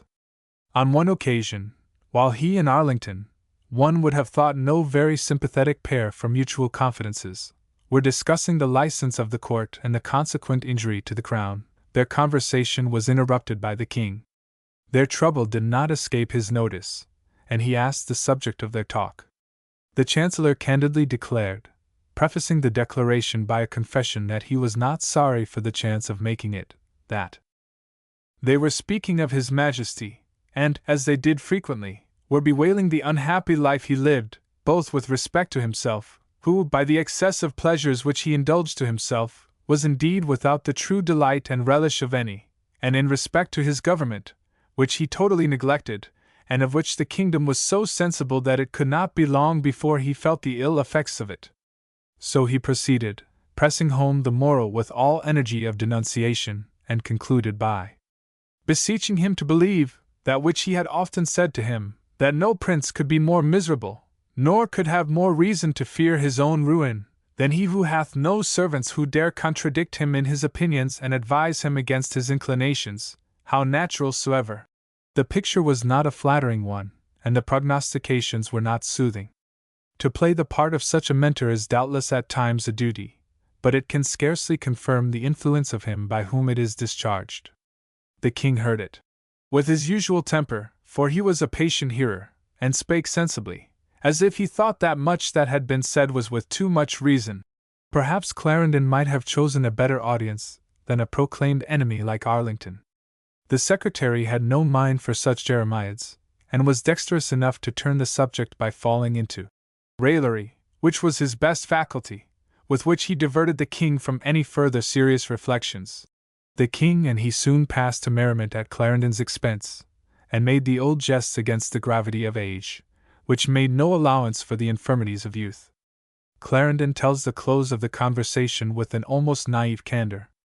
Their raillery, he confesses, increased the passion he was in, and provoked him to say that it was observed abroad, that it was a faculty very much improved of late in the court, to laugh at those arguments they could not answer, and which could always be requited with the same mirth amongst those who were enemies to it, and therefore it was a pity that it should be so much embraced by those who pretended to be friends. And ended with some other too plain expressions, which, it may be, were not warily enough used. Candor is no doubt a virtue, and Clarendon deserves honor for his bold words. But to tell the king that he was at once a sluggard and a debauchee, that he had lost the respect, and would probably soon forfeit the obedience of his subjects, and to scold his jocular raillery by painting him as courting the society and imitating the manners of buffoons, was scarcely a tactful way of insinuating a lesson of caution and establishing the confidence which makes a servant congenial to his master. We must honor Clarendon for his manliness, but perhaps a little less of the pedagogue might not have diminished his influence, or impaired the dignity of his character. Charles knew how to hide any irritation under a smiling demeanor. But the friction was there, and it soon took plainer shape. Careless as he was, the king had his share of Stuart punctiliousness, and the habits of the French court had taught him that royal favor ought to command respect, even for those whose conduct had forfeited it according to the usual ethics of social decorum. That respect his pride taught him to insist upon, and he resented the boldness of the lampoons upon his court which were now circulated broadcast, not because they reflected on his morals, but because they were a breach of good manners. One whose chosen associates were men of habitual profanity and unabashed licentiousness, one who believed religion to be nothing but disguised hypocrisy, and the chastity of women nothing but a delusion artfully contrived, could not long condone plain speaking for its manliness and sincerity, and could not conceive that the profligacy of the royal courtesan deprived her of the observances of formal courtliness. It was this last point which brought upon Clarendon the king's first direct remonstrances. He told the Chancellor that he was more severe against common infirmities than he should be, and that his wife was not courteous in returning visits and civilities to those who paid her respect. Such neglect the king chose to interpret as an insult to himself. It was clear to whom and to what it referred. Clarendon had consistently declined to allow his wife to have any intercourse with Lady Castlemaine. To the king's remonstrance, he answered very roundly, that he might seem not to understand his meaning, and so make no reply to the discourse he had made, but that he understood it all and the meaning of every word of it, and therefore that it would not become him to suffer his Majesty to depart with an opinion that what he had said would produce any alteration in his behavior towards him, or reformation of his manners towards any other person. He did beseech his Majesty, the Chancellor went on, not to believe that he hath a prerogative to declare vice virtue, or to qualify any person who lives in a sin and avows it, against which God himself hath pronounced damnation, for the company and conversation of innocent and worthy persons. Whatever low obedience, which was in truth gross flattery, some people might pay to what they believed would be grateful to his Majesty, they had in their hearts a perfect detestation of the persons they made address to. For his part, he was resolved that his wife should not be one of these courtiers. The king could only reply that he was wrong, and had an understanding different from all men who had experience in the world. Clarendon's are brave words, and we may well doubt whether the like were ever addressed by a minister of the crown to the occupant of a throne which still retained so much of the kingly prerogative, as did that of Charles. But do they leave us to seek for new grounds for Clarendon's approaching fall? Do they not, indeed, prove that, but for his thorough grasp of the essentials of sound administration, his predominant forcefulness, and the urgent need of his wise and experienced guidance, the king would have yielded to his own growing irritation, and that Clarendon's fall would have come, and the eager longings of his enemies have been gratified, far earlier than was the case? Before we enter upon the last stage of Clarendon's ministry, so fateful for the future history of England, it may be well to turn to another aspect of his life, which is not without its use in helping us to estimate his character. We have already seen how the high office which he held, and for which his unswerving loyalty, his long service, and his ample experience had so fully designated him, had been accompanied by exalted rank in the nobility of England, which required him, according to the fashion of the time, to maintain great state, and involved heavy expenditure. He had inherited a fair estate, had married the daughter of an ancient family, with no small dowry, and in his early days, his fortune had been increased, not only by further inheritances, but by the lucrative practice of his profession. When he first entered Parliament, he had before him the prospect of a prosperous career, and when he was induced to enter the service of Charles I, it was possible for him to do so without emolument and in full security that his own means would be ample for his requirements. During the troubled years that followed, these means rapidly decreased. He could draw no revenue from his estates, and during the long years of his banishment from the country he had been reduced to the direst straits of poverty, and had been forced to subsist on the scanty grants that could be made to him, and to others, from the funds supplied to the king by those loyal supporters who could spare something from their own impaired revenues. After the Restoration, Clarendon found himself in possession of an office of which the emoluments, without any of those malpractices or extortions which were then too common, and which his enemies did not scruple to charge against him. Hints and gossip as to such bribes and commissions were inevitable in an age when they were only too common, and in the mouths of men whose consciences were blunted by long practice.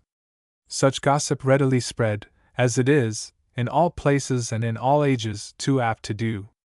We may safely discard the slanderous garrulity of Pepys, and just as safely the ridiculous libel of Anthony Wood, who tells us how one David Jenkins, a friend of Wood's and a good royalist, would certainly have been made a judge at the Restoration, if he had paid money to the Lord Chancellor. Anthony Wood had no kindly feeling to a family from whom he received such castigation as he did from the Hydes. Lies of that sort always propagate themselves, like noisome weeds. It is the part of the wise to neglect them until they are established by proof, were still large. There is not a tittle of evidence to disprove Clarendon's assertion that he confined himself to those revenues of his office which were strictly legal, and to suppose otherwise would be to suppose him false to all those ideals which were the foundation of his character, and to which his pride, if nothing else, compelled him. Naturally, he recovered the full use of his private property, and some, at least, of the arrears due to him would undoubtedly be paid. Very soon after the king's return, a grant, in no degree above his merits, of £20,000 was made to him by the king out of the presents sent by the Parliament. Clarendon found himself in the position of a fairly wealthy man, and it was not unnatural that he should desire to maintain that position which was commensurate with his rank. He knew himself to be the founder of a family which must take its place in the ranks of the great nobility of England, and must hold a conspicuous place in her annals. To him, as to many men for whom the pettiness of personal position weighs for little, the maintenance of that family in worthy dignity became a legitimate object of ambition. Clarendon did, indeed, as he was fully justified in doing, procure for some of his relations posts for which there is no reason to judge them unsuitable. One cousin, Alexander Hyde, became Bishop of Salisbury. Another, Robert Hyde, became Chief Justice of the Common Pleas in 1661. The brother of these two, Henry Hyde, had been executed for his loyalty in 1650, and thereby had established no mean claim to loyal gratitude. Clarendon, in this, did no more than any one in his circumstances was not only entitled, but bound to do. To his historic sense a place amongst the nobility of his country was attractive, and its stateliness was something which his imagination clothed with more than merely superficial allurement. It was from no selfish feeling and no vanity of personal display that he conceived the idea of leaving to those who were to come after him an inheritance compatible with that position. It would be unjust to blame Clarendon because he gave the scanty leisure, which his absorbing business permitted him, to attaining that object. For years after the Restoration he had no house of his own in London, and occupied one or other of the houses either lent or hired to him by members of the great nobility who now looked upon him as their equal. After his private affairs were on a more secure basis, he began to build for himself. He chose a site near the top of St. James's Street, just where Piccadilly began to melt into the fields beyond, and there he constructed a mansion which he fondly hoped would carry on his name for many a generation. It was conceived on ample lines and with all that pride of architecture which his own cultured taste and the stately ceremonial of the day made congenial to him. As in temperament and style, so in his conception of the Constitution, in his taste, and in the ordering of his life, Clarendon was essentially an aristocrat, and it was in harmony with that idea that the mansion which faced St. James's Palace, it was flanked by Lord Berkeley's house to the west, and by Burlington House to the east, and was to bear the name of Clarendon House, was now rising in all the bravery of ornament and amplitude of design which were in keeping with its owner's taste, and that it should earn the praise of Evelyn as likely to be the stateliest house in London. To my Lord Chancellor at Clarendon House, says Pepys, in his diary for May 9, 1667. Mightily pleased with the nobleness of this house, and the brave furniture and pictures, which indeed is very noble. He had been impressed with it as strongly in its early stages, and writes in January, 1666. It is the finest pile I ever did see in my life, and will be a glorious house. The building was begun early in 1665. Evelyn is not so complimentary. He thought it a goodly pile to see, but had many defects as to the architecture, yet placed most gracefully. Diary, Nov. 28, 1666. A longer passage from Evelyn's diary, of a later date, is quoted in the note on page 324. Pepys was greatly impressed with the view, to which he more than once returned, from the roof of the house. It is the noblest prospect that ever I saw in my life, Greenwich being nothing to it. February 1665/6. But envious tongues and malicious gossips soon taught its builder that his pride was vain, and that he could not indulge his fancy with the ease of one who held obscure rank. The crowd is fickle, and Clarendon took little care to secure its lenient judgment. Already his mansion was nicknamed Dunkirk House, and the quidnuncs told how it was built out of the bribes which had made him contrive the sale of that port to France. To decorate his mansion it was his ambition to collect a gallery of portraits, which should represent all those who had foremost places in the eventful history of his time. Such a design involved an expenditure very small compared with the notions of the present day. Clarendon procured all the notable portraits which were available. It is quite possible, and Evelyn admits it, that when the statesman's foible became known, pictures were sold to him at easy prices, or even presented as a compliment to the power and position of the collector. It is absurd to suppose that Clarendon either would or could have brought any pressure to bear upon the owners. But a falling statesman is an easy aim for slander, and it was whispered that the Clarendon collection was enriched by oppressive means. Footnote: the chief authority for this accusation against Clarendon is an ill-natured insinuation by Lord Dartmouth, in his notes on Burnet's history of his own times, notes which were in MS. only, and which were not intended for publication. It carries its own refutation, and Dartmouth could not possibly have had any knowledge of the circumstances. Clarendon no doubt received certain complimentary gifts. But we know that many private collections were broken up and sold by impoverished cavaliers, and such pictures must at that time have been procurable at easy prices. Many of the pictures were interesting as portraits, rather than as works of art, although there were good specimens of Van Dyck, Jansen, Kneller, and Lely amongst the collection, and Clarendon was probably able to pursue his hobby of collecting portraits of the outstanding men in English history at no great cost. In a letter to Pepys of August 12, 1689, Evelyn gives a list of pictures in the collection of which he himself had advised the purchase, and some of which, he admits, had been presented by those who strove to make their court to the Chancellor by such timely gifts, when his design was known.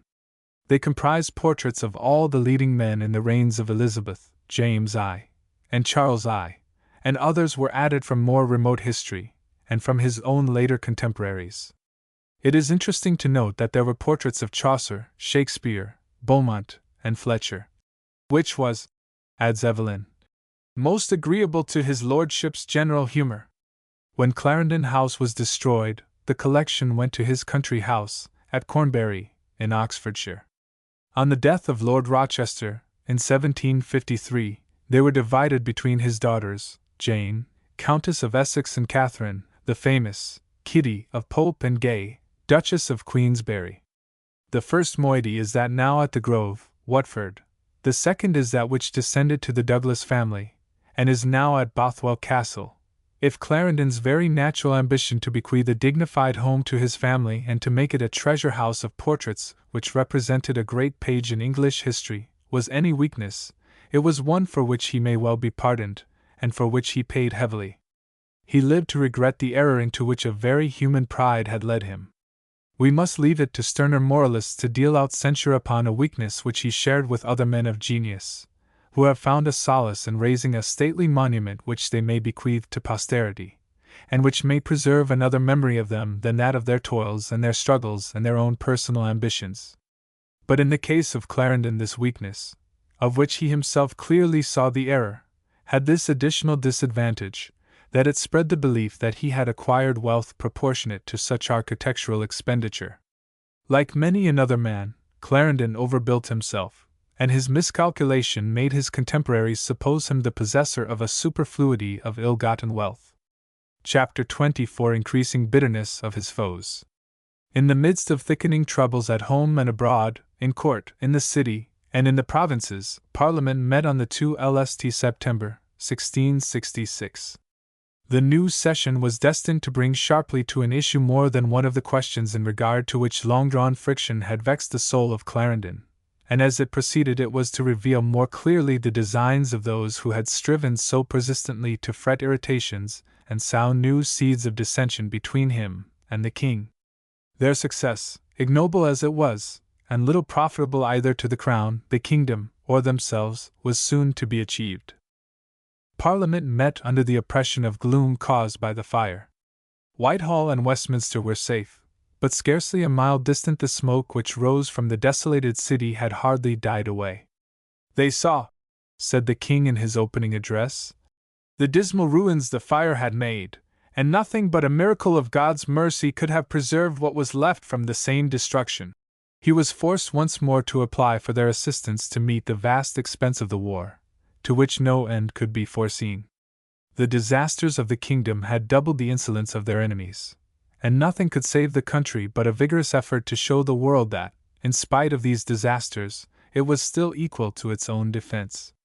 It was a crisis which sorely needed all the energy of firm and united statesmanship, and very scantily was that need supplied. The interruption of credit, the bankruptcy of many of the leading citizens, the general paralysis that had fallen upon commerce, all these made it hard to say how money could be raised, and Clarendon notes, with none of the satisfaction that the truth of his prophecy might have brought, that the appropriation proviso had resulted in the check, rather than in the boasted increase, of the supply of funds. There was, indeed, a faint vote procured, that they would give a supply proportionate to the wants of the crown, but no sum was fixed, and after this first vague resolution the matter hung in suspense, and even a Parliament that was so strongly loyalist found it needful to delay and insist upon conditions before any new supply was voted. Their loyalty had now a strong vein of stubbornness. The country gentlemen could no longer blind themselves to the scandals of the court, and the intractable mood bred by these scandals could be skillfully turned to their own purposes by Clarendon's enemies. What had at first been only dilatoriness soon developed into sharp criticism and angry remonstrance, for which Clarendon knew that there was only too good ground. It was an ill time to press for new supplies when the national resources were drained to the dregs. If the king needed more after the lavish grants of recent years, there must have been mischief afoot which should be probed to the bottom. All those through whose hands the money had passed must give a strict account of it. A bill was introduced for the appointment of audit commissioners, who were to examine all accounts and report to Parliament any defaulters, whose punishment Parliament was to determine. So strongly was the country party bent upon this financial inquest that it was difficult to withstand their zeal in the hunt for malpractices.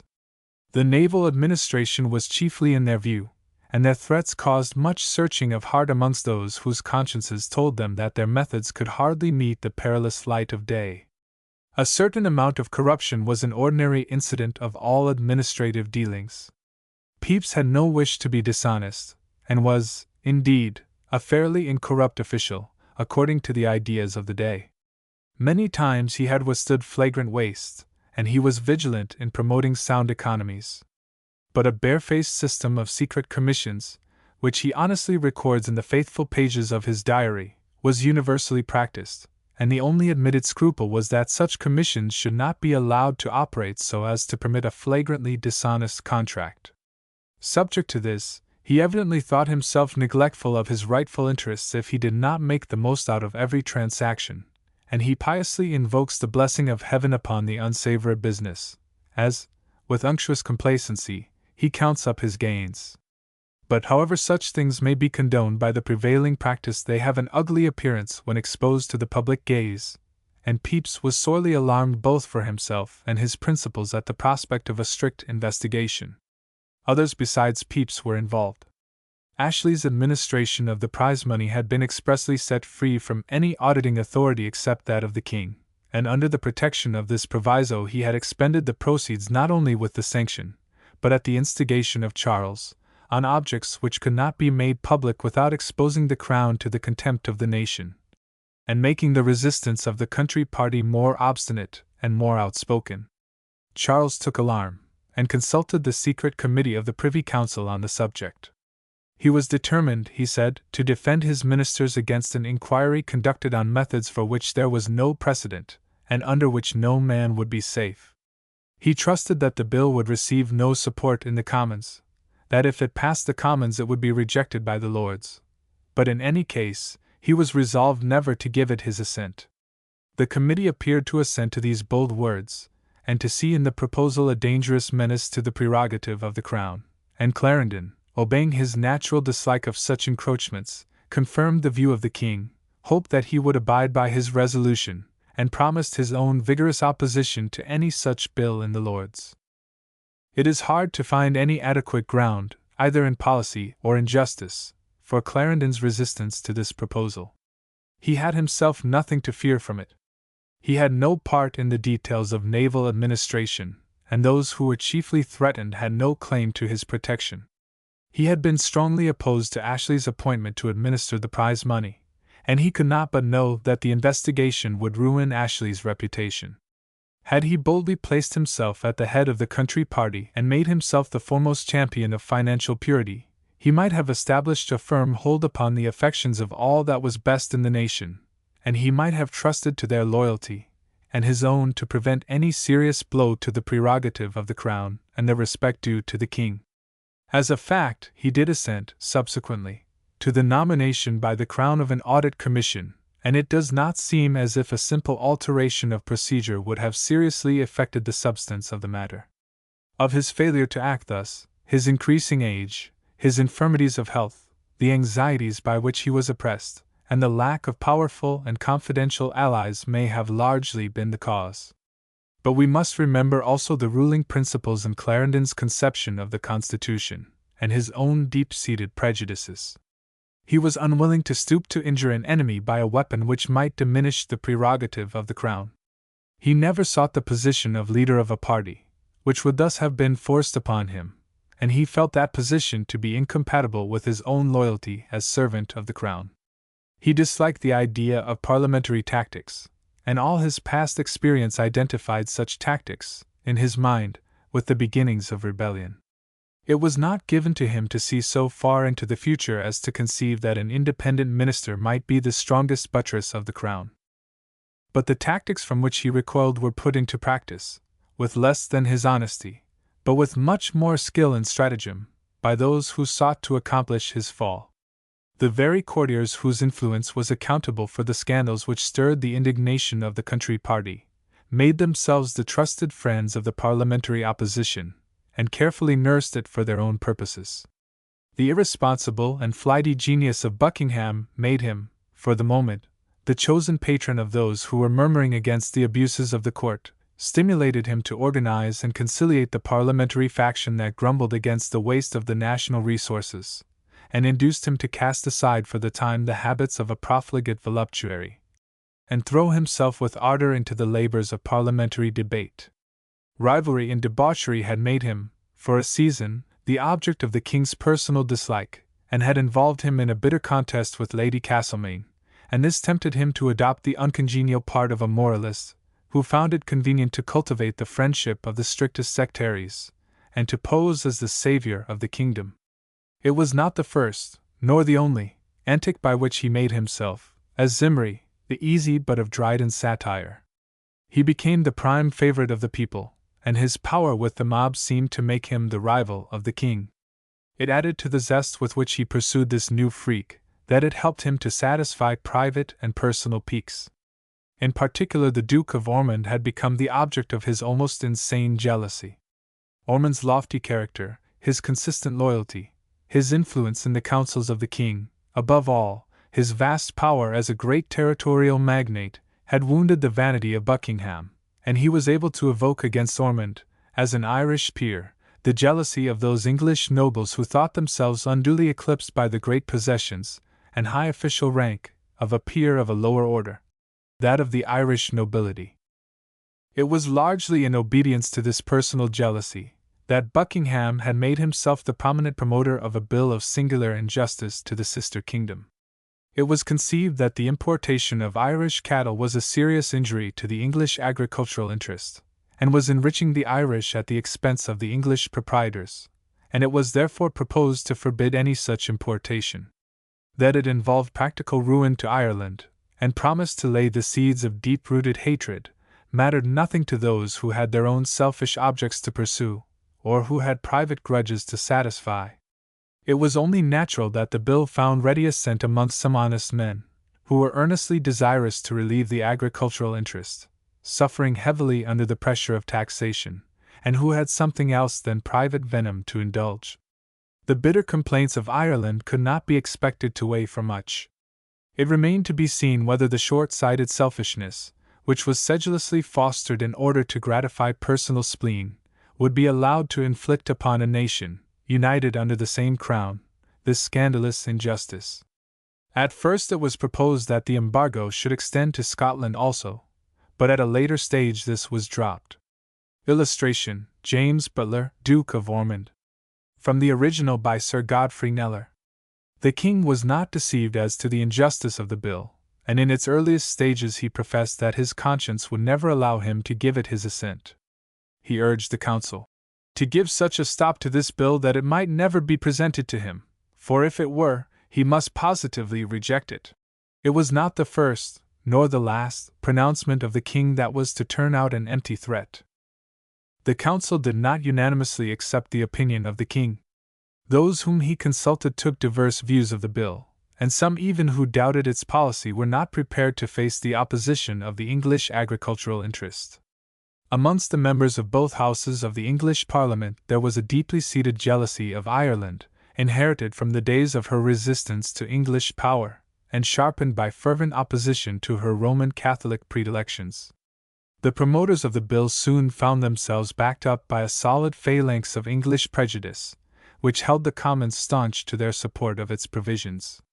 Buckingham and Ashley learned that their championship added to their hold upon the nation, and gave them a new chance of inflicting a defeat at once upon the king, and upon his older minister. Clarendon fully recognized the iniquity of the bill, and welcomed the stalwart resistance which the king avowed that he would give to it.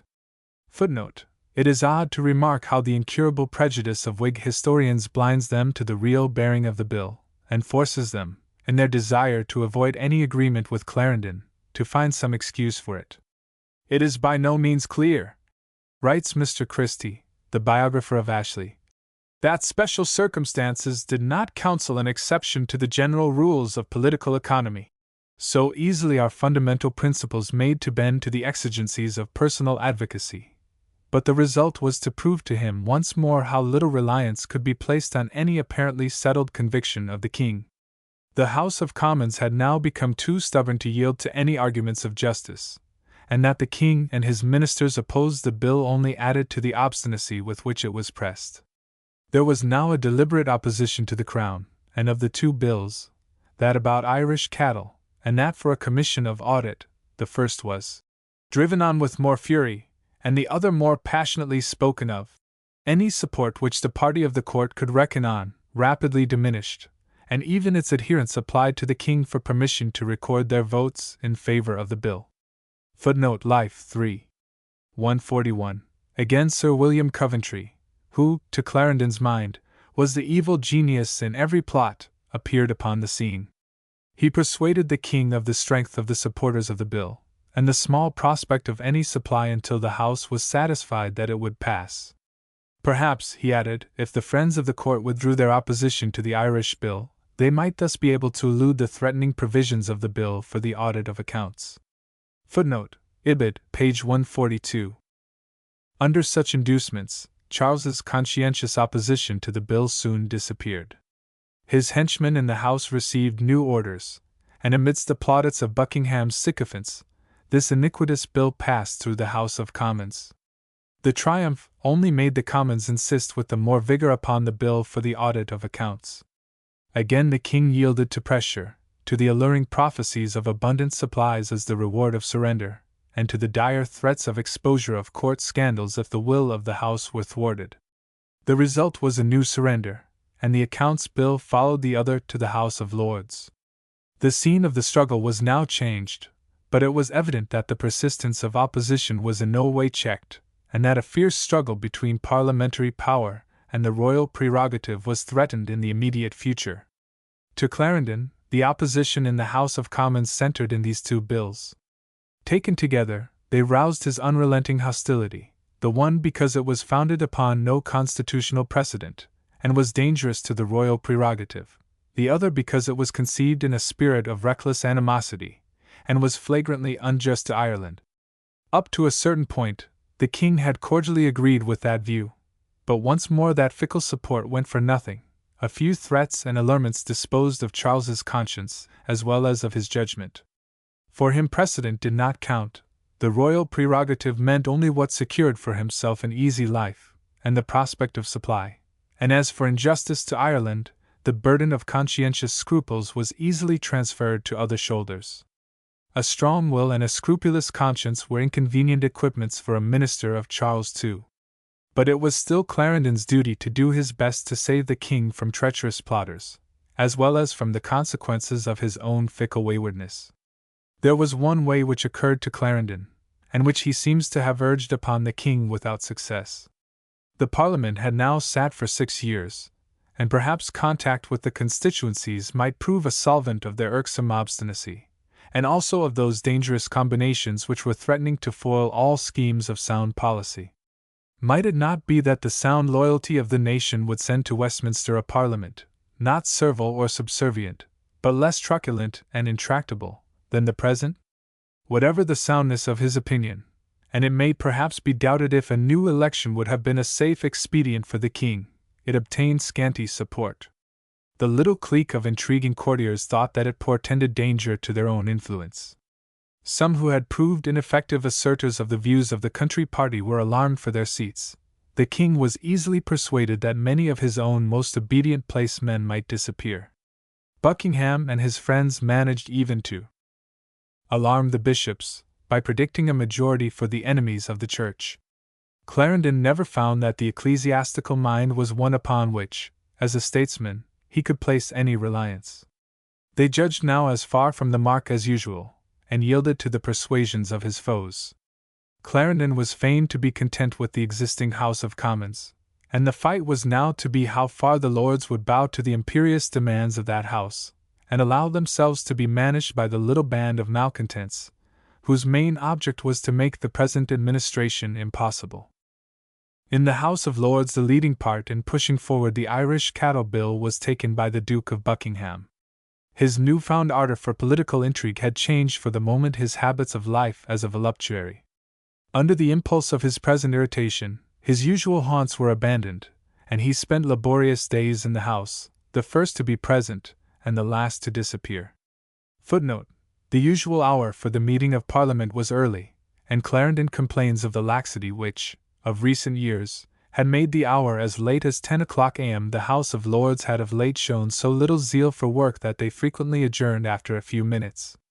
But now, in the excitement of the discussion on the Irish Bill, they again sat early, and did not adjourn till 4 o'clock, or even till the candles were brought in. He had the eager support of Ashley, inspired like him by jealousy of Clarendon and Ormond, and bringing to the unholy partnership a lack of principle equal to that of Buckingham, and far greater powers of concentration and of persistent strategy. With two such protagonists, the debates in the House of Lords lost their usual repose and dignity, and became scenes of turmoil and almost of personal violence. Footnote: Clarendon tells us an amusing story of a fracas which occurred between Buckingham and Lord Dorchester, during a conference between the Houses. The two peers, who were avowed enemies, chanced to sit together, and each endeavored, it would seem, to claim more space than was convenient to the other. From hustling they came to blows, and Lord Dorchester had the misfortune to lose his wig in the shuffle. But the Marquis had much of the Duke's hair in his hands to recompense for the pulling off his periwig, which he could not reach high enough to do to the other. Life 3. 154. The matter was settled without bloodshed, and both peers were sent to cool their tempers by a short detention in the Tower. We are apt, on doubtful grounds, to think that the debaucheries of Charles's court were redeemed by elegance of manners. As a fact, the morals which Dr. Johnson ascribes to Lord Chesterfield's letters were often joined, in that court, to manners which would have shocked the dancing master of his apothegm. Buckingham on one occasion provoked a scene by insolently stating that whoever was against that bill had either an Irish interest or an Irish understanding. The remark, as well as Buckingham's habitual arrogance, aroused the wrath of Lord Ossory, Ormond's eldest son, and a challenge was the consequence. Buckingham, who did not, to the other attributes of finished courtier, add that of personal courage, contrived to miss the rendezvous, and with a lack of spirit which men of less bravado could hardly have equalled, and which might have made him blush before his own swashbucklers, he proceeded to lay before the House a narrative of the case. Both parties, it was held, had been to blame, and both were, as usual, to pass a short period of penance in the Tower. But Buckingham's enemies contrived, under the rules of the House, to inflict an insult upon him, which might have stirred the blood of a Quaker, not to speak of that which flowed in the veins of this model gentleman. It was unjust, they urged, that any punishment should fall upon the Duke. He had done his best to prevent the encounter, and had prudently mistaken the rendezvous. His friends, not unnaturally, thought that it would be more for his honor to undergo the censure of the House than the penalty of such a vindication. But apart from these comic accompaniments, the debate upon the bill in the Lords raised grave constitutional questions. Clarendon opposed the bill as radically unjust and economically wrong. But he found in it also much that encroached upon the prerogative. Cases might easily occur where a remission of the act was imperatively required in the public interest, and in special exigencies, and the usual course was to give such dispensing power to the Crown, just as it is now given under many statutes, by the machinery of an Order in Council. But the prejudices of the promoters of the bill were too virulent to be satisfied with anything less than the strict and universal application of the embargo, nor did they scruple to suggest that new restraints were required upon the power of the Crown. All that Clarendon and his friends in the House of Lords could do was to insist that some of the clauses most offensive to the prerogative, and most opposed to precedent, should be expunged from the bill before it was returned to the House of Commons. The struggle then entered upon a new phase, involving another constitutional principle. The Commons were prepared to agree to the omission of Scotland from the bill, but in regard to all else, they refused to accept the amendments of the Lords. The two houses were in sharp conflict, and for a time it appeared as if the disagreement could result only in the loss of the bill. Its friends had no wish to see this catastrophe, and a conference between the houses was therefore arranged. The result was not such as to encourage those who wished for the settlement of a vexed question, or who hoped that prudent counsels would be brought to bear on a constitutional difficulty. To the irritation which the country party had conceived against the court, and to the obstinate determination that the royal prerogative should yield to the will of Parliament, there was now added a bitter fight between the two houses, and here again Clarendon's long-cherished opinions forced him to take the unpopular side. Once more the habits of a lifetime refused to disappear before an unwarranted, and, as he thought, dangerous innovation. We may doubt whether he duly estimated the forces to which he was opposing himself, or rightly gauged the direction in which men's minds were moving. We may say, with full confidence, that he chose his part with singular indifference to what was politically or personally expedient. Neither now nor at any other time did Clarendon yield to anything but his own conscientious convictions. Nature had not so framed him as to give him the faculty of making these convictions any more palatable by his methods of enforcing them. He recognized this fully himself.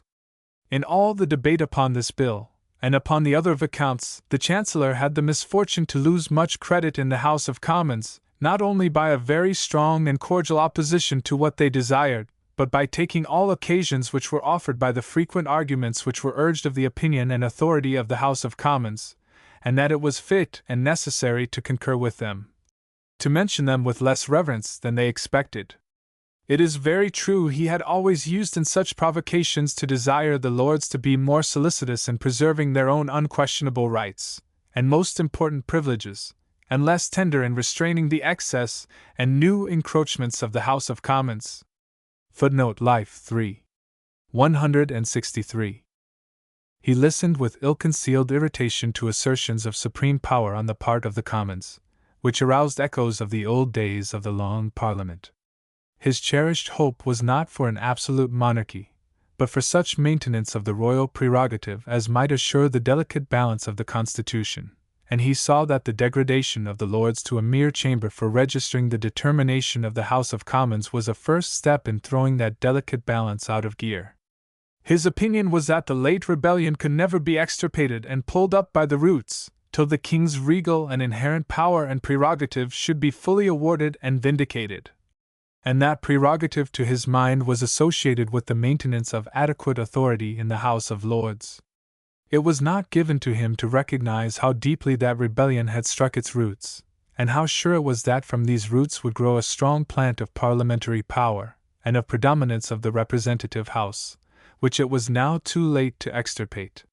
He saw that the irregularities of administration, and the proneness of irresponsible men to meddle and interpose in matters out of their own sphere, to give their advice in matters of peace and war, to hold conferences with the King, and offer their advices to him, were inevitably breaking down that scheme of the Constitution to which his life had bound him. He was by no means inclined to flatter the House of Lords, or to exempt them from blame for much that he thought mischievous. They had neglected their business, their discharge of their functions had been careless and perfunctory, their meetings had been short, and their intervention in public affairs scanty. While the other house sat, and drew the eyes of the kingdom upon them, as the only vigilant people for their good. Clarendon's constitutional ideals might be mistaken, but he was under no mistake as to the process by which they were being undermined. He saw how fatal was the error by which the peers insisted upon special personal privileges which lessened the esteem of their order. He protested against that claim of exemption from arrest for debt, which they sought to extend to their menial servants, and which led to such exemptions being often sold by these servants to bankrupt citizens, to the scandal of the law. It was this petty personal arrogance of the peers which gave the House of Commons their opportunity, of which they were not slow to make use, and in doing so they were encouraged even by those members of the House of Peers who found their personal aims advanced by fostering the obstinacy of the House of Commons opposition. It was his misfortune thus to offend the sticklers for privilege in the House of Lords, while the House of Commons were coming to consider him as the prime obstacle in the way of their newly asserted independence. His enemies rejoiced in such clumsy tactics, while his friends vainly desired him to use less fervor in these argumentations. In describing these contentions, he uses of himself almost the very words which he had applied to Laud in the old days when Clarendon had urged his patron to be more careful how he gave unnecessary occasion of offense. Footnote: Clarendon himself remarks that he was guilty of that himself of which he used to accuse Archbishop Laud, that he was too proud of a good conscience. Life 3. 266. He was in that, as in many things of that kind, that related to the offending other men, for his own sake uncounselable. Footnote: i.e., according to Clarendon's idiom, less amenable to advice than it would have been in his own interest to be. Not that he did not know that it exposed him to the censure of some men who lay in wait to do him hurt, but because he neglected those censures, nor valued the persons who promoted them. It was a sturdy attitude, no doubt, but the court of Charles was hardly a scene in which it could be assumed with safety. In that tainted atmosphere blunt-spoken sincerity could scarcely breathe. Clarendon had attempted to make the House of Lords a buttress to the royal prerogative. A sardonic fate taught him that the weakest support upon which he could rely was the king, for whose power he was ready to sacrifice his own popularity, and hazard his fortune, and even his life. His enemies could always appeal to the king's love of ease, and to his dread of troublesome interference with his pleasures and his lavish expense. It was on these ignoble motives that they now relied. The Irish bill must be passed, or supplies would not be forthcoming, the threatening murmurs of the people would take shape in action, and the luxuries and the debaucheries of Whitehall would no longer be left in peace. So Charles's conscientious objections again disappeared. The lords who were in the confidence of the king were bidden to abate their opposition, the Commons had their way, the injustice to Ireland was forgotten, and the bill was passed. Charles and his flatterers persuaded themselves that the surrender was the fruit of sagacious policy. They gave full rein to their sarcastic humor in the ridicule of Clarendon and the belated obstinacy of his loyalty to the Constitution. Charles gave his assent to the Irish bill on January 18th, and in his speech on that occasion he announced to Parliament their speedy prorogation, and recalled to their minds with some emphasis the forgotten business of supply. This appeal had a good effect, and for very shame the House placed the king in the position to discharge some of his seamen's arrears of pay, and to put some portion of his fleet in fighting trim. Footnote: in the speech of thanks for this grant the Chancellor persuaded the king to express his hope that provisos like that of the appropriation bill would in future be dropped. It was a reflection on Sir W. Coventry's plan, and as such was taken by Coventry himself. See Pepys, April 1, 1667. Parliament was prorogued on February 8th, and the king had the satisfaction of reminding the Commons that the bill for the audit of accounts had never been presented to him, and that he proposed himself to issue a commission for the purpose. We can scarcely doubt that this last resolution was adopted by the advice of Clarendon himself.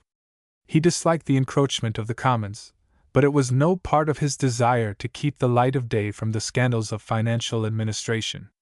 Such a commission, not extorted from the king as an insult, but resting upon his own authority, might perform a necessary and useful work, and care was taken in the selection of commissioners to give no suspicion of weakness or partiality.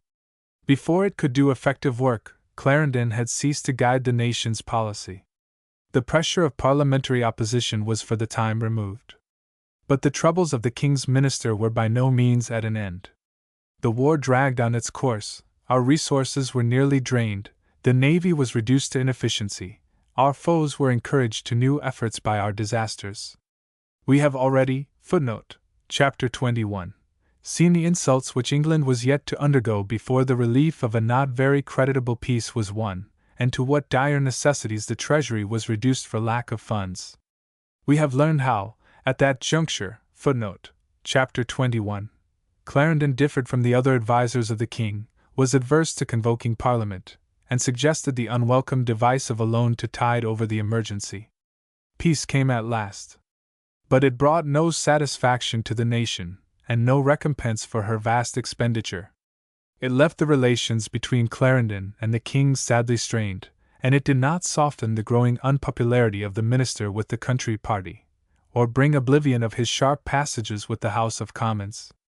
On the contrary, it is precisely from this moment that Clarendon dated the rise of that storm that was to destroy all his prosperity, and shipwreck all his hopes.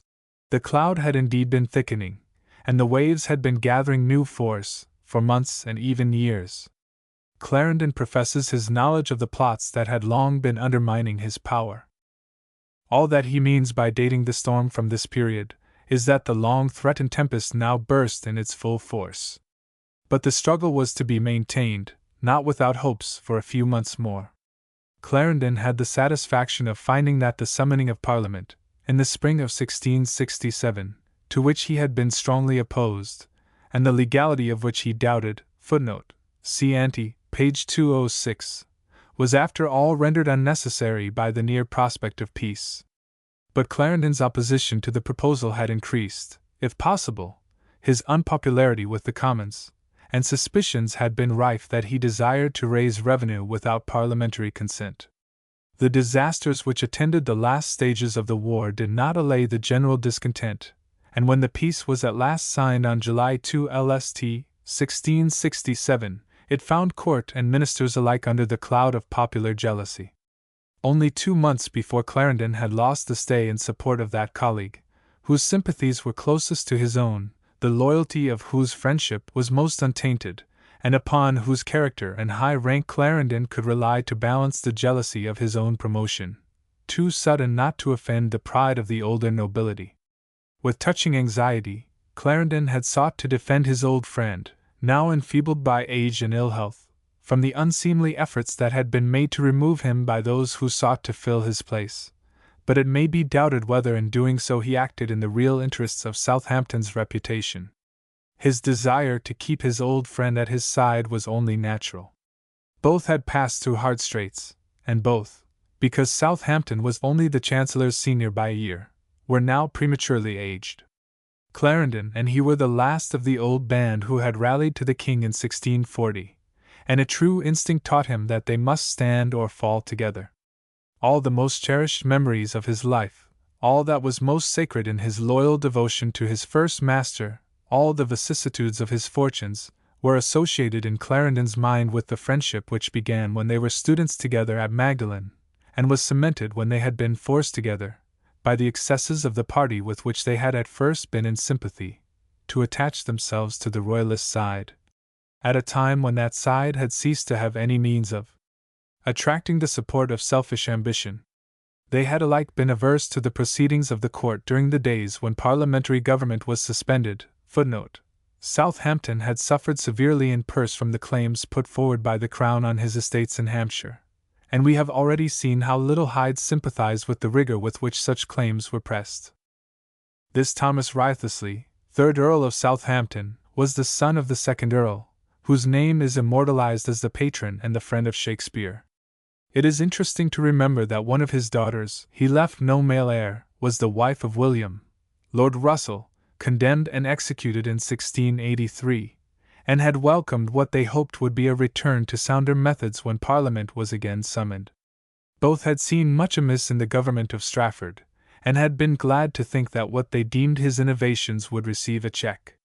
Both had revolted against the proceedings of the Parliament, when these transgressed the law, and both resented the flagrant injustice which procured the judicial murder of Strafford. Southampton brought to the service of the king the prestige of high rank, the respect earned by a character which scorned intrigue, and a judgment too sound to be led astray by any violence of partisan passion. His loyalty was untainted and unswerving. Footnote: Southampton is said to have kept watch over the body of the murdered king, during the night when it lay in Whitehall. It was he who told of the mysterious muffled figure that stole into the hall during the night, and muttered the words, "Imperious necessity," and whom he always believed to have been Cromwell. After his master's death he compounded with the new government for his delinquency, and lived in retirement. But he sent encouragement to Charles when a fugitive after the Battle of Worcester, and continued, according to his abilities, to minister to his needs during the long exile. Save to those who knew him intimately, his character was tinged with melancholy, and its impression was not lessened by the habitual gloom which his outward aspect wore. In the inner circle of his friends, he could indulge in a quaint humor, and was no unkindly companion. He was not the only one of Clarendon's contemporaries whose temperament was not proof against the depression born of the troubles of the time. Alike from the ungrudging admiration which Clarendon expresses for his lifelong friend, from the captious criticism of those to whom his long tarrying on the stage was irksome, and from the irresponsible gossip of Pepys, we have a vivid picture of the veteran statesman as he appeared to his contemporaries. In outward carriage grave and distant, girt with that ample ceremony of manner which repelled familiarity, easy and prompt in debate, with that sense of self-confidence which permits a man to think on his feet, and to dispense with any niceties of diction, ready to rouse himself to prolonged and earnest labor, but by habit and preference indolent and a lover of his ease, they all present the same features in their portraits. He was a loyal friend, save when a nice sense of the respect due to his rank and character provoked him to resentment against any fancied neglect. Prudent and adroit in counsel, but perhaps lacking in the energy which was required to translate that counsel into action, steadfast, rather than alert, in vindicating the primary duty of sound finance. Clarendon is compelled to admit that he was naturally lazy, and indulged over much ease to himself. But he can tell us of the unwonted exertion of which Southampton showed himself capable during the treating at Uxbridge, when he worked continuously for 20 days on end, and curtailed his habitual 10 hours of sleep to a maximum of 5. His pride involved him in a passing quarrel with Prince Rupert, whose extravagant assertion of precedence provoked him, and whose challenge he accepted. But his sound judgment, and his well-tried rectitude were enough, after friends had interfered, to prevent the untoward meeting, and to bind him and the prince in the bonds of an enduring friendship. Like Clarendon, a sound friend to the Church, he was, also like him, essentially a layman, not without distrust of the wisdom of political ecclesiastics. Because he was not disposed to underrate the force of the Presbyterian party, and was disinclined to provoke them to open revolt, the bishops, according to Clarendon, were wont to impute to him disloyalty to the Church. Clarendon himself, confirmed enemy of Presbyterianism as he was, knew by experience on how flimsy grounds such charges might be brought. Footnote: Pepys, in many lively passages, adds new touches to the portraiture of the treasurer. On November 19, 1663, he is summoned to the Lord Treasurer's house, and finds him a very ready man and certainly a brave subject to the king. Pepys is troubled only with the long nails, which he lets grow upon a pretty short white hand. On September 9, 1665, he recounts the story of one of his gossips, how the Lord Treasurer minds his ease, and lets things go how they will. If he can have his £8,000 per annum, and a game at Lambra, he is well. When the end comes, Pepys, while he admits that the slowness and remissness of that great man have done much harm, yet discerns that the prospect for the future is far gloomier by his loss. Even Coventry, when he was gone, could recall the Lord Treasurer whom he had so often thwarted as a wise and solid though infirm man. Southampton was not one of those personalities that stand out strongly upon the page of history. Born to great station, he accepted and fulfilled its responsibilities. But he was without initiative, and without that secret of personal force which dominates a generation and leads a party. As in the case of many a minister before and since, it is to be feared that what his enemies said was true, that Sir Philip Warwick, his secretary, was treasurer in all but name. Pepys tells us of his own long interviews with Warwick, and it is clear that it was at these interviews, and not at formal conferences with the Lord Treasurer, that the finance of the Navy was arranged. He pictures, footnote, Diary, April 12, 1665. In a few graphic words, the scene at one of these formal conferences. Strange to see how they hold up their hands crying, "What shall we do?" Says my Lord Treasurer, "Why, what means all this, Mr. Pepys? This is all true, you say, but what would you have me to do? I have given all I can for my life. Why will not people lend their money? Why will they not trust the king as well as Oliver?" It is true comedy. But the flux of Pepys's gossipy confidences is a hard ordeal even for a minister so worthy as Southampton to pass. Perhaps Pepys also gives us the best picture of his death, quaintly as it is expressed. Footnote: Diary, May 19, 1667. Great talk of the good end that my Lord Treasurer made, closing his own eyes, and setting his mouth, and bidding adieu with the greatest content and freedom in the world, and is said to die with the cleanest hands that ever Lord Treasurer did. It is no dishonorable epitaph. The career that closed left no brilliant mark, but in its tenor, as in its ending, it is typical of the grave and balanced dignity, the loyalty to his church, to his sovereign, to himself, that were distinctive of that race of the English nobility who were now to give place to a newer fashion. For us, the closing of that career is chiefly interesting, as it revives in Clarendon the memory of that older order to which he was so passionately attached, and as it carried away one of the few remaining barriers between him and friendless isolation. The question of the succession to Southampton gave new subject of difference between the Chancellor and the King. Charles was determined, as he had been when there was a talk of Southampton's resignation, to replace the treasurership by commissioners, and had been persuaded by the faction opposed to Clarendon no longer to have one minister supreme in finance. Again Clarendon remonstrated, and urged that this was a scheme fitted for a republic, and incompatible with the principles of monarchy. It seemed to him one more symptom of the substitution of an official bureaucracy for personal rule. It is no reflection upon his sincerity to admit that, in this, as in many of the principles to which he so obstinately adhered in these later days, he was sometimes moved rather by prejudice than by sound reason. He knew the rottenness of the court, and the little trust that was to be placed in those who had gained Charles's ear, and that knowledge blinded him to the fact that inveteracy in opposition to prevailing views was no safe or prudent policy for him at this juncture.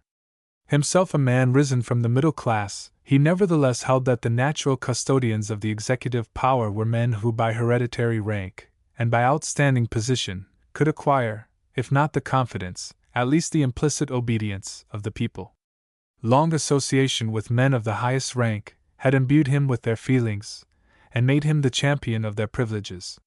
Familiar with the ignoble wiles and stratagems which impelled political adventurers, he clung, like many a man before and since, to the habits and the prejudices of a lifetime, and refused to admit any change operating in the spirit of the age. Amongst the forces opposed to him, he still looked with special dislike upon the active and indomitable spirit of Sir William Coventry. Coventry's ability Clarendon was compelled to admit, but he gave him perhaps too little credit for energy and foresight, and for undoubted administrative efficiency. We need not take Coventry altogether at Clarendon's valuation. The two men were out of sympathy, and Coventry was far from sharing that ungrudging loyalty to king and church which Clarendon reckoned as the test of a sound citizen. Coventry irritated that love of discipline which was the habit of Clarendon's life. He belonged to a new generation, and did not conceal his contempt for that careful attention to precedent which was to Clarendon a second nature. His advancement had seemed to Clarendon unduly rapid, and his impetuous self-assertion, both in Parliament and in the Privy Council, provoked Clarendon's ire. His one actuating motive, in Clarendon's eyes, was boundless ambition, and he saw him only as the confederate of those who thought to govern at once king and Parliament, by dexterous parliamentary management, and by grasping at the machinery of administration. Coventry's later life proved that he was no eager seeker after office. Only a few months after Clarendon's fall, he stoutly opposed the insolence of Buckingham, and felt the effects of royal displeasure when Buckingham had regained his hold on the facile disposition of the king. He lost all his appointments, and even though, after a short detention in the Tower, he recovered his freedom and gained the cordial support of a powerful body of friends, he refused to range himself with any party, and declined all suggestions that he should again take office. Of his personal ability, of the respect which he inspired in others than Clarendon, and of his administrative efficiency, we have abundant evidence from other authorities, including both Evelyn and Pepys. He professed himself, in confidential conversation with Pepys, as inspired by no personal prejudice against Clarendon or Southampton. Even the fullest confidence in Clarendon's rectitude cannot blind us to the fact that neither he nor the treasurer was now in the full vigor of his prime, that more direct and personal supervision of the details of administration than they could give was needed to restore either efficiency or confidence, and that Coventry might honestly believe this. It is no reflection on the loyalty with which Clarendon clung to a thankless task, if we admit that it might have fared better with him had he recognized sooner that the accomplishment of that task, as he had conceived it, was now hopelessly impossible. The truth is that Clarendon's memory still turned to a time, not so distant, when the relinquishment of office by a minister meant a permanent breach with the sovereign, suspicion of treason, the downfall of his fortunes, and also the hazard of his life. The change brought about by government by party, in which a minister might retire from office, and none the less continue to play a high and influential part in the political history of his country, was slowly but surely coming. Had Clarendon recognized it, there seems to have been nothing to prevent his retiring from office, and still continuing to exercise a potent influence in the councils of the nation. But he found no precedent in history for such a course. Retirement to him meant defeat, disgrace, and ruin. It may be doubted whether his own dogged tenacity, brave and conscientious as it was, did not itself give his ultimate retirement that added meaning. In adhering to the service of the king, he perhaps forgot that loyalty may only be wasted on an unwilling object, and that satiety is a prolific breeder of ingratitude. Before the storm broke, there was another court scandal, for it is worthy of no higher name that stirred the turbid political waters, and further complicated the difficulties of Clarendon's position. The Duke of Buckingham, that strange personality, half statesman, half buffoon, who occupied no inconsiderable part of the stage in Charles's court, managed to embroil himself in some extraordinary escapade, or some more than usually freakish piece of mischief, which for once stirred the ordinarily phlegmatic temper of the king. To probe its details would serve no good purpose. If it did not originate in, it was no doubt aggravated by, one of those entanglements common to the life of the bagnio, which Charles's court so faithfully reflected. Some wrangle as to the enjoyment of the facile charms of one of the royal mistresses, or the disputed paternity of some bastard, very probably was the origin of an ignoble quarrel which presently reached the dimensions of an affair of state, occupied the attention of the Privy Council for no inconsiderable period, and involved the charge of treason, formulated and then abandoned with the reckless frivolity of the comic stage.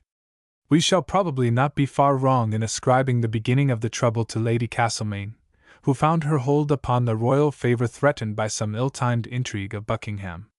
A charge of treason was brought against Buckingham, who was known to have at his command a rascally band of bullies and charlatans, who disturbed the streets of London, and whose outrages were not kept outside the precincts even of the court itself. An assortment of sorry evidence was brought before the council, and Buckingham was shown to have trafficked with astrologers and cutthroats, whose designs seemed to have threatened even the life of the king. He had permitted them to address him in language which indicated that he had cherished ambitions of hare-brained folly, if not of treasonable insolence, and which flattered him with thoughts of his boundless influence with the mob.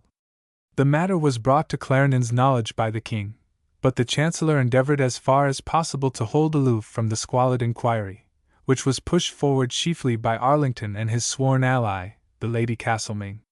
A warrant was issued for Buckingham's apprehension, and when he withdrew from the court, a proclamation was published that charged him with treason, and required his surrender. The sheriff's messenger that followed him to his retreat in the country was openly defied, and Buckingham managed for weeks to elude the clutches of the law. The dignity of justice was degraded, and the king's warrant was mocked, as long as Buckingham thought he might rely upon the weakness of the king, and his fears of Buckingham's being provoked to reprisals which might attach new scandal to the court.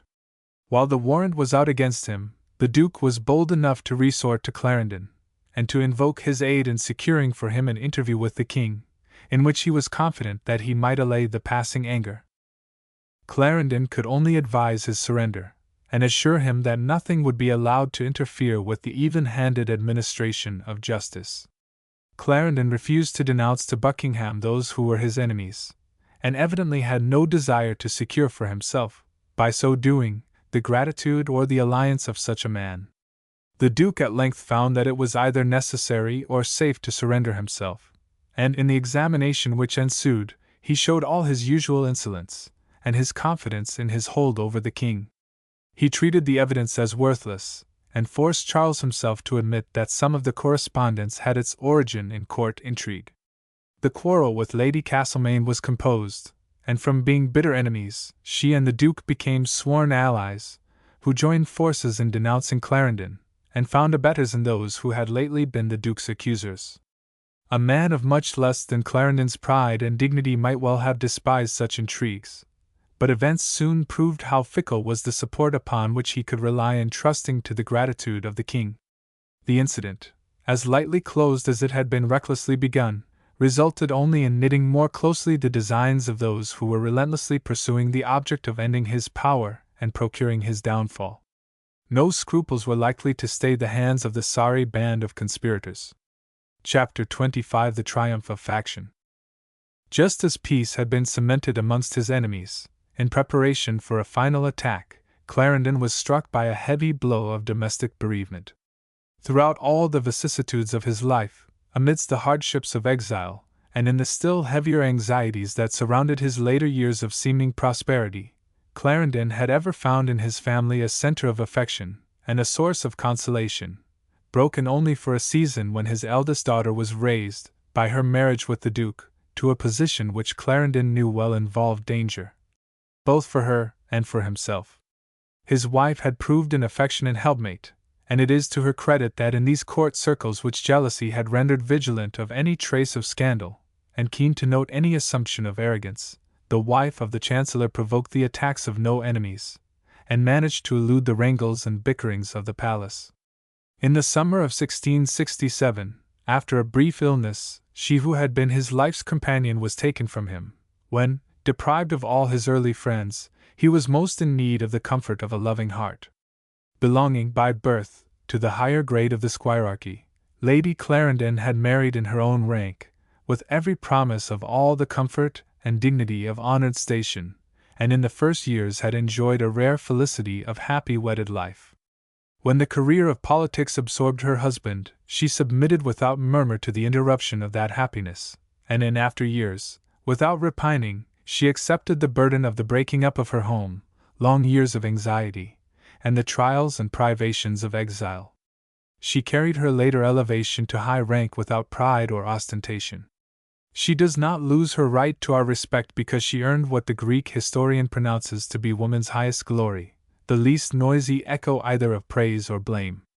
That helpmate he lost just at the moment when all the forces of factious bitterness, of meanness, and of ingratitude were preparing to vent their venom upon him. The loss fell upon one already sorely tried by long and painful illness, against which he fought with courageous manliness. He was well aware that the weight of ill will was rapidly accumulating against him. He had opposed the summoning of Parliament for the purpose of securing supplies to meet the exigencies of the war, on the ground that such anticipation of the day fixed for the resumption of its business was illegal. The expedient he had contemplated was a temporary loan, and this had been easily twisted by the perverseness of his enemies into a suggestion of raising funds without the consent of Parliament, in order to maintain a standing army. His advice had been set aside, and Parliament had been summoned for July 25, but peace had already been secured, and immediate supply was no longer necessary. The King prorogued Parliament on July 29, but not before the House had passed a resolution against a standing army. This abrupt dismissal of Parliament, when its presence was no longer called for, inflamed the anger against Clarendon. Those who had hoped to find an opportunity of pressing home their attack upon him in Parliament were indignant at the loss of this opportunity. Even the moderate men desired an explanation, and wished to be relieved of suspicions that arbitrary taxation was once more to be attempted. Those who were scandalized by the proceedings of the court were prepared to make their anger felt, and had no mind to be silenced. The country members had trooped to Westminster from all parts of England, when long journeys were no easy matter. They returned home in no pleasant humor, grudging at once the expense which they had borne, and the muzzling to which they were subjected. Footnote: see Pepys' Diary, under July 29, 1667, and the murmuring all fell upon Clarendon's devoted head. It was just as it grew most threatening that his wife's death plunged him into mourning. Within a few days after his wife's death, the king vouchsafed to come to his house to condole with him, and used many gracious expressions to him. Footnote: Life 3. 282. When Charles had a scheme on foot that was peculiarly shabby or selfish, he knew how to conceal his intention under a gracious manner. The limit of his patience to suffer Clarendon's scoldings, or of his power to resist the pressure of his boon companions, was nearly reached. But he could yet hope that a solution might be found that would save any vexatious upbraidings. Clarendon might surely be persuaded to retire, and the peace of the court would not then be broken by these troublesome wranglings. Less than a fortnight afterwards, the Duke of York was made the bearer of an astounding message. The king, he told Clarendon, had asked after him, and had been told by the Duke that he was the most disconsolate man he ever saw, that not only was he grieved for the loss of his wife, but that he feared he had lost the favor of his master, who seemed of late to have withdrawn his countenance from him. Charles had made an evasive answer, but on a later day he explained himself more fully to the Duke. He knew, he said, from sure information that the Chancellor was very odious to the Parliament, and that at its next meeting an impeachment would certainly be moved. Not only had he opposed them in all those things upon which they had set their hearts, but he had proposed and advised their dissolution. For the good of His Majesty's service, and for his own preservation, it was imperatively necessary that he should deliver up the seal. He might choose himself what should be the manner of doing so, whether it should be done personally, or through an intermediary. The Duke did not deny the danger, but he lamented the resolution of the king. Clarendon was profoundly astonished. That the plainness of his criticism and advice had come to irritate the king, and that a persistent plotting against his influence was on foot, could hardly have been news to him. Strong as were his reasons for distrusting Charles, he can hardly have failed to have measured the depths of his dissimulation, or to have realized his readiness to yield to pressure. But his confidence in his own rectitude made him bold. He refused to believe that the majority of the House distrusted him, or that his enemies had that commanding influence which they claimed in order to intimidate the king. He was confident that, be their malice what it might, the Parliament was not of their mind. In that belief he demanded to speak with the king, before he delivered up the seal. He could not, indeed, go to the king, as gout disabled him, and the usages of the day did not permit of his being seen abroad so soon after the death of his wife. But the Duke did not doubt that he could prevail with the king to do as he had often done before, and come to Clarendon House. That hope was not fulfilled. The king declined to visit Clarendon, but was prepared to see him at Whitehall. It may well be doubted whether Clarendon would not have served his own cause better, and that with no injury to public interests, had he complied with the request. His health was now broken, the phalanx of his enemies was overwhelmingly strong, and even had he been allowed to breast the storm for a few years more, and had he found that courageous support which it was not in Charles's nature to give, in maintaining the fight, he must have carried on his work in the face of increasing petulance on the part of his master, and increasing bitterness of venom from his enemies. The hopes that had inspired him, when he saw the Restoration accomplished, had long vanished. It could have been with only a shadow of his old courage that he would still have continued to guide the ship of the state. Charles was shrewd enough in judging the temper of the nation, and could form a good estimate of the force of the opposition, and there is no reason to think that he was wrong in supposing that a timely surrender would have saved his minister from anything more than the loss of office, a loss to which Clarendon would not have attached much importance.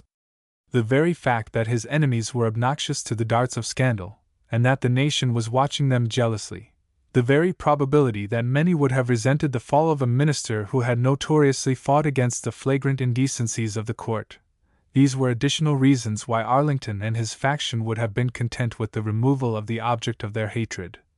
and would perhaps have foregone further persecution. Clarendon's voluntary retirement, upon the private suggestion conveyed from the king, might have saved him from the hardships that darkened his closing years, and might have prevented his feeling, in its full force, the poison of the king's ingratitude. But we must remember other considerations that could not be absent from Clarendon's mind. History had not yet many instances to show of a minister who had fallen from high place, and yet was suffered to lead a private life in peace. It was just a quarter of a century since Essex had used the menacing words in regard to Strafford: "Stone dead hath no fellow." Arlington's ill-gotten influence might have felt itself threatened, if an ex-chancellor with Clarendon's unrivaled prestige had been ready to permit his mansion in Piccadilly to be the resort of all who sought to form a powerful parliamentary opposition. The instinct of self-preservation may well have suggested to Clarendon that there might be few steps between his abdication and the Tower and scaffold. But still more, the central principles of his life forbade Clarendon to desert his post. He might not infrequently be prejudiced. He certainly was often sternly obstinate. He took too little account of the views of other men, and failed to adapt himself to the changed circumstances of the day. But never, in all his career, did he compromise with his duty, or give way to threats of personal danger. Adversity, and he had long been familiar, and it may be doubted whether he would not have preferred to accept those few last years of banishment, rather than have yielded one jot of his own relentless resolution, or given occasion to his enemies to boast that they had made him shrink before them. We may doubt the wisdom of his decision, we cannot refuse our homage to his undaunted courage. But the breach between the king and the chancellor, and Clarendon's threatened fall, were already the theme of court gossip. The Duchess learned that his resignation had been demanded, and she, with his old friend Archbishop Sheldon, and the Duke of Albemarle, joined in remonstrating with the king in no measured terms. Other lesser persons followed their example, and Charles soon found that the change was not to be carried out without seriously impinging on his own cherished ease. He protested that he sought nothing but Clarendon's safety, and that he had believed from what he had heard of the extreme agony the Chancellor was in upon the death of his wife, that he had himself desired to be dismissed from his office. Albemarle was sent to require Clarendon's presence at Whitehall, and seems both to have believed, and to have desired, that what was but a passing misunderstanding might be easily arranged. The interview, at which the Duke of York was present, took place upon August 26th. Charles received him graciously and protested his sense of his high services, and his earnest desire to preserve him from the malice of his enemies. He did not scruple to add that he had verily believed that the demand for his resignation had his own consent and desire. He had fancied that his brother concurred, however much he now protested. It is not impossible to believe that James may have found it convenient not to speak in exactly the same tone to his father-in-law and to his brother. But apart from all mistakes as to personal feeling, the king was positive not only as to the intention of impeachment, but that the fate of Strafford would be the probable result for Clarendon, if he did not yield to the storm. If he did so yield, Charles was confident that he could preserve him, and that he could in this way best provide for his own business. He added a consideration which really gave the lie to what he had just said. He was sorry that the business had taken so much air, and was so publicly spoken of, that he knew not how to change his purpose. He had surely a better reason for not changing his purpose, if he was persuaded that no change could be made without hazard to the Chancellor's life. Clarendon's reply to Charles's shuffling was firm and dignified. He had no desire that the king should change his resolution, but he would not suffer it to be believed that his delivery of the seal was his own willing act. He should not think himself a gentleman, if he were willing to depart, and withdraw himself from office, in a time when he thought his Majesty would have need of all honest men. Neither was he ready to acknowledge that the deprivation was, in order to do him good. It was the greatest ruin he could undergo, and instead of saving him, it would deliver him, a discredited man, to the malice and vengeance of his enemies. His last declaration was the most scornful of all. He renounced His Majesty's protection or interposition towards his preservation. He feared no censure, if His Majesty should reveal all that he had counselled him in secret. If any one could charge him with a crime, he was ready to undergo the punishment. Such words as these are strange, to be uttered by a falling minister to his king, when that king is trying to cloak his own meanness by a pretense of a single-minded desire to save that minister. They would be stranger still if they had been used by a man conscious of any guilt. But Clarendon did not stop there. He turned the tables fiercely upon the king.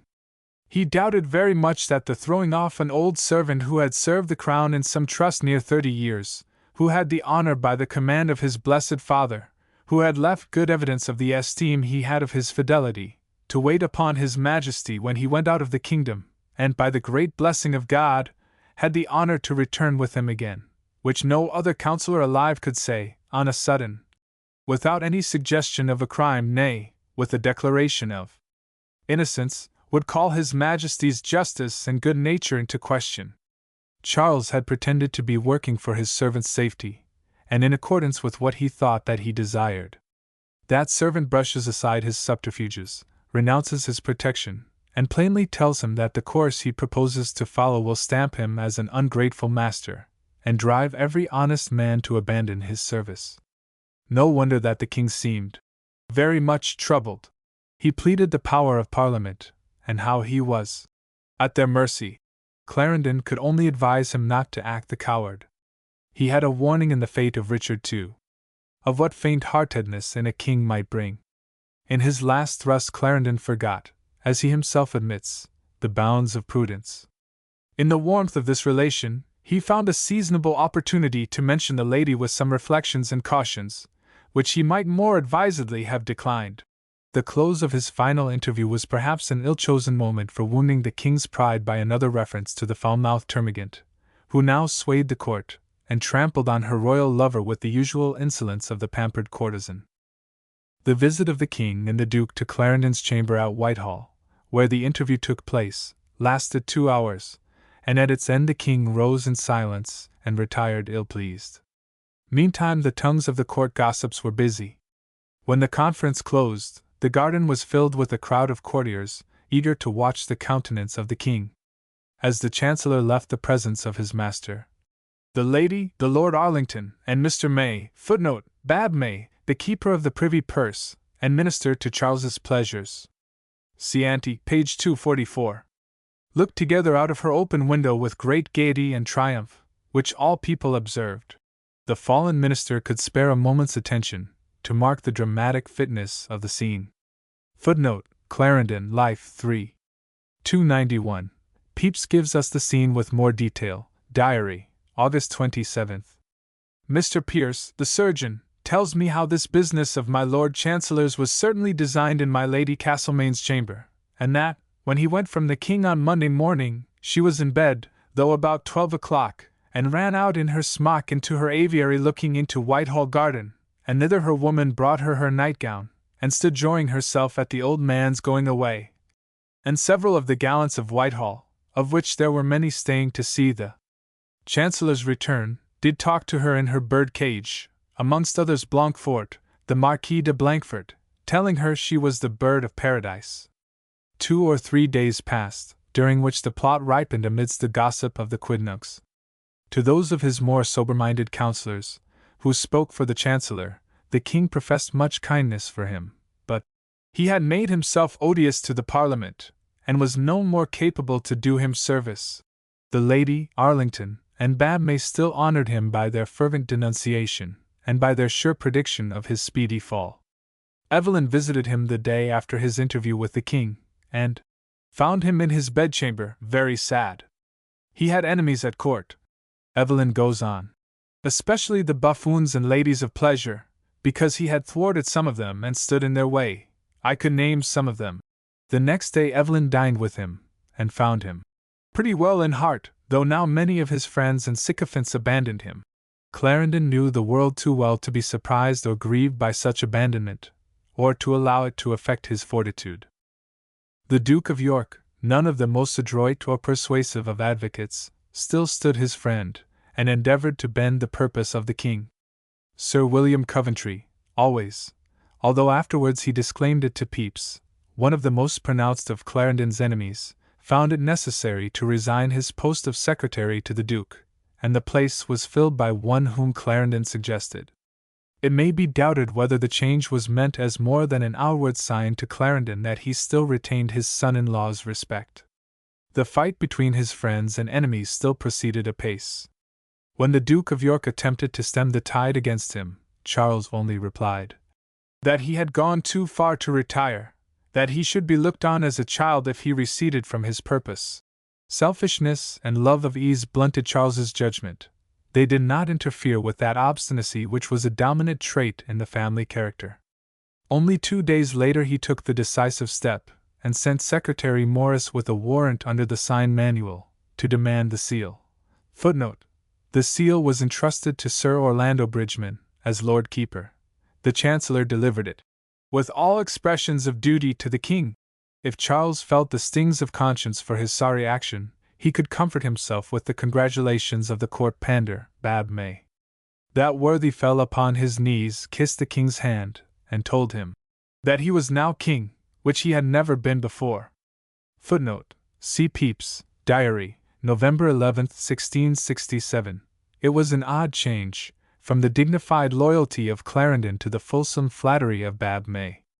Even the scanty pride that had survived in one degraded by sottish debauchery might have been nauseated by the contrast. Clarendon was mistaken if he thought that compliance with the King's request had either satisfied the rancor of his enemies, or secured for him the King's support. At first he hoped the storm was over, and after an interval sufficient to show that he was conscious of no guilt, and sought to hide himself from no inquiry, he intended to retire to the country, and live as a private gentleman.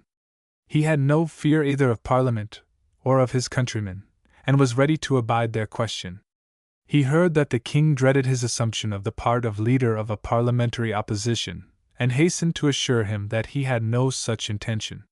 His friends still resorted to his house, and those who respected themselves declined, at the bidding of an ignoble clique, to lessen the signs of their respect for him.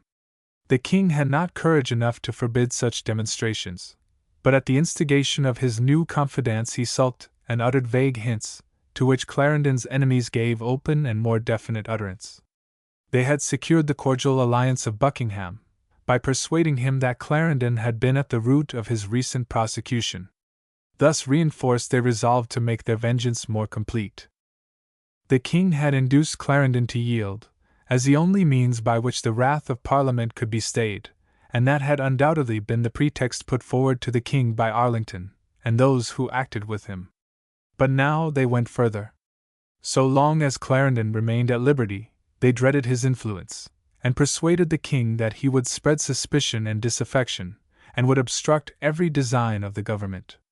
Charles was weak enough to believe a slander, which no one who has studied Clarendon's life and character can for one moment accept, and which Clarendon himself had expressly repudiated.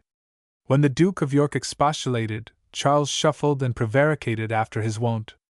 All might have been quiet, if only the Chancellor had been more practicable, but he had delayed so long, that now the King was compelled in the vindication of his honor, to give some reason for what he had done.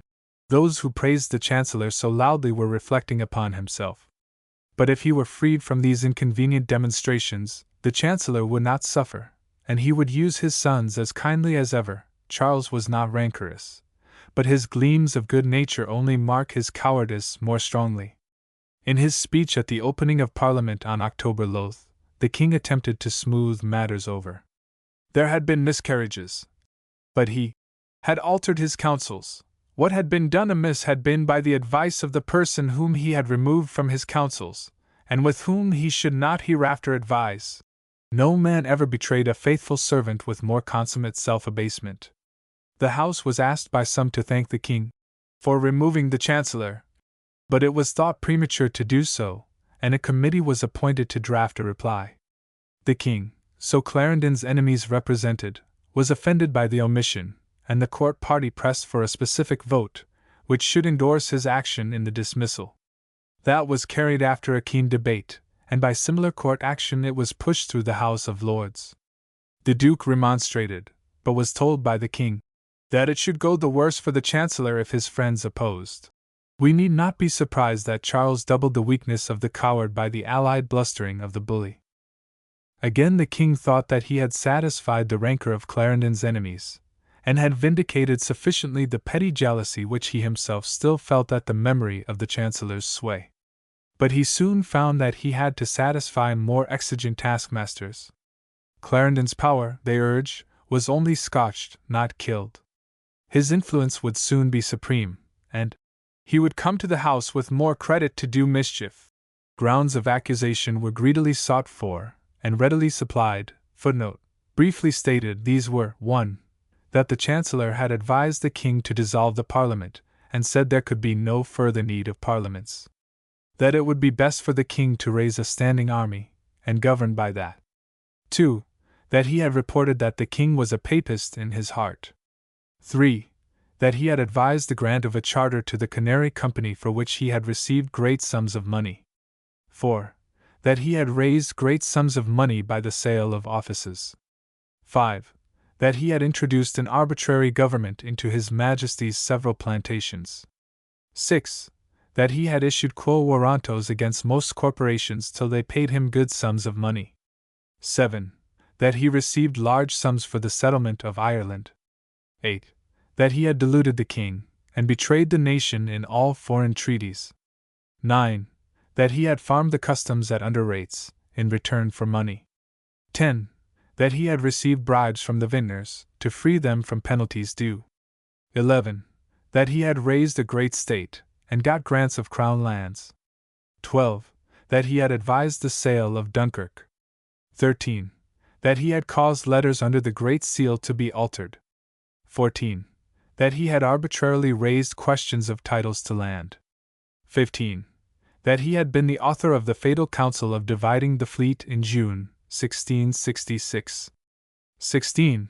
That he had been in correspondence with Cromwell during the king's exile, and these contrivances soon resulted in a violent harangue from Edward Seymour, who now made himself conspicuous in the attack upon the fallen minister.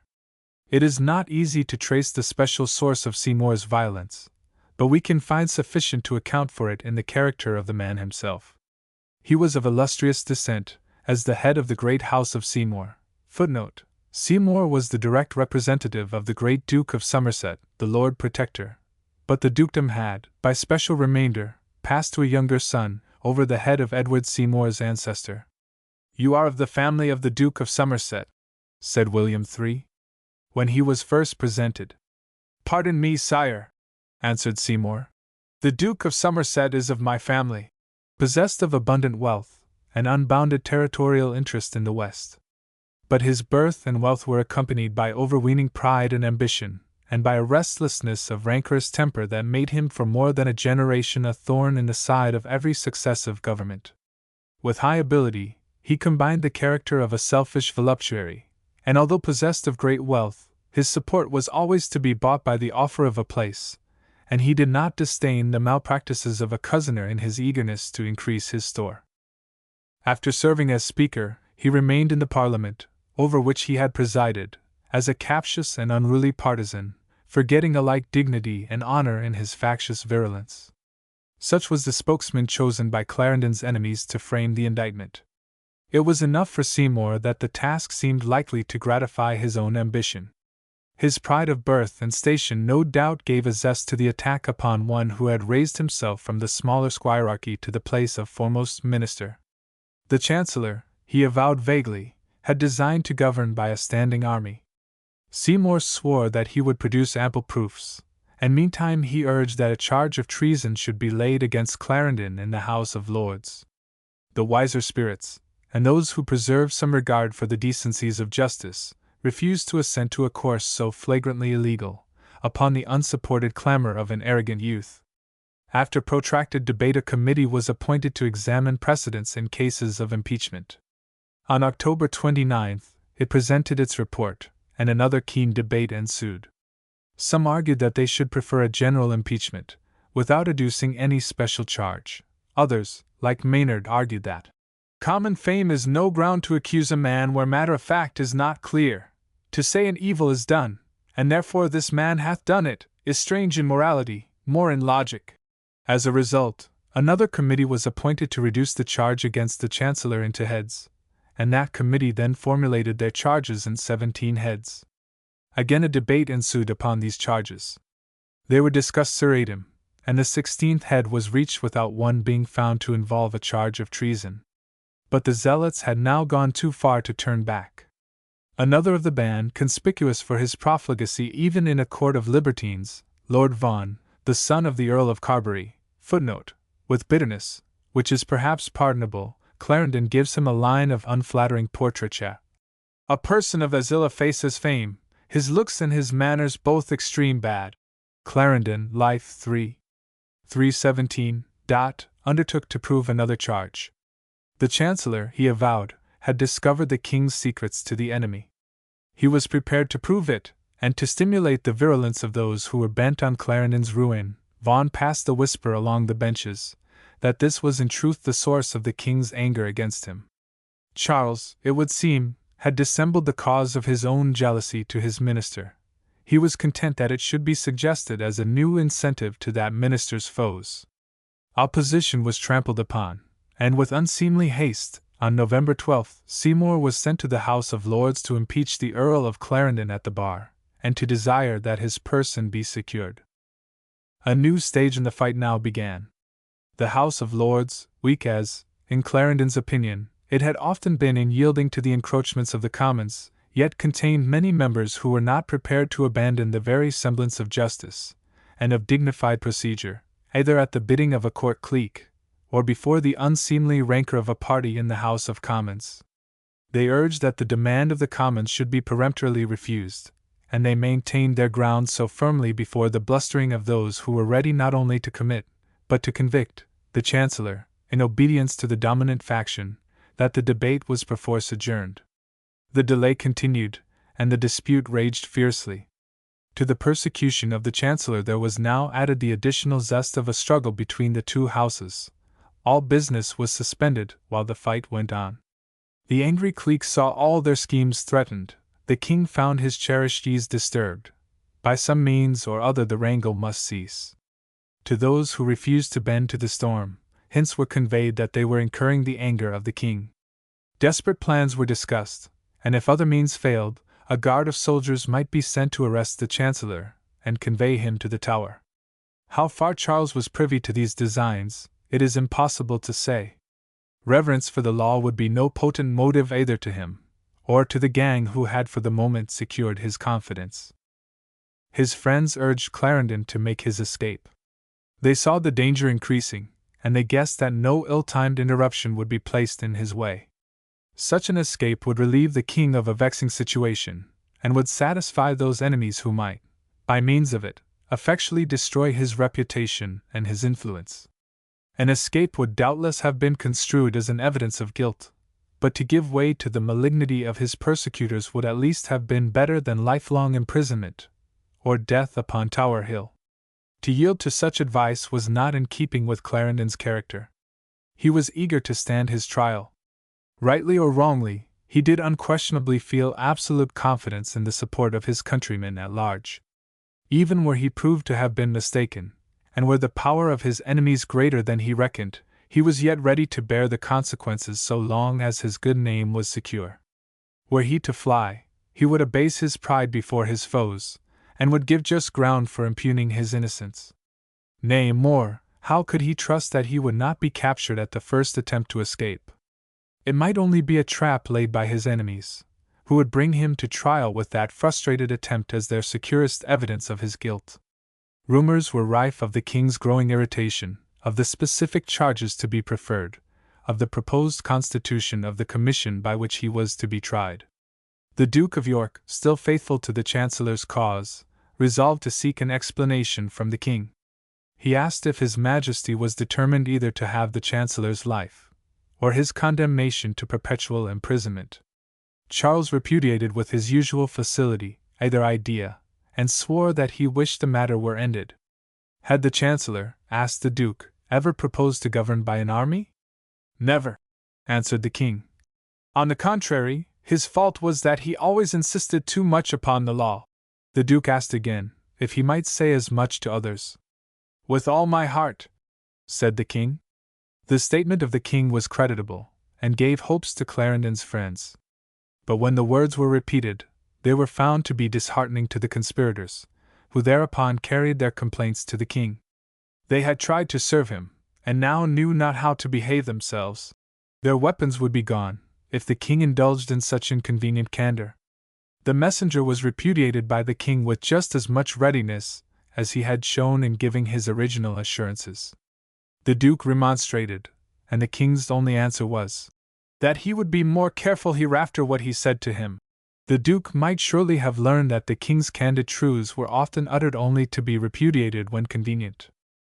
Once more the petty scandals of licentious intrigue obtrude themselves at the most critical juncture of a grave historic drama. In no transaction where Charles was concerned could such sordid details be long absent. The king's fancy had shortly before been attracted by a new denizen of the ladies' drawing-room, and he had become so infatuated with the charms of Miss Stuart, Frances Teresa Stuart, born in 1648, was the daughter of Dr. Walter Stuart, a cadet of the House of Blantyre. Her father, an ardent royalist, fled from the vengeance of Parliament, and Frances was brought up at Paris, where her beauty and peculiar charm attracted even royal attention. When she joined the household of Queen Catherine in England, her loveliness captivated all hearts, and stirred the fire of passion even in such a jaded voluptuary as the king. Her subtle combination of virgin simplicity and adroit prudence only inflamed him the more. For once he was consumed by an ardent love, and tortured by a real jealousy. Hence his anger at the runaway match and all concerned in it. Frances Stuart steered her course with safety through many quicksands, and died, not without honor, in 1702, that he had seriously contemplated a divorce, which might enable him to offer her those terms of lawful marriage which could alone overcome her stubborn virtue, or her ambitious prudence. Whether any such designs were actually entertained or not, the amorous hopes of the king were speedily disappointed by the lady's marriage with the Duke of Richmond. The royal lover was ignominiously defeated in the only sort of rivalry which seriously touched him, and the pride of the jaded voluptuary was more easily wounded than the honor of the king. His vanity was ruffled, and nothing was easier for Clarendon's enemies than to inspire Charles with the belief that his chancellor had arranged the marriage as the best means of stopping his licentious freak. The story was absolutely untrue, but the certainty that it had been conveyed to the king, an accidental meeting of the king with Clarendon's eldest son, Lord Cornbury, at the door of Miss Stuart's lodging, contributed, it is said, to the king's belief of the chancellor's agency in the matter.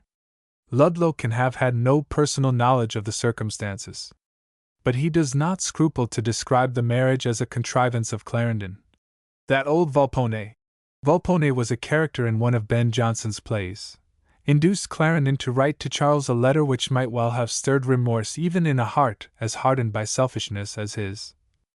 May it please your Majesty, I am so broken under the daily insupportable instances of your Majesty's terrible displeasure, that I know not what to do, hardly what to wish.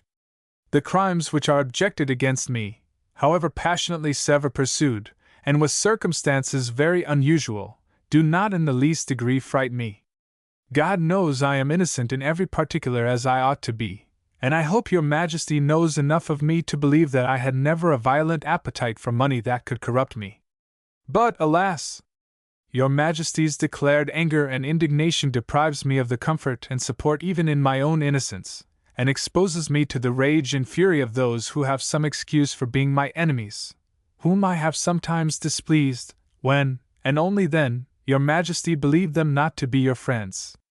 I hope they may be changed, I am sure I am not, but have the same duty, passion, and affection for you that I had when you thought it most unquestionable, and which was and is as great as ever man had for any mortal creature. I should die in peace, and truly I do heartily wish that God Almighty would free you from further trouble, by taking me to himself, if I could know or guess at the ground of your believing that I have said or done somewhat I have neither said nor done. If it be for anything my Lord Berkeley hath reported, which I know he hath said to many, though being charged with it by me he did as positively disclaim it, I am as innocent in that whole affair, and gave no more advice or counsel or countenance in it, than the child that is not born, which your Majesty seemed once to believe, when I took notice to you of the report, and when you considered how totally I was a stranger to the persons mentioned, to either of whom I never spake a word, or received message from either in my life.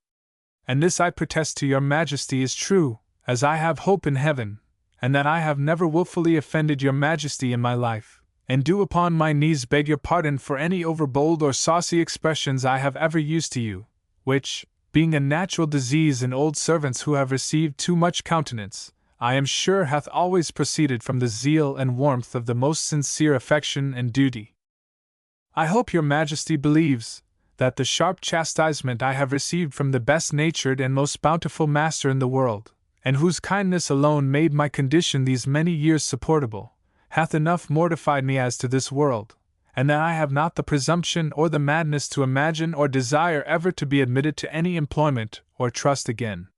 But I do most humbly beseech your Majesty, by the memory of your father, who recommended me to you with some testimony, and by your own gracious reflection upon some one service I may have performed in my life, that hath been acceptable to you, that you will by your royal power and interposition put a stop to this severe prosecution against me, and that my concernment may give no longer interruption to the great affairs of the kingdom, but that I may spend the small remainder of my life, which cannot hold long, in some parts beyond the seas, never to return, where I will pray for your Majesty, and never suffer the least diminution in the duty and obedience of. May it please your Majesty. Your Majesty's most humble and most obedient subject and servant, Clarendon. From my house this 16th of November. To our ears these words have something of exaggerated humility. As a fact they only clothe in the formal language of the day that overflowing and sincere loyalty which Clarendon wore on a background of indomitable pride. That pride was so fundamental that the high-sounding adulation is made almost more palpable by the evident restraint which he places upon his underlying indignation. His love for the king was honestly felt, but it was the fruit only of long-past memories, of the tenderest associations of his life, of his profound reverence for his first master. He scarcely even recognized how utter was his contempt for the man himself, as he now was, with all his vulgar licentiousness, all his superficial good nature, all his essential selfishness and cynicism. Clarendon himself would have been surprised had he known how much of that contempt he had unconsciously revealed, by an occasional phrase, or a half-perceptible stroke of sarcasm. The effect of the letter was plain enough, and it conveyed a covert defiance from the fallen minister, both to his faithless master and to his triumphant foes. Withdraw your charges, and I shall free you of my presence, conscious of my own innocence, but do not expect that I shall slip away like a scared criminal to avoid the consequences of my guilt, or that your cowardly hints have power to move me. Charles was free to accept the letter as a passionate appeal from a loyal servant to all that there was of self-respect and honor in his breast. If he so accepted it, he acted as only the boundless selfishness of cynicism could have suggested. He read the letter, held it over a candle until it was consumed, and then calmly said that he wondered that the Chancellor did not withdraw himself. But indeed we can scarcely doubt that the king was astute enough to see that the letter was, in truth, a note of defiance. If he was to play the craven, Charles was bid to play it in the light of day. To such a master of shuffling and evasion, the clear-sighted determination which made Clarendon insist upon a point of form in demanding an open order to depart, and which compelled his refusal to allow a triumph to his foes, might well seem incomprehensible. The result was only that Clarendon was besieged with new suggestions that he should escape, by a flight which it was more than hinted would be connived at. Charles's unkingly task was to bring about by hint and stratagem what he was not man enough to prescribe by order. He satisfied Clarendon's enemies by openly proclaiming his anger at the Chancellor's delays. He kept up a pretense of compunction to Clarendon's friends, and begged them to persuade him how wise and prudent flight would be. Herbert Croft, now Bishop of Hereford, was one of the emissaries of the king. Footnote: Croft belonged to a Roman Catholic family of some importance. He had first been educated at St. Omer's, although afterwards he was admitted to the Anglican Church, and became an object of Laud's special patronage. This naturally secured to him the favor of Clarendon, and, As a fact, Clarendon informs us that he had placed Croft under heavy obligations. But the friendship had not continued. In later years, Croft showed latitudinarian tendencies in his writings, which may have been apparent in his conversation at an earlier date, and may well have alienated Clarendon. The fact, however, that Croft belonged to a family of high rank and large possessions may still more probably have induced him to feel jealous of the quick rise of the more plebeian Edward Hyde, and may have bred ill will between them. He was no pleasing agent to Clarendon. He was not churchman only, but also an aristocrat, of great wealth, whose jealousy of Clarendon's newly acquired rank had made him, like Seymour, keen to reduce the pride of one whom he deemed an upstart, and led him to show ingratitude for Clarendon's early patronage. He sought an interview with the Chancellor, through Clarendon's early and trusted friend, George Morley, now Bishop of Winchester. He explained his mission with all the awkwardness of one who had a double part to play. He had good authority for what he had to say, but he shunned any mention of the king's name, until his more candid brother, the Bishop of Winchester, blurted out, to Croft's annoyance, his previous confession to the bishop that he came by the orders of the king. He could not contradict the other, but could only repeat that he could not be so mad as to interpose without authority. The Chancellor was meant to infer the truth, but he was to have no express assurance of it. All Croft could say was, that if Clarendon would withdraw himself beyond the seas, he would pledge his own salvation, that no interruption to his journey would be given. The Chancellor was inconveniently deaf to innuendos. If he had the commands of the king, or clear evidence that the king desired it, he would face even the discredit of retreat.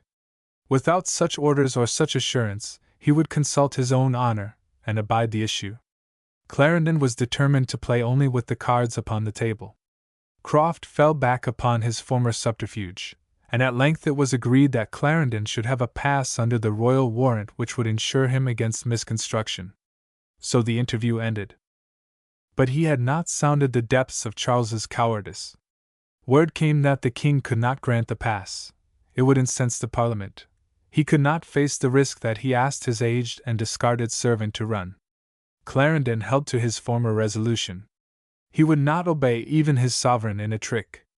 His decision may have been stubborn and ill-advised, it was at least courageous.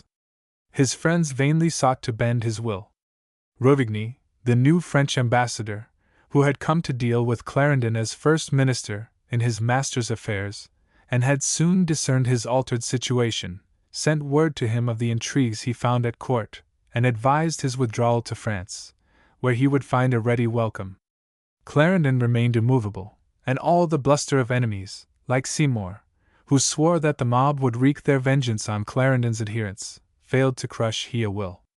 With a pardonable triumph, Clarendon tells us how he scorned to take a mean advantage which offered itself against his adversaries. Arlington had made many enemies by his insolence, and Coventry was deeply involved in charges of malversation in dealing with the moneys of the navy, and in selling offices in the Admiralty. Clarendon's friends urged him to divert the storm from himself by betraying the misdeeds of these his foes. The suggestion was made in vain. No provocation, he declared, should dispose him to do anything which would not become him. These men were privy councillors, and of what he saw amiss in them, he could inform the king. It was no business of his to protect his own innocence by counter-charges. He would leave them to their fate. He would neither cower before the storm, nor divert it by spreading scandal against others. It seemed as if the deadlock between the two houses, and the tortuous twistings of the king and the angry faction that had acquired his confidence, had come to an insoluble entanglement. The knot was at length loosed by the Duke of York's intervention. James had now recovered from an attack of smallpox, which had temporarily laid him aside, and he received the personal commands of the king to advise the Chancellor to be gone. The Duke had no alternative but to convey this message, through the Bishop of Winchester, to Clarendon. The king had yielded to Clarendon's terms, so far as to send, through his brother, what was next to a personal order. Hyde, however reluctant, had no alternative but to obey. On the night of November 29th, he took coach, with 2 servants only. A boat was ready for him at Erith, and he there embarked. He had a stormy passage, which lasted 3 days and nights, and sorely against his will, as he knew the evil construction that would arise from his resting on French soil, he was compelled to land at Calais. When the Chancellor left, he deemed it right in the interests of his own honor to leave a letter of explanation, which was read to the House of Lords by the Earl of Denbigh. Footnote: an early friendship, long interrupted by estrangement during the Civil War, perhaps accounted for Clarendon's choice of an intermediary. Basil Fielding, in age a contemporary of Clarendon, was the son of William Fielding, whose marriage to the sister of the first Duke of Buckingham had procured him advancement at court and high rank in the peerage as Earl of Denbigh. That earl had joined the Royalist forces, and died of wounds received in battle in 1643. His son had, in 1628, been called to the House of Lords as Lord Fielding, but for some reason, in spite of his antecedents, and the strong remonstrances of his family, he joined the side of the Parliament, and became one of their leading commanders. When Commissioner at Uxbridge, in 1645, he renewed his old intercourse with Hyde, who formed a high estimate of his abilities, and Denbigh explained to Hyde his desire to get rid of his present allies, and do something for the royal cause.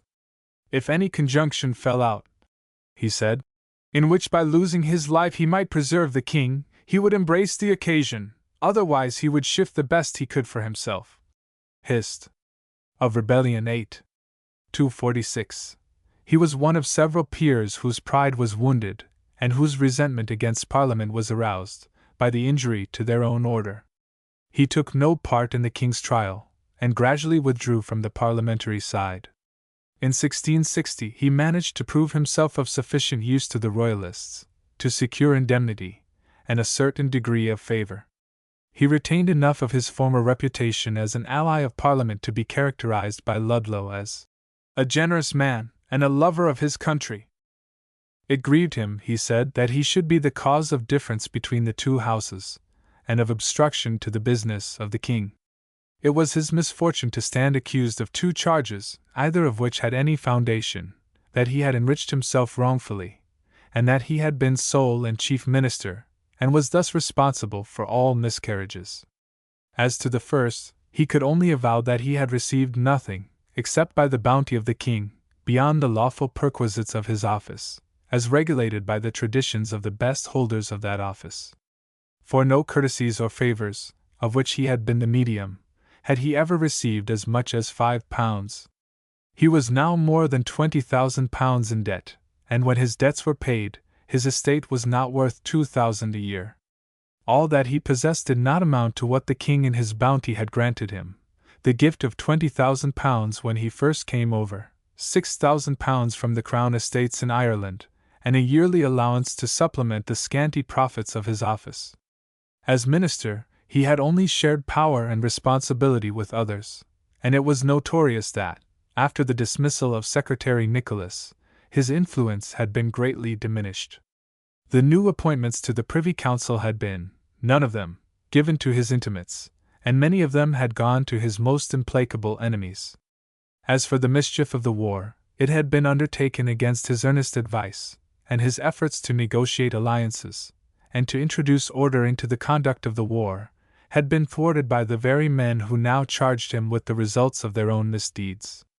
The conduct of foreign affairs rested, not with him, but with the secretaries, and so far from having been sole minister, his advice had, of recent years especially, been often opposed, solely because it was his.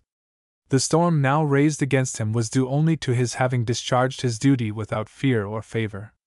He closes with these dignified words: "This being my present condition, I do most humbly beseech your lordships to retain a favorable opinion of me, and to believe me to be innocent from those foul aspersions, until the contrary shall be proved, which I am sure can never be by any man worthy to be believed.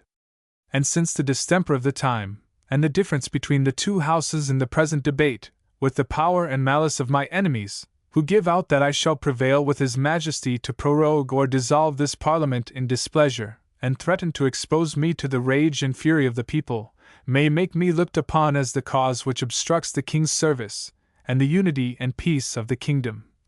I humbly beseech your lordships, that I may not forfeit your favour and protection by withdrawing myself from so powerful a persecution, in hopes I may be able, by such withdrawing, hereafter to appear and make my defense, when His Majesty's justice, to which I shall always submit, may not be obstructed or controlled by the power and malice of those who have sworn my destruction. Not now only, but in the later years of his lonely banishment, Clarendon's unbending courage saved him from despair, and he continued to hope for brighter days. Footnote: in his preface to his commentary on the Psalms, addressed to his children, in 1670, he still hopes that I shall yet outlive this storm. But he underrated the rancor and the twistings of his enemies. The very men who had used every device to force him to retire, and who knew that he was at Calais, now hypocritically urged that the ports should be stopped, and pretended to be eager for his apprehension. The Commons urged that he should be committed, in absence, on the general charge of treason. The Lords declined to accede to their request, and in impotent revenge, the Commons resolved that his apology should be publicly burned by the hangman. In this innocuous resolution the Lords were persuaded to concur. From Calais, Clarendon addressed the following memorable letter to the University of Oxford. Good Mr. Vice-Chancellor, having found it necessary to transport myself out of England, and not knowing when it will please God that I shall return again, it becomes me to take care that the University may not be without the service of a person better able to be of use to them than I am like to be. And I do therefore hereby surrender the office of Chancellor into the hands of the said University, to the end that they may make choice of some other person better qualified to assist and protect them than I am. I am sure he can never be more affectionate towards it. I desire you, as the last suit I am like to make to you, to believe that I do not fly my country for guilt, and how passionately soever I am pursued, that I have not done anything to make the University ashamed of me, or to repent the good opinion they once had of me. And though I must have no further mention in your public devotions, which I have always exceedingly valued, I hope I shall always be remembered in your private prayers, as, good Mr. Chancellor, yours, etc. Clarendon, Calais, December 17, 1667.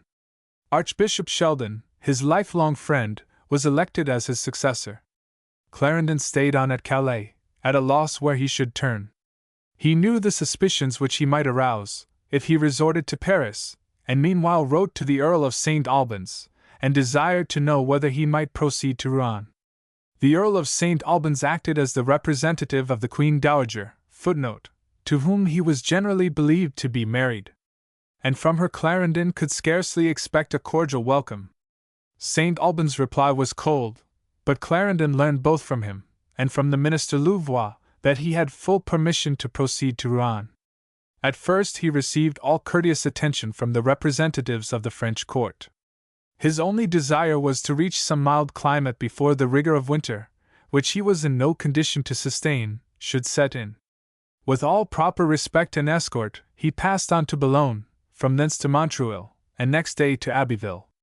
On Christmas Eve he reached Dieppe, within a day's journey of Rouen. The gates of Dieppe were opened at an unusually early hour next morning, at his request, to allow him to begin that journey betimes. But before he reached Rouen, a change had come in his treatment by the French authorities.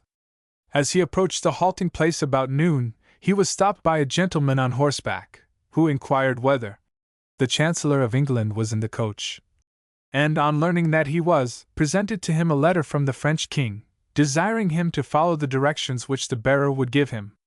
These were, that his presence in France might occasion a breach between the crowns, that he was to make what speed he could to quit the dominions of the king, and the bearer was to escort him, for his accommodation, until he saw him out of France.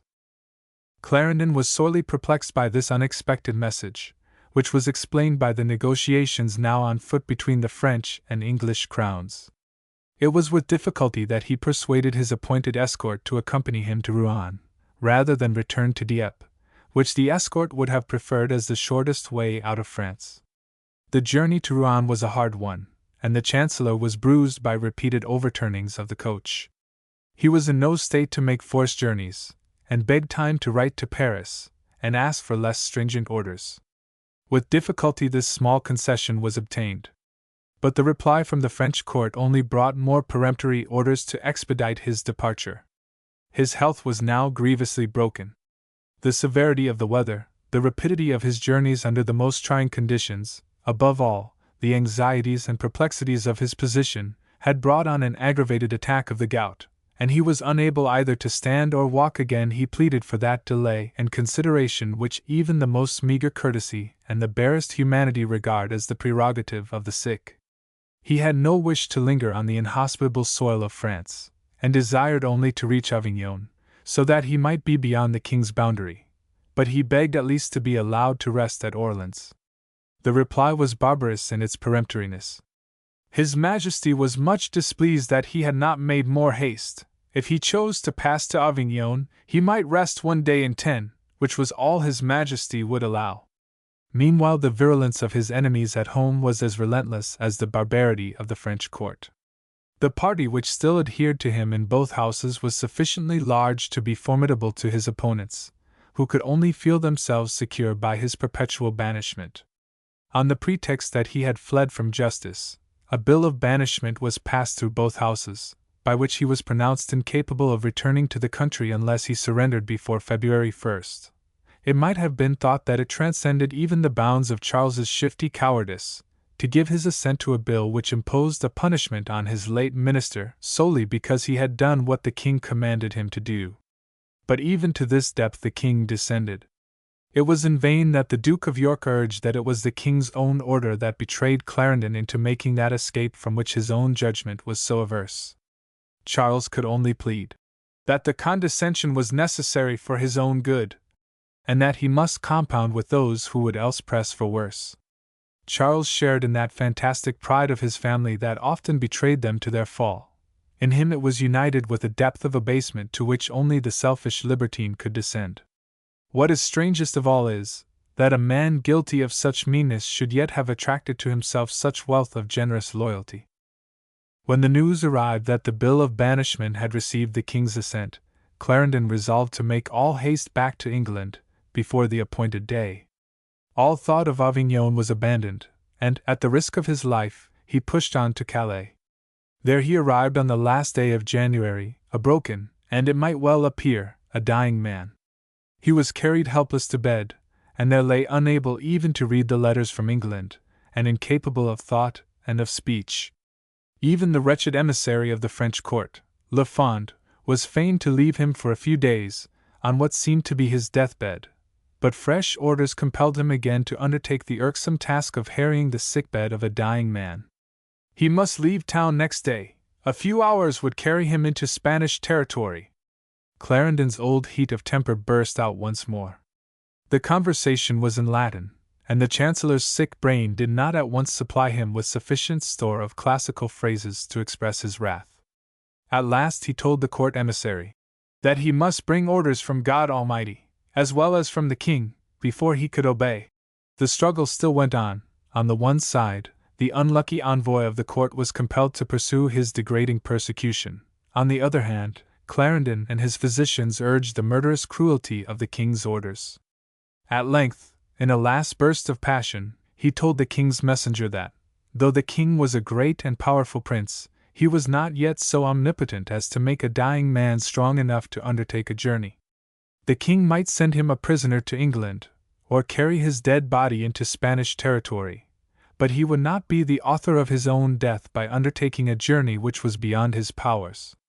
Le Fond was left to do his best to reconcile the ruthless orders of his master with Clarendon's resolute appeal to a power higher than that of kings. But of a sudden the scene changed. The negotiations between England and France had failed, and the French court no longer found themselves compelled to sacrifice courtesy, and even humanity, in order to conciliate a hopeful alliance. They had harassed Clarendon to please the English court. They were now to pay him every courtesy in order to show their carelessness of English interests. The French government had, perhaps, found that a common hatred of Clarendon was not an enduring bond amongst his enemies, and that the new administration of England rested on no very secure foundation. A letter now reached him from the French minister, announcing that nothing was further from His Christian Majesty's wish than in any way to endanger his health. All France was open to him, and the king's subjects would have orders to pay him all honor. Le Fond rejoiced at this relief from a thankless task. He came now to say that he was to attend the Chancellor, only to receive his orders. This happy alteration relieved Clarendon of his worst anxieties. He was no longer a hunted fugitive, but an honored guest. The rancor of his enemies in England, however bitter, had now spent its force, and he could despise it. His sons still held their places at court. His household now attended him, and the savage provisions of the Act of Banishment no longer prevented the easy passage of correspondence between Clarendon and his family and friends. He was still grievously ill, and for 6 weeks more was confined to bed. But as his health recovered, he determined still to pass to Avignon, by way of Rouen, and to take a course of the waters of Bourbon on the way. He was not prepared to place undue trust in the new-found courtesy of the French court. It was on April 3, 1668, that he was strong enough to begin his journey. We are again reminded of the hardships of travel in the France of the Grand Monarch, when we read of repeated overturnings of his coach, and of perils both by land and water that pursued the poor Chancellor, even under the careful escort of attentive court messengers. It was not till April 23 that he left Rouen, and the stay for the next day was at Evreux, where he had a most untoward experience. It chanced that a company of English sailors, who appeared to have been serving as a mercenary troop of artillery in the French army, heard of the Chancellor's arrival. The drunken crowd got out of hand, and vague memories of the naval pay of which they had been built prompted them to take vengeance for old arrears upon the luckless Chancellor, whom they deemed responsible for all the misdeeds of the Admiralty. Old echoes of Dunkirk House, and the ill-gotten gains of ministers who fattened on the plunder of poor men, were doubtless ringing in their muddled heads. It would be absurd to attribute any political meaning to the incident, or to suppose that it had any connivance from the French government. The inn where Clarendon alighted was attacked by the riotous mob. The local magistrates were incapable of dealing with the riot, and were perplexed as to the limits of their jurisdiction. Clarendon's attendants made what defense they could, and Le Fond, his former persecutor, and now his courteous escort, received a dangerous wound in his defense. It was like to go hard with the Chancellor himself. At the beginning of the fray, he was struck a violent blow on the head with the flat of a broadsword. The rioters used him with great violence, rifled his pockets and his baggage, and dragged him into the courtyard to dispatch him with their swords. Not a moment too soon, the commanding officer of the English sailors, with some magistrates and a guard, broke into the inn, and rescued Clarendon, when he seemed at the point of death. It looked as if his troubles were not over. The magistrates were ready to fight upon the question of their own jurisdiction, and would allow no one else to show that vigor of resistance to the rioters of which they were themselves incapable. It was only on Le Fond's vigorous remonstrance, and his threats of the royal vengeance on their remissness, that proper steps were taken for the safety of the company. The Chancellor and his attendants obtained lodgings in the neighboring castle of the Duc de Bouillon. Having escaped from the perils of the mob, Clarendon had to resist the equally dangerous designs of the French physicians, who wished to perform the operation of trepanning. With what haste he might, he pressed on to Bourbon, and after some stay there, he reached Avignon in June. Such satisfaction as he could find, in the exemplary punishment of the rioters and in the gracious apologies of the king, was readily accorded by his hosts of France. At Avignon he reached a haven of refuge, where he might rest from the troubled experiences of the year that was past. It had, indeed, been one of trial sufficient to test the staunchest courage. Within little more than 12 months, he had lost his oldest and most trusted colleague, Lord Southampton. His home had been made desolate by the death of his wife. He had seen the growing boldness of his enemies, had detected their ruthlessness in falsehood and in knavery, and had found that his loyalty to the crown was to go for nothing, and that his trust in the honor of the king was based on no sound foundation. Against his own judgment, he had resigned the seal, in order that the king's business might prosper, and that the bitterness of his enemies might be assuaged. When he had been persuaded to resign, he had found that his resignation was to be a new ground of triumph for his enemies, and that it was a foothold for a new attack. By the threat of prosecution they strove to drive him to fly, and when he refused to yield to their threats, they contrived to make the king the agent in their knavish schemes, and procured from him the peremptory message which made Clarendon quit the field. No sooner was he gone, than the very flight which they had contrived was made the ground of new accusations, and he was sentenced to perpetual banishment for avoiding a trial for which no summons had been issued, no indictment laid, no commitment made.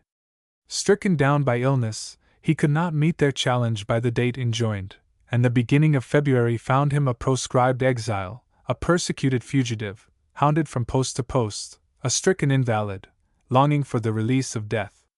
A few weeks brought some relief at least to the stout spirit that had borne so much. His enemies at home had sped their last bolt, and were fast becoming absorbed in their own sordid quarrels. The French king had abandoned the barbarity of which his own servants were ashamed, and addressed the honored exile in terms of gracious and almost fulsome courtesy.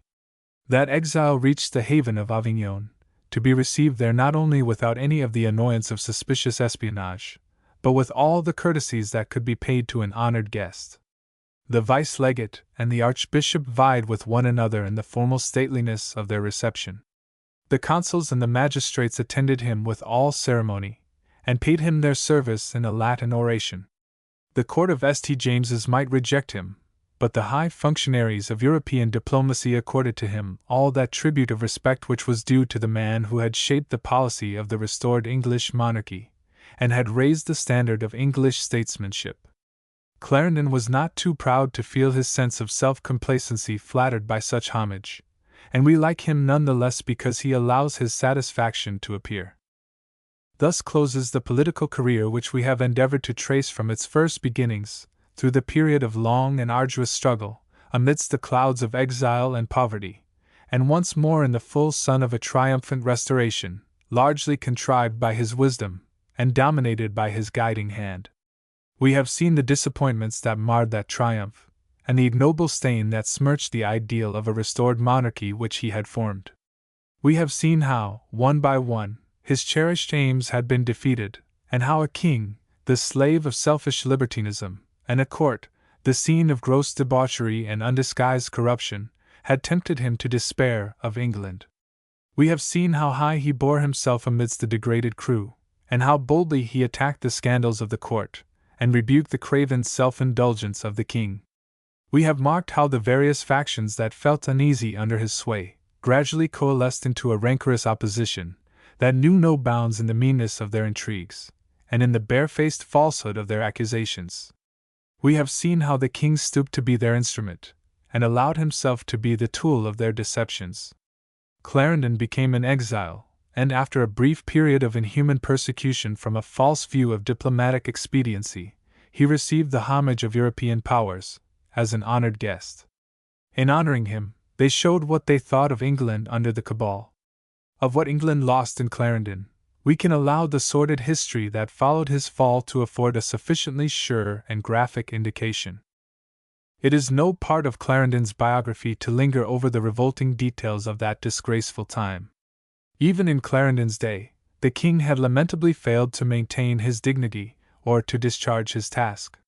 His life now outraged all decency, and his court fell below the standard of the common bagnio. His prime favorite and his chief minister was Buckingham, stained by every crime, at once coward and bully, haughty in his arrogant insolence, and yet stooping to intrigues that would have disgraced the veriest rogue from the hulks. In the course of what seems to have been rather a riotous brawl than an honorable duel, a brawl in which seconds as well as principals took part, and in which more than one life was lost, the king's first minister killed Lord Shrewsbury, the husband of his paramour. The town was filled with the scandal, but by the personal influence of the king, it was withdrawn from the courts of law. Buckhurst and Sedley, the chosen associates of the king in his notorious bouts of drunken debauchery, roused disgust by a freak of sickening lewdness. The only result was the committal to prison, by the order of the Lord Chief Justice, and at the behest of the king, of the constable who interfered with the indecent escapade. We have a proof of the change that had come since Clarendon's controlling hand had gone, when we remember that some 3 years before, the same Buckhurst, for a similar outbreak of indecency, was rated in terms of scornful rebuke by the King's Bench judges, and was bound over to good behavior by a bond of £5,000. The King's harem was augmented by a flower girl, who had attracted attention on the stage, and was the discarded mistress of 2 of the king's associates. Clarendon lamented what he had seen, as a sad lapse from dignity, a grievous fall from the ideals that he had hoped for. What followed was nothing but a carnival of mad obscenity. Samuel Pepys was no squeamish critic, but even he was moved to some earnestness of indignation at the foul orgies in which Charles and his new associates indulged, in shameless publicity. As was natural, such advisers were no careful guardians of parliamentary or popular liberty. What attention could be spared from debauchery was given to degrading compacts by which the king was to be the submissive pensioner of Louis, to plans for thwarting the prerogative of Parliament, to secret intrigues for subverting the Protestant religion. If the cost to England of his fall was to be measured by the depth of dishonor, and the flagrantly treasonable plots of those who followed him, Clarendon was triumphantly vindicated, and his wrongs were amply avenged. In spite of the cordiality of his reception, Clarendon did not find Avignon a desirable residence in the heat of summer. The streets had an ill savor. By the multitude of dyers and of silk manufactures, and the worse smell of the Jews, and he presently moved on to Montpellier, where he made a lengthened stay. His reception was as courteous as before, and this he ascribed to the good offices of Lord and Lady Mordaunt, old friends whom he recommends to the good offices of his children. When any English came thither, he tells us, none forbore to pay respect to the Chancellor, and with a certain pride he records how Sir Richard Temple's refusal to visit Clarendon caused a general aversion towards him, so that he was compelled to quit the town, where he left behind him the reputation of a very vain, humorous, and sordid person. The good Chancellor was not above the human capacity of a very cordial hatred, or the inclination to feel piqued at a failure of kindly courtesy. He was now at ease, and in peace of mind. His health, although undermined by long and painful illness, was sufficiently restored to enable him to indulge his old habits of intellectual activity. It pleased God in a short time, after some recollections, and upon his entire confidence in him, to restore him to that serenity of mind, and resignation of himself to the disposal and good pleasure of God, that they who conversed most with him could not discover the least murmur of impatience in him, or any unevenness in his conversations. Clarendon is none the less lovable, because a good conscience preserved for him his old self-complacency. His studies were again renewed. He made himself master of the French language so far as the reading of its literature was concerned. The power of speaking the language he, like many another, found many inconveniences in. He made a competent progress also in Italian. But his chief work was the preparation of his defenses against the 17 clauses of the charges formulated against him in the Commons. These were so extravagant that his accusers never sought to make them the foundation of an indictment, and he had little difficulty in showing their baselessness, and how much they contradicted the clearest features of his policy, and the most notorious evidence as to his acts. The vindication carefully avoided anything that reflected on the king, and he left it to his children, to whom it was conveyed by Lord and Lady Mordaunt, to choose their own time for making it public. He was careful not to prejudice that position at court which they still owed to Charles's sense of justice. His serenity was disturbed only by 2 lingering apprehensions. The first was the insufficiency of his means to maintain the establishment which his crippled health rendered necessary. For that he could only trust the affection and piety of his children, who, he doubted not, would do their best to transmit to him, from their estates or his own, enough to secure the decencies of life in a foreign land. The other more serious apprehension was the fear that the machination of his enemies might still have power to prejudice the French court against him. He saw enough to know that that court still viewed his presence on French soil with some nervousness. He could only soothe his anxieties by his trust in Providence, and by the company of his books. God blessed him very much in this composure and retreat. He did not spare himself in his reflections on what had been amiss in his own conduct. There was nothing of which he was so ashamed as he was of the vast expense he had made in the building of his house. He could only excuse, but not justify it. This is an old topic of accusation, to which we have already alluded, but we may revert to it once again. Since the Restoration, Clarendon had commanded little leisure to find a suitable house, and had moved frequently from one to another.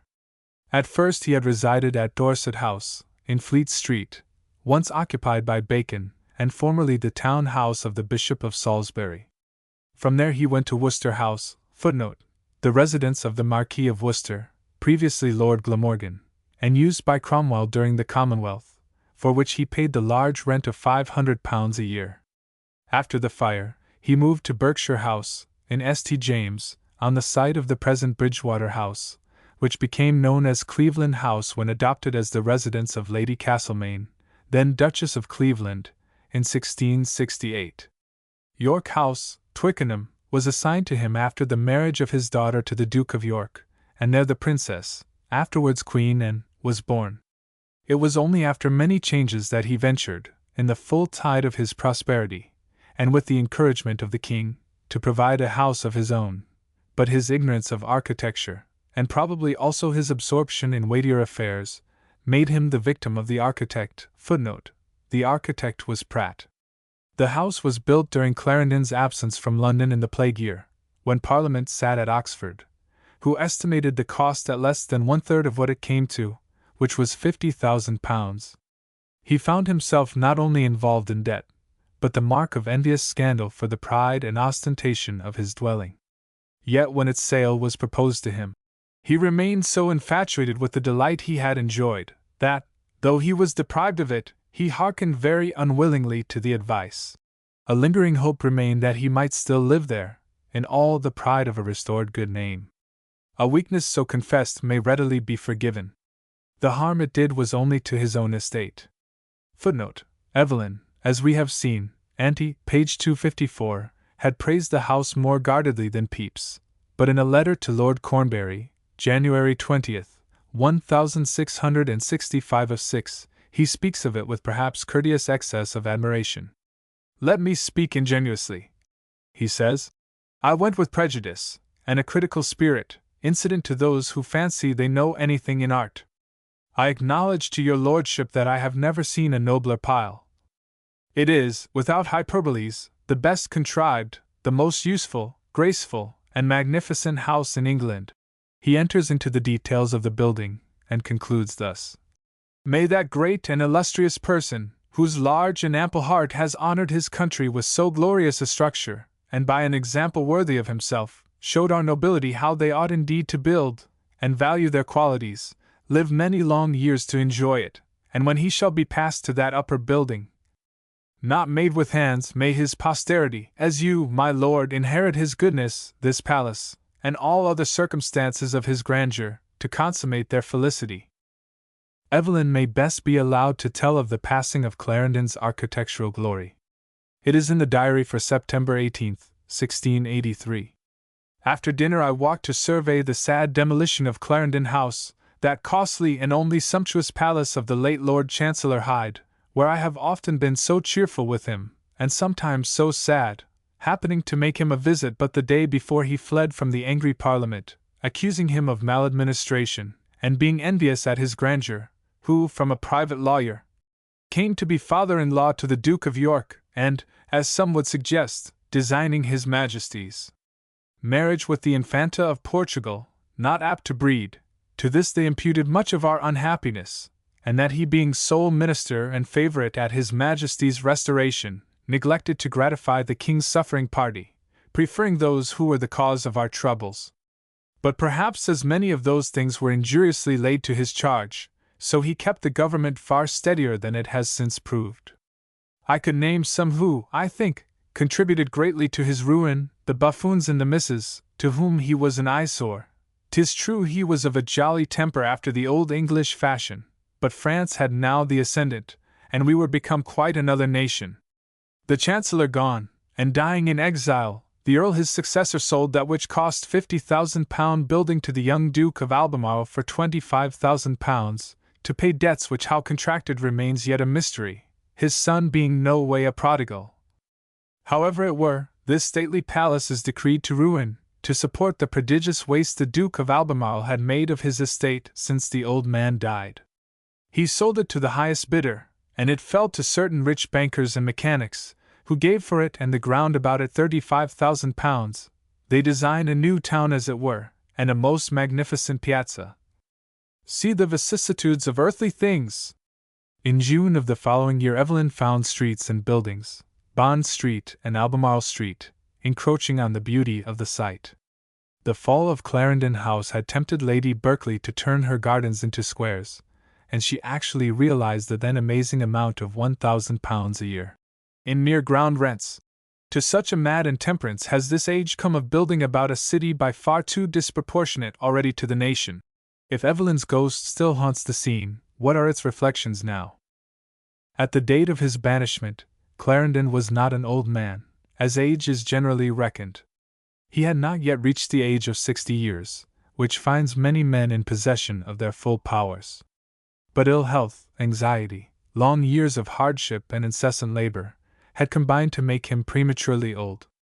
For a time, indeed, it seemed as if he could only survive his fall by a few weeks or months, and as if his work were to finish when he left his country for the last time.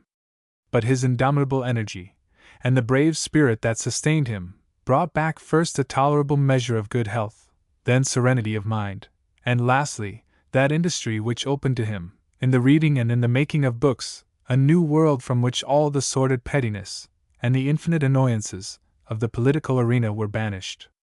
There is but little more to tell of that strenuous life, which had seen so much of storm and tempest, varied by gleams of sunshine, and above all, illuminated by an imagination so rich, and by an historic sense so gorgeous and so inspiring to a man whose life was spent in making history.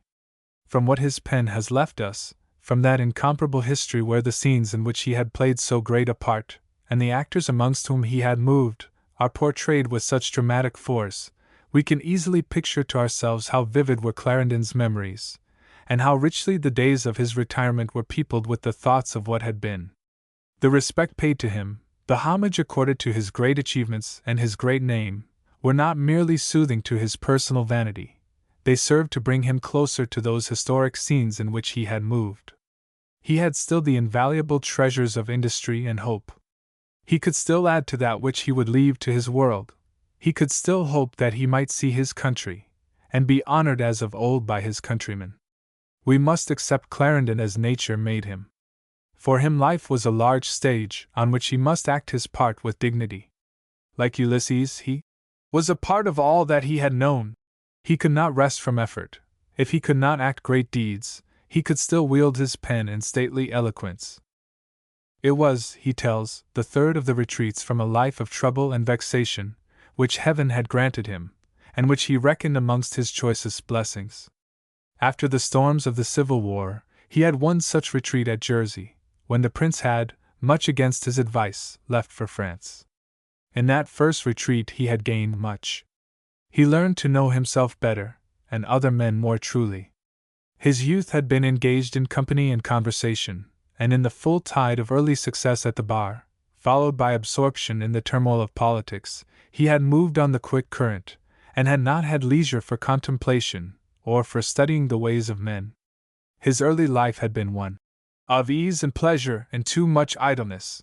It was only the instinct of association with men whom he could respect that preserved him from any notable scandal, and made him live, as he naively tells us, at least caught if not cast. Too much idleness he had exchanged for too much business. The retreat at Jersey had come just when it was well to compose those affections and allay those passions, which, in the warmth of perpetual actions, and chafed by continual contradictions, had need of rest, and cool and deliberate cogitations.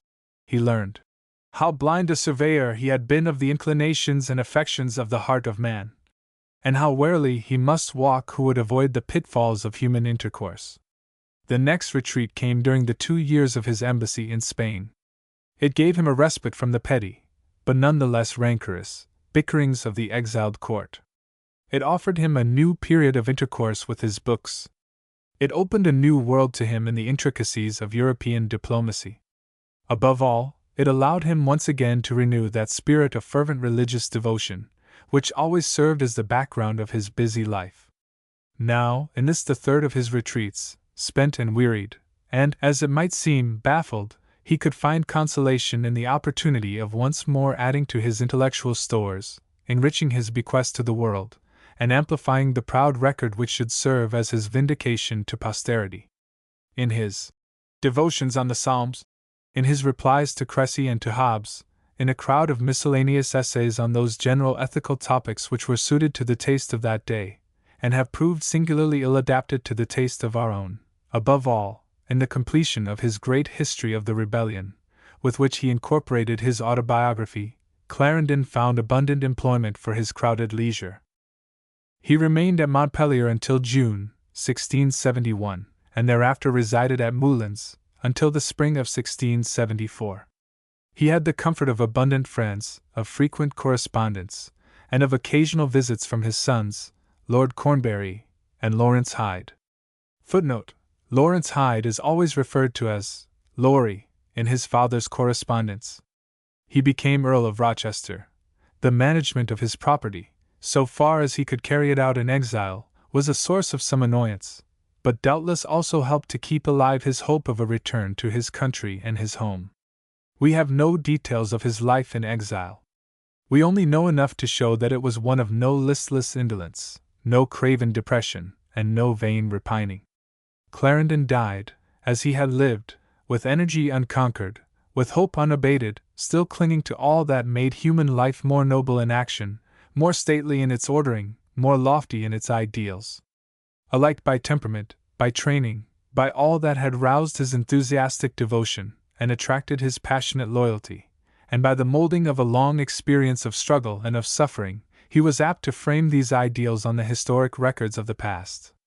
It was not his to strike out daring enterprises or to initiate sweeping reforms. He built upon the associations that had been handed down to him.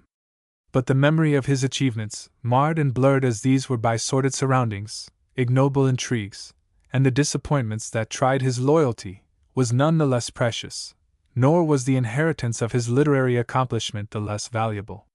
Can England point to one who at once filled a larger part in her history, and left a more enduring monument in the annals of her literature? Vexation still came to him in these closing years of exile. He had the bitter mortification of learning, on evidence which he strove to think was not fully proved, that his daughter had betrayed the traditions of his house and of his teaching, and had been persuaded to accept those doctrines of the Roman Catholic Church, which he held to be false to the truth, and dangerous to the welfare of his country. In dignified words, he strove to turn her from that error with all the weight of a father's authority, which her exalted position as the wife of the heir presumptive did not, in his view, weaken or control. But he heard of her death on March 3 LST, 1671, in the 34th year of her age, as the avowed adherent of a church of which he had all his life been a convinced opponent. In June, 1671, through his son Lawrence, then returning from a visit to Moulins, he addressed a letter to the king, beseeching him, in memory of all his tried service and his devoted loyalty, to allow that he should return to die in his own country.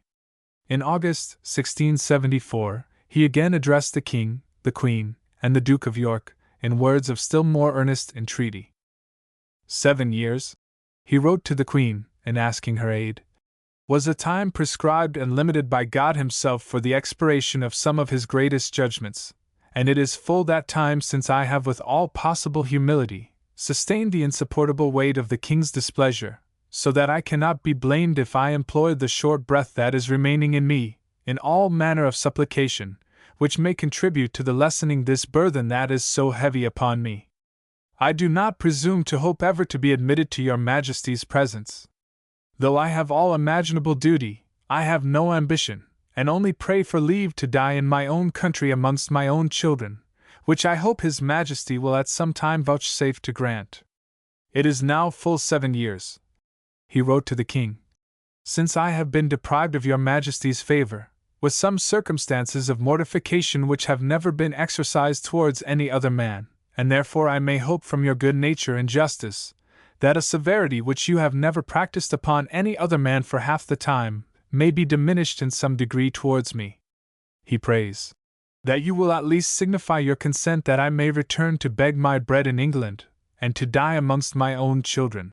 In terms as strong and moving he besought the mediation of the Duke of York. But these appeals, which might have touched the heart of the sternest tyrant, fell dead upon the selfish cynicism of Charles, deaf at once to the calls of honor and to the gratitude due to unswerving loyalty.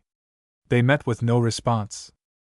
In the spring of 1674, Clarendon moved to Rouen, indulging the hope of a return to his country and his home, and eager to be nearer to answer any summons sent by a relenting sovereign. But no such summons came, and the weary exile was now at the end of his brave and strenuous labor. On December 9, 1674, he breathed his last. His son, Lord Cornbury, was present at his deathbed, having been summoned when the end was near.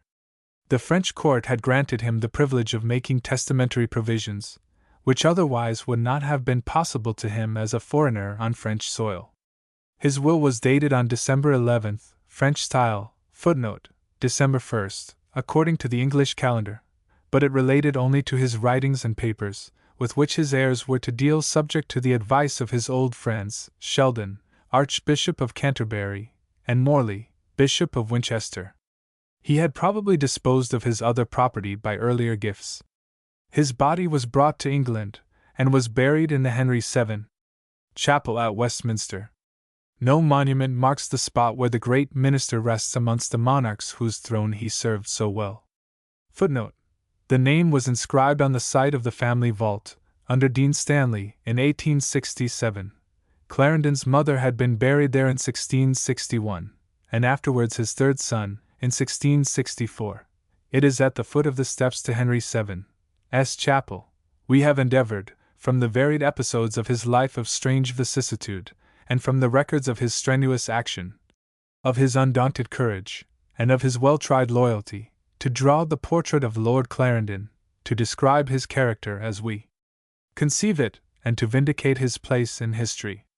We have not sought to conceal his foibles, nor to palliate what may appear to some to be his prejudices. We are concerned mainly to claim for him, as the first of a long line of conservative statesmen, a high ideal of statecraft, a lofty patriotism, and a clear-sighted honesty of purpose. We admit, without considering it necessary to apologize for, that impetuous temper, which does not make us love him less, and those traits of self-complacency which were a part of his fearless candor, and in no wise detract from the dignity of his nature. We have tried to portray the secret of his influence, his genius for friendship, and the wide range of his outlook upon the drama of history. We have abundant evidence of the impression of his personality upon lifelong friends, and even upon doubtful critics. He spoke well, says Burnet. His style had no flaw in it, but had a just mixture of wit and sense, only he spoke too copiously. He had a great pleasantness in his spirit, which carried him sometimes too far into raillery, in which he sometimes showed more wit than discretion. That is the verdict of an acute, but at best a lukewarm, judge. Elsewhere Burnet writes, upon the whole matter, he was a true Englishman, and a sincere Protestant, and what has passed at court since his disgrace has sufficiently vindicated him from all ill designs. Sir Edward Hyde, writes Sir Philip Warwick, was of a cheerful and agreeable conversation, of an extraordinary industry and activity, and of a great confidence, which made him soon at home at a court. He had a felicity both of tongue and pen, which made him willingly hearkened unto and much approved. Footnote: Memoirs, page 196. I am mad in love with my Lord Chancellor, says Pepys, for he do comprehend and speak out well, and with the greatest ease and authority that ever I saw man in my life. I did never observe how much easier a man do speak when he knows all the company to be below him than in him. The gossiping diarist was no inapt observer of the ways of men, and had no small experience. Evelyn was a more attached and grateful admirer. To him, the great Chancellor was of a jolly temper, of the old English fashion. Yet Evelyn had known Clarendon when his courage was most tried, when his hopes were baffled, and when the sordid crowd of courtiers and profligates had baited him almost to the death. It is little touches like these that fill in the picture of the man. Of his literary achievement this is not the place to speak. It has a secure and proud niche in the annals of our literature. We have tried to present him as the statesman and the man of action, and as the tried, the faithful, and the ungrudging friend.